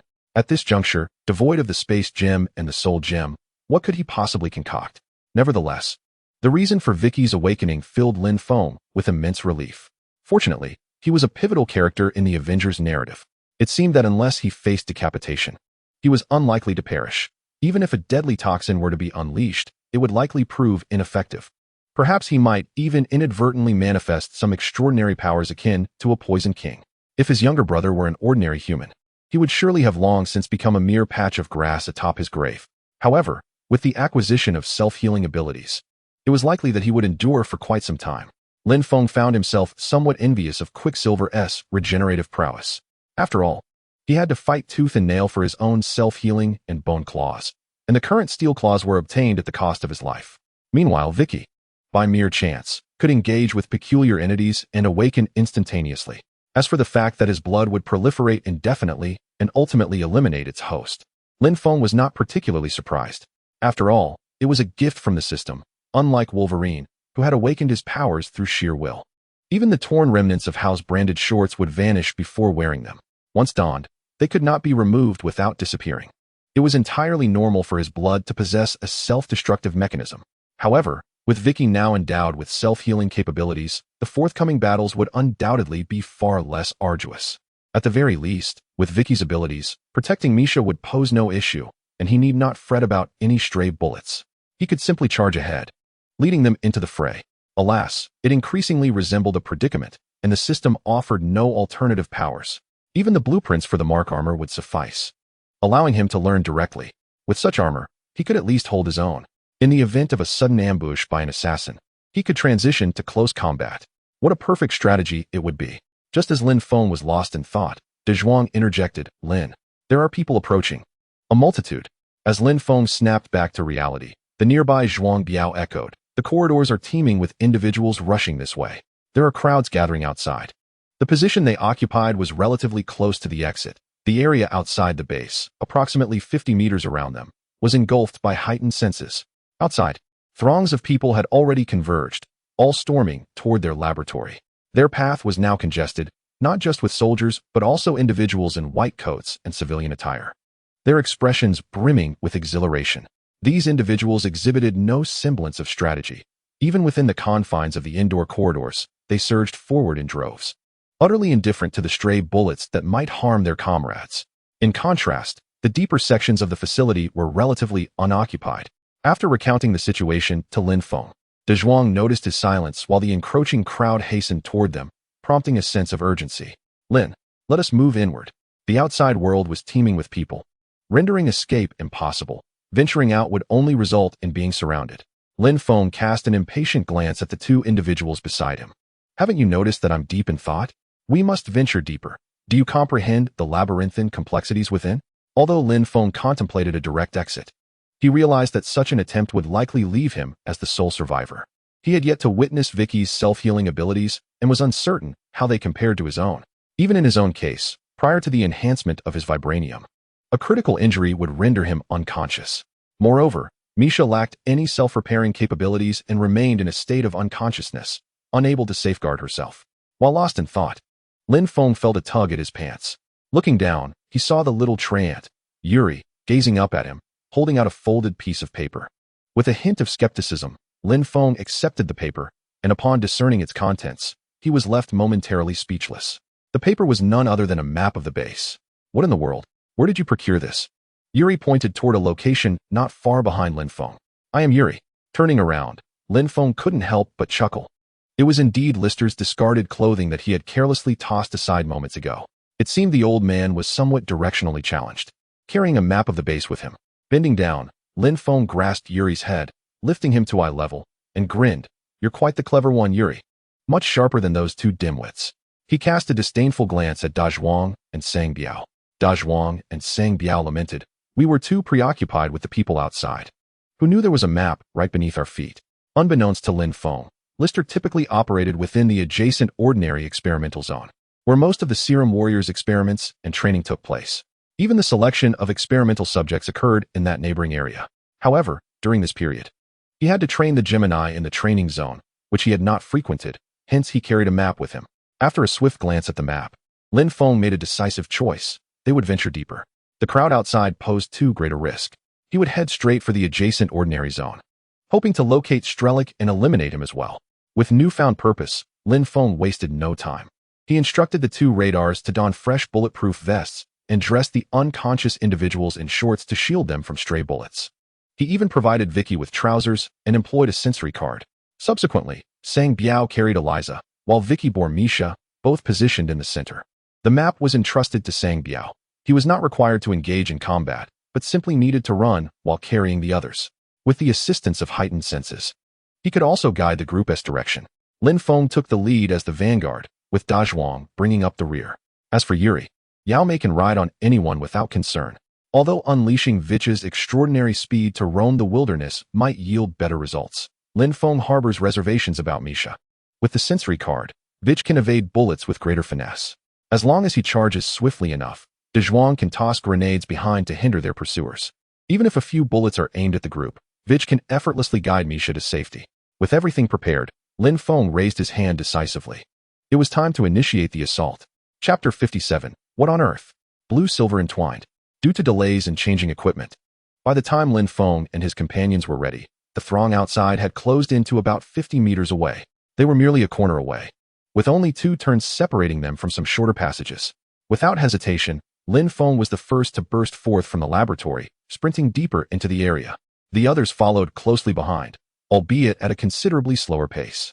Even Vich refrained from utilizing his powers, opting instead to synchronize his speed with the team. After all, racing ahead without a clear direction would be futile. Lin Feng paid no mind to those behind him and charged directly towards the dozen or so individuals just beyond the corner. In that instant, he truly witnessed the potency of Hydra's brainwashing. The initial contact was sparse, limited to just over 10 individuals, all of whom were staff members of the area. Clad in white lab coats, they bore no weapons. Yet, even this mere handful evoked a sense of a zombie siege within Lin Feng. Unlike the soulless zombies driven solely by bloodlust, these individuals were fervent, devoid of any fear of death. Chanting phrases like High Claw and Freedom, upon spotting Lin Feng, they surged forward with reckless abandon to engage him in hand-to-hand combat. Lin Feng, however, showed no mercy towards them. Previously, the bone claws could only stab, requiring a precise hit to be lethal.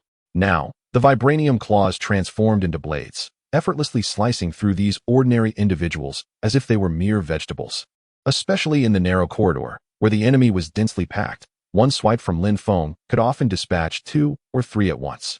Ultimately, these were just ordinary research personnel, lacking tactics, skills, or weapons.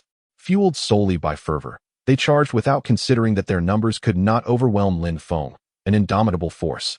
The true threat lay with the armed guards and soldiers, but even that posed minimal danger to Lin Feng. This was precisely why he chose to forge ahead, clearing the path.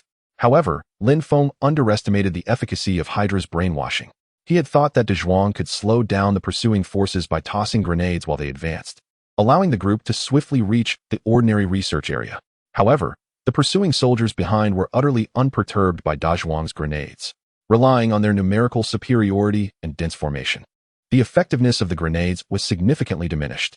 Under ideal circumstances, a single grenade could incapacitate an entire squad of 12 in such a corridor environment, as the shrapnel would inflict area damage. Yet now, When Dazhuang hurled his grenade into the throng, the shrapnel barely inflicted any harm, resulting in a maximum of 2 or 3 casualties from the explosion. The remaining soldiers showed no signs of panic, continuing their advance with steady determination. The soldiers at the forefront had already begun firing at Sang Biao and the others. Dazhuang still had grenades at his disposal, which could potentially disrupt the enemy's firepower. Furthermore, bolstered by his heightened senses and protective gear, his group momentarily faced no threat to their lives. However, Dazhuang lacked a system space and had a limited supply of grenades. Once he exhausted them, only Vicky would be able to evade the incoming barrage of fire. Upon realizing this predicament, Lin Feng could only run back and forth in despair. In the less populated area ahead, he quickly dispatched enemies before retreating to the rear of the group. In the more crowded area behind, he absorbed damage using the unique properties of vibranium to take down several foes before swiftly returning to the front. Although Lin Feng did not feel excessively fatigued, the overall speed of the group's breakout had slowed considerably. Initially manageable with few enemies ahead, the numbers began to swell dramatically within 5 minutes. Indicating reinforcements from other regions had arrived, Lin Feng and his companions found themselves completely stalled at a 3-way intersection in the corridor, with foes approaching from all directions. Unlike Vicky, who possessed extraordinary speed, Lin Feng could only address the most populated directions in front and behind him. The right corridor had relatively fewer enemies, so Dazhuang took the lead in holding them back, while Lin Feng provided support. Even Sang Biao temporarily set aside Illis to assist Dazhuang in suppressing the Hydra soldiers on the right. However, they could only toss a few grenades, hesitant to throw them continuously due to the enemy's firepower. The Hydra soldiers also had firearms and numerical advantage. Each time they reached for a grenade, it provoked a barrage of gunfire from the opposing forces. Under such circumstances, the Hydra soldiers rapidly closed in on Dazhuang and his group, reaching the intersection. The soldiers at the forefront were mere steps away from advancing into the right corridor. Just as Lin Feng finished dealing with enemies at both the front and back, one of them lunged towards the intersection. Seeing the approaching mass of enemies, Vicky prepared to use her powers to take her sister and Illis away from the area. At that moment, as Lin Feng leaped through the air, a look of astonishment crossed his face, and he exclaimed, "What the hell?" Blue-silver entanglement. He noticed Yuri had somehow slipped to the corner, flinging her arms, causing the branch-like appendages to grow rapidly. The small branches darted through the corridor like agile serpents, entwining the feet of a dozen soldiers poised at the approaching fork in the path. In an instant, several were tripped, and those behind them, unable to halt in time, tumbled over in a chaotic heap. The branches, seemingly ordinary vines, were easily severed by the soldiers' daggers with a mere flick. However, this distraction provided sufficient time for Lin Feng to arrive on the scene. The soldiers, still struggling to regain their footing, were met with Lin Feng's ferocious onslaught, akin to a wolf among sheep. As his golden claws flashed in the dim light of the corridor, the dense cluster of 60 to 70 men was dispatched in less than a minute. Without a moment's hesitation, Lin Feng dashed towards Yuri, his excitement palpable as he scooped up the diminutive figure, marveling at what he perceived as an extraordinary ability. "What do you mean side effects? This is a pure reward. How did you discover you could do this, little Yuri?" At this moment, Yuri appeared notably smaller, his height diminished from a minimum of 45 centimeters to around 40. Clearly, employing such a power came with its own consequences. Yet Yuri seemed unaffected, adorably shaking his head in response to Lin Feng's inquiry. "I am Yuri," he declared. Lin Feng, realizing the change in Yuri's stature, mischievously seized the opportunity to swiftly snap off one of Yuri's arms. The little treant grimaced in pain, glaring at Lin Feng with wide, indignant eyes, undoubtedly uttering curses in his own tongue. Lin Feng silently mused over the likely expletives. However, he feigned nonchalance, teasing, "Look at you, so stingy. After devouring so much meat, a little something stuck in your teeth is no big deal. Why not let me borrow a finger to clear it out? Aren't we good buddies?" While maintaining a facade of ease, Lin Feng's gaze remained fixed on Yuri's form. As anticipated, the severed limb quickly sprouted anew, much like his self-healing abilities, albeit with a slight diminishment in Yuri's overall size. The reduction was subtle. Without Lin Feng's firm grip, it might have gone unnoticed. In that moment, Lin Feng comprehended the true nature of this phenomenon. This was indeed the genuine side effect. The system's mention of a 30-day recovery period likely referred to the time required for the little treant to mature.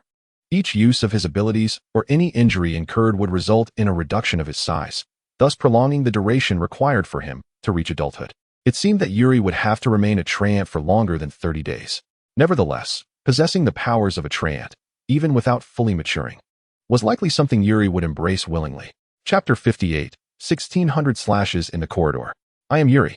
The little treant squirmed in Lin Feng's grasp, struggling fiercely. Simultaneously, he varied his tones, uttering phrases of 4 characters. Although his remarks may have been harsh, Lin Feng remained indifferent. After all, he was Yuri, and he had no intention of contending for that title. Following a brief experiment, Lin Feng brought Yuri before his eyes. His expression grave. Regardless of whether you possess any other abilities, it would be wise to refrain from using them.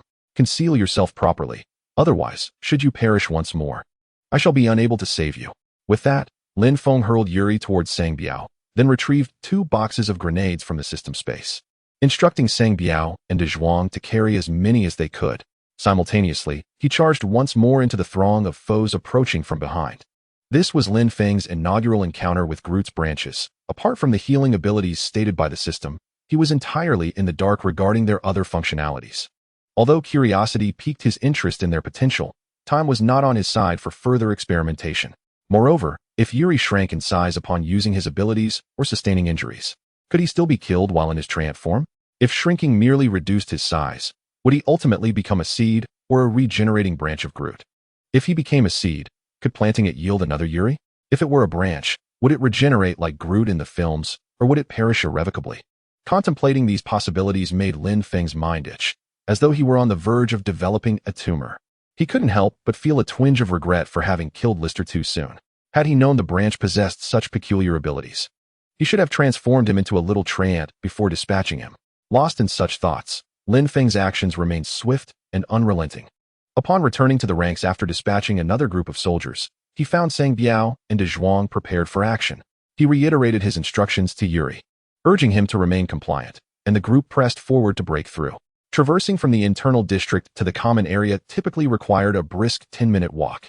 Yet, Lin Feng and his companions took a full hour before the boundary between the 2 districts appeared within Sang Biao's heightened sensory perception. Throughout this interval, Lin Feng's relentless killing spree never wavered. Strike, pivot to address another threat, strike again, and pivot once more. This cycle repeated countless times over the course of an hour. The system's lottery attempts had surged to a staggering 200. Discounting the initial 600 individuals eliminated outside the base. Lin Feng had slain no fewer than 1,600 right within this corridor. This was despite the corridor's limited space, where encounters typically involved over 100 adversaries, or at least dozens. If unrestricted, the tally would likely double. As Lin Feng became increasingly consumed by the bloodlust, his taut nerves, stimulated by the carnage, brought him to the brink of collapse. On several occasions, when turning to face Sang Biao and the others who suddenly appeared in his line of sight, he instinctively felt the urge to strike them down with lethal force. These 1,000 individuals are not mere animals. They are of the same kind. They are human. Unlike the previous onslaughts where energy erupted instantaneously, obliterating everything in its path, this time, the attack is methodical, claw by claw. Lin Feng, initially buoyed by the successful rescue of the Misha siblings and the cathartic slaying of his nemesis, Lister, soon finds himself gripped by a creeping dread. It is not the fear of death or the act of killing that unnerves him, but rather the prospect of their blood staining his skin. That is the blood of his own kind. The corridor is a swirling mass of bodies, an endless tide. Lin Feng harbors no fear. Armed with vibranium bones and self-healing factors, in this year of 2005, he knows he is formidable, if not invincible. Yet, they charge at him with reckless abandon, fully aware of their impending doom, yet consumed by a fervor that drives them toward him. Lin Feng is frightened. He has never been so close to slaughtering so many people. Even during his escape from this very place, he had only killed a little over 100, with nearly half of them falling to his ex-wife's grenades at the entrance, leaving him largely unscathed psychologically. Even the torment he inflicted upon Lister had not profoundly affected him. The mindset of vengeance differs vastly from that of cold-blooded murder. Now, though the faces around him bear no pain or fear, the sensation of warm blood from his own kind splattering upon him feels akin to molten lava, searing his moral boundaries. Though he is only a few years older than Misha and Vicky, he is merely a recent college graduate. His 2 years in the Sokovia war zone offered only a superficial acquaintance with bloodshed and darkness. Yet, compared to now, the chaos of a missile falling in a slum, scattering refugees, seems as trivial as a child's play. However, thinking of Misha and Vicky behind him, Lin Feng grits his teeth, suppressing his psychological discomfort, and continues his frenzied slaughter. Gradually, the fear within him dissipates, replaced by a numbing sensation, an internal desensitization. It is an indifference to life. The lives in his hands are more fragile than paper. With a mere sweep of his hand, he can extinguish the lives of 2 or 3 breathing beings. Even in times of abundant vibranium energy, a single release can obliterate dozens, if not hundreds. Ultimately, in the depths of his numbness, flashes of brutality and satisfaction begin to flicker in his eyes. It seems as though he is gradually acclimating to, and even relishing, this feeling, the thrill of slaughter. Fortunately, just as he teeters on the brink of losing his reason, the numbers of his adversaries suddenly dwindle significantly. One can surmise that the forces of Hydra must be dwindling as well. At this moment, a few of them halt approximately 400 meters from the ordinary zone. Lin Feng, hands resting on his knees, breathes heavily, his crimson eyes staring blankly at the ground, while the steel claws on his knuckles continue to drip with fresh blood. His entire body was stained with viscous blood, his clothes and trousers long torn to shreds from the relentless barrage of attacks, discarded by Lin Feng as an encumbrance. All that remained was a pair of leopard print briefs, still gleaming as if new, preserving the last shred of dignity he possessed. Sang Biao and De Zhuang kept their distance from Lin Feng, while the little treant, Yuri, peeked over Sang Biao's shoulder, half his head emerging.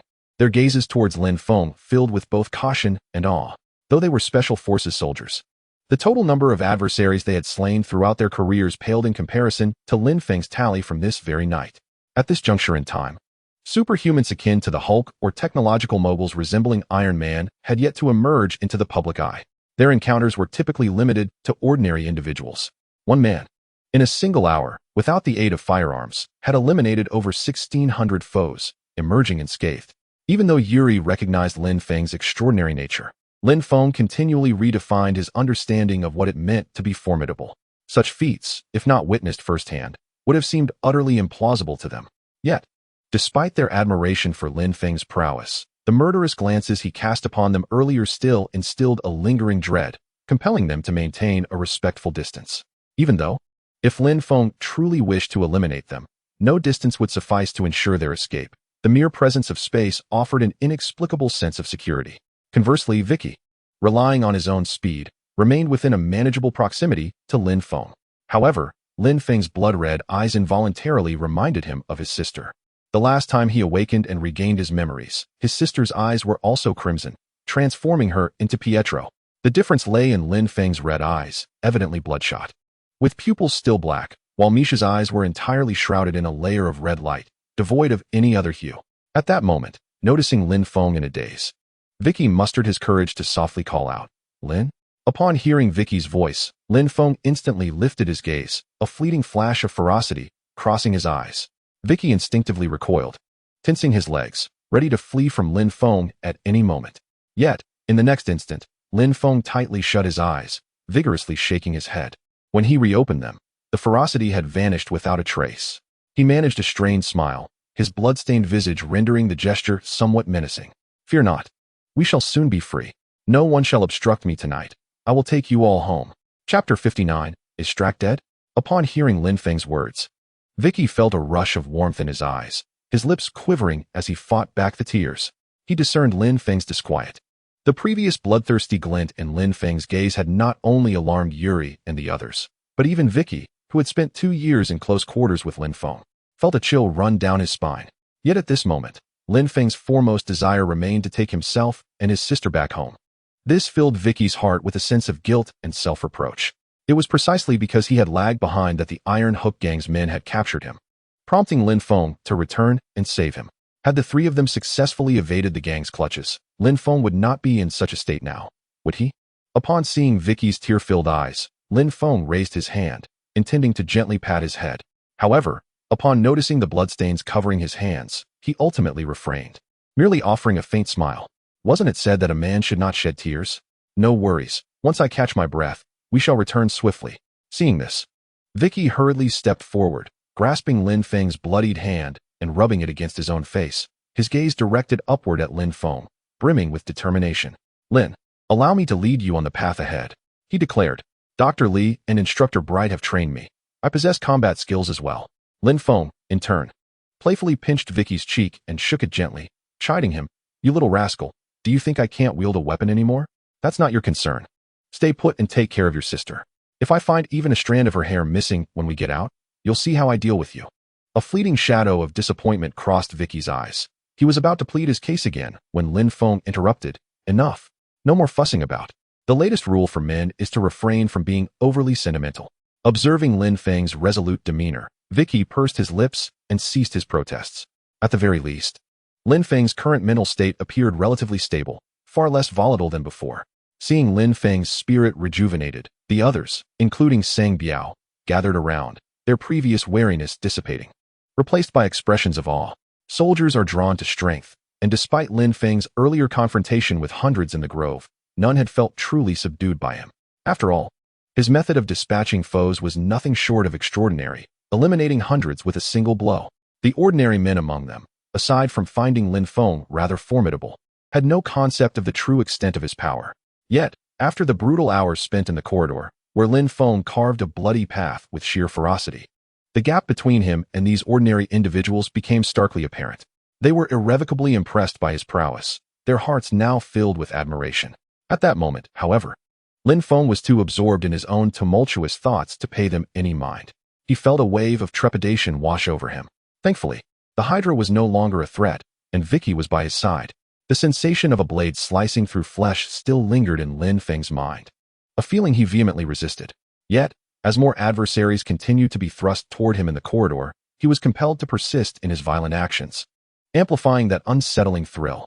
Even in the aftermath of a brief silence, Vicky's sudden call startled Lin Feng, causing his taut nerves to instinctively react with a swipe of his claws. He shuddered at the thought of what he might become if this bloody trial persisted for just a few more minutes. Fortunately, Lin Feng's spirit had not completely shattered. Upon discerning Vich's visage, he regained his composure. The group rested for approximately 10 minutes, during which sporadic soldiers continued to charge forth, yet their numbers were modest, akin to that of a typical tactical squad. Vich volunteered to advance, seeking to afford Lin Feng some respite, an offer Lin Feng did not decline. They faced a motley assortment of soldiers, numbering at most 12, with some groups as few as 3.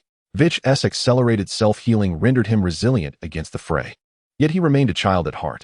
Despite having witnessed a gruesome battlefield and having dispatched numerous foes during training, the sight of warm blood erupting before him, splattering against his face, still unsettled him.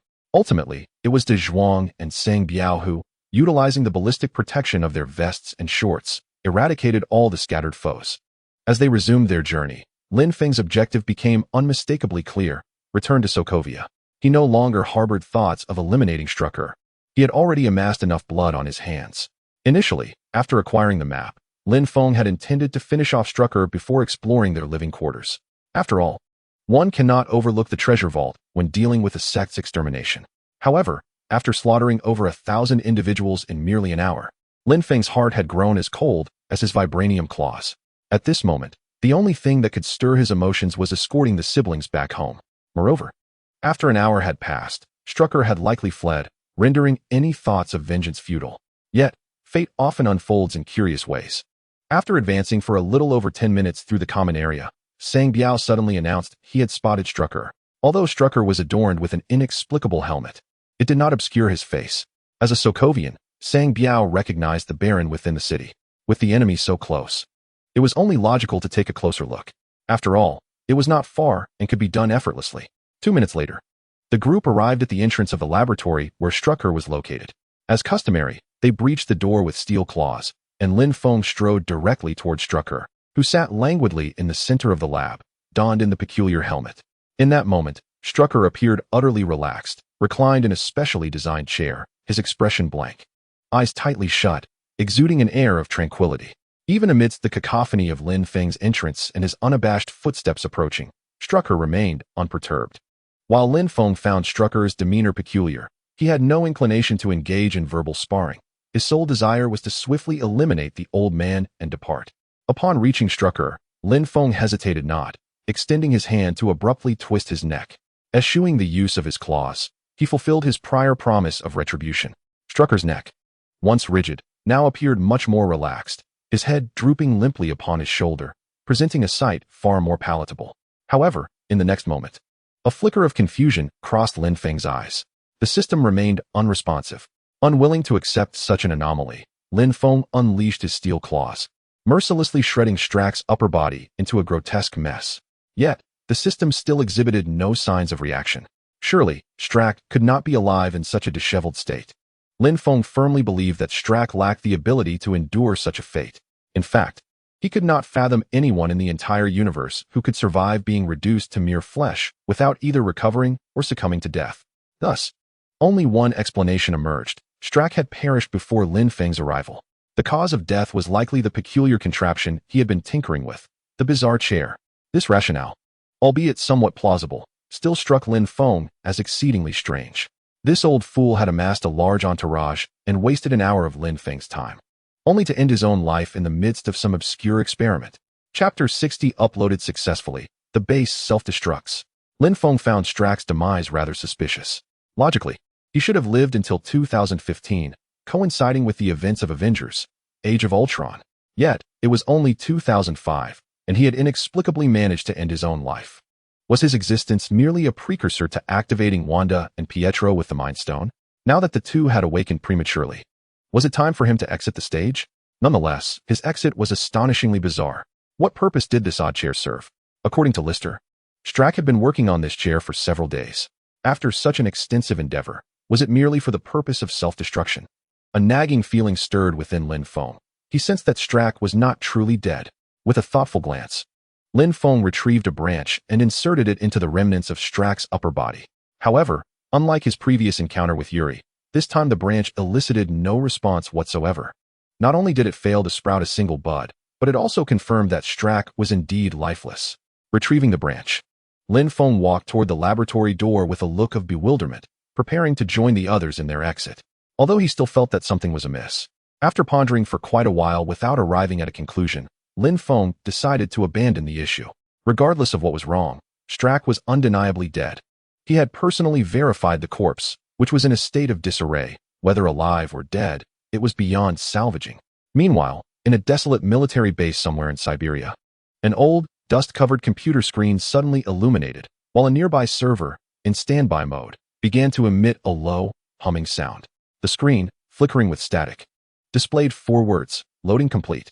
Just 10 minutes prior, while Lin Feng and his companions were resting, Strack had successfully uploaded his consciousness to the base's server.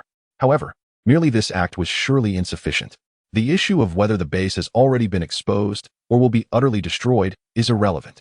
His plan for immortality cannot possibly succeed here. There are no resources left to exploit.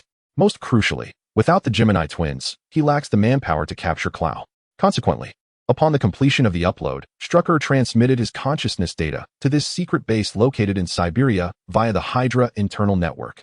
This site served as a military base under the Red Skull during the Nazi era. After the conclusion of World War II, the Red Skull vanished, Hydra disbanded, and the base was abandoned. While most of the equipment within the base has been removed, 2 essential items remain that Strucker currently requires: the server room and the serum soldiers. Hidden within this forsaken base are 6 serum soldiers in a state of hibernation. The servers have been on standby, maintaining the hibernation of these soldiers.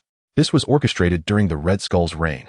Unfortunately, only the finished product exists here, devoid of the serum formula. Strucker has long been aware of this abandoned secret base and the presence of the 6 serum soldiers. The reason he has not covertly transported them back to Sokovia lies in 2 factors. Firstly, he does not possess the activation codes for these soldiers, and secondly, the Finnish serum soldiers offer him limited assistance.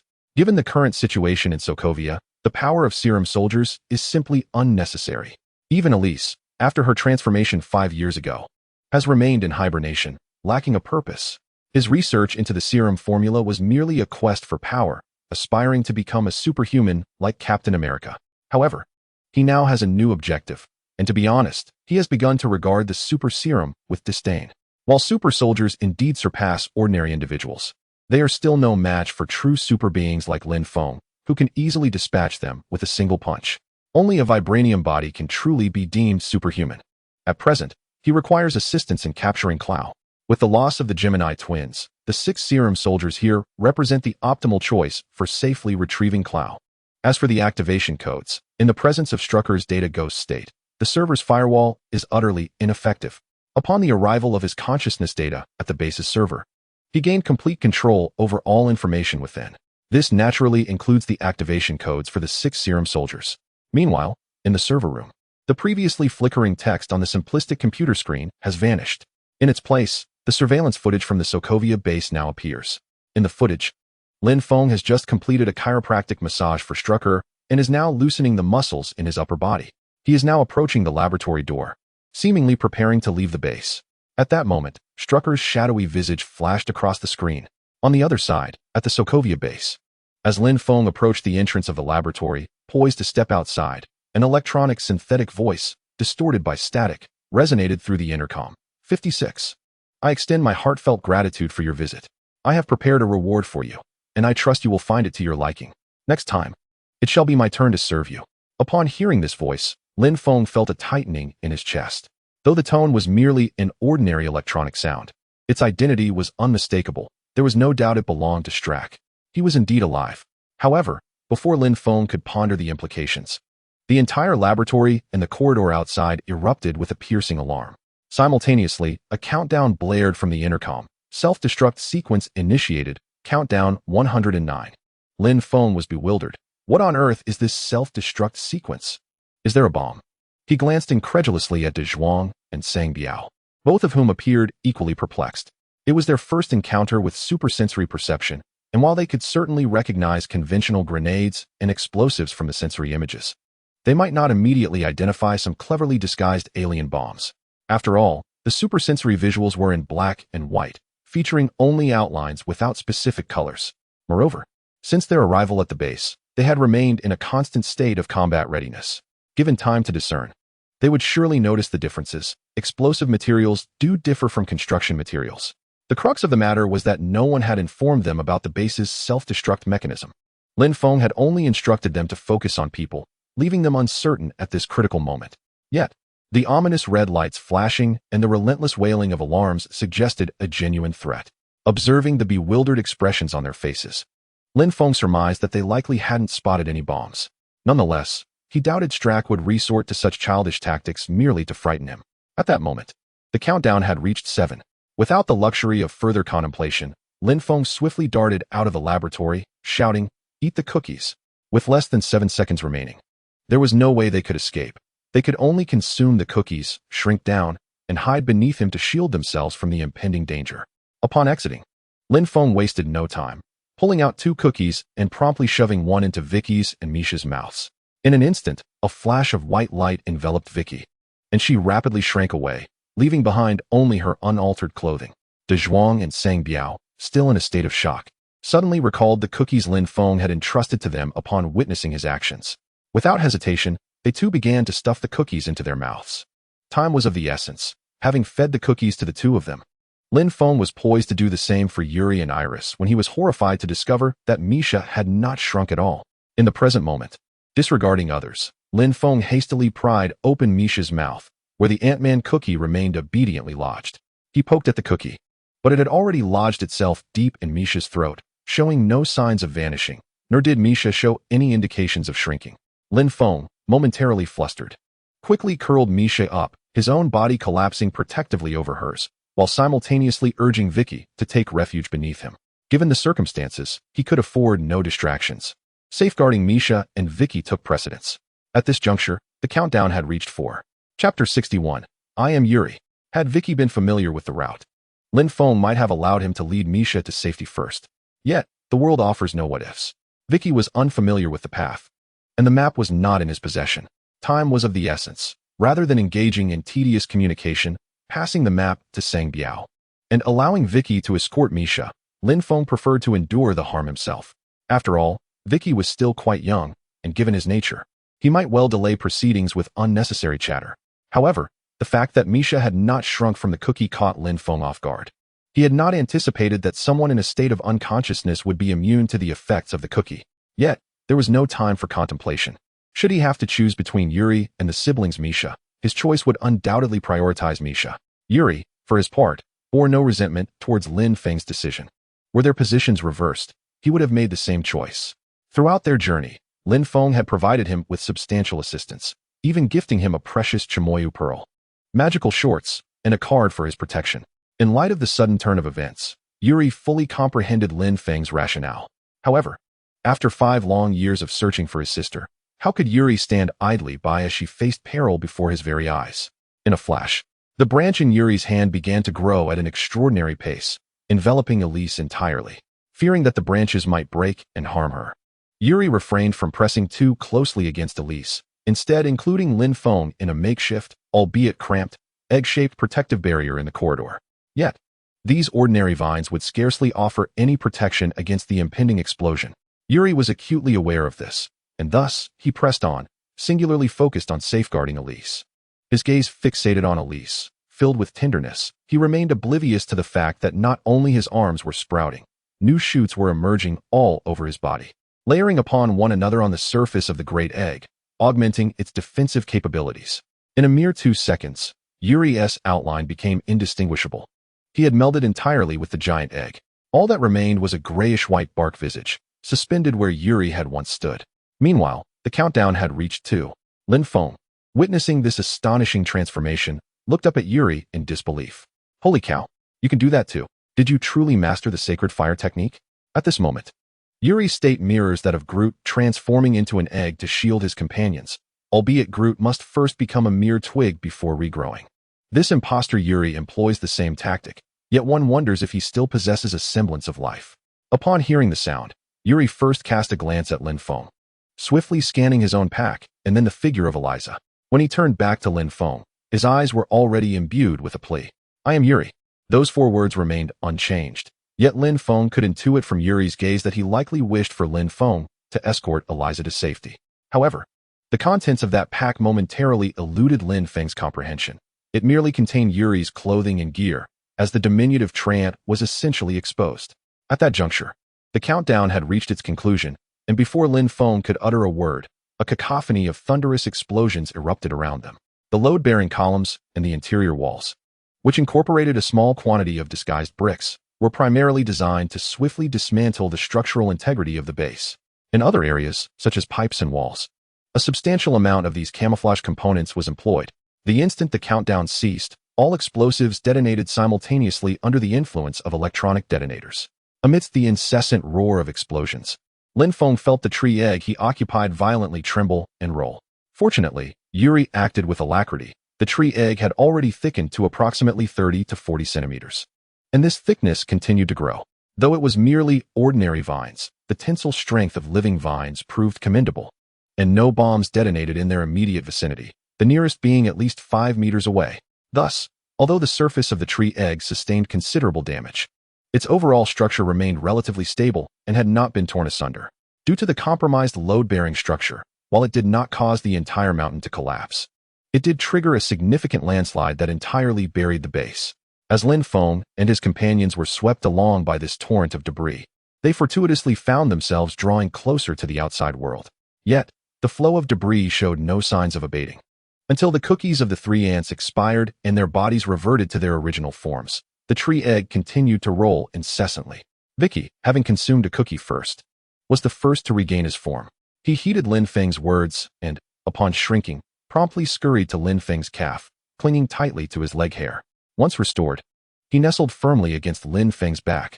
Sensing the weight upon his back, Lin Feng had yet to inquire about the situation when he suddenly felt a warm sensation. A sound escaped as he realized what it was, and darkness momentarily clouded his vision. This back could not be trusted. Something unsavory had occurred. Soon after, both Zhang Biao and De Zhuang began their transformation back as well. The 2 of them ran at a less than rapid pace, and before they could find adequate cover, the explosion commenced. However, at this moment of recovery, they remained closest to Lin Feng, tightly pressed against him. They fortuitously landed atop Lin Feng's head amidst the tumult, concealed by his thick locks of hair, enjoying a comfort that surpassed even that of Vicky. Once they regained their senses, they, like Vicky, were beset by hunger, resulting in a substantial bout of bile. Fortunately, they faced the direction of the tree vines, avoiding any unpleasantness on Lin Feng himself. The presence of the 3 made the already cramped tree pod feel even more constricted, with the individuals pressed closely together, nearly devoid of any room to move. Furthermore, as the tree pod continued to roll, a nauseating stench soon permeated the confined space. Lin Feng, inhaling the foul aroma wafting around him, felt utterly despondent. This skin could no longer be salvaged. He would have to shed it entirely and grow anew. Fortunately, this nightmarish experience did not persist for long, after 2 minutes. Tranquility returned. The tree pod, propelled by the mudslide, successfully departed the base and was now exposed within the woods. Upon sensing the calm, Yuri's remaining bark-like visage began to darken to a deep black, the color rapidly spreading across the entirety of the tree pod, rendering the once resilient roots exceedingly fragile. Simultaneously, Yuri's pupils rapidly turned a dull gray, entirely devoid of life. Meanwhile, within the Siberian base, Strack, having executed the self-destruct sequence, ceased to concern himself with the situation in Sokovia. He was confident Lin Feng would survive. His actions were merely to obliterate the data within the base and to vex Lin Feng in the process. After all, those surrounding Lin Feng were not guaranteed to endure the explosion. Moving forward, he intended to focus solely on his vibranium body, with no time to further entangle himself with Lin Feng. Nonetheless, during this interval, he had no intention of allowing Lin Feng any respite. Strack proceeded to execute the Winter Soldier Awakening protocol, while simultaneously sending a message to Dr. Zola, who was far away at S.H.I.E.L.D. Chapter 62, Pierce and Zola. In Washington, D.C., at S.H.I.E.L.D. headquarters, due to time zone differences, Lin Feng and his companions were engaged in a mudslide adventure in Sokovia at midnight, while it was still just past 5 in the afternoon in Washington. On the top floor of the S.H.I.E.L.D. headquarters, Pierce was tidying his desk, preparing to conclude his day's work. Mr. Pierce. Just as he finished clearing his workspace, a male electronic synthesized voice emanated from the speakers on his desk. Simultaneously, a pixelated face materialized on the computer screen before him. A look of surprise crossed Pierce's face. Dr. Zola, what brings you here? The visage on the screen was none other than the digitized Dr. Zola. His expression stern and solemn, as the cold electronic voice continued to resonate. Do you recall the experimental subject that Strack mentioned previously? Pierce nodded thoughtfully. Of course. What is it? Zola replied. Strack has just sent word that the subject has returned to Sokovia. Moreover, he has single-handedly annihilated the entire Sokovia base. Strack utilized the technology one provided him earlier to digitize his consciousness and transmit it to the Siberian base. As it stands, Sokovia is completely offline. As his words faded, the visage of Dr. Zola slowly dissipated from the screen, replaced by surveillance footage of Lin Feng navigating the corridors with unparalleled ferocity, bloodily breaking through his adversaries. Pierce remained silent, intently observing the footage, his astonishment deepening. He held no concern for Strack's fate, knowing well that the latter was not genuinely loyal to Hydra. Yet, this was inconsequential. He was merely a tool. Furthermore, Strack's activities outside would better conceal his covert identity within S.H.I.E.L.D. What truly astonished Pierce was Lin Feng. Although Strack had shared some fundamental details about Lin Feng, they pertained to the latter's pre-transformation self. Strack, not lacking in intelligence, had refrained from divulging all the information, only mentioning Lin Feng's extraordinary regenerative capabilities and his ability to manipulate objects from a distance. As for the peculiar devices in Lin Feng's possession, Strack wished to uncover their origins himself. Thus, while Pierce held a vivid impression of Lin Feng, he did not regard him with undue concern. His current focus was on advancing the ultimate vehicle of the Insight program, the helicarrier. As early as 2000, he had submitted a global proactive defense initiative to the World Security Council, showcasing the completed Zola algorithm to its members. This intelligence system, developed from Zola's consciousness, could analyze individuals' behavioral patterns through big data models and predict the likelihood of criminal activity. However, the current system could only interface with satellites, primarily providing more precise location services. It was akin to a brain. To effectively combat crime, it required weaponry.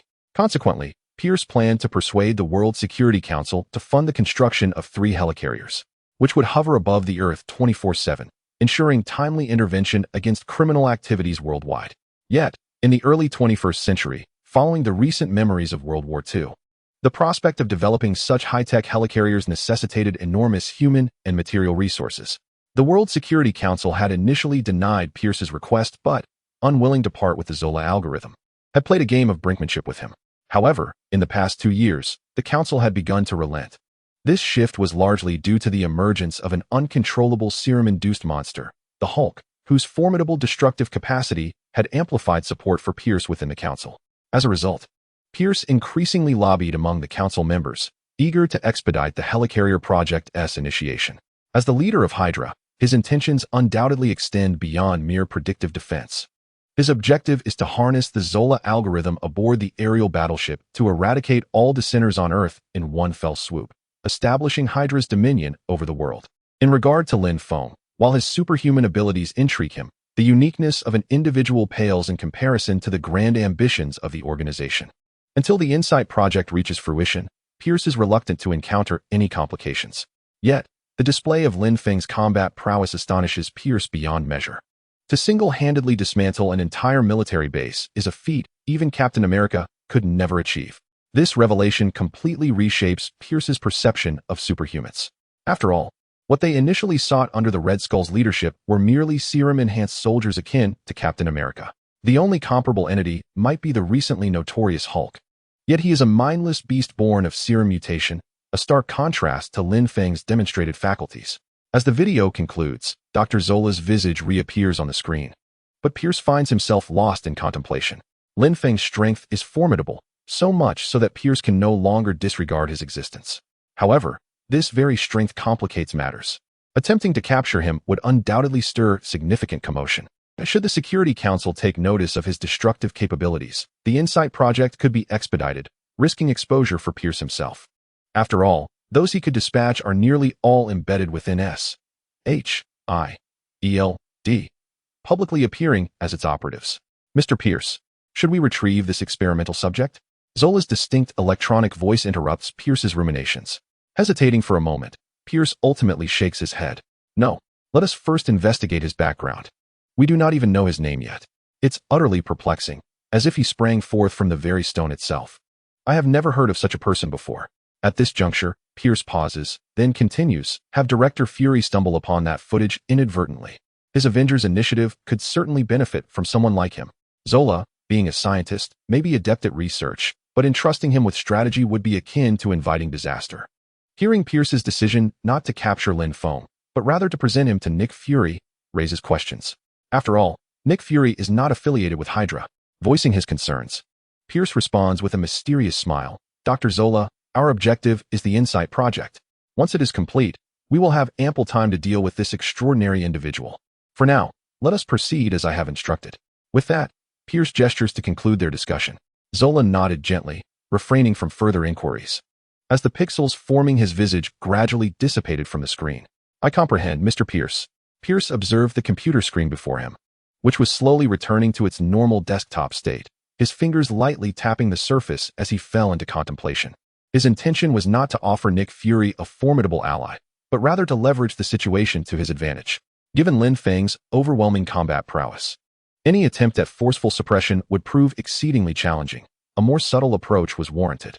The affiliation with Hydra was evidently unsuitable. He could only employ the guise of SHIELD. However, even so, it could not be Pierce himself who made the overture to prevent any unforeseen circumstances from exposing him. Thus, he resolved to divulge Lin Feng's information to Nick Fury. Fury had always preferred to retain power within his grasp. Upon witnessing such terrifying combat capabilities, he would undoubtedly seek to recruit Lin Feng. Should Lin Feng acquiesce, his arrival at SHIELD would facilitate easy contact with Hydra operatives. Even if he could not be absorbed into the organization, at the very least, he would be monitored closely. Conversely, if he declined Fury's overtures, Fury's nature would inevitably lead to a confrontation. If their conflict were significant enough to attract the attention of the Security Council, it might expedite the project's initiation for the aerial battleship.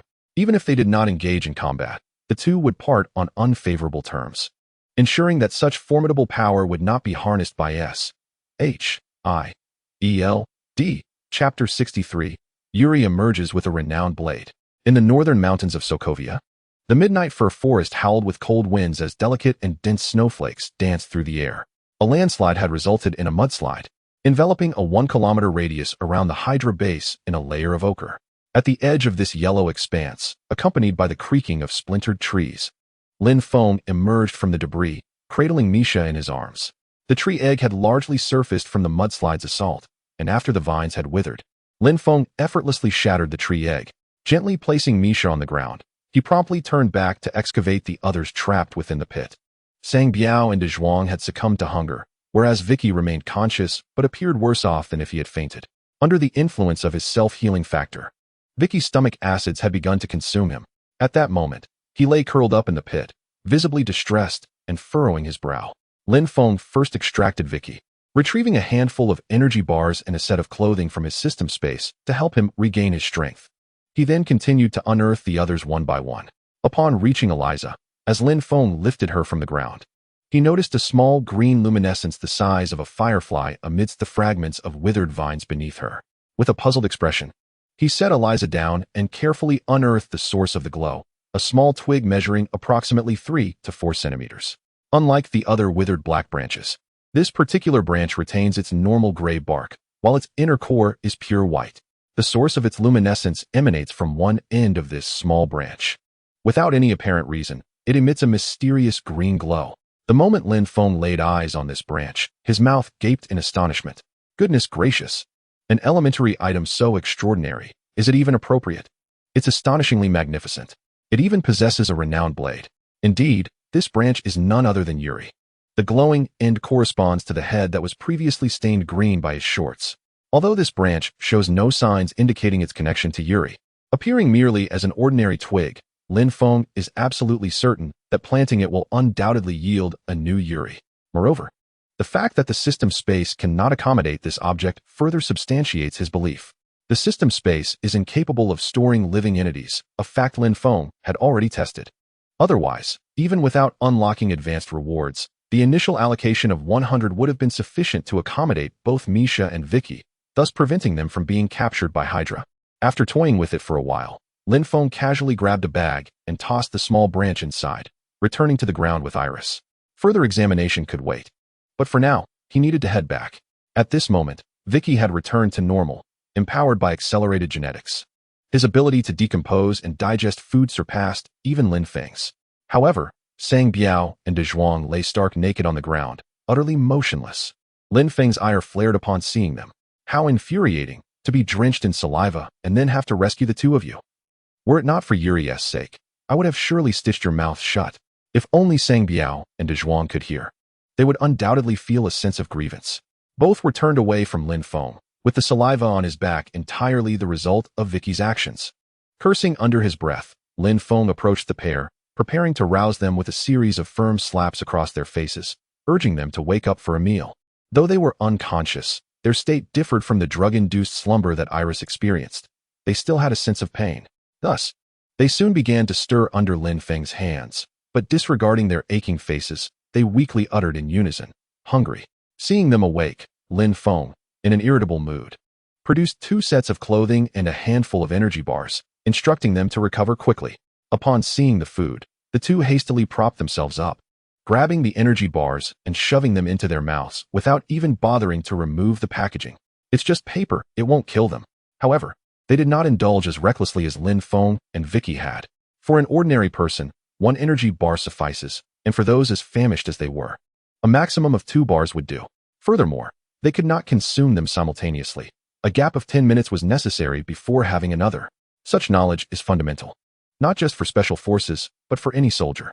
After consuming an energy bar, the 2 individuals noticeably regained a significant amount of strength. They hastily donned their clothes and tucked another energy bar into their pockets, casting a somewhat anxious glance toward Lin Feng. Lin Yu had transformed into a tree egg to protect himself and his companions, but ultimately, that egg withered, and Yu was nowhere to be found. Both of them harbored a belief that Yu might be dead, yet they were still reluctant to give up and wished to confirm with Lin Feng. After all, it was Lin Feng who had turned Yu into a tree person, so he must know whether Yu was alive or dead. At that moment, Lin Feng was surveying the surrounding environment. They had entered the base from one area but emerged into a completely transformed forest. He had no idea where they were. Hearing the 2 of them hesitate, Lin Feng smacked his lips and retrieved a branch from the package at his feet. Look, it ended up like this. If I plant it in a pot, it should be able to grow back without much trouble. A flicker of excitement passed through Sang Biao and De Zhuang's eyes. Yu was still alive. They hurriedly approached, carefully taking the branch from Lin Feng's hand and examining it from every angle. Unlike the little tree person from the base, this branch bore no trace of Yu's face. It appeared to be an ordinary twig. The only distinctive feature was a hint of green light. Suddenly, Lin Feng let out a soft exclamation.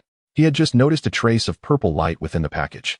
Upon realizing what it was, a look of disdain flickered in Lin Feng's eyes. He understood why Yu had transformed into a tree person while still carrying his package. He also grasped the meaning behind Yu's gaze at the package after turning into an egg. This was none other than the Chi Mou Zhu. That last glance was likely a request for him to hand it over to Elise. However, Lin Feng felt an overwhelming urge to discard it, far away. This item was entwined with the great karma of Wakanda and should not be touched. After a moment's hesitation, Lin Feng sighed and ultimately decided to place it back into the package. Yu was still alive, and he had already said he would deliver it to him. Discreetly discarding it now would not bode well. Moreover, when he initially gifted it to Yu, he was concerned about the troubles of Wakanda affecting Misha and Vitch.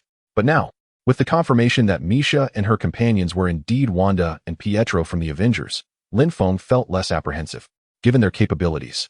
The upheaval in Wakanda posed no real threat to them.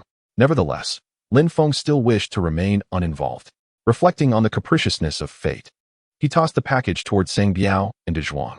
This contained Yu's lifeline. You two must take good care of it. Otherwise, when Yu recovers, he might demand it back at the cost of your lives. As he spoke, Lin Feng cast a mischievous glance at the two of them. Upon receiving the package, Sang Biao nearly succumbed to the urge to hurl it away after hearing Lin Feng's words. What kind of gaze is that? Vital essence. This can't possibly be Yuri's precious treasure, can it? The peculiar and wondrous item in Lin Feng's possession raised doubts in Sang Biao's mind. After all, it was not entirely implausible for something of significance to grow apart from its host. Cautiously unwrapping the package, he exhaled in relief upon not finding what he had dreaded. Inside lay a luminous orb, accompanied by ordinary items. As long as it was not the treasure, everything was manageable. At that moment, Lin Feng's voice pierced through the air once more. You Special Forces operatives must have learned about celestial navigation, right? Sang Biao and De Zhuang exchanged puzzled glances. I have a basic understanding, De Zhuang admitted, while Sang Biao added, but it's snowing, my dear brother. There are no stars visible. That's a valid point. Lin Feng replied. Celestial navigation relies on the relative positions of the Big Dipper and other constellations to discern direction. De Zhuang, somewhat perplexed, questioned, what do you require celestial navigation for? Lin Feng shot him a look of exasperation. Without knowing the direction, how will you return to Sokovia? As De Zhuang scanned their surroundings, he realized the forest seemed unfamiliar. He had been so preoccupied with thoughts of Yuri that he had failed to notice this earlier.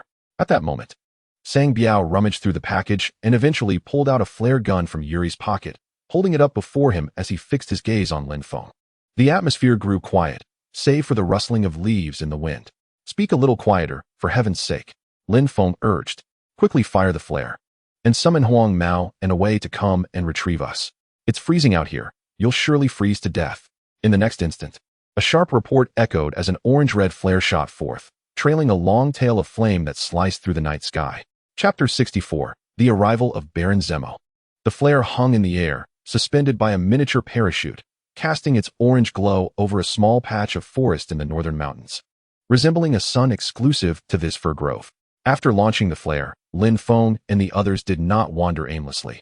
Instead, they positioned Misha and Eliza, both unconscious, back to back in a seated posture. The group formed a protective circle around them, arms draped over one another, to shield the two from the biting cold of the snow. Although Eliza possessed formidable physical resilience and Misha was imbued with chaotic magic, Lin Feng and Sang Biao remained vigilant, not daring to relax given the stakes involving their loved ones. The group waited amidst the snow and wind for several minutes. While Huang Mao and Away did not arrive, the distant hum of a helicopter engine gradually filled the air. Simultaneously, a powerful beam of light swept across a wide area beneath the flare. Before Lin Feng could raise his gaze, Sang Biao interjected, It's the road paving eagle. The helicopter we imported last year. Baron Zemo has arrived. Hearing the words Baron Zemo, Lin Feng's heart stirred. He must have come to find Yuri. After all, he had just landed at the base with Yuri during the day.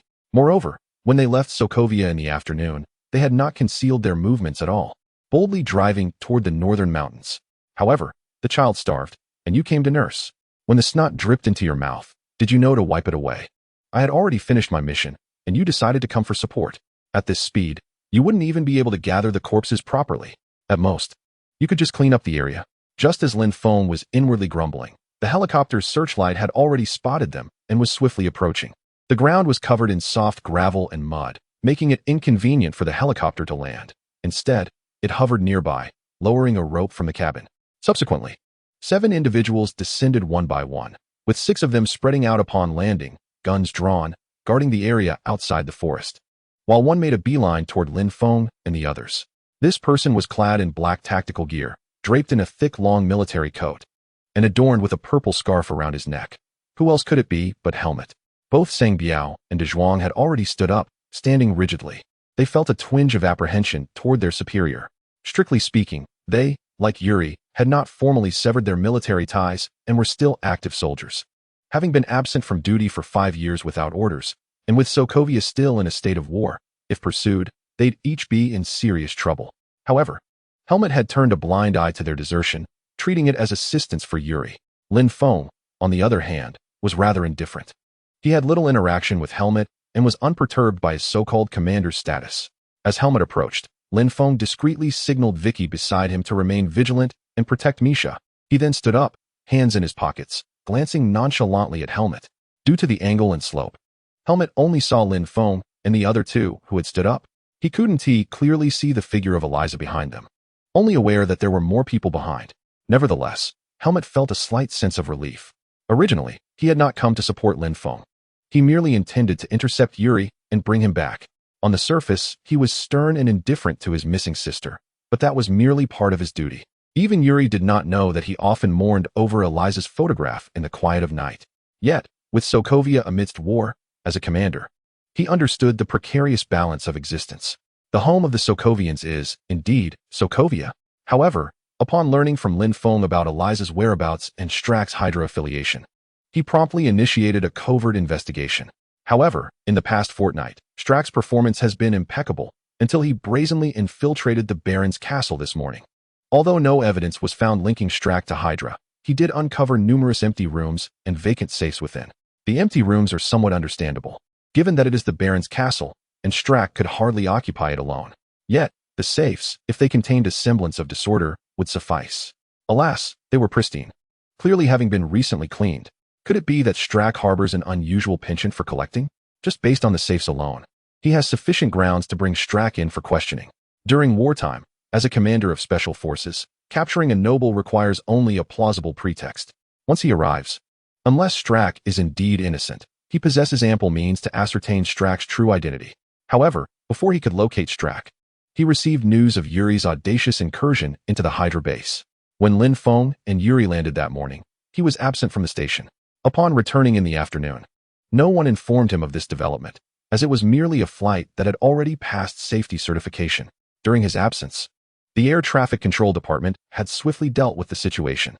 Fortunately, he maintains a firm grasp on affairs, personally overseeing nearly all matters at the station. Even incidents handled by his subordinates are reviewed by him before the end of the workday, ensuring he is apprised of all occurrences within the base. Upon seeing Yuri's landing request, he inquired further and discovered that Yuri had already departed Sokovia 6 hours prior. Helmet immediately sensed trouble. Without a moment's hesitation, he gathered a small team and embarked on a search in the direction Lin Feng and the others had taken out of the city, hoping to intercept Yuri. However, after flying north for 2 hours, there was still no sign of him. Just as he grew increasingly anxious, a tremendous noise echoed from a nearby mountain range. Seated in the helicopter, Helmet instantly recognized something was amiss and commanded the crew to head toward the source of the sound. Shortly thereafter, a signal flare confirmed his suspicions. As Helmet approached, his gaze swiftly scanned the area, and upon spotting Elise seated cross-legged on the ground, his pupils trembled. Having held a prominent position for years, he instinctively managed to mask his expression, maintaining his composure. Yet, the shock within him remained undiminished. He truly accomplished it. He brought Elise out. How could one individual wreak such havoc on a military base and simultaneously rescue the target? Just how extraordinary is he? The earlier explosion, coupled with the chaos surrounding them, was undoubtedly the result of the base's detonation, and he appeared utterly unscathed. Helmet's gaze continued to wander, but in the next moment, his heart sank. He did not see Yuri. An ominous premonition suddenly welled up within Helmet. The thunderous sound just now, despite being so far away, was still audible beneath the helicopter's rotor blades. The scattered debris and shattered wood surrounding them served as undeniable evidence of the explosion's tremendous force. For an ordinary person, survival in the wake of such devastation would be utterly impossible. Helmet's unease deepened, yet upon seeing the steadfast figures of Sang Biao and De Zhuang beside him, a flicker of hope ignited within him. They, too, were mere mortals, and they had survived. With this thought, Helmet turned to Lin Feng. His eyes shimmering with a glimmer of hope, his lips trembling. "You're late. There's not even a bone fragment to be found," Lin Feng remarked nonchalantly. Helmet's demeanor at this moment was markedly less frigid than during their initial encounter. Even when his gaze briefly swept over Lin Feng, there was no trace of the superiority he had once exuded. Instead, the news regarding his brother and sister infused him with a touch of humanity. However, Lin Feng's attitude remained unchanged. He was still far from the barren Zmo he had conjured in his mind. Upon hearing Lin Feng's words, Helmet's mind was suddenly engulfed in a deafening silence, reminiscent of the moment 5 years ago when he first learned of Eliza's disappearance. His body could no longer uphold the dignity of a commander, teetering precariously as though he might collapse at any moment. Sang Biao and De Zhuang, quick to act, stepped forward to support the faltering Helmet. Helmet, known for his steadiness and rationality, typically approached every task with meticulous planning. Each mission saw him consider all pertinent details to ensure the survival of his soldiers. Thus, he was held in high esteem, although not a noble by birth. All referred to him as Baron. Were it not for the potential repercussions, the internal troops might have even wished to elevate his title to Count or Duke. Yet, it was precisely this responsibility that had rendered Helmet increasingly devoid of warmth. The multitude of considerations weighed heavily upon him, transforming him into something akin to a machine. Every action required extensive contemplation and verification. Sang Biao and De Zhuang felt a sense of trepidation upon encountering him, not out of fear, but from respect and guilt, akin to children facing a stern and composed parent after mischief. Years prior, they had feared Helmet's disapproval and left the unit with Yuri without so much as a farewell, a departure that lasted 5 long years. Now, witnessing Helmet in such a disheveled state, both men felt a pang of compassion. With one hand steadying Helmet, Sang Biao produced a small twig with the other. "Baron Zmo, Yuri is still alive. He has transformed into this." As he spoke, Sang Biao extended the twig towards Helmet. "Lin said he can be saved. If we plant this twig, it will grow into Yuri once more." Helmet shivered slightly, even though the notion was peculiar. He immediately extended his hand to gently receive the branch. Turning to his companion, the fierce dog, he felt a spark of vitality return to his eyes. "Is it true?" The fierce dog nodded affirmatively, and the robust Zhuang chimed in to confirm as well. The two of them, taking turns, recounted the events of the evening's operation to Helmet in comprehensive detail. As he listened, his eyes sparkled with intrigue. His heart ached for the tragic fate of the siblings, Eliza and Yuri, who had met only to bring harm upon each other. He was also fascinated by the bizarre, yet powerful tools wielded by Lin Feng. Yet, simultaneously, Lin Feng's prowess left him utterly astonished. From start to finish, Lin Feng had dispatched nearly 2,000 adversaries. With a single strike, he had eliminated hundreds. And the corridor had become akin to a meat grinder, where he engaged in close combat with over 1,000 foes, extricating several burdensome companions from peril. Although he had not witnessed it firsthand, just from the descriptions of the two, Helmet could sense the terrifying might of Lin Feng. Observing Helmet's emotional collapse upon hearing of Yuri's demise, Lin Feng sneered disdainfully. He then pointed a finger at Helmet and turned to Vicky, saying, "See? This is not a true man.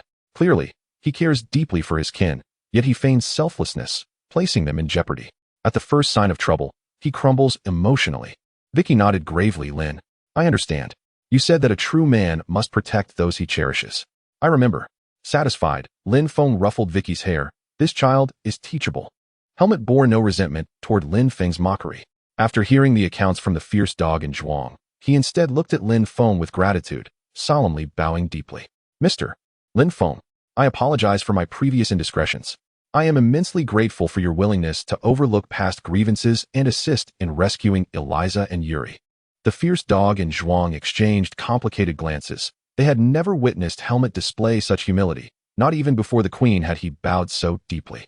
Yet, they felt Lin Feng was indeed deserving of such respect.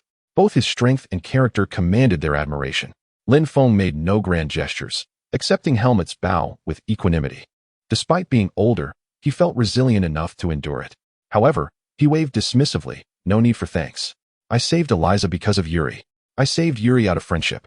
I never disguise my feelings. Those I wish to protect, I will strive to safeguard." Once Helmet rose, he offered a rueful smile as he defended himself. "I am not pretending. Sokovia is my home, and one of the things I hold most dear in my heart. It is now imperative that we respond to the call. We bear an undeniable responsibility." Lin Feng rolled his eyes, retorting, "It is not Sokovia that requires assistance, but rather you. You need your siblings to make sacrifices for the things you hold dear." If you truly cared for them, you would not allow them to enlist. Such actions merely demonstrate that your ambitions far exceed your capabilities. If you cannot protect your loved ones, what right do you have to speak of defending your homeland? Helmet opened his mouth, eager to counter, yet found himself at a loss for words. Indeed, the conflict in Sokovia could not be resolved simply by the involvement of Yuri and Elise. However, if everyone held such a mindset, who would safeguard Sokovia? Having witnessed the events involving Elise and Yuri, Helmet recognized the validity of Lin Feng's words. If one's family were lost, what significance would remain? Even if the war in Sokovia ultimately ceased? After a moment of silence, Helmet forced a smile to shift the conversation. What are your plans moving forward? Lin Feng, not wishing to dwell on these matters, casually replied, I'm uncertain. Let us head back for now. Observing Lin Feng's lack of subsequent arrangements, Helmet cheerfully extended an invitation. Why not accompany me back? Your last visit was so rushed that you didn't get to explore properly. Although the military base lacks notable attractions, it would be a pleasure to extend my hospitality. Lin Feng pondered for a brief moment, then, with a hint of pride, declared, Since you've so earnestly invited me, I shall graciously accept and grant you the opportunity to host me. Initially, Lin Feng had intended to seclude himself and the siblings, Misha and Vich, for their protection. However, with the siblings now embodying Scarlet Witch and Quicksilver, he had yet to devise a concrete plan for the future. With the Avengers present, what if he chose to hide the siblings away, only to find themselves unable to contend with the subsequent battles? Yet, he also lacked a specific strategy for any potential upheaval. For now, returning to Sokovia seemed prudent, allowing him time to deliberate on future arrangements. After enduring so much, a respite was certainly warranted. However, when considering a place to rest, other than Yuri's dilapidated villa in the slums, Lin Feng struggled to identify a suitable destination. Yet, the living conditions in the slums could hardly compare to those of the base. Moreover, being personally invited by the base commander, how could he allow himself to endure meager fare? As for the prospect of being coerced into servitude, not only was Helmet currently amicable, but even if he were to act in such a manner, Lin Feng felt no trepidation. At this juncture, he could traverse the earth with confidence. Furthermore, with Scarlet Witch and Quicksilver by his side, the only one capable of confronting Lin Feng would likely be the supreme sorcerer of Kamar Taj, the Ancient One. Chapter 66. Return. Helmet, noting Lin Feng's agreement, promptly signaled for the helicopter to lower a rope ladder, inviting Lin Feng to return by air. Lin Feng did not hesitate. He lifted Misha onto his back, secured her with 2 ropes, and directly boarded the aircraft. Vicky followed closely behind him, while Helmet carried Elise, being the last to embark. Sang Biao and De Zhuang were left behind, accompanied by 3 others. Helmet had exited in haste, and, given that he was not there to engage in conflict, had only this single aircraft at his disposal. The transport helicopter had a maximum capacity of 8 passengers, along with 4 crew members, totaling 12 individuals. With a 6-member team plus Helmet, there was indeed an empty seat available to accommodate Lin Feng and his 2 siblings, along with the unconscious Elise. It was necessary to disembark some passengers. After all, Huang Mao and his companions were on their way, and they had a vehicle. Were it not for the limitation of a single car, Helmet would have been inclined to expel all 6 members of that small team. Moments later, the group successfully boarded, and the helicopter swiftly ascended, returning home. Meanwhile, Huang Mao and Awei had just arrived. Lacking a nearby road, they had parked about a kilometer away and trekked here on foot. They heard the distinctive sound of the helicopter and surmised that their allies had arrived, mistakenly believing they had come to retrieve them, and anticipated avoiding an all-night drive. After all, they had not engaged in combat. The driving responsibility would naturally fall upon them. However, upon hastily navigating through the woods, they spotted the departing helicopter and the 5 individuals left behind. They approached the group in a daze, perplexed by the situation. Weren't they here to pick us up? Why are there 3 more people? Where's Yuri? Where's Lin? Was Elise rescued? Sang Biao rolled his eyes and replied, That is Baron Zemo. It's a miracle he hasn't dealt with you yet, let alone come to fetch you. You must be dreaming. As for Yuri, well, that's a long story. Sang Biao then threw his arm around the shoulders of the 2, guiding them back towards the parking area while recounting the earlier events. It all began with Lin leading us into the base. You have no idea just how extraordinary Lin truly is. De Zhuang enthusiastically called the other 3 to join them, and together they made their way through the thicket, their camaraderie punctuated by exclamations of astonishment and skepticism. This was not a report to Helmet. It was a chance to boast before their comrades. Sang Biao and De Zhuang spun tales so grand that they seemed almost fantastical. After all, the base had been utterly annihilated, What had transpired within its walls could be recounted in any manner they chose. The others were left in awe by the exuberance of Sang Biao and De Zhuang, initially harboring doubts. Yet, as they spoke with conviction and even demonstrated their claims in a theatrical manner, belief began to take root. Simultaneously, they found themselves increasingly captivated by Lin Feng's prowess and the remarkable artifacts he possessed. Meanwhile, Lin Feng, having boarded the aircraft, couldn't shake the feeling that his actions had been somewhat hasty.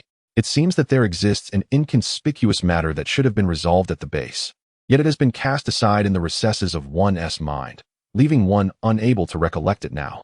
As Lin Feng pondered this, Helmet, who boarded the flight just after him, had already settled into the seat opposite him. "Mr. Lin Feng, may I inquire if there are any other Hydra bases in Sokovia?" Helmet asked, oblivious to Lin Feng's thoughts. Once he fastened his seatbelt, he began to probe into matters concerning Hydra and Strucker. Lin Feng's reverie was interrupted, and upon regaining his focus, he cast a glance at Helmet, clicking his tongue. "Strucker? You might as well consider him deceased. As for Hydra's bases, I am uncertain, but there should be none left. However, there are still quite a few Hydra operatives around." Helmet furrowed his brow, perplexed by Lin Feng's assertion regarding Strucker's demise. Was he alive or not? Yet, Lin Feng's subsequent words only heightened Helmet's anxiety, prompting him to instinctively inquire, "Who else belongs to Hydra?" Lin Feng shrugged, indicating his ignorance. "Aren't you striving to protect Sokovia?" The war in Sokovia was instigated by Hydra. Now that their leader is gone, all you need to do is identify the remaining members and eliminate them, and the war in Sokovia will truly come to an end. With that, Lin Feng ceased to engage with Helmet, resting his hands beneath his head, reclining against the seat, and closed his eyes to rejuvenate himself. Regarding Strucker, Lin Feng felt a vexation akin to striking a fist against cotton. Having already slain over 1,000 individuals in the corridor, he sincerely wished to refrain from further bloodshed. Yet, unexpectedly encountering Strucker meant that, irrespective of his remaining breath, he would have to eliminate him before he could take his last gasp. If one were to inquire whom Lin Feng yearned to slay the most, aside from the one who had dealt him the grievous blow, Lister, it would undoubtedly be Strucker. Ever since his arrival in this world, Lin Feng had lived under the shadow of Strucker. For 2 years, he had acquiesced, hindered by a lackluster system, possessing powers yet fearful of using them, terrified of being captured and turned into a test subject. However, just as Lin Feng prepared to vanquish his final adversary, he was taken aback to discover that Strucker had already slipped away right beneath his nose. Indeed, he had escaped. Lin Feng realized this while being swept away by the mudslide. Strucker was not dead. Rather, he had uploaded his consciousness. Hydra had possessed this technology for over 30 years, with the first upload being that of Dr. Zola. Yet, Strucker's ruthlessness was evident. He was willing to forsake his physical body, opting instead to be confined within a server constructed from a myriad of diodes and chips. Dr. Zola's choice had been a desperate measure due to his terminal illness, but Strucker's actions suggested he was no longer in Sokovia. After all, if his consciousness was stored on a server, the destruction of the base would ensure his own demise. However, the desire to eliminate him has now become somewhat troublesome. The data-formed Strack possesses the ability to replicate infinitely. As long as there is a network and data exchange, it is impossible to truly eradicate him. Currently, I lack the means to confront the network and data. To eliminate him, I must sever his connection to the internet, rendering him powerless and without escape. It seems I must find a way to procure the Mark armor. At the very least, to activate that artificial intelligence. Judging by his last words, it is evident that he harbors resentment towards me, and inevitably, he will seek to cause me trouble in the future. After all, a thief can only thrive for so long. One cannot always be on guard against thieves. If I do not eliminate him now, when big data becomes prevalent in a few years, I will find it impossible to retreat into obscurity. Lin Feng's thoughts swirled as Helmet also contemplated how to track down and eliminate the Hydra personnel in Sokovia. Thus, the road-paving eagle embarked on its journey home amidst their musings. Chapter 67. Do not let her fear. More than an hour later, Lin Feng and the others landed safely. Due to the late hour, Misha and Elise remained unconscious, and neither Lin Feng nor Helmet mentioned leisurely exploration. Additionally, Elise was still in a state of brainwashing, and once she awoke, she might become frantic. After warning Helmet to handle Elise with restraint, Lin Feng and Vicky, accompanied by several soldiers, proceeded to the internal hospital of the base. Elise would soon awaken once the effects of the anesthetic wore off. But Lin Feng was uncertain when Misha would regain consciousness. To be cautious, it was necessary to arrange for basic life sign monitoring and nutrient delivery. Under Helmet's special instructions, They were assigned to the highest level intensive care unit. To conserve space, military hospitals generally lack dedicated accompanying conditions. Injured soldiers are cared for by the medical team without the need for additional attendance. However, the intensive care unit is typically reserved for officers or soldiers requiring long-term hospitalization but unable to seek treatment at external hospitals. This unit is staffed with a dedicated nursing team on standby, and the rooms are equipped with comprehensive facilities for accompanying personnel. Upon arriving at the ward, several female nurses bathed Misha and dressed her in clean clothing. Lin Feng and Vicky also freshened up, as they were covered in the saliva and odors left by Vicky and the others. As for Lin Feng's earlier thoughts of skinning and regrowing, such an idea was foolish. Who would truly engage in such a ridiculous act? That would be excruciating. After washing up, the brothers chose not to lie down and instead sat on either side of Misha's hospital bed. Vicky, feeling exhilarated from reuniting with Lin Feng, found himself unable to sleep. Although Lin Feng expended considerable energy during the battle and felt mentally fatigued, he did not rush to rest. At this moment, he found himself finally at ease, allowing time to closely observe the brother and sister duo. The transformation in the two over the past half-month was remarkable, so much so that Lin Feng almost believed the 2 years of hardship in the slums had been merely a dream. The siblings now bore an uncanny resemblance to the Wanda he remembered, their physical forms aligning closely with his recollections.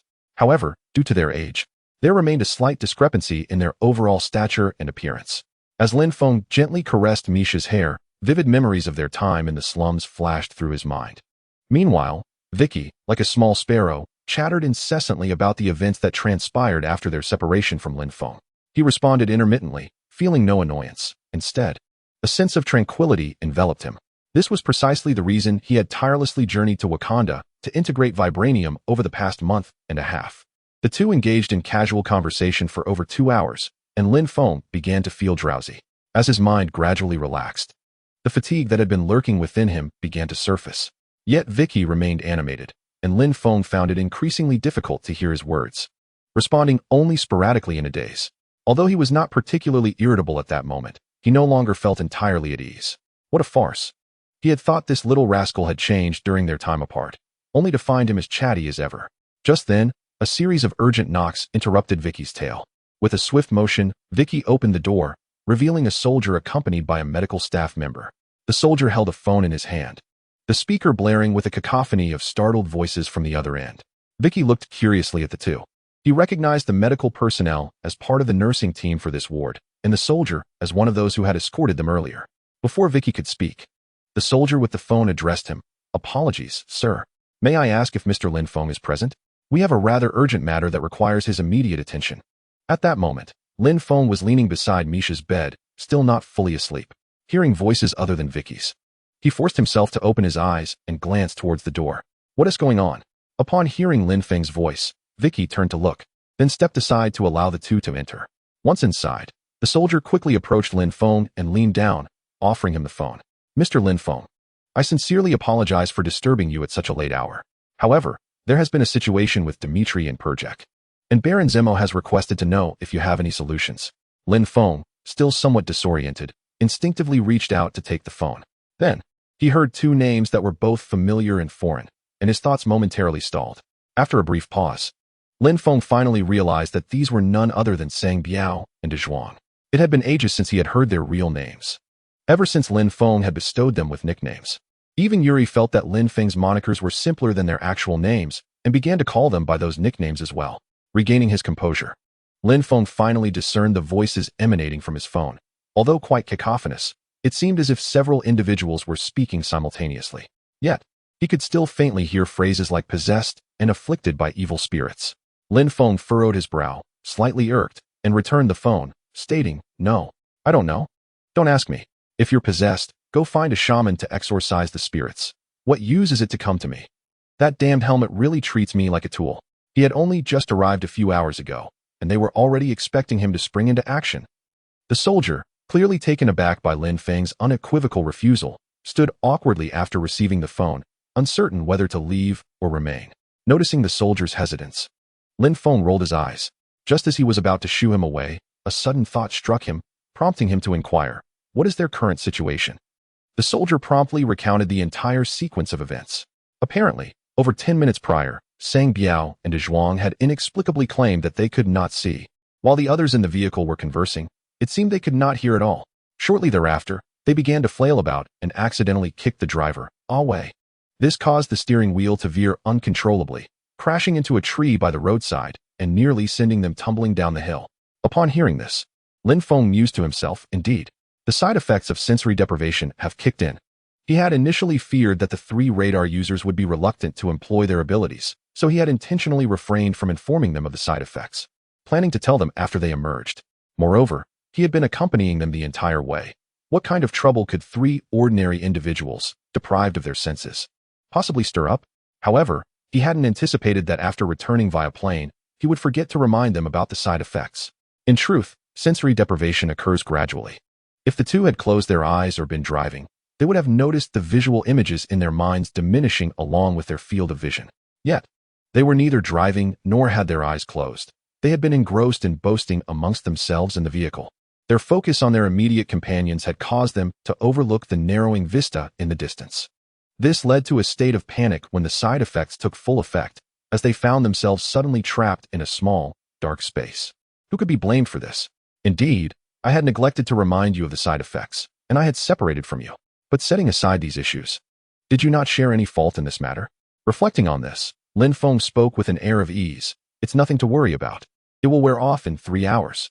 If they struggle too much, we can simply administer a sedative and let them sleep it off. Lin Feng briefly outlined the current situation of the 2, yawning as he waved his hand to usher them out. Observing Lin Feng's lethargic demeanor, Vicky expressed concern. Lin, you should go lie down for a while. I can watch over my sister. At that moment, Lin Feng felt his eyelids engaging in a fierce battle. Having already exhausted himself the previous night, the overwhelming wave of drowsiness was inescapable. Thus, he did not refuse. He rose and ambled toward the bedside while mumbling incoherently. All right, I'll take a short nap. If you can't hold on, just call me. I want Misha to see us both as soon as she opens her eyes. Vicky scratched his head in confusion. Why?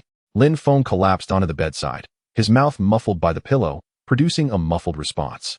Fool. Misha has never been here. She'll be frightened by the unfamiliar surroundings when she wakes up. Lin Feng's voice dwindled, yet in the stillness of the hospital room, Vicky absorbed every word. A touch of emotion surfacing in his eyes. Lin was always like this, consistently mindful of both himself and his sister, no matter the circumstances. Chapter 68. Nightmare. Lin Feng was overwhelmingly fatigued, and almost the instant he uttered the final word, he succumbed to sleep. However, his slumber was far from peaceful. In his dreams, Lin Feng found himself once again in that bloody corridor, surrounded by Misha, his brother, the little treant Yuri, and others. The Hydra members surged towards them like a relentless tide. The stench of blood and the cacophony of chaotic shouts from the crowd made Lin Feng question whether he had truly managed to rescue the siblings. Yet the throng pressed close, leaving Lin Feng no time to ponder as he charged into the fray, his steel claws slicing through the air. The familiar feelings of fear and numbness washed over him once more. An hour passed, with over 1,000 adversaries, ultimately halting about 400 meters from the ordinary zone. Unlike before, this time, before Lin Feng could catch his breath, a massive figure with glowing red eyes appeared at the end of the corridor, Strack. More precisely, it was Strack adorned with an Ultron-like visage. Due to Strack's consciousness having escaped, Lin Feng instinctively regarded him as a potential threat. In his dream, Lin Feng's subconscious projected the image of Ultron, another digital villain, onto Strack. Thus, he failed to recognize the familiar shape as Ultron, instead identifying it solely as Strack. Upon his appearance, Strack offered no respite, raising his right hand, from which 5 crimson beams shot forth, sending Lin Feng crashing into the wall on the opposite side. Simultaneously, a voice issued forth, one Lin Feng had heard previously on the base's intercom, an androgynous, purely electronic synthetic tone. 56. Now it is my turn to serve you. As he spoke, Strack clenched his raised right hand into a fist, activating the gravitational device that shimmered with an ethereal blue light, drawing Lin Feng back toward him once more. At that moment, Lin Feng had just emerged from a fierce battle, teetering on the brink of uncontrollable rage. Strack's appearance ignited the smoldering fury within Lin Feng's heart. Rising to his feet, Lin Feng forcefully propelled himself forward, utilizing the pull to accelerate toward Strack. My bones are exceptionally strong. You'll need to exert some force to truly satisfy me. A fierce expression twisted Lin Feng's face, his eyes ablaze with ferocity. Upon nearing Strack, he swiftly slashed off half of Strack's right arm with a single claw. Without allowing Strack a moment to react, Lin Feng plunged both claws into his chest. Simultaneously, the vibranium energy amassed within him detonated along the claws, creating a gaping hole in Strack's torso. The crimson glow in Strack's eyes gradually dimmed, signaling the demise of this mechanical body. Yet, an imperceptible data stream coalesced into an ethereal blue orb above the fallen robot's head, seemingly intent on reminding Lin Feng that Strack was not yet defeated. As soon as the orb appeared, it swiftly fled into the depths of the corridor behind. Lin Feng's eyes were bloodshot, relentlessly pursuing it, as if he were determined to slay Strack at all costs today. However, upon turning a corner, the scene before him abruptly transformed. The orb vanished, and even the familiar corridor environment dissipated. In its place lay the chaotic scene of countless robots invading Sokovia. It was reminiscent of the finale of Avengers: Age of Ultron, where Ultron led his army in an attempt to send Sokovia skyward. At that moment, Lin Feng felt as if he had been transported back to when he first watched the film, the images before him shifting incessantly. Yet, he found himself powerless to act, merely a spectator immersed in this crisis of sentient machines. Pietro transformed into the youthful Vision, a streak of silver darting through the streets of Sokovia, rescuing one refugee after another. Wanda appeared as Misha, hiding amidst the ruins, her face etched with terror, the cruelty of war having irrevocably shattered the young girl's defenses.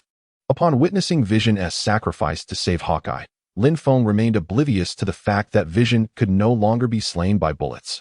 Instead, he felt his fury surging exponentially, as if it might ignite him entirely. Yet he was powerless to do anything, unable even to reach out to lift Vision's lifeless form. Misha, akin to Wanda in the narrative, bore the weight of her brother's death, transforming her anguish into strength as she joined the fray. As the climactic moment of the Avengers assembly approached, Lin Feng finally regained his ability to act. However, he found himself devoid of any fellow Avengers, accompanied only by the similarly red-eyed Misha. Before them hovered Strack, slightly suspended in midair. Lin Feng was already consumed by an unquenchable rage. The moment he regained his ability to act, he lunged forward, determined to dismantle Strack's mechanical form once more. Yet, upon the demise of this body, another identical Strack materialized behind it. As Lin Feng surveyed the scene, he was alarmed to find countless robots hovering in the air, all reminiscent of Ultron's design. As he cast his gaze upon them, these automatons began to draw closer, incessantly repeating a disconcerting broadcast. 56. It is my turn to serve you. 56. It is my turn to serve you. The relentless electronic cadence enveloped Lin Feng, akin to a sinister melody drilling into his ears, heightening his agitation. At that moment, a sight of sheer horror unfolded before Lin Feng's eyes. Misha had been shot, collapsing into a pool of blood, her eyes devoid of life. The instant he witnessed this, an overwhelming sense of panic surged within him. How could Misha, wielding chaotic magic, possibly succumb to a bullet? Surely, the bullet would not even come close to her. Lin Feng stood frozen, momentarily bewildered and unsure of how to proceed. In his daze, the relentless swarm of robots surged forward, completely engulfing him, while the irritating broadcast continued to loop, now with a new phrase. 56. Is it enjoyable? 56. Is it enjoyable? In the next instant, an uncontainable fury engulfed Lin Feng, extinguishing the last vestige of his reason. He unleashed a burst of vibranium energy, sending nearby robots flying, and then charged headlong into the endless steel army. At that moment, one thought consumed him. Regardless of how many robots Strack commanded, he would dismantle them all today. Suddenly, the scene shifted once more. Lin Feng found himself on a narrow wooden bridge, facing Strack, who was flanked by an infinite array of identical Stracks. Mechanically, Lin Feng swung his claws, dismantling one after another in an unending cycle. Time seemed to blur, and in a fleeting moment, he thought he heard Misha's voice. In reality, Misha had awakened and was gently nudging Lin Feng by his bedside, softly calling for him. In the next heartbeat, Lin Feng jolted awake, feeling the pressure on his shoulder. Instinctively, he rolled over and found himself atop Misha, his right hand poised above her head, his steel claw mere centimeters from her eyes. Misha, undeterred by the menacing claw hovering before her, focused intently on Lin Feng's blood-red gaze, her eyes filled with concern. Brother. Lin Feng's breath quickened, still simmering with the anger of his dream, where he had slain cold, metallic bodies. Yet Misha's warm, living presence caused his hand to hesitate slightly, for he had been immersed in a world of lifeless steel. After a few intense gasps, Lin Feng's mind gradually regained clarity. and he finally realized that it had all been merely a dream. Not to mention that Strack had just uploaded it, leaving no time to forge an Iron Legion. The very image he had conjured, alongside the robotic war in Sokovia, was reminiscent of Avengers, Age of Ultron, was it not? Coming back to his senses, Lin Feng gazed at Misha beneath him, a flicker of guilt crossing his eyes. As he gently assisted Misha onto the bed, he spoke softly. I am truly sorry, Misha. Did I frighten you? Chapter 69. I can give it a try. Misha sprang into Lin Feng's embrace, her small face nestled against his chest. I know you would never harm me, brother. I am not afraid. Brother, I missed you so much. I thought I would never see you again. Though there were no tears, Lin Feng felt warmth emanating from his chest in two places. He tenderly stroked Misha's hair, his heart filled with a deep-seated resentment toward Strack. How dare he disrupt my peace in the dream? And to kill Vicky and Misha right before my eyes. You have sealed your fate. After cursing silently for a moment, Lin Feng shifted the conversation. When did you wake up? Where's Vicky? Didn't I tell him to call me? That irresponsible little brat. Misha lifted her head, sniffing slightly. I woke up a little while ago. Vicky is right beside you, sleeping.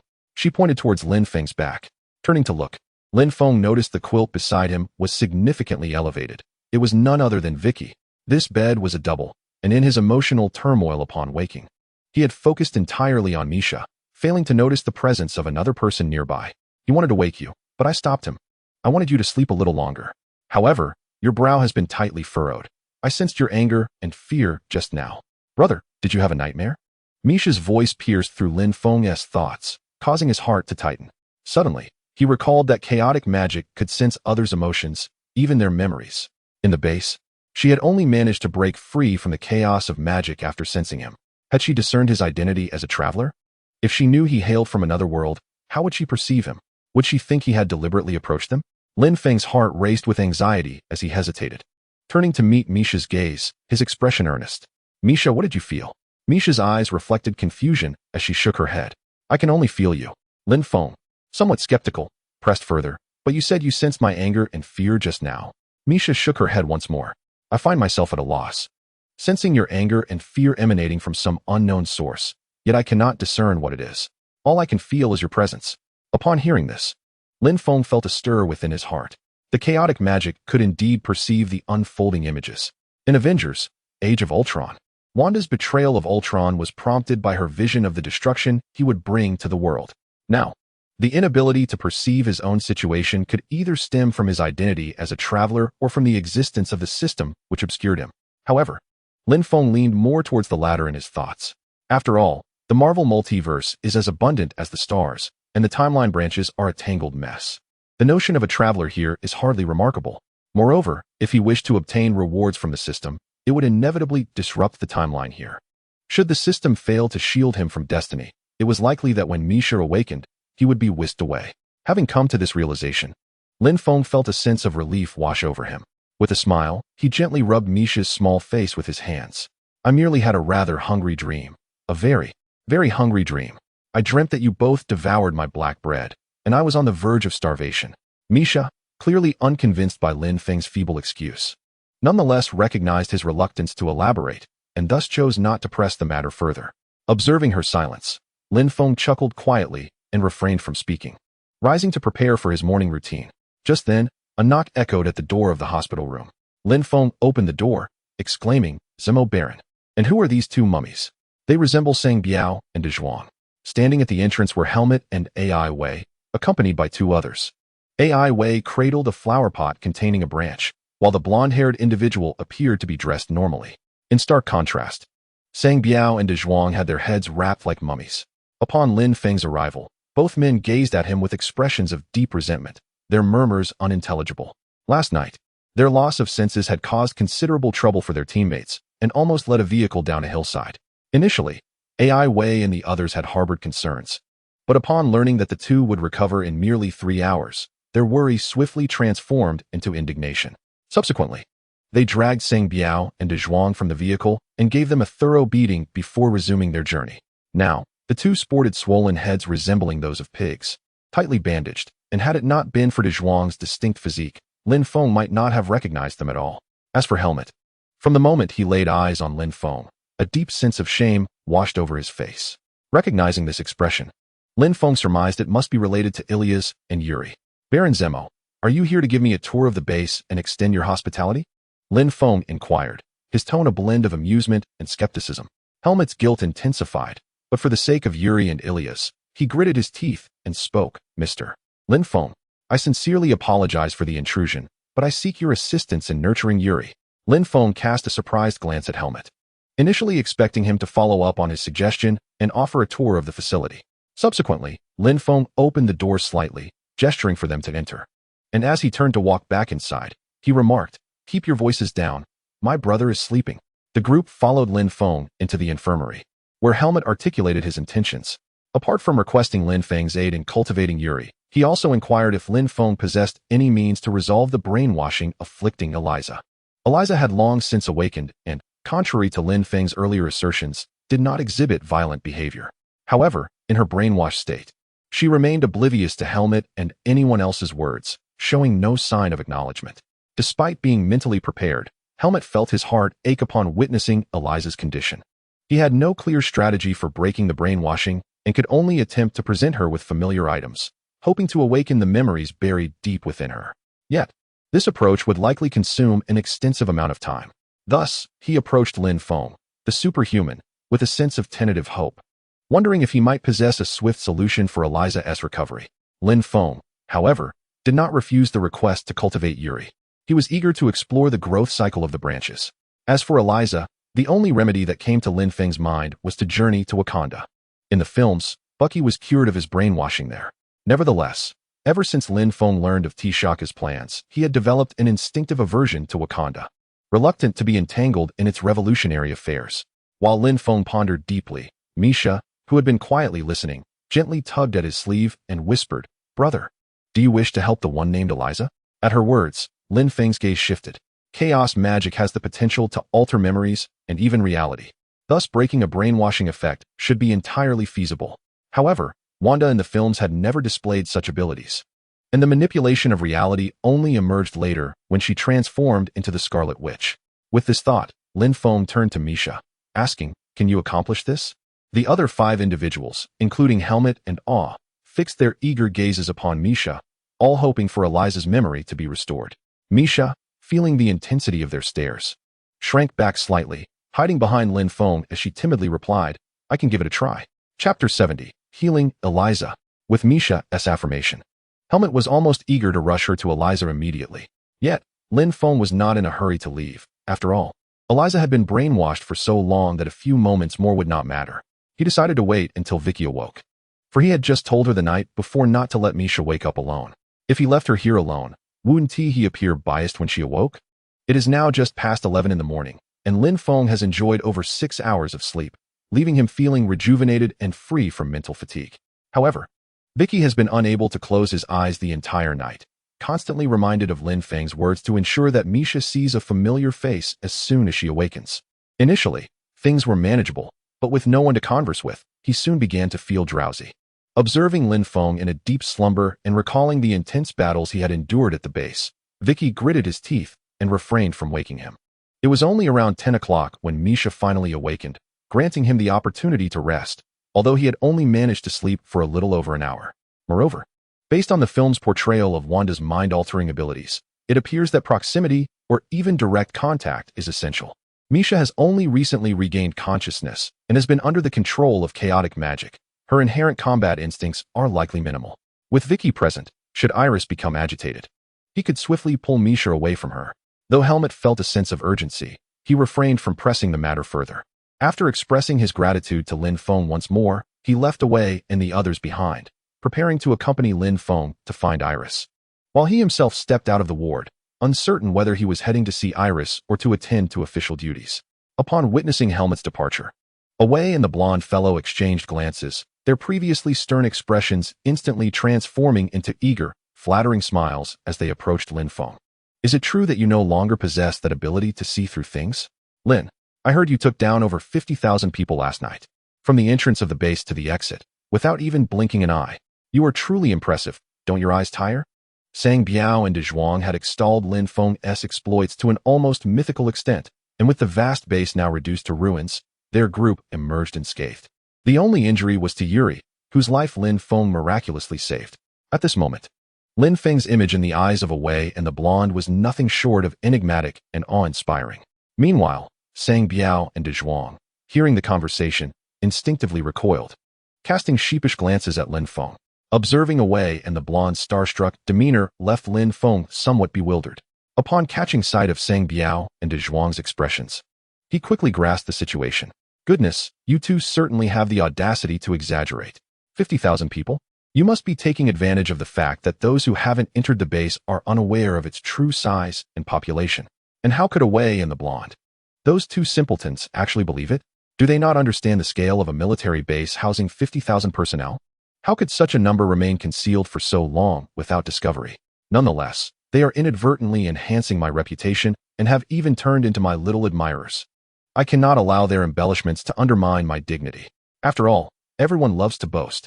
I could easily spin tales to rival theirs for an entire day without repeating myself. Considering that Vich was resting, Lin Feng merely nodded slightly, acknowledging that his achievements might be somewhat inflated. Noticing that Wei and Huang Mao wished to continue their conversation, Lin Feng gestured for silence and waved them toward the adjacent room to rest.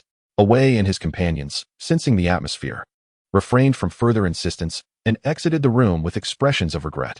Although they all yearned to extract more treasures from Lin Feng, his protective nature suggested that further persistence would be impolite. Once the others had departed, Lin Feng freshened up and requested the caregiver to bring some food.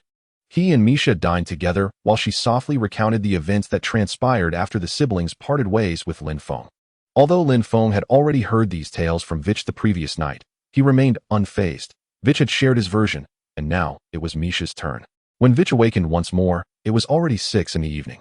After a brief wash and a light meal, Wei and his companions escorted Lin Feng and his sister to the cell where Alice was held.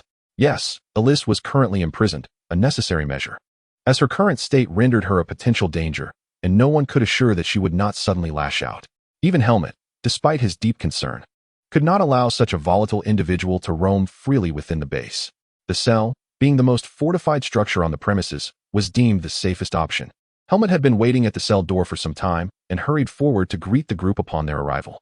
After a few polite exchanges, Lin Feng wasted no time and led the siblings directly into the cell.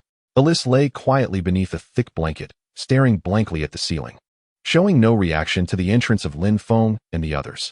The trio approached Alice's bedside, where Lin Feng instructed Vich to keep a close watch on her. Should she display any signs of losing control, he was to immediately escort Misha out. Lin Feng positioned himself at Alice's shoulder, prepared to restrain her hands if necessary. Once everything was set, Misha's hands glowed with a crimson light as she gently placed them against Alice's temples. The moment Misha's hands made contact, Alice's eyes widened in shock, and her body began to convulse involuntarily. Misha's expression shifted to one of fear, her own body trembling. The process of restoring memories was distinct from the memory manipulation previously applied to Vich. Misha was unaware of Alice's past and could only sense her memories to assist in their recovery. However, as she perceived these memories, they manifested simultaneously in both their minds. Alice experienced distress due to her fragmented recollections, while Misha was overwhelmed with fear for Alice's plight. Fortunately, due to her supernatural abilities, she had not endured extensive torment at the hands of Lister. Even the brainwashing had been autonomously conducted through chaotic magic. However, as Alice entered Hydra injured, apart from the initial healing phase, subsequent experiments involving the Winter Soldier and brainwashing stimuli left Misha feeling a chill run down her spine. Misha instinctively wished to withdraw, not wanting to witness those cruel scenes any longer. Yet, thinking of Lin Feng beside her, she gritted her teeth and intensified her retrieval efforts, striving to evoke Alice's deeply buried personal memories. The moment Helmut, Yuri, and others appeared in Alice's mind, she succumbed entirely to a state of fury. Much like when she had assisted Lin Feng in escaping, the original memories clashed violently with Hydra's, causing significant distortion in Alice's self-awareness. Her body ceased to twitch erratically and began to sweep her arms, attempting to fend off Lin Feng and the others nearby. Vicky, quick-witted and agile, swiftly pulled Misha out of the cell, while Lin Feng seized one of Alice's sweeping arms tightly as it passed by him. He then flipped onto the bed, restraining her other arm as well, his legs firmly pinning her lower body to prevent her from rising temporarily. Suddenly, a faint red mist enveloped Alice's form, which Lin Feng recognized as the same control Misha had exerted over him the previous night. Relieved, He noted that Elise's physical abilities were comparable to his own, with little disparity in strength. He mused that, without harming her, subduing her solely by force would not be an easy task. After getting off the bed, Lin Feng gave a thumbs up to Misha at the door. Misha was indeed impressive. However, Misha's expression was somewhat grim as she spoke with a hint of a sob. Brother, this sister is incredibly strong. I can barely maintain control. Lin Feng was momentarily taken aback. How long had it been when she controlled him? She had seemed to last much longer. Was this the supposed diminished capacity of 3 points? Surely it was more than that. Chapter 71, Elise Awakens. Observing Misha's strained countenance, Lin Feng hurriedly exited the cell and shut the door. He had no desire to engage in another struggle with Elise here. Meanwhile, Misha released her control, leaning wearily against Vicky's shoulder, breathing heavily. The moment Elise regained her autonomy, she erupted, smashing the few tables and chairs within the cell to smithereens. She intermittently struck her temples violently, her expression twisted in agony, repeatedly uttering phrases like "don't speak." Lin Feng stood at the cell door, his gaze fixed intently on Elise through the observation window. He had never before confined a super soldier like Elise and was uncertain about the strength of their holding cells. Yet, it appeared that Elise had no intention of breaking through the walls to escape. Instead, she vented her fury by wreaking havoc on the furnishings inside, under Misha's deliberate guidance. The memories surging in Elise's mind were far more substantial than the fleeting fragments she had previously encountered. This overwhelming influx of mental stimuli far exceeded the pressure she experienced when assisting Lin Feng in his escape. After a mere 10 minutes, Elise collapsed onto the floor, succumbing to unconsciousness under the intense mental strain. Lin Feng's gaze flickered with realization. Success. The system indicated that Elise's fate had been successfully altered. It appeared that merely rescuing her would not suffice. Should he fail to restore her memories, further complications were likely to arise. Regrettably, Elise was merely an ordinary draw. Helmet's attention had been solely focused on Elise, and upon witnessing her unconscious state, he promptly summoned individuals to the cell to assess her vital signs. With the system's confirmation in his heart, Lin Feng decided not to linger any longer and departed with Misha and her brother. Elise did not awaken until the following morning, and Helmet, unusually, set aside all his affairs to keep vigil by her bedside throughout the night. Upon opening her eyes, she spotted Helmet dozing beside her, his eyes rimmed with a touch of redness. She parted her lips to call out to him, but only a low, husky brother escaped her throat. Instinctively, she covered her mouth, her eyes brimming with a sense of grievance. The words that followed remained unvoiced. Her voice had changed, and she feared her brother might not appreciate her current timbre. Despite her utterance of merely 2 words, Helmet, being the head of a special forces unit, had developed an instinctual alertness even in light sleep. Those 2 syllables were sufficient to rouse him fully.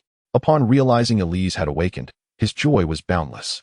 Noticing her non-threatening demeanor, Helmet felt a wave of relief wash over him as he gently caressed her cheek, his voice trembling with confirmation. Elise? Hearing her name called, Elise could no longer contain the hurt in her eyes. She leaned forward, enveloping Helmet's neck in an embrace. Her body trembled slightly as scalding tears poured forth like a dam bursting, yet no sound emerged. She desperately wished to spare her brother from the sound of her altered voice. Helmet, oblivious to her distress, saw her weeping and softly patted her back, murmuring, "It's just good to have you back." However, Elise remained silent, and after several moments, Helmet sensed something was amiss. He called her name softly, but she offered no response, tightening her grip around his neck instead. Concern crept into Helmet's heart as he recalled the scar on Elise's neck. Something felt dreadfully wrong. He quickly helped her sit up, urgency flickering in his gaze. "Elise, why aren't you speaking? Your throat, can you not talk?" As he spoke, guilt filled his eyes. Lin Feng was right. He had failed to protect her, just as he had failed to safeguard Yuri. Now, the younger sister has endured countless hardships and has become mute, while the younger brother has transformed into a mere twig, leaving us uncertain of when they might recover. Upon witnessing the concern and guilt reflected in Helmet's eyes, Iris initially intended to feign her muteness but found it impossible to maintain the facade. She softly called out to her elder brother once more. Helmet, hearing the low timbre of her voice, was taken aback, not by the content but by the change in Iris's voice. He embraced her tightly, showering her with affection, devoid of any disdain. Iris, overwhelmed with emotion, wept profusely against Helmet's neck, seemingly striving to release all the suffering she had endured over the years. After a brief moment, Iris recalled the incident before her unconsciousness when she had fatally struck their second brother, Yuri, causing her to tremble with dread. She tightened her grip around Helmet's neck, her throat constricting. Elder brother, second brother, he. Helmet, sensing the hesitation in her voice, gently patted her back. Do not worry. Your second brother is perfectly fine. It was Mr. Lin Feng who saved him. You know Mr. Lin Feng, right? He also brought you back, now that you have awakened. We must properly thank him. Iris felt a wave of relief wash over her upon hearing that Yuri was safe. However, when Helmet suggested that she meet Lin Feng, she hastily declined, saying, perhaps in some time, elder brother. My voice is too unpleasant now. I need time to adjust. The truth was, Iris's reluctance was not due to her voice, but rather her uncertainty about how to face Lin Feng. She was indeed acquainted with him, as even if it was a form of brainwashing, it was still part of her experience, akin to her own reality. With her memories restored, she could not simply forget the events that transpired during her brainwashing. Her primary reason for avoiding Lin Feng was the embarrassment stemming from their first meeting in the laboratory, where he had playfully teased her in a state of undress, making suggestive remarks that were out of character for her. Thus, while Iris felt immense gratitude towards Lin Feng, she lacked the courage to confront him. Helmet, unaware of her true feelings, assumed that Iris was simply feeling shy about her voice due to the brainwashing, and refrained from pressing the matter further. In the days that followed, Lin Feng found himself with rare leisure, balancing his research on how to develop Mark II while meandering through the base. Having never witnessed the inner workings of a military base in either of his lifetimes, Helmet had ordered complete access for Lin Feng, including the confidential armory and documentation rooms. Although Lin Feng had little need for such resources, he appreciated the opportunity to broaden his horizons. However, the young lad, Vicky, who had accompanied Lin Feng, expressed a desire to train alongside the soldiers, claiming he needed to grow stronger to protect Lin Feng and Misha. Lin Feng had no objections to this. Yet, after a few days of training, Vicky declared his intention to temporarily enlist in the special forces to aid Sokovia in ending its civil strife. Lin Feng was thoroughly exasperated. After only a few days of tranquility, his peace was disrupted. However, he could not resist the persistent coaxing of Vicky, and given that he was a superhuman, his prowess in the realm of ordinary beings was nothing short of formidable. Thus, after providing him with some shorts and biscuits, Lin Feng acquiesced to his whims. Meanwhile, Misha displayed a lesser inclination for combat. The delicate young girl followed Lin Feng wherever he went. He harbored no objections to this, having long resigned himself to the role of protector for the siblings. Moreover, his recollections of Wanda portrayed her as inherently gentle, shaped by the loss of her family that compelled her to develop resilience. Otherwise, in the narrative of Avengers, Age of Ultron, one would not find Pietro battling outside while she cowered amidst ruins, stricken with fear. Chapter 72, Fertilizing Yuri. In the blink of an eye, half a month had passed. To avoid Lin Feng, Elise departed the base the day after her recovery to engage in the eradication of the insurgents. Soon, Vicky joined her. And with the combined strength of these two superhumans, alongside the collapse of Hydra, the insurgent forces in Sokovia were swiftly dismantled. On Christmas Day, the royal family proclaimed the end of the war, and the entire nation of Sokovia rejoiced, celebrating both the holiday and their triumph. Even though many areas remained in ruins and refugees donned tattered clothing, every face radiated genuine smiles and hopes for a brighter future. Lin Feng held little interest in these European festivities, especially since Sokovia was in dire need of reconstruction and offered little to behold. At that moment, he lounged on a plush sofa, the television before him broadcasting international news. Yet, his focus was not on the screen. Instead, he furrowed his brow, lost in contemplation. During this period, Strucker had been haunting Lin Feng's dreams each night. Though he knew the adversary posed no real threat, the unsettling knowledge that an enemy existed yet eluded him, one he could not confront even if found, left Lin Feng perturbed. Furthermore, the current state of the internet was still inadequate. In a few years, as technology advanced, his digital existence might present unforeseen complications. The singular question occupying Lin Feng's mind was whom he could enlist to assist him in acquiring the Mark suit. Over the past half-month, he had forced himself to study the armor's design schematics, to the point of exhaustion. However, this information could not be shared indiscriminately, and his potential candidates remained limited to two: Wakanda and the illustrious Iron Man himself, Tony Stark. Should Wakanda be able to produce the Mark II suit for him, he would not mind serving as a tool for Chaka.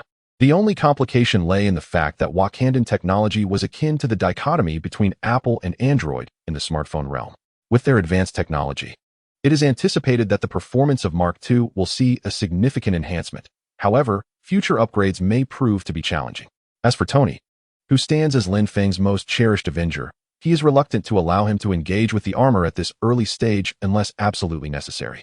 Presently, Tony embodies the essence of a carefree playboy, indulging in frivolous pursuits. Although he possesses remarkable talent, he has yet to discover a definitive purpose in life. Even if he were to be bestowed with the armor now, he would find it impossible to become the Iron Man, a mortal who stands shoulder to shoulder with deities. For him to truly embrace the mantle of Iron Man, he must first endure a kidnapping by the Ten Rings gang, prompting a profound reflection on the meaning of his existence. Moreover, dismantling the company's weapons division and ceasing external arms sales to reduce the proliferation of lethal weapons in the market marks the inception of his journey toward becoming Iron Man. As Lin Feng grappled with the dilemma of whether to travel directly to Wakanda or disguise himself as a terrorist to expedite Tony's awakening, an international news broadcast captured his attention. On November 13, 2005, it was reported that New York's Harlem neighborhood faced a suspected alien invasion, featuring two towering green creatures engaged in fierce combat. The screen displayed the epic clash between Hulk and Abomination. In that instant, a spark of realization ignited within Lin Feng. How could he have overlooked Banner? Banner's academic prowess rivals Tony's. He earned dual PhDs in physics and biochemistry at a remarkably young age. However, he had been recruited by the military and had devoted himself to the study of gamma radiation and biochemistry. If it were Banner, he would undoubtedly comprehend the design schematics of Mark II and bring it to fruition.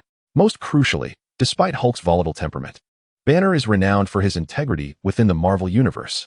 Whatever task is assigned to him, he executes it without question, refraining from retaliation or complaint.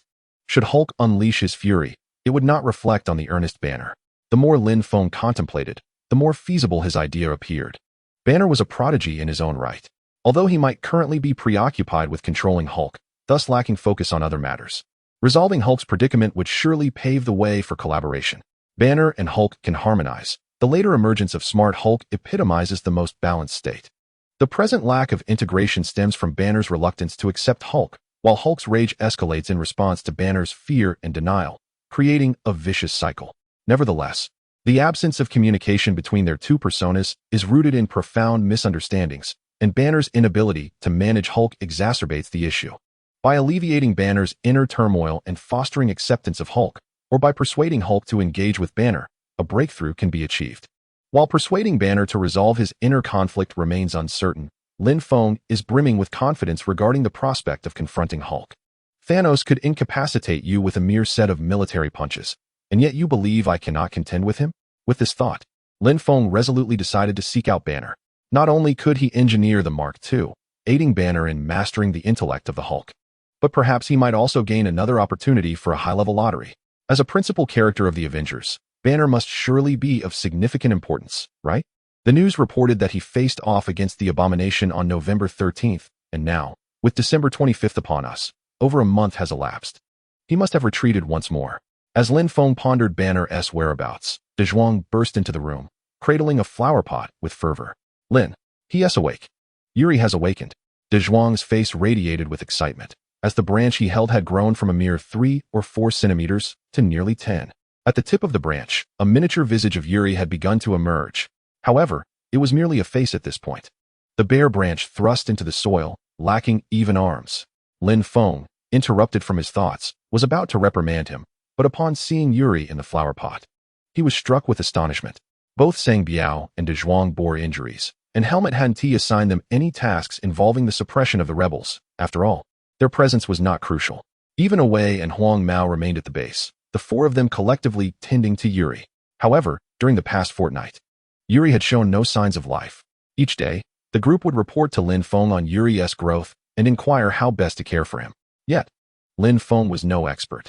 He merely advised them on general plant care, suggesting they treat Yuri as they would any other plant. Sunlight and water were the essentials. Just yesterday, when Wei brought Yuri over, that little branch had shown no signs of change. Who would have anticipated that, overnight, it would grow so significantly? And that Yuri's consciousness would return? As De Zhuang approached Lin Feng, brimming with excitement to present the flower pot for inspection, Lin Feng suddenly furrowed his brow, a look of disdain crossing his face as he gazed at the pot. What on earth is that foul smell? What is that yellow substance within the pot? Have you truly soiled him?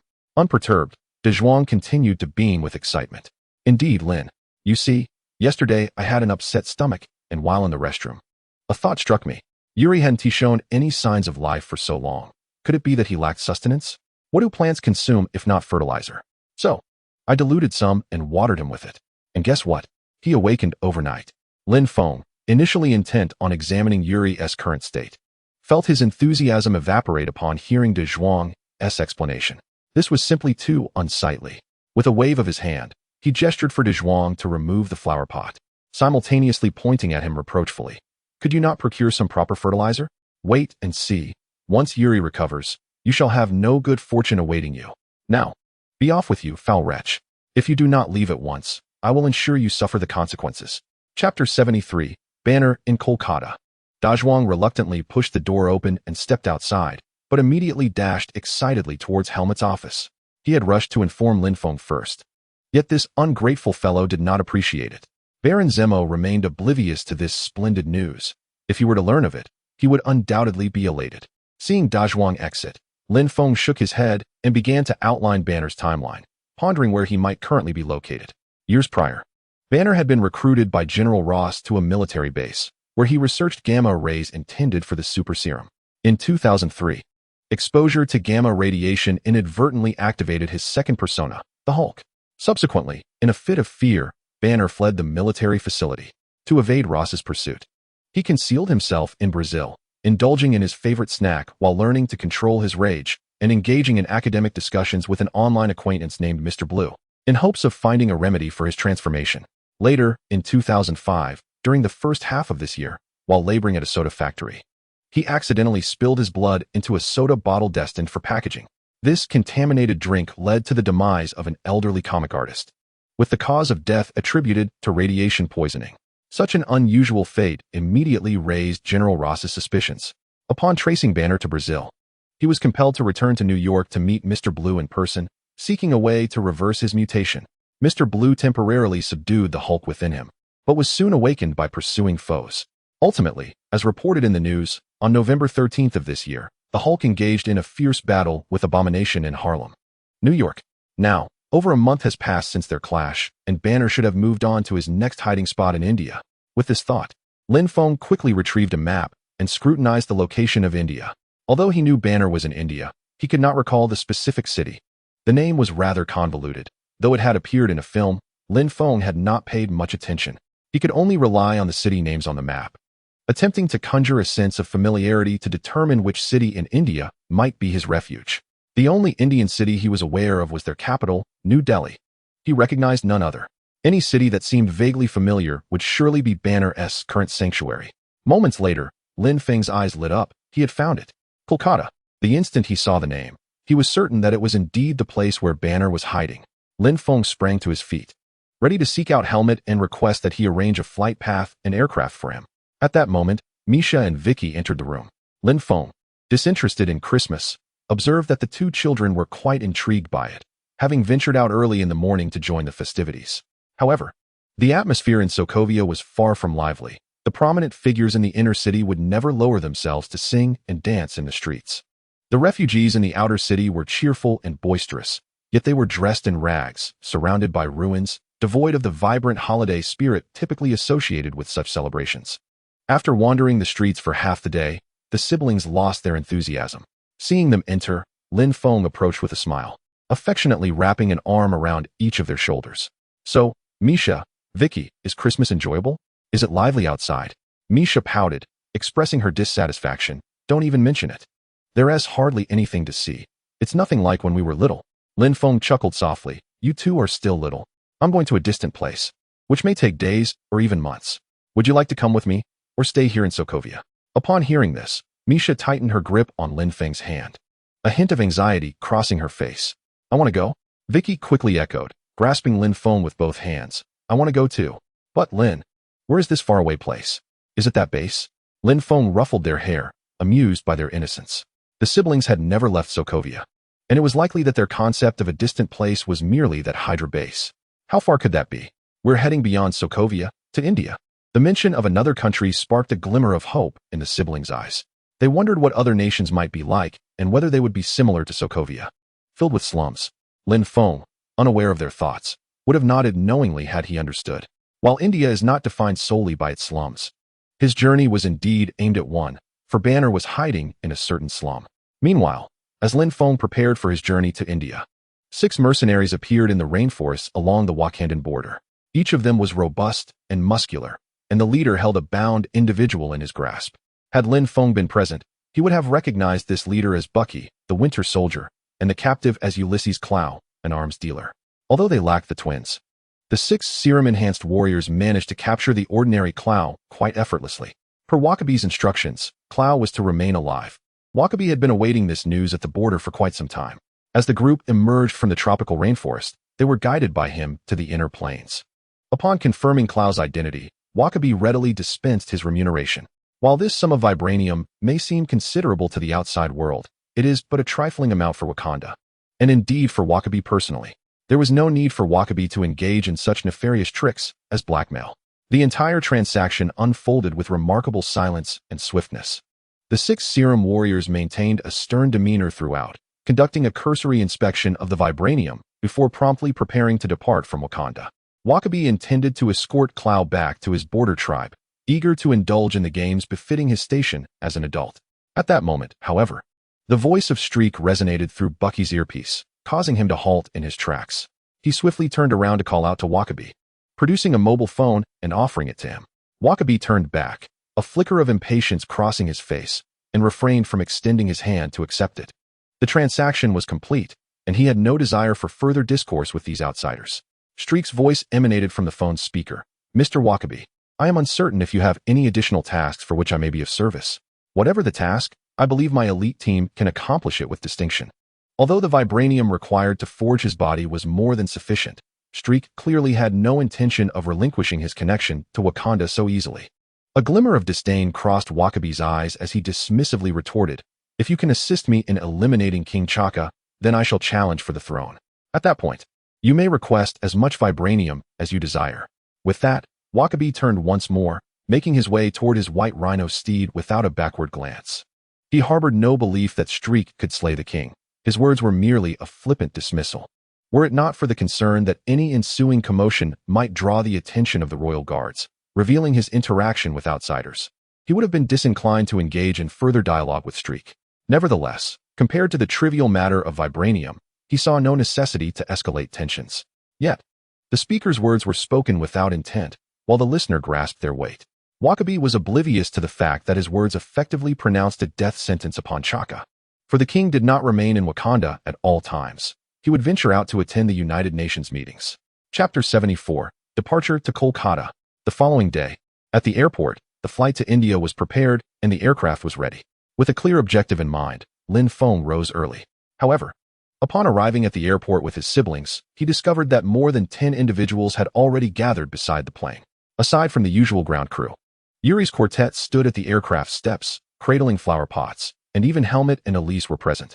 Perhaps due to the war's conclusion, or perhaps because this assembly was not mission-driven, the group appeared notably relaxed in both demeanor and stance. Even Helmet wore a smile, engaging in casual conversation with the others from time to time. In the flower pot, Yuri was the first to notice Lin Feng. The typically reticent figure suddenly caused the branches to sway like serpents, persistently uttering those 4 words. Upon discovering Lin Feng, Ellie sought refuge timidly behind Helmet, revealing only a single eye to observe him. Witnessing the commotion beside the airplane, Lin Feng couldn't help but exclaim in surprise, "What a grand spectacle! Are they wishing for my departure, never to return?" With an expression that danced between amusement and incredulity, he approached the gathering. Helmet, unusually lighthearted, jested, "I had thought we were friends, Mr. Lin Feng. Is there any issue with me seeing off my friend? Your words wound my heart." As Lin Feng and his companions drew nearer, Helmet continued, "Yuri has heard of your intended journey to India and insists on accompanying you. However, the question remains, would you permit them to join?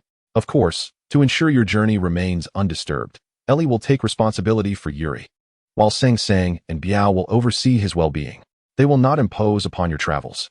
To aid Lin Feng's understanding, Helmet even employed the nicknames Lin Feng had given them, though he found it somewhat awkward to use them in this context. Lin Feng looked at Helmet in disbelief. "Do you take me for a fool? Yuri can only articulate 4 words, and he claims he wishes to travel with me?" Helmet merely chuckled, remaining silent. Awkwardly scratching his head, Awei interjected, "Actually, I can understand him. I had few friends growing up, only playing with various cats and dogs. Over time, I learned to discern their meanings through their tones and gazes. Before Lin Feng could respond, Yuri, nestled in Awei's arms, protested with a raised tone, "I am Yuri." Awei's expression shifted as he lifted the flower pot to his eyes. "Of course, it's due to the bond we share. After all these years together, do you think I can't comprehend what you say? How could those cats and dogs compare to you?" Lin Feng was taken aback by Awei's ability to communicate with Yuri. Remarkable. What a talent. Who could claim that Awei was ordinary without any unique traits? This was a peculiar linguistic skill that seemed to transcend even extraterrestrial languages. Contemplating further, Lin Feng decided it would be feasible to include them. Especially Awei. If he could comprehend alien tongues, surely he could grasp Hindi. Moreover, without a precise objective for his trip, having these special operatives assist him in locating individuals would be advantageous. When Ellie saw Lin Feng acquiesce, she shyly stepped out from behind Helmet, her cheeks tinged with a rosy hue. Lin Feng caught a glimpse of Ellie and playfully remarked, "Ah, Hannibal, I had thought you would." Yet before the words could fully escape my lips, Eliza had completely emerged from behind Helmet. The ocular capture device adorning her instantly ensnared Lin Feng's gaze. "Oh my, I truly underestimated you. Soon, I shall take down Thor. The position of the god of thunder is yours to occupy." This was the first occasion Lin Feng encountered Eliza after her recovery. Previously, at Hydra, she donned tactical attire, her chest tightly bound for ease of movement. Yet it was still evident that she possessed a generous bosom. Later, during her deprogramming, she was clad in exceptionally loose garments, concealing her figure entirely. At that time, Lin Feng's attention was not directed towards her appearance. However, in this moment, devoid of any mission, Eliza, in her ordinary attire, perfectly showcased her bodily curves. Upon hearing the name Hannibal, her countenance darkened instantly. Struggling to suppress the impulse to strike Lin Feng, Eliza turned and boarded the plane first. Nevertheless, Lin Feng's familiar teasing dissipated the tension and anxiety that had gripped her heart. What is there to be nervous about?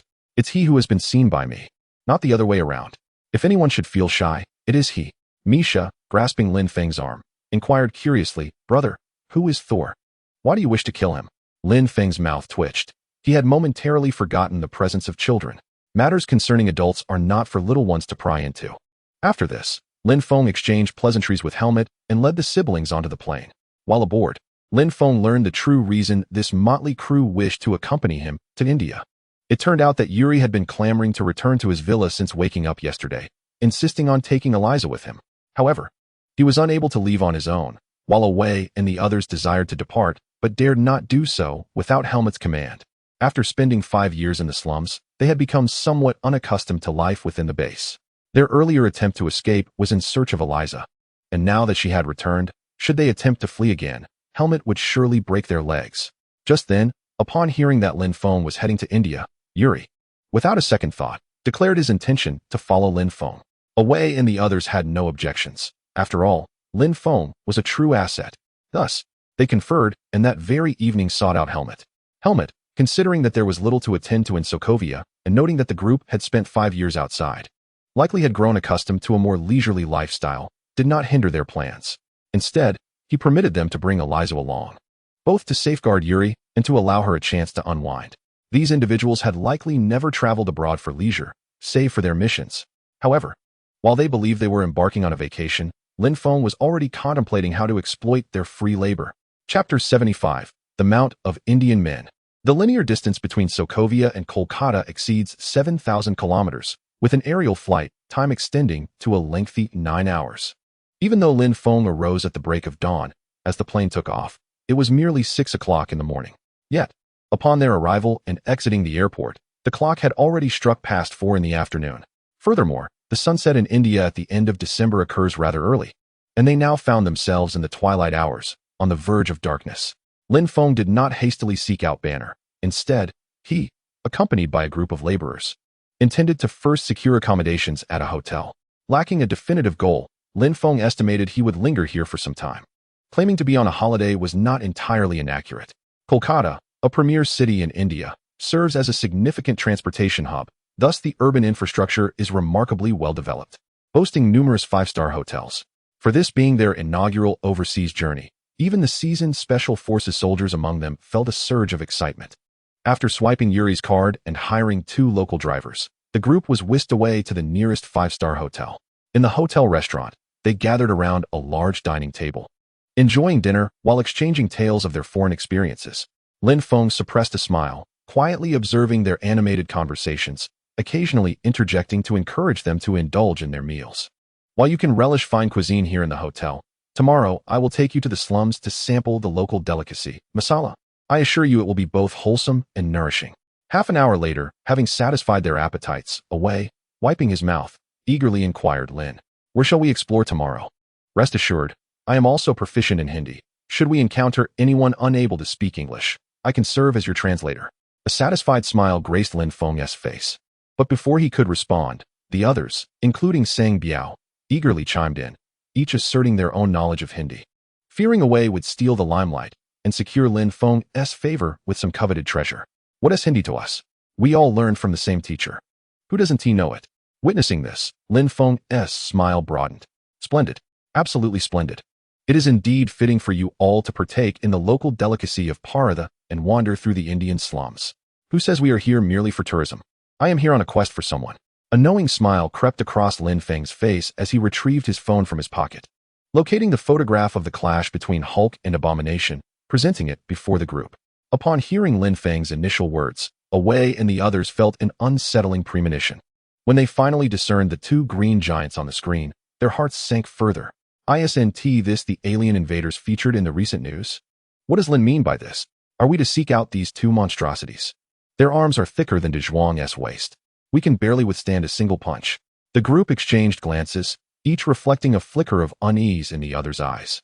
Several individuals soon realized that these two monsters were not in New York, but had inexplicably ventured to India. Lin Feng found no reason to be surprised by their confusion.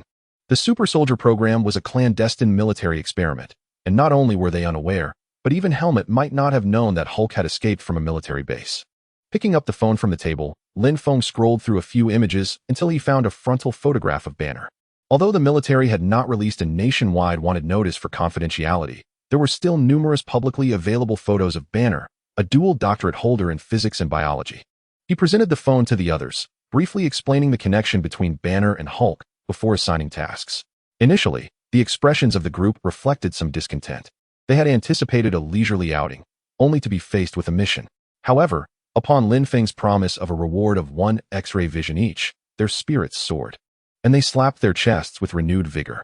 As for Elise, Lin Feng instructed her to accompany Yuri throughout the journey. Her striking figure would draw too much attention in the slums, and it was likely that even before she could locate Banner, he would have sensed her presence and fled.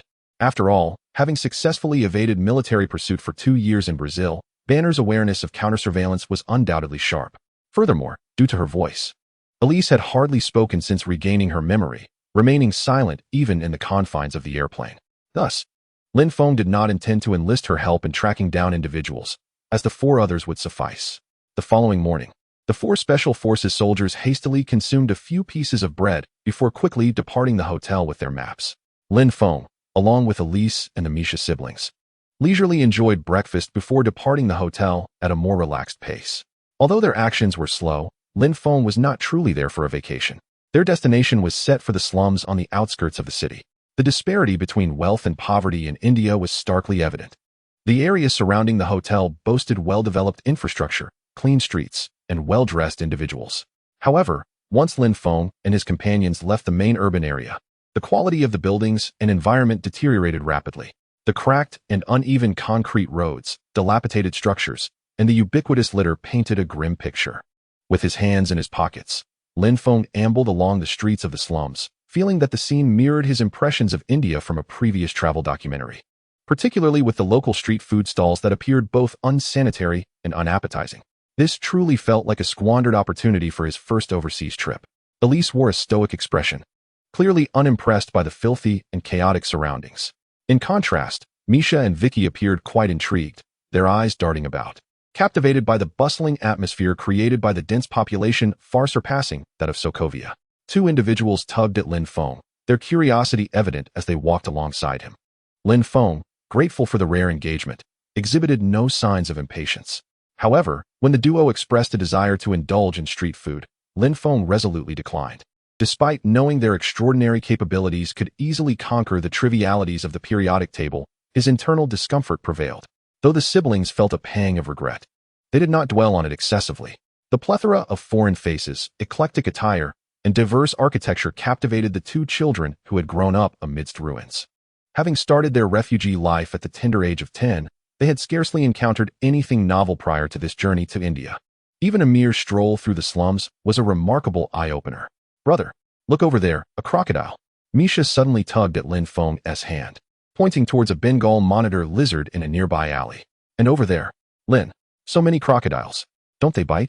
Vicky exclaimed, gesturing in another direction, his eyes wide with wonder. These creatures, previously only seen on television, had always been animated representations. After all, around the year 2000, there was no program like the animal world. Lin Feng followed their pointing fingers, only to feel a twitch at the corner of his mouth. That was no crocodile. It was a lizard, a steed for the impoverished locals. Unable to afford vehicles, these destitute individuals resorted to riding these reptiles. The siblings looked at Lin Feng with sparkling eyes. "Can we ride one?" Lin Feng sighed, several dark lines appearing on his forehead. "No. These mounts are imbued with local magic and require a special ceremony to ride. Others who attempted have ended up in disgrace." Vicky's spirits dimmed at this revelation. Men always seemed drawn to riding something. However, Misha was not overly disappointed. She had not truly wished to ride. With her big eyes still fixed on Lin Feng, she exclaimed, "Brother, you know so much. You're amazing." A smile threatened to break Lin Feng's composed demeanor. Yet he strove to maintain the gravity befitting an older brother, lest the praise go to their heads and they learn to manipulate him in the future. Chapter 76. Found Banner. Lin Feng spent the entire day exploring with the two children, returning to the hotel only after dark, their eyes still brimming with unquenched curiosity. It was fortunate that Lin Feng and Iris possessed exceptional stamina. An ordinary person would have been utterly exhausted by such a day of exploration. It is no wonder they say that caring for children can be tiring. The duo's enthusiasm remained undiminished throughout the day, as everything appeared novel to them. Shortly after Lin Feng returned to his room, he was startled by a rapid series of knocks at the door. Upon opening it, he was taken aback by the sight of the four individuals standing before him. "What on earth are you four up to?" A visit to the slums reveals a disheartening sight. What could have led to such a state? "Have you all been off riding those lizards?" There stood Away and his companions, visibly weakened at their doorstep, their lips slightly pale, resembling individuals drained of vitality. Their condition suggested they had been utterly depleted. Ignoring Lin Feng's remark about lizards, the four began to lament their plight. They spoke of the water they consumed, tainted with a slimy substance akin to old phlegm. Impossible to chew through. They complained about peculiar, twisted hairs found in their pancakes. Their current state was a direct consequence of these unsavory edibles, leading to severe gastrointestinal distress. They expressed that the task at hand was overly challenging, and the prospect of mere X-ray vision hardly justified the effort. Initially, Lin Feng felt a twinge of sympathy for their plight, but as their grievances unfolded, he realized the underlying motive. The notion that X-ray vision was insufficient was merely a pretext for demanding additional compensation. He regarded the four with a hint of disdain, questioning their competence as special forces. Was it truly so arduous to locate an individual? Shouldn't their extensive training in wilderness survival equip them to handle such challenges? After all, they were accustomed to catching lively insects and now struggled with digestible food. Zhuang, seated behind, persisted in his rebuttal. "Lin, this situation is different. The person we seek is not a local, and we lack a precise address. Even if we attempted to inquire along the roadside, we would glean little information. You insist we must not alert the target or conduct an overt search. We are only 4 individuals, and thoroughly combing through the slums of Kolkata could take us until Christmas." Lin Feng furrowed his brow, recognizing that his stay in Kolkata might extend longer than anticipated. However, a year seemed excessively prolonged. Observing Lin Feng's silence, Zhuang cautiously suggested, "How about you provide us with the X-ray vision? It has a range of 500 meters, which would significantly expedite our search. We wouldn't need to ask anyone, thus avoiding any potential alarm." Lin Feng contemplated this proposal, realizing the audacity of their expectation for compensation before completing the task. Yet, Zhuang's reasoning held merit. He had indeed neglected to consider the utility of those tools. Wouldn't it be more effective to transform them into radar-like seekers rather than floundering aimlessly like headless chickens in the slums? With this thought in mind, Lin Feng refrained from further discussion and promptly produced 2 sensory cards, handing them to Away and Huang Mao. Their eyes sparkled with hope. The anticipation was palpable among Zhuang and Seng Biao as they looked on. However, Lin Feng did not retrieve any additional sensory cards. Instead, he addressed the group. "The X-ray vision is only effective for 6 hours. After 6 hours of use, Wei and Huang Mao will experience sensory deprivation as a side effect. You shall split into 2 teams, and when the time comes, Zhuang and Sang Biao, each of you will carry one of them back. Upon hearing the words, Sang Biao and his companions' eyes briefly flickered with disappointment. However, before they could utter a word, Lin Feng, noticing their expressions, rolled his eyes and spoke again. Rest assured, the person has been located. The ability to see through will not be lacking for you. Lin Feng was not in want of basic tools, as he currently possessed over 2,000 unused lottery attempts. He had already acquired most of those items, using them sparingly, and thus had no intention of drawing at that moment. He planned to wait until he could unlock 2 new tools before attempting another draw. Upon hearing this, the others instantly brightened, no longer pestering Lin Feng, and each made their way back to their respective rooms to rest.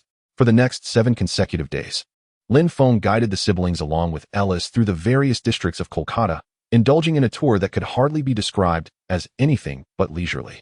As for Wei and his companions, having gained experience on the first day, they became quite adept. From the second day onward, Sang Biao and De Zhuang each carried a backpack filled with provisions and water. Though they were searching for individuals in a densely populated slum, they had mentally transformed this task into an expedition akin to a jungle mission. They even fancied that a jungle mission might lead them to find pristine springs. Yet they were far too wary to drink the water available in the slum. Armed with the radar provided by their heightened senses, the group conducted a thorough search of the slum over the past few days. Wei and Huang Mao, however, had begun to lose the initial thrill regarding their coveted ability to see through obstacles. With only 6 hours to spare, coupled with an additional 3 hours of sensory deprivation, they found themselves confined in a small dark room each day. Fortunately, perseverance bore fruit. After 7 days of scouring the slum streets, they finally located Banner in an old district to the east of the city. Upon receiving the news, Lin Feng breathed a sigh of relief. At last, they had found him. Over these days, he had taken the siblings and Ellis on a nearly exhaustive tour of Kolkata. The culinary offerings were unsatisfactory, and the leisure activities were lackluster, leading him to contemplate abandoning Wei and his 3 companions to their search while he returned home. Only Misha and Vicky retained a sliver of novelty in their hearts. Half an hour later, when Lin Feng arrived at the eastern slum, the 4, initially split into 2 teams, had reconvened. Wei and Huang Mao had firmly locked onto Banner, who resided on the 3rd floor of a cheap rental apartment. Using their enhanced senses, ideally, Banner should have been in India working as a barefoot doctor, treating patients to sustain his livelihood. Yet perhaps having just arrived, he was currently in his rented room, contemplating the intricacies of life. When Lin Feng knocked on Banner's door, the latter, having recently escaped from New York, immediately became alert. He did not utter a sound, nor rise to open the door. Instead, his gaze remained fixed on the entrance. Cautiously, he edged toward the window, peering down at the street below. Seeing that the street was filled with ordinary passers-by, with no one lingering suspiciously in his direction, Banner felt a slight sense of relief. However, Banner remained silent, intending to feign the absence of anyone within the room, hoping to dismiss the intruders outside. Just then, a resounding crash echoed as the frail wooden door was forcefully kicked open by Lin Feng. Startled, Banner's pupils dilated, and he turned, contemplating an escape through the window. Yet, in the next instant, his vision blurred, and Lin Feng's smiling face materialized before him. Behind him, Vicky supported Banner's waist with one hand while the other gripped the nape of his neck. The abrupt shift in scenery, coupled with Lin Feng's sudden appearance, sent Banner's adrenaline surging. The heart rate monitor on his wrist began beeping incessantly, reflecting a rapid escalation from approximately 100 beats per minute to over 180. If it reached 200, he would uncontrollably transform into the Hulk. Noticing this, Lin Feng chuckled and reassured, "Dr. Banner, there's no need to be anxious. I am not here to apprehend you." Chapter 77. I am Banner, not the Hulk. While transforming could indeed enable him to navigate the current predicament and escape once more, Banner was evidently reluctant to change. Recognizing his racing heart, he closed his eyes and took several deep breaths, resulting in a gradual decline of the heart rate displayed on his wrist. After a brief moment, he reopened his eyes to find Lin Feng still smiling at him. Last time it was the slums of Brazil, and now it's the slums of India. Dr. Banner, do you have a particular fondness for slums? My friends who sampled the local cuisine here have been rendered quite unwell, Lin Feng remarked with a playful smirk, gesturing towards his companions, subtly indicating that they were the ones suffering from the ailments he had mentioned. Upon hearing Lin Feng's opening words after he opened his eyes, Banner's heart tightened. He was acutely aware that Lin Feng had been in Brazil, He was indeed affiliated with the military. Had the country swiftly produced a new super soldier? The manner in which Lin Feng had appeared at the door was not something an ordinary person could achieve. Though anxiety gripped him, Banner maintained a facade of calm, saying, "You certainly arrived quickly. Whether in Brazil or India, you always manage to track me down, don't you?" He feigned nonchalance, glancing around the room. "Is it just the few of you? To be honest, if this is all you have, whether your intent is to kill or capture me, you might find it somewhat challenging." Despite his profound aversion to the Hulk, in moments of peril, the Hulk was his sole and greatest source of security. Lin Feng shrugged. "Dr. Banner, I've already stated that I am not here to apprehend you. Certainly, I have no intention of harming you. Haven't you always sought to resolve the Hulk situation? I am here to assist you." Banner did not respond immediately. Instead, he fixated on Lin Feng's eyes for 3 or 4 seconds before abruptly asking, "On what grounds do you believe you can help me? What is Ross's true purpose in sending you?" Upon hearing the name Ross, Lin Feng appeared momentarily taken aback. Banner has always perceived himself as a reflection of Ross, which is quite understandable, considering he narrowly escaped Ross's watchful gaze merely a month ago. Lin Feng chuckled and shook his head, addressing Dr. Banner. "I have no connection to Ross. I am simply myself." With that, he gestured to those around him and turned toward the staircase. "If you wish to address the issues plaguing you, perhaps we could converse in a different setting. Should you prefer otherwise, consider my presence here as inconsequential." Lin Feng's departure was marked by a carefree stride, seemingly indifferent to Banner's plight. A group of onlookers followed Lin Feng toward the staircase, puzzled by his intentions. After searching diligently for so long, was he truly leaving? Banner observed Lin Feng's receding figure, a frown creasing his brow. It suddenly dawned on him that Lin Feng had mentioned the Hulk, a term even General Ross was unaware of, knowing only that he transformed into a green monster. Moreover, Lin Feng was aware of his previous life in Brazil, suggesting he had been monitoring him for some time. Why, then, had he never approached him before? And why the sudden inclination to engage, claiming he could assist with the Hulk? A flurry of questions swirled in Banner's mind. But as he saw Lin Feng descend the stairs, fading from view, he thought of the Hulk within him. Gritting his teeth, he resolved to pursue Lin Feng. Regardless of the man's identity, if he could aid in resolving the Hulk's turmoil, it would be advantageous. If he couldn't, given the Hulk's formidable nature, Banner doubted he would fall under Lin Feng's control. Lin Feng, hearing the hurried footsteps approaching from behind, smirked. He had journeyed a great distance to seek out Banner, and leaving so easily was not an option. He was gambling. He recognized Banner's wariness, but wagered that the desire to resolve the Hulk's issues would compel him to follow. Despite any uncertainties regarding Lin Feng's intentions, even if he lost the bet, it mattered little. He possessed a radar and a cunning ally in Vicky. Should Banner choose not to accompany him or attempt to flee, Vicky could swiftly bring him back. As for the possibility of being forced to transform during the capture, would that not make the target all the more apparent? Thus, Lin Feng remained unperturbed throughout. Even as he descended the stairs, his steps resolute and without a glance back. The outcome was clear. He had won his gamble. While Ross was oblivious to the Hulk, Lin Feng was not.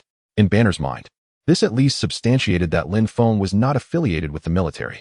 As for Lin Feng's true motives, they were beyond Banner's contemplation. He was solely aware of the uncontrollable beast dwelling within him. Upon catching up to Lin Feng, Banner wasted no time, demanding, "Who are you truly?" Lin Feng glanced sideways at Banner, his pace unwavering, succinctly replying, "Lin Feng." Banner trailed closely behind Lin Feng, inquiring, "How do you know about the Hulk?" "I distinctly recall never having mentioned that name to anyone. Even Ross is unaware of the Hulk." "Who exactly are you?" Lin Feng refrained from answering Banner's question, instead responding with a query of his own. "Dr. Banner, what do you perceive the Hulk to be?" Without a moment's hesitation, Banner replied, "Certainly a monster. A demon. It seeks to control me, to commandeer my body. Its heart is filled with wrath. It would obliterate all that it beholds." Lin Feng paused, turning to look at Banner with a bemused smile. "If I am not mistaken, the very reason you dare to follow me is that the presence of the Hulk provides you with a sense of security, is it not? You bask in its protection while simultaneously rejecting it."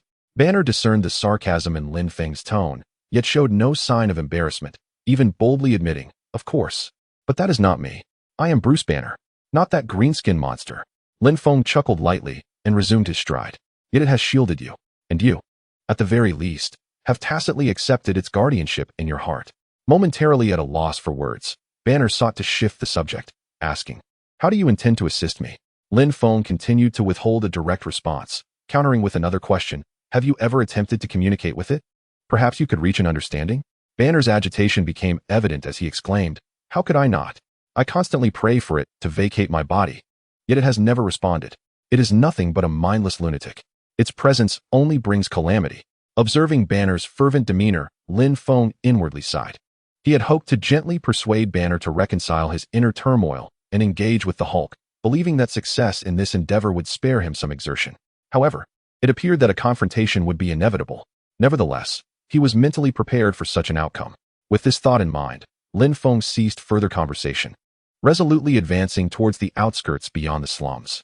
Although Banner had not gleaned a specific treatment plan from Lin Feng, he remained undeterred, steadfastly following Lin Feng into the wilderness.